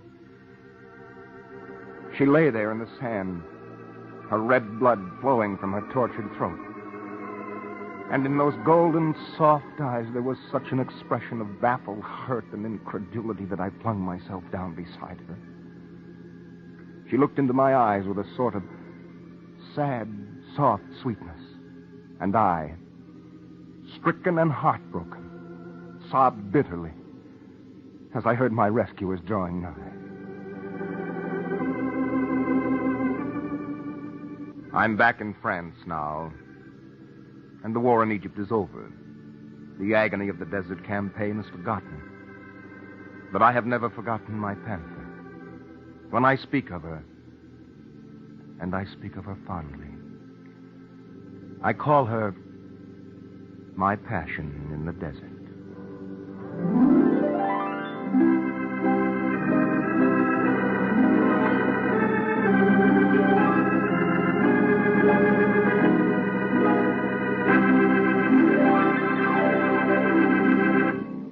Listening to Radio City Playhouse, Attraction 28. You have just heard the first of 2 word pictures of Moods from the Past. Here is the second, which stars Jan Miner as the little sister in the story of Ming Yi.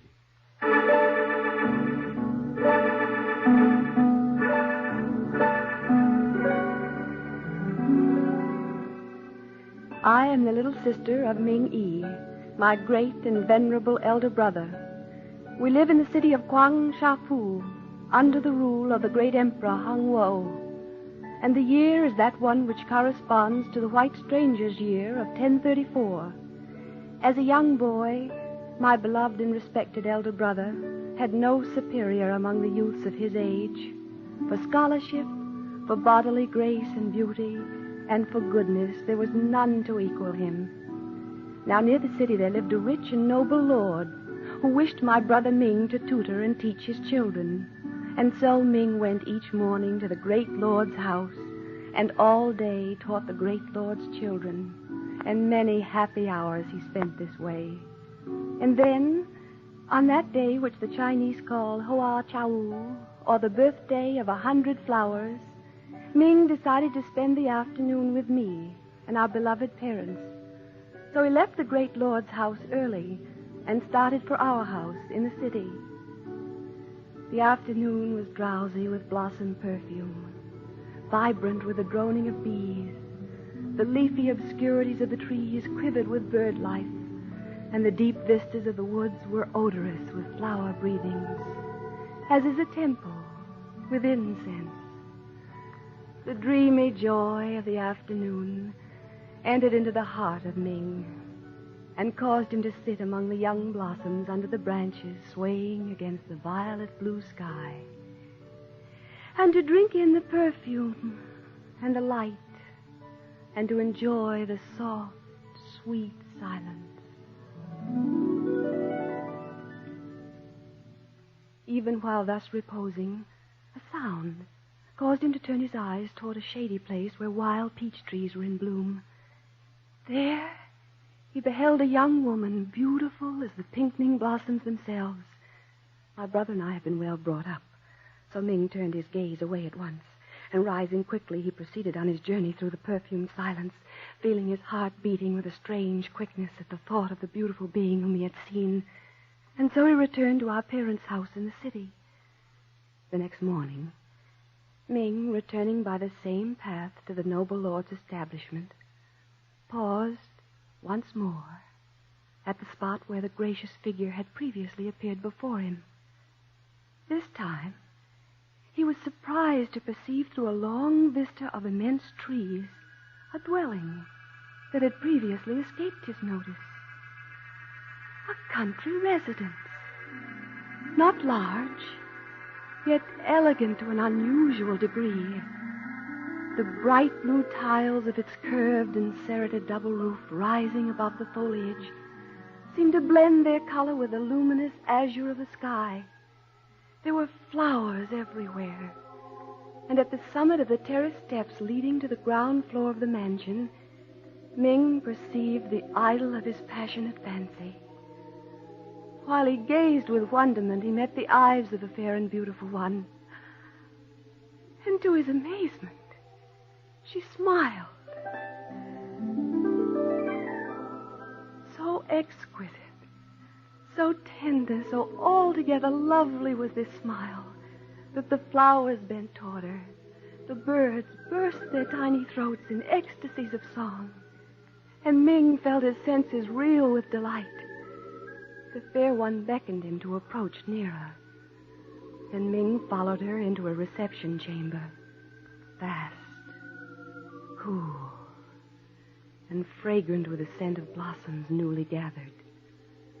The young mistress of the mansion moved toward Ming and kindly greeted him as he bowed low in salutation. Softly tender as a beauteous lily, she wore her black hair interwoven with the creamy blossoms of some woodland flower. Her robes of purest silk took shifting tints when she moved, as vapors change hue with the changing of the light. There was drowsy music in her voice, and such a strange, sweet grace in her manner as Ming had never heard before.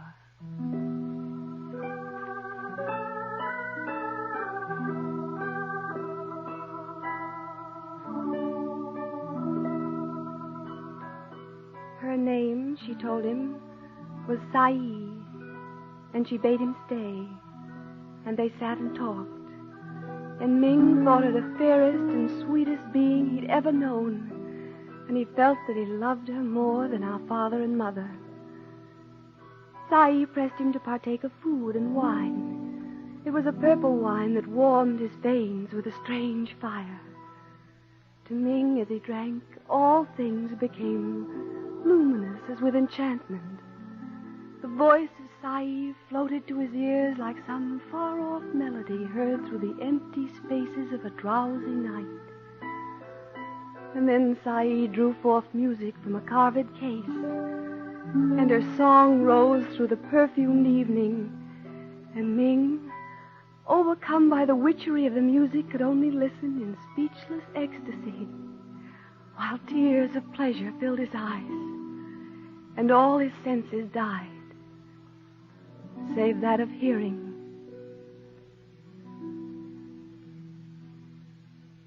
At last, when the flowers opened their eyes to the rising sun, Ming bade his lovely enchantress farewell.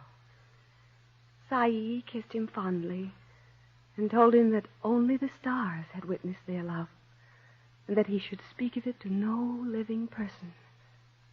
And so saying, she presented him with an exquisite and curious little thing, a paperweight in the likeness of a crouched lion, wrought from a stone of purest jade. Tenderly, Ming kissed her hand and swore that never would he betray a love so beautiful. Now it came to pass that many were the hours that Ming spent with the fair and beautiful one. He came to neglect the great lord's children. The great lord became suspicious and sent a servant to watch Ming, to follow him into the woods. But the servant, on reaching the most obscure portion of the forest, found the boy to suddenly vanish, as though the earth had swallowed him up, and the servant returned to relate what had taken place in great bewilderment and confusion. Meanwhile, Ming, on entering the chamber of his beloved, was surprised and deeply pained to find her in tears. She told him that they were about to be separated forever. She told him that someday he would become a great scholar, and that honors and riches would be showered upon him, and that some beautiful, good, and loving woman would console him forever. And then Sai refused to speak of grief or sadness, and sang to Ming again her wondrous song.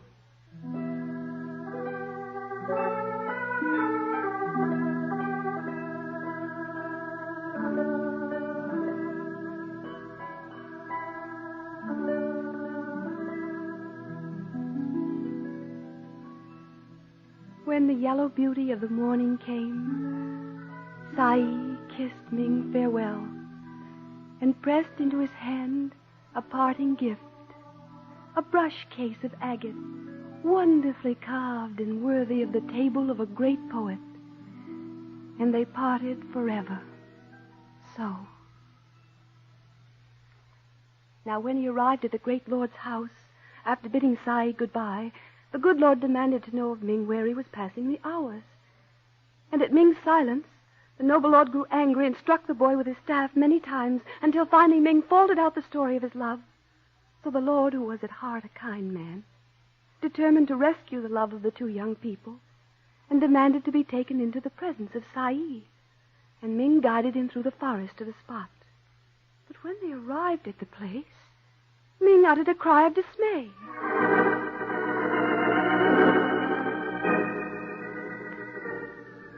Where the azure-tiled roof had been, there was only the blue emptiness of the sky. Where the broad terrace had extended, he could discern only a ruin, a tomb, so ancient, so deeply gnawed by moss that the name graven upon it could not be read. The home of Sai had disappeared. Suddenly, the great lord understood, and he looked at Ming with a deep respect. "My son," he said, "you have been beloved of a goddess. Although you are too young to have read the wisdom of Ping Kang, Sai Teo is the goddess of beautiful souls. Her love is the mark of great blessings. And only in the history of China, twice in 6,000 years, has she loved a mortal being.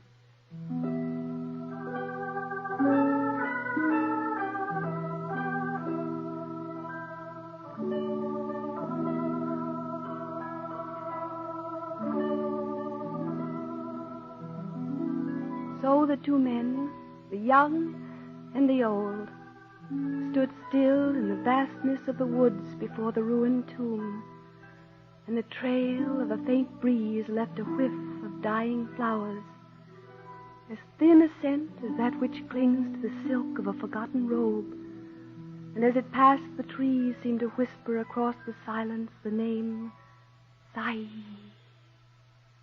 Sai Teo.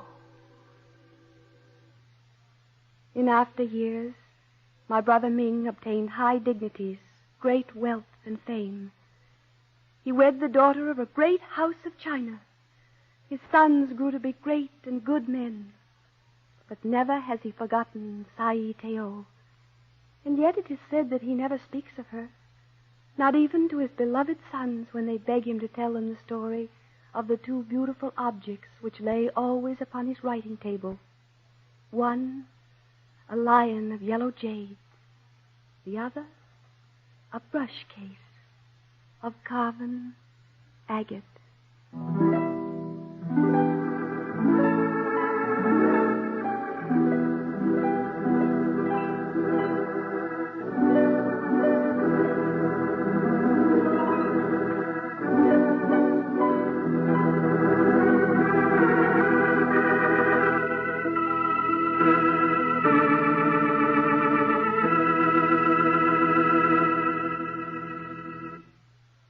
You have just heard Radio City Playhouse, Attraction 28, 2 quarter-hour word pictures of moods from the past. Passion in the Desert was written by Honoré de Balzac and starred John Larkin as Pierre Martin. The story of Ming Yi was translated from the Chinese by Lafcadio Hearn. Its authorship is unknown. Both stories were adapted for radio by Harry W. Junkin, who also directed the production.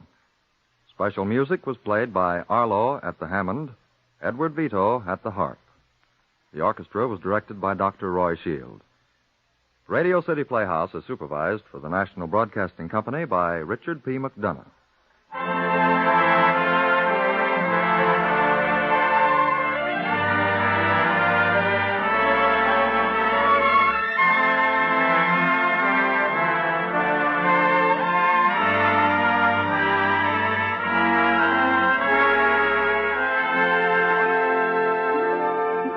This is Harry Junkin again. Next week on Radio City Playhouse, a tense and compelling story of the life and death conflict between two men. Weather Ahead by William Devlin. Next week, Attraction 29 on Radio City Playhouse. Good night, everybody.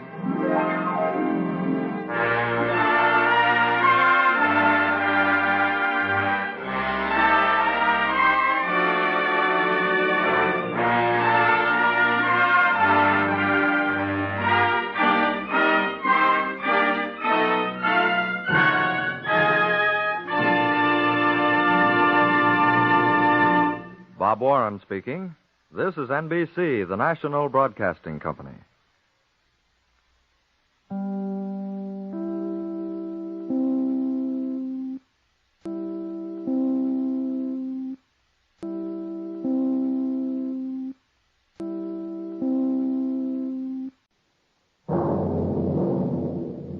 The National Broadcasting Company presents Radio City Playhouse, Attraction 30.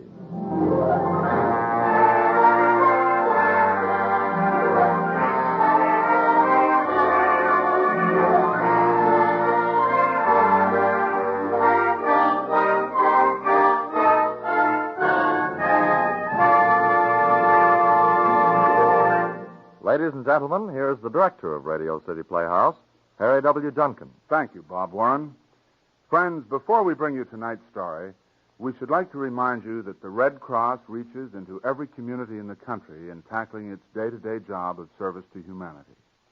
As Americans, We are the Red Cross, because the Red Cross in action is America in action. The job for 1949 is tremendous, and $60 million are needed. We respectfully urge you to give generously. It is through the Red Cross that each one of us can give something of our own plenty to those who are sick, hungry, homeless, and frequently hopeless. And now here is tonight's play. True, we think, to the Radio City Playhouse tradition of a good story expertly told. Blind Vengeance by George Bellack, starring John Larkin as Emmett with Elspeth Eric as Helen. Attraction 30 on Radio City Playhouse.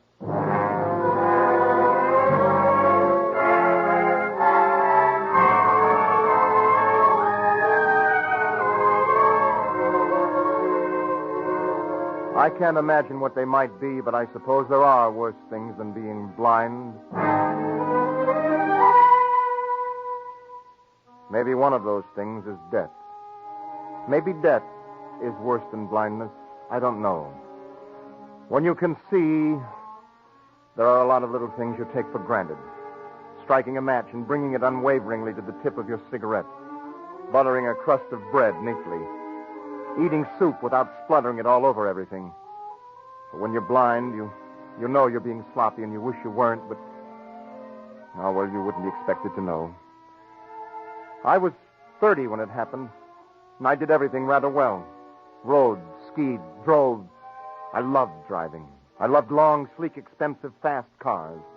It's a wonderful feeling doing 70 in a good car on a smooth road, especially when your wife's beside you. Emmett, darling, please, that's too fast. Helen. Well, it is. I don't like it. It makes me nervous. You leave it to Emmett, boy. Steady as the Rock of Gibraltar. Slow down. You know, that center line reminds me of adhesive tape unwinding from an endless white road. I think it's smart aleck stuff, and I don't like it. Oh, Helen, for Pete's sake, stop being stuffy. Cars like this are made for speed. Crazy to take chances like this. I'm asking you, please. Emmett! Emmett!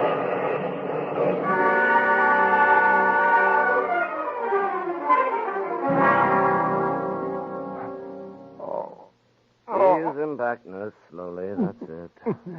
There. These fools that don't know how to drive, how crazy can a man be? All right, Mr. Graves, take it easy. Oh, it's killing. It's killing. You'll be all right. It's like a knife. What is it? What? Helen. Your wife's all right now. Take it easy. Who are you? You're all right. What happened? You had an accident in your car. Where am I? In the hospital. I'm Dr. Summers. You're in the hospital and you're safe, and your wife's right next door. Now take it easy. Oh. Another half grain of morphine, nurse. Now, just relax, Mr. Graves. You had a bad accident. You're very lucky to be alive. Doctor, my eyes. Why are they... Take these bandages off. Now, Mr. Graves. Take them off. You hear me? Take them off. Please, Mr. Graves. Hypodermic, nurse. Yes, doctor. Now, this will just sting for a second, just for a second. What are you doing to me? What are you doing? Just to quiet your nerves. Why are my eyes bandaged? Relax. That's it. Easy.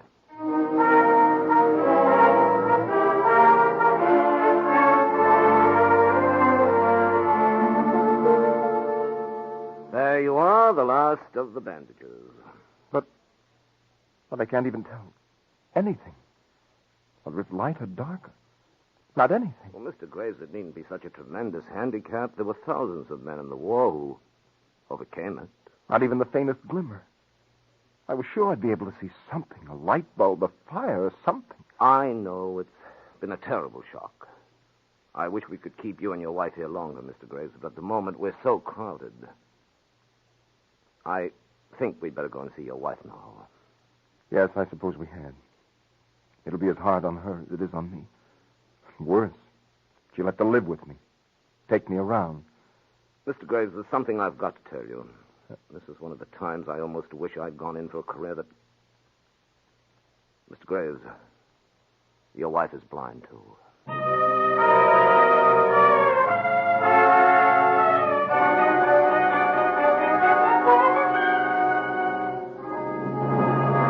No! That's final.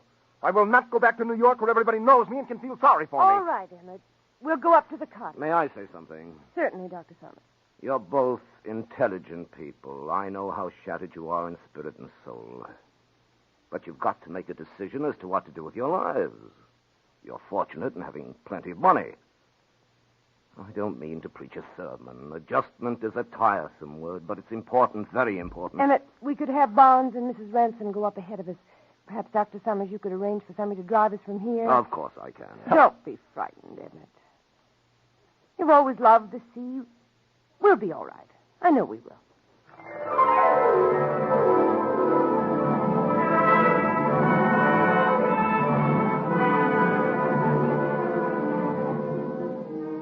We were taught how to sign our names in a guide frame, how to go through doors. Every day a man came from the Institute for the Blind and taught us. We had a model of the house made, and we fingered it until we were perfect. We knew how many steps between every room, what furniture stood where, and we learned the 40 yards of shore so that we could stand anywhere and yet still find our way back to the house.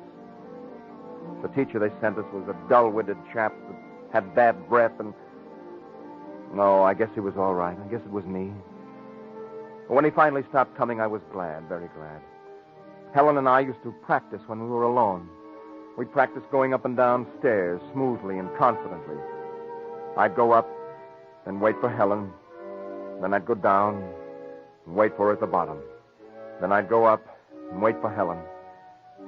Oh, it's a real exciting way to spend an evening. 17, 18, 19, 20, 21. There. I didn't touch the railing once. Oh, you don't have to be that perfect. Everybody uses the banister when they climb stairs. The little chair is here.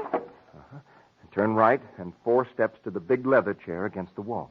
Small chair at the head of the stairs. 4 steps right. And the big leather one.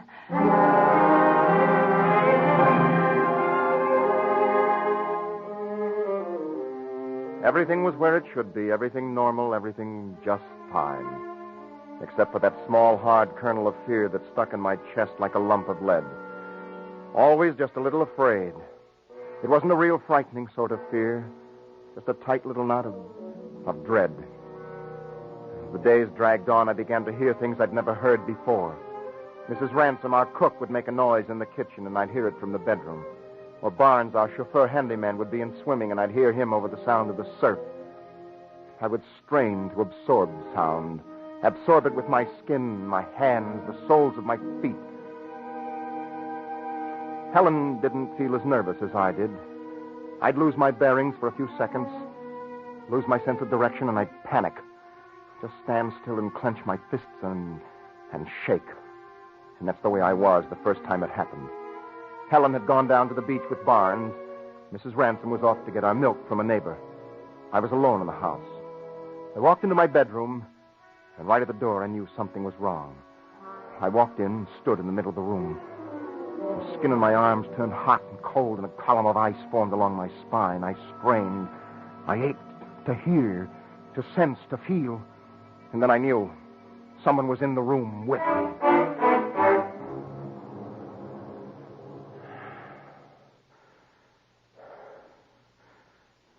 Who is it?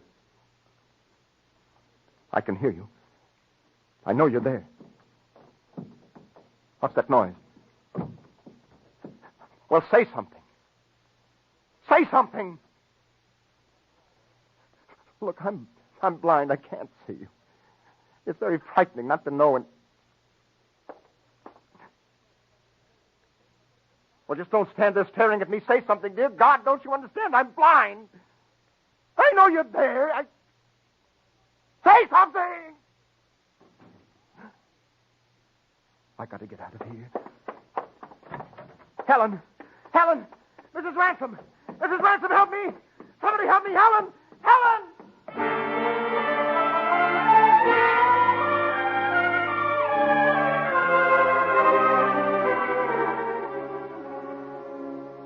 But, darling, who on earth could have got into the house and up into your bedroom? I know someone was there. I know it. It was your imagination, darling. Now be sensible. It just couldn't happen.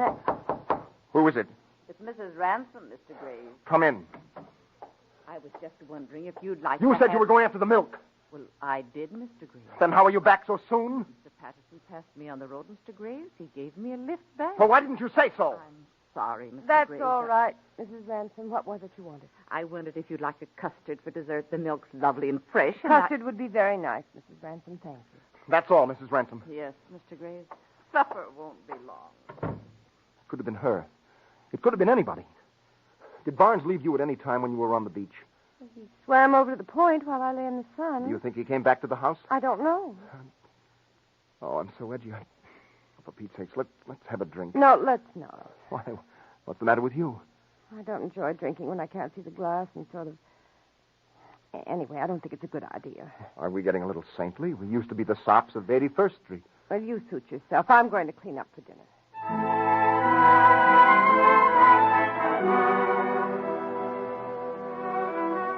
I started then to think about killing myself. I wondered what it would be like. Would it be quiet and serene, and would it be...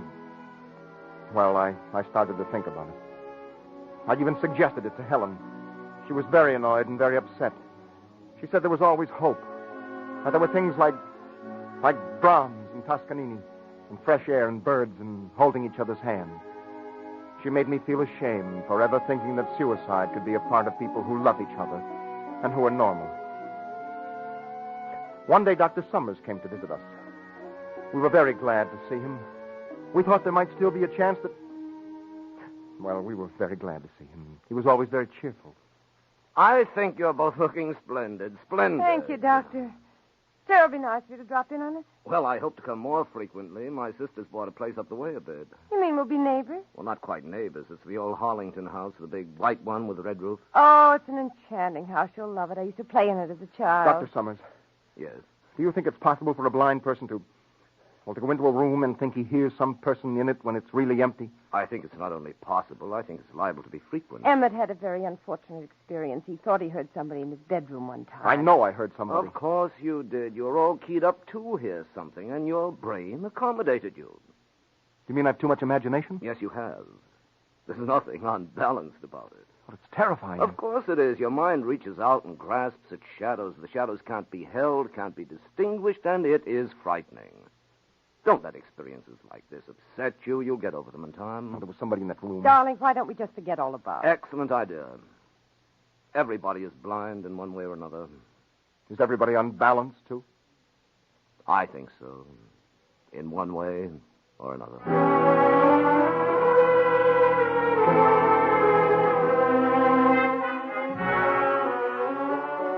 That night after Dr. Summers left was the first night I had to talk myself to sleep. I was afraid to get up and get a sleeping powder. I was afraid I might take the wrong thing and make myself sick. I didn't want to wake Helen, and it seemed churlish to wake Mrs. Ransom of Barnes. So I talked to myself. Not loud. Low and softly. Nobody could hear me. Helen slept in the next room. When I talked to myself, it shut out the disturbing sounds. All the millions and millions of other sounds. The night, the sea, the crickets. I never knew there were so many sounds. To try to keep the sounds out, I'd lie on my back and gently rub my chest with both hands from side to side, and I'd talk very softly. Nothing but the night. Alone. It's cool. Good night to sleep. Good night to sleep. What's that? Helen? Is there someone? Whoever you are, you're at the window. I'm going to get out of bed and come over. If you want to kill me, why, this is your chance.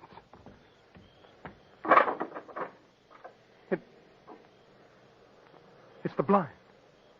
It's the blind. It's just the Venetian blind. Dear God, am I going crazy?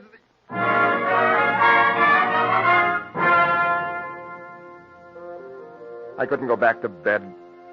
I felt for my robe, my slippers. I gripped the wall and walked carefully to the door of my room. My hand glided over the chair, the bureau, felt the open door. I walked the 10 steps to the big leather chair, then 4 more to the top of the stairs. I made the left turn, And suddenly there was nothing there. No wall, no banister, no small chair, just space. And for what seemed like a million years, I balanced on the edge of a knife, my arms beating the air uselessly. And then, like a lump of clay, I fell. Ah! Helen! Helen! Helen, help me! Emmett! Emmett, where are you? Here, I fell. Over here, the stairs. I'm halfway down the stairs. Oh, my darling, what happened? What are you doing out of bed like this? Barnes! Darling, are you hurt? I fell. I Are fell. you all right?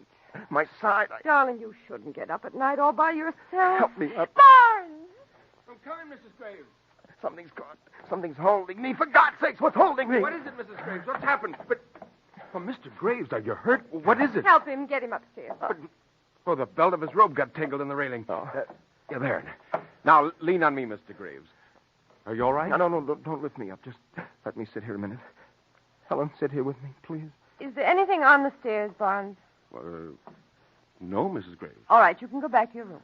Are you sure there's... You heard what she said. That's what you paid for to do as you're told. Now go back to your room. He doesn't mean it, Barnes. Please, go back to your room. If I need you, I'll call you. Okay, Mrs. Graves. If you want me, just shout. I won't go to sleep until you tap on my door. Thank you, Barnes. Emmett, what happened? Darling, you're shaking like a leaf. I thought I heard somebody at the window, and I got up. It was the Venetian blind slapping against the sill. I thought I'd come downstairs for a while. I got to the head of the stairs, and I fell. Are you all right? My ribs, hurts me to breathe. I think I hit my side when I fell. Oh, Helen, I'm so afraid. I might have been killed. Now, there, now. Please, let's go back up and get you to bed. I'll bring you a glass of milk. Helen. What? I've got it. I've got it now. Got what? Somebody moved the chair. Somebody what? Help me up, quickly. What is it, Emmett? Help me up. Can't you understand English? Yes, dear, I can understand English. Hang on to the rail. All right? Yes. Yes, I'm all right. What do you mean somebody moved the chair? I've got to feel it. To feel it. To know that...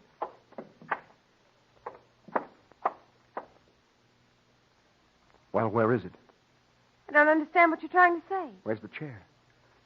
Where's the little straight-back chair that we feel every time we start downstairs and every time we get to the top? Where is it? Well, it must be someplace. It isn't here. Do you understand? It isn't here. Emmett! Somebody's trying to kill us. Trying to kill us. Do you hear? I'm going to call Dr. Summers.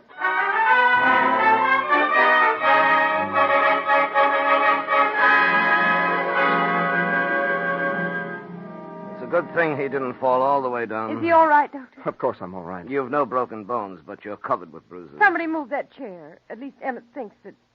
Well, it isn't there now anyway. What chair? Well, there's supposed to be a small straight-back chair right at the top of the stairs. We touch it every time we start down, and then we always know that when we feel it on the way up, there's only one step left. The little chair with the plaid seat? Yes. I can see it from here. You what? Yes, a little straight-back chair with a plaid seat. You're lying. You're trying to trick me. Mr. Graves, I can see a plaid chair from where I'm standing in this room. It's at the head of the stairs against the railing. I'm not used to being called a liar. I realize you're upset, but I'd appreciate it if you'd remember your manners. Good night.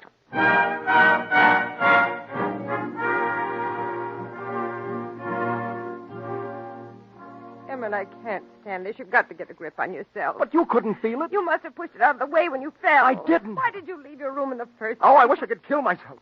Even if I went to hell, I wish... This is hell. Right now, it's hell. Emmett, I'm upset, too. Now, please don't talk that way. You've just got to get hold of yourself, darling. We can't go on like this if you're going to be hysterical and imagine... Look, I'm telling you that somebody moved that chair. Either Mrs. Ransom or Barnes. Somebody's trying to murder me. Emmett. Deliberately or accidentally, one of them moved it. Good night, Emmett. I'll see you in the morning. Try to sleep as late as you can. Helen, don't go. Don't go.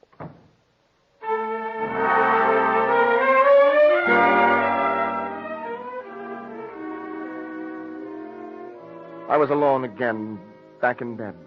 Alone with the noises. Only this time it hurt to rub my chest. The shadows crept in like 1,000 visions that can't quite be seen. I was on a horse, galloping under the skies.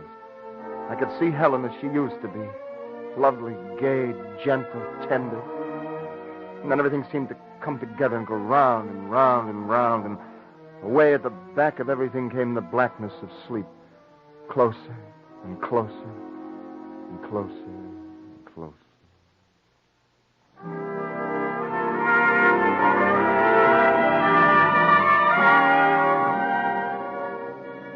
A couple of weeks went by, and gradually the pain went out of my ribs, and I began to forget. Helen and I walked by the sea every morning before breakfast. It began to be good to be alive. We were learning Braille. A whole new world of reading started to unfold to us. And then, one night, it all came back in a sickening, ghastly rush. I'd been asleep for hours, and suddenly I was awake. The hair began to stand up on the back of my neck. A noise had wakened me. A noise I hadn't thought of for a long time, the noise of a light switch. Someone flipped the light switch in my room. I tried to sit up in bed, but my muscles wouldn't respond. I just lay there bathed in sweat. I knew there was somebody in the room, but I couldn't speak. I couldn't move. I just lay there, the words bursting at my lips, but nothing would come out. Is there somebody there? Barnes?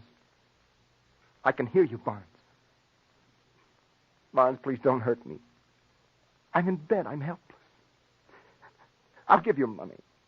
I've already arranged that you and Mrs. Ransom will be taken care of. You don't have to worry, Barnes. Barnes, please. Or kill me if you have to, but say something. Say something. What are you doing? What are you doing?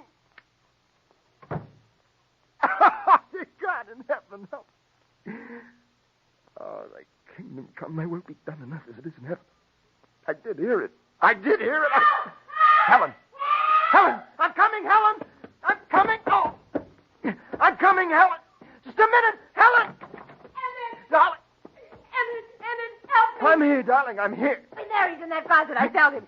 He passed me. He's in the closet. A man.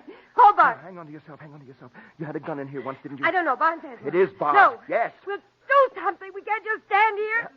Mrs. Graves. Barnes, come here quickly. But who if it isn't Barnes, then who's in there? Barnes! What is it, Mrs. Graves? Mrs. Graves, what's the matter? What is Barnes, there's somebody in that closet. Mrs. Graves felt him go past her. He was in my room first. Well, I'll soon find No, out. Barnes, wait now. Be careful. He may be... Well, if there's somebody in the closet, the best way to get him out is to open the door. What is it? Well, I'm sorry, Mrs. Graves. There's no one there. The closet's empty.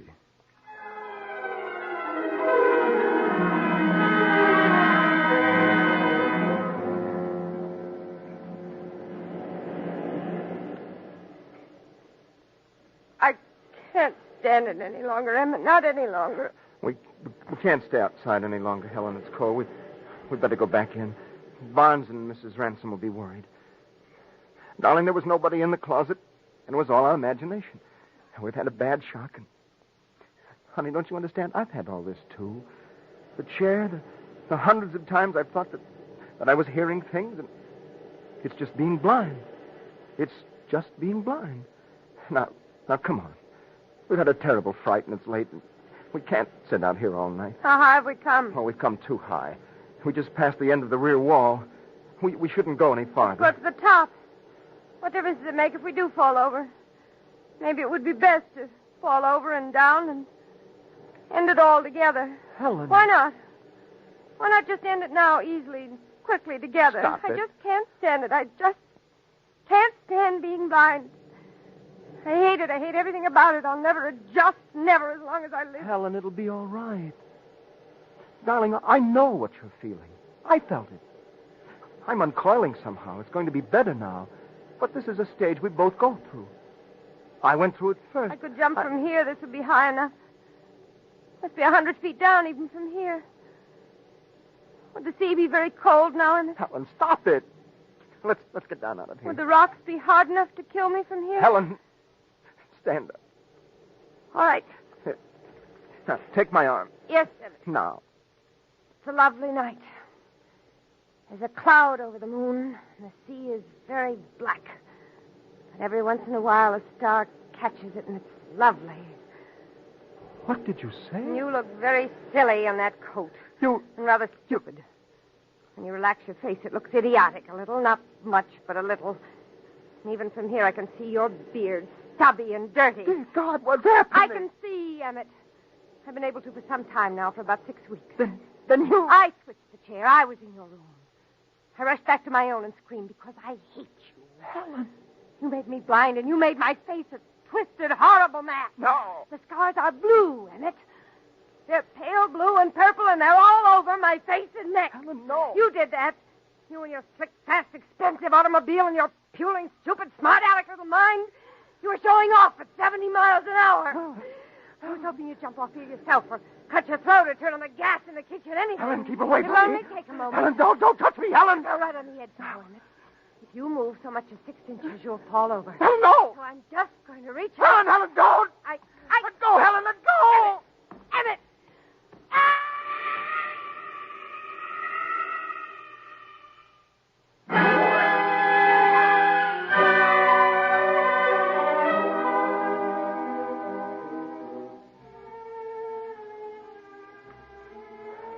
We must have been very near the edge. She fell all the way, right down to the rocks. I slipped, stumbled, but managed to keep my balance. I sat there all night, wondering what she looked like down there, all broken and... Barnes found me the next morning. I told him I pushed her, and why I pushed her. But they don't believe me.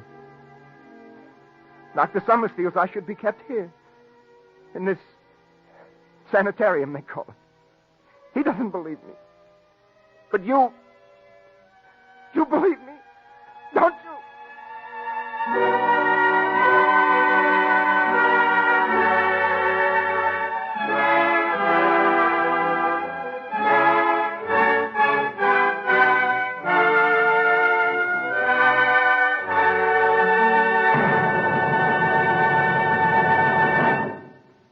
You have just heard Blind Vengeance, Attraction 30 on Radio City Playhouse, as written by George Bellac and directed by Harry W. Junkin.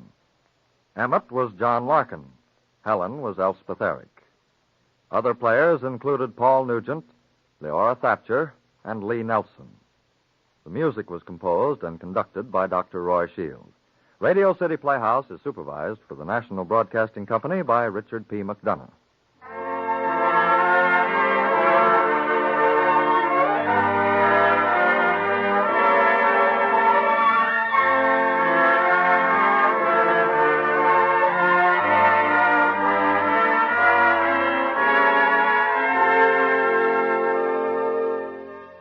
This is Harry Junkin again. Our sincere thanks to John Larkin and Elspeth Eric for a truly memorable performance. Please join us next week for another exciting story on Radio City Playhouse. Good night, everybody.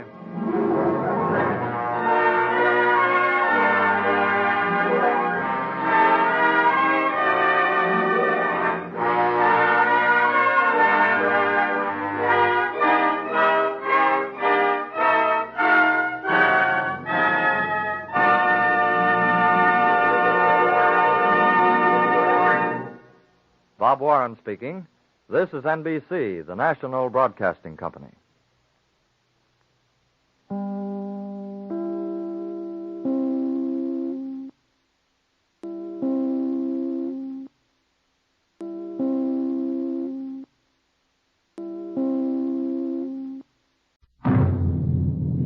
The National Broadcasting Company presents Radio City Playhouse, Attraction 34.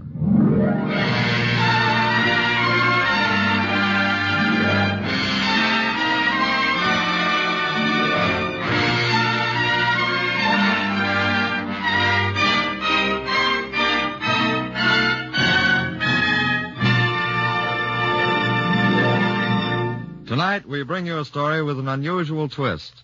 A story by Agatha Christie titled Witness for the Prosecution. Our featured players include Arnold Moss as Mr. Mayhern, the lawyer, David Gothard as Leonard Bowl, the accused, and Lottie Stavisky as Romaine, the witness for the prosecution. In this, Attraction 34 on Radio City Playhouse.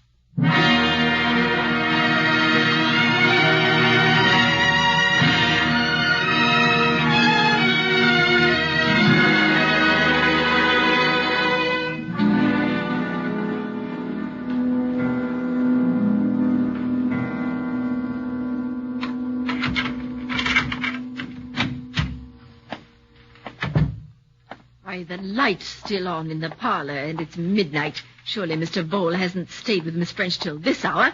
Miss French, are you still up? You should have been in bed long ago. Miss French!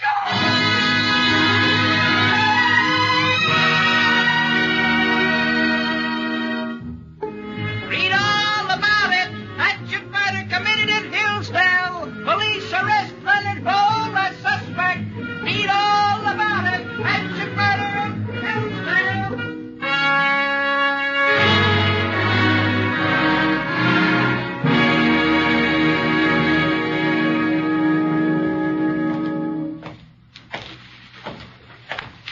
His cell's right here, Mr. Mayhew. Thank you.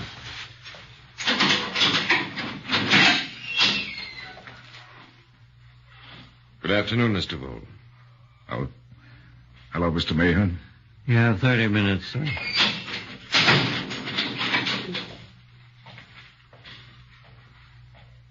I've come to talk with you. Mr. Vole. Yes. Sorry, Mr. Mayhew. I just can't seem to realize yet I'm charged with murder. Murder. Such a horrible crime, too. It looks bad for me, doesn't it? It does look kind of black. But Mr. Vole, we're going to make a determined effort to get you off. You think I'm guilty, don't you? I know you do. But I swear I'm not. I didn't do it, Mr. Mayhew. I didn't do it. Very well, then I'll accept your assurance. But I must know the worst. I must know just how damaging the case against you is likely to be. Now, Mr. Vole, the utmost frankness. You understand that? Yes, I'll be completely honest with you. Very well. I want you to tell me exactly how you came to make the acquaintance of Miss Emily French. It was one day on Main Street. I saw an elderly lady trying to cross the road in heavy traffic. She dropped her packages. I picked them up out of common courtesy and offered to help carry them home. And she was grateful. Yes. Mm-hmm. Of course, she was dressed so poorly, I had no idea she'd turn out to be as wealthy as she was. But you did find out. Now, the first aim of the prosecution will be to establish that you were low financially at that particular moment. You were, weren't you? Yes, I've been having a lot of bad luck. Yes, of course. Now, remember, I'm looking at this from the point of view of the prosecution. Now, why did you, a young man of 33, good-looking, fond of sport, popular with your friends, devote so much of your time to an elderly woman with whom you could hardly have anything in common? Well, I'm one of those persons who can't say no. And believe me or not, after a few visits, I found myself getting genuinely fond of the old lady. I had been an orphan, and I suppose I enjoyed being pampered and mothered. Now, they really aren't anything, Ma. Why, Miss French, they're the nicest pair of socks I've ever had. You actually knitted them yourself? Oh, yes. That must have been quite a job. No. What else have I to do with my time? Well, I can't tell you how I appreciate Miss French? Yes, Janet. It's almost 10 o'clock. Well, don't you think you should retire? Now, Janet, stop worrying about me. But it isn't good for you to stay up late. Now, Janet, you go on to bed. Mr. Vole and I have a few things to discuss. I'll stay up until you're ready to retire, Miss French. Oh. I don't think Janet likes me, Miss French. Janet's been with me for almost 30 years. She's become very attached to me. I suppose she may be a bit jealous of you. Of me? Yes. She knows how fond I am of you. And I am, you know. Why, you seem like an adopted son to me. You're very kind. But I mustn't keep you up any longer. Oh, no, don't go. There really is something I want to talk to you about. Something very, very important. It was then she asked me to look after her business affairs. Mm-hmm.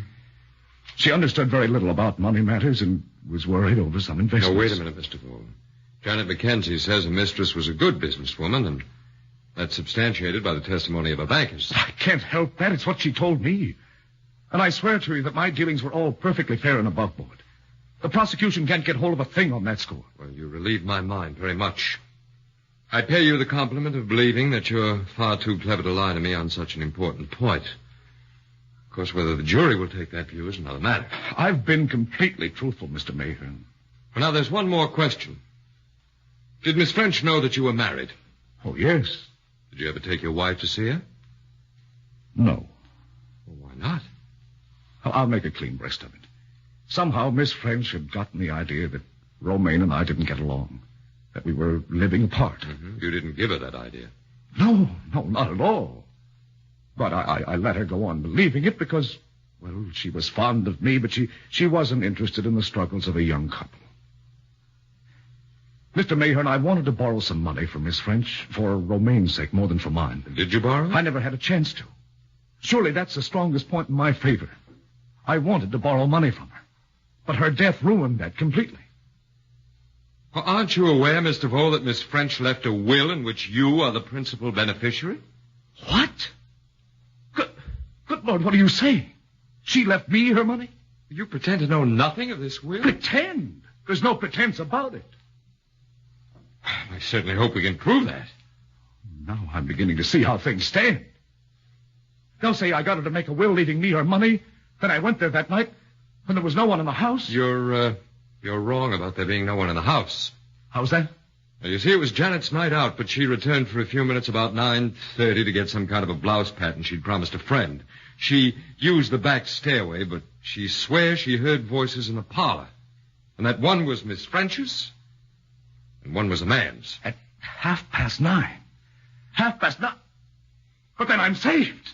What do you mean? I was home again by 9:30. My wife can prove that. Your wife? Yes. I left Miss French about 5 minutes to 9 and arrived home about 9:20. Thank heaven for Janet Mackenzie's blouse pattern. Mr. Vole, was there anyone else who saw you come home at that time to substantiate your wife's testimony? No, but it's lucky for me Romaine was there. In fact, it appears to be the only thing in our favor at the moment. Well, goodbye, Mr. Vole. May I say that I believe in your innocence in spite of the many facts against you, and I hope to prove it and vindicate you completely.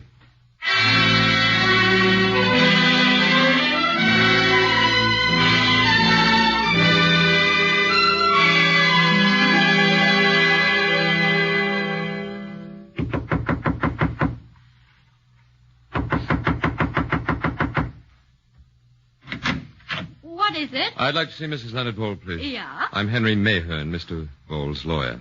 Is Mrs. Vole in? I'm the one you wish to see, I believe. Oh, you're Mrs. Vole. Well, I thought... Expected me to be different. Well... I'm afraid I'm not the typical housewife. I was an actress in Vienna before I met Leonard. I see. Well, Mrs. Vole, I've just come from your husband. I know how upset you must be, but if you don't mind, I'd like to talk with you. Yes, you may come in. Thank you very much. Sit down, Mr. Mayhew. Mayhew. Thank you. I know that you will try, how do you say, to spare me as much as you can. But I want to know everything. Do you understand? I want to know the worst. Very well, Mrs. Vole, I'll be perfectly frank with you. The case is quite black against your husband. Everything is against him. Except one thing. And what is that? Miss French's maid will testify that she heard voices, those of Miss French and a man, talking in the parlor at 9:30. However, Mr. Vole says that he returned home at 9:20, and that you were here when he arrived. Now, if we can establish that... I see. He wants me to say he came in at 9:20 that night. Well, he did come in at that time, didn't That's not the point. Will my saying so acquit him? Will they believe me? Well, it would certainly be helpful if we had another witness, but... But you do not. Well, to be honest with you, I must say that the jury isn't apt to put too much faith in the testimony of a devoted wife. Nevertheless... Did he tell you I was devoted to him? Well, no, he never... Ah, yes, I see he did. How stupid man. Now, look, Mrs. Vole, I know that under the circumstances... You know nothing about the circumstances. I hate him. I hate him. I hate him. I would like to see him dead. This is quite... Perhaps I shall see. Suppose I tell you that he did not come in that night at 9:20, but at 10:20. Suppose I tell you there was blood on his coat. What if I stand up in court and say all these things? You cannot be asked to give evidence against your husband. He is not my husband.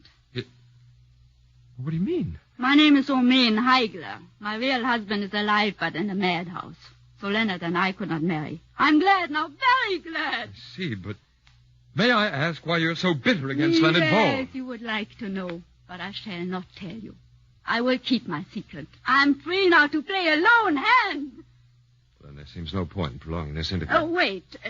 Tell me one thing. Did you honestly believe Leonard was innocent when you came here today? I did.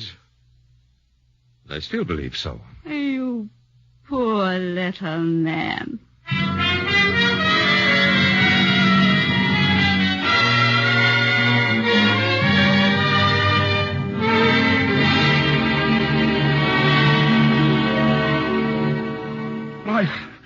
I don't understand her attitude, Mr. Mayor, and I can't explain it.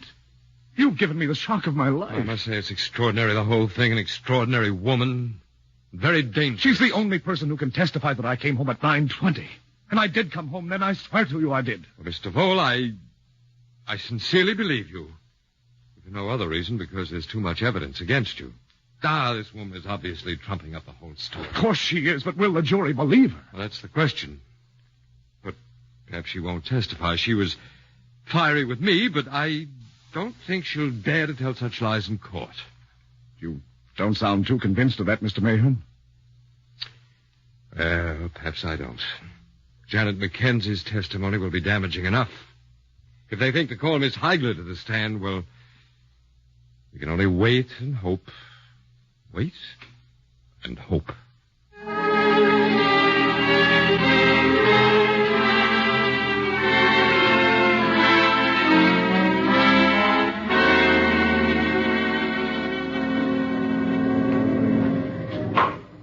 Order in the court. Order in the court. The counsel for the prosecution may continue. How long were you in the employ of Miss Emily French, Miss Mackenzie? 30 years. And over that period of time, you became somewhat of a companion as well as a maid. Yes. Miss French confided most of her personal affairs to me. And did she speak to you at any time concerning the prisoner, Leonard Vole? Indeed she did. He wormed himself into Miss French's affections, good and proper. Your Honor, I object. That statement is irrelevant to the question. Objection sustained. Silence in the court. Continue. Miss Mackenzie, was Miss French under the impression that Mr. Vole was married? No, she was not. She told me that she was thinking of marrying him. Order in the court. Now, Miss Mackenzie, when Miss French's will was read, it was learned that she had named Leonard Vole as her principal beneficiary. Were you aware of this fact previous to the opening of the will? Yes. She told me about it the day she made the will. And she told Leonard Vole, too. He helped her draw up the will.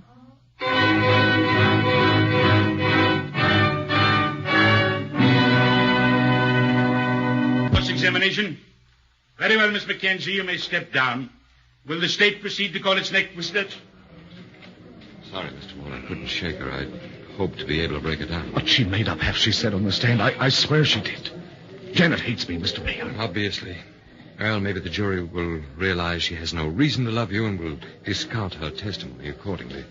It looks bad for me, doesn't it? It could be worse. We may be all right If yet. it please the court, our next witness, Your Honor. Will Miss Romaine Heigler please take the stand?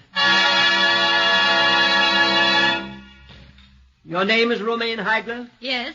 You are an Austrian subject? Yes. For the last 3 years, you have lived with the prisoner and passed yourself off as his wife. Yes. Miss Heigler, do you recall the night of Tuesday, March 18th? Very clearly. Where were you? At my home? The home you shared with the prisoner? Yes. And where was he that night? He was at home until 7:45. Where did he go then? To the house of Emily French. Did he take anything with him? Yes. He took a pair of gloves and a hatchet. No, I deny that. Silence. Silence. I will have no emotional outbursts. And what time did he return to your home? At 20 minutes past 10. That is a lie, and you know it. I returned at 20 minutes past 9. If there are any more of these displays from the defendant, I shall hold you in contempt of court. The prosecution will continue. Miss Heigler, will you please tell the court, in your own words, what transpired when the prisoner returned at 20 minutes past 10? When he came home, his shirt cuffs were stained with blood. I asked him what had happened. At first he pretended he had fallen and hurt himself. Oh, but I soon saw this was not true. Finally, he admitted that he had killed Emily French. No, she's lying, I tell you. Mr. Ball, one more outburst and I will have you removed from the courtroom. Please continue your testimony, Miss Heigler. The prisoner admitted the murder of Emily French. Yes. When he came home, he had a wild stare in his eyes. He grabbed my wrist so tightly, I cried out in pain. And he slapped my face several times. He told me to shut up before the neighbors heard me. He told me he had killed her for her money. And if I ever breathed a word, he'd kill me too. His exact words were, "Watch your step. It's even easier to commit a second murder."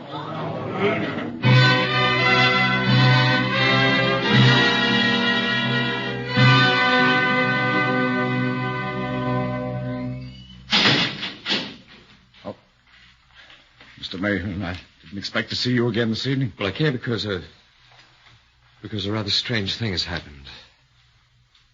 When I reached my apartment, I found this letter. It's signed by a Mrs. Bendowski. You ever hear of her? Bendowski? Uh-huh. No. Well, listen to what she has to say. Dear Mr. Lawyer, if you want that painted Heigler woman showed up for what she is, her and her pack of lies, you just come to 516 Gay Street, Greenwich Village tonight. It'll cost you $200, so don't come unless you're willing to pay. Ask for Mrs. Bendowski. Are you sure that name means nothing to you? No. I never heard of her. Well, did Miss Heigler ever mention her at any time? Not as I can remember. She's probably just a crackpot trying to get some easy money. Yes, perhaps. And yet the way things stand now, we've nothing to lose. I'm going to pay Mrs. Bendowski a visit this evening.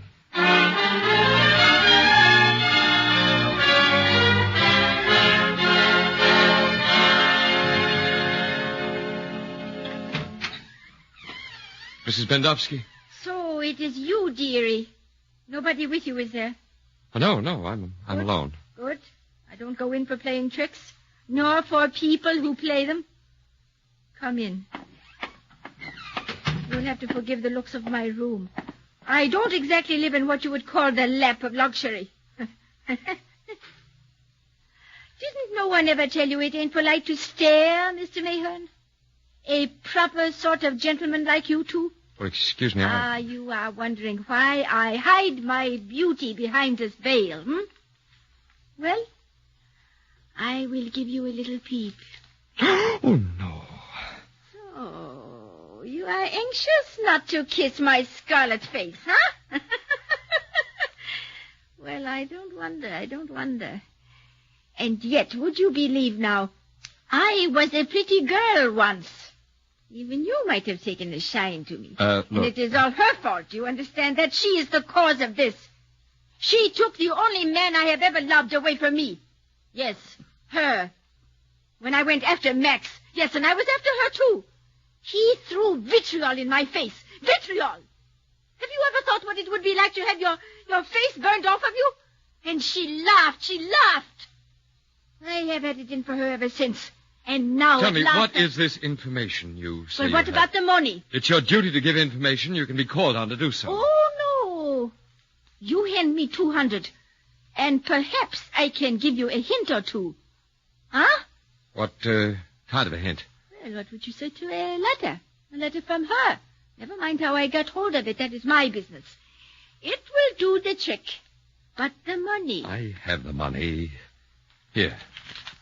I'll put it on the table. Uh-huh. No, don't touch it. Let me see your evidence first. Oh, here we are. A whole bundle of letters in her handwriting. It is the first letter you want. That will do the trick. Just you read it.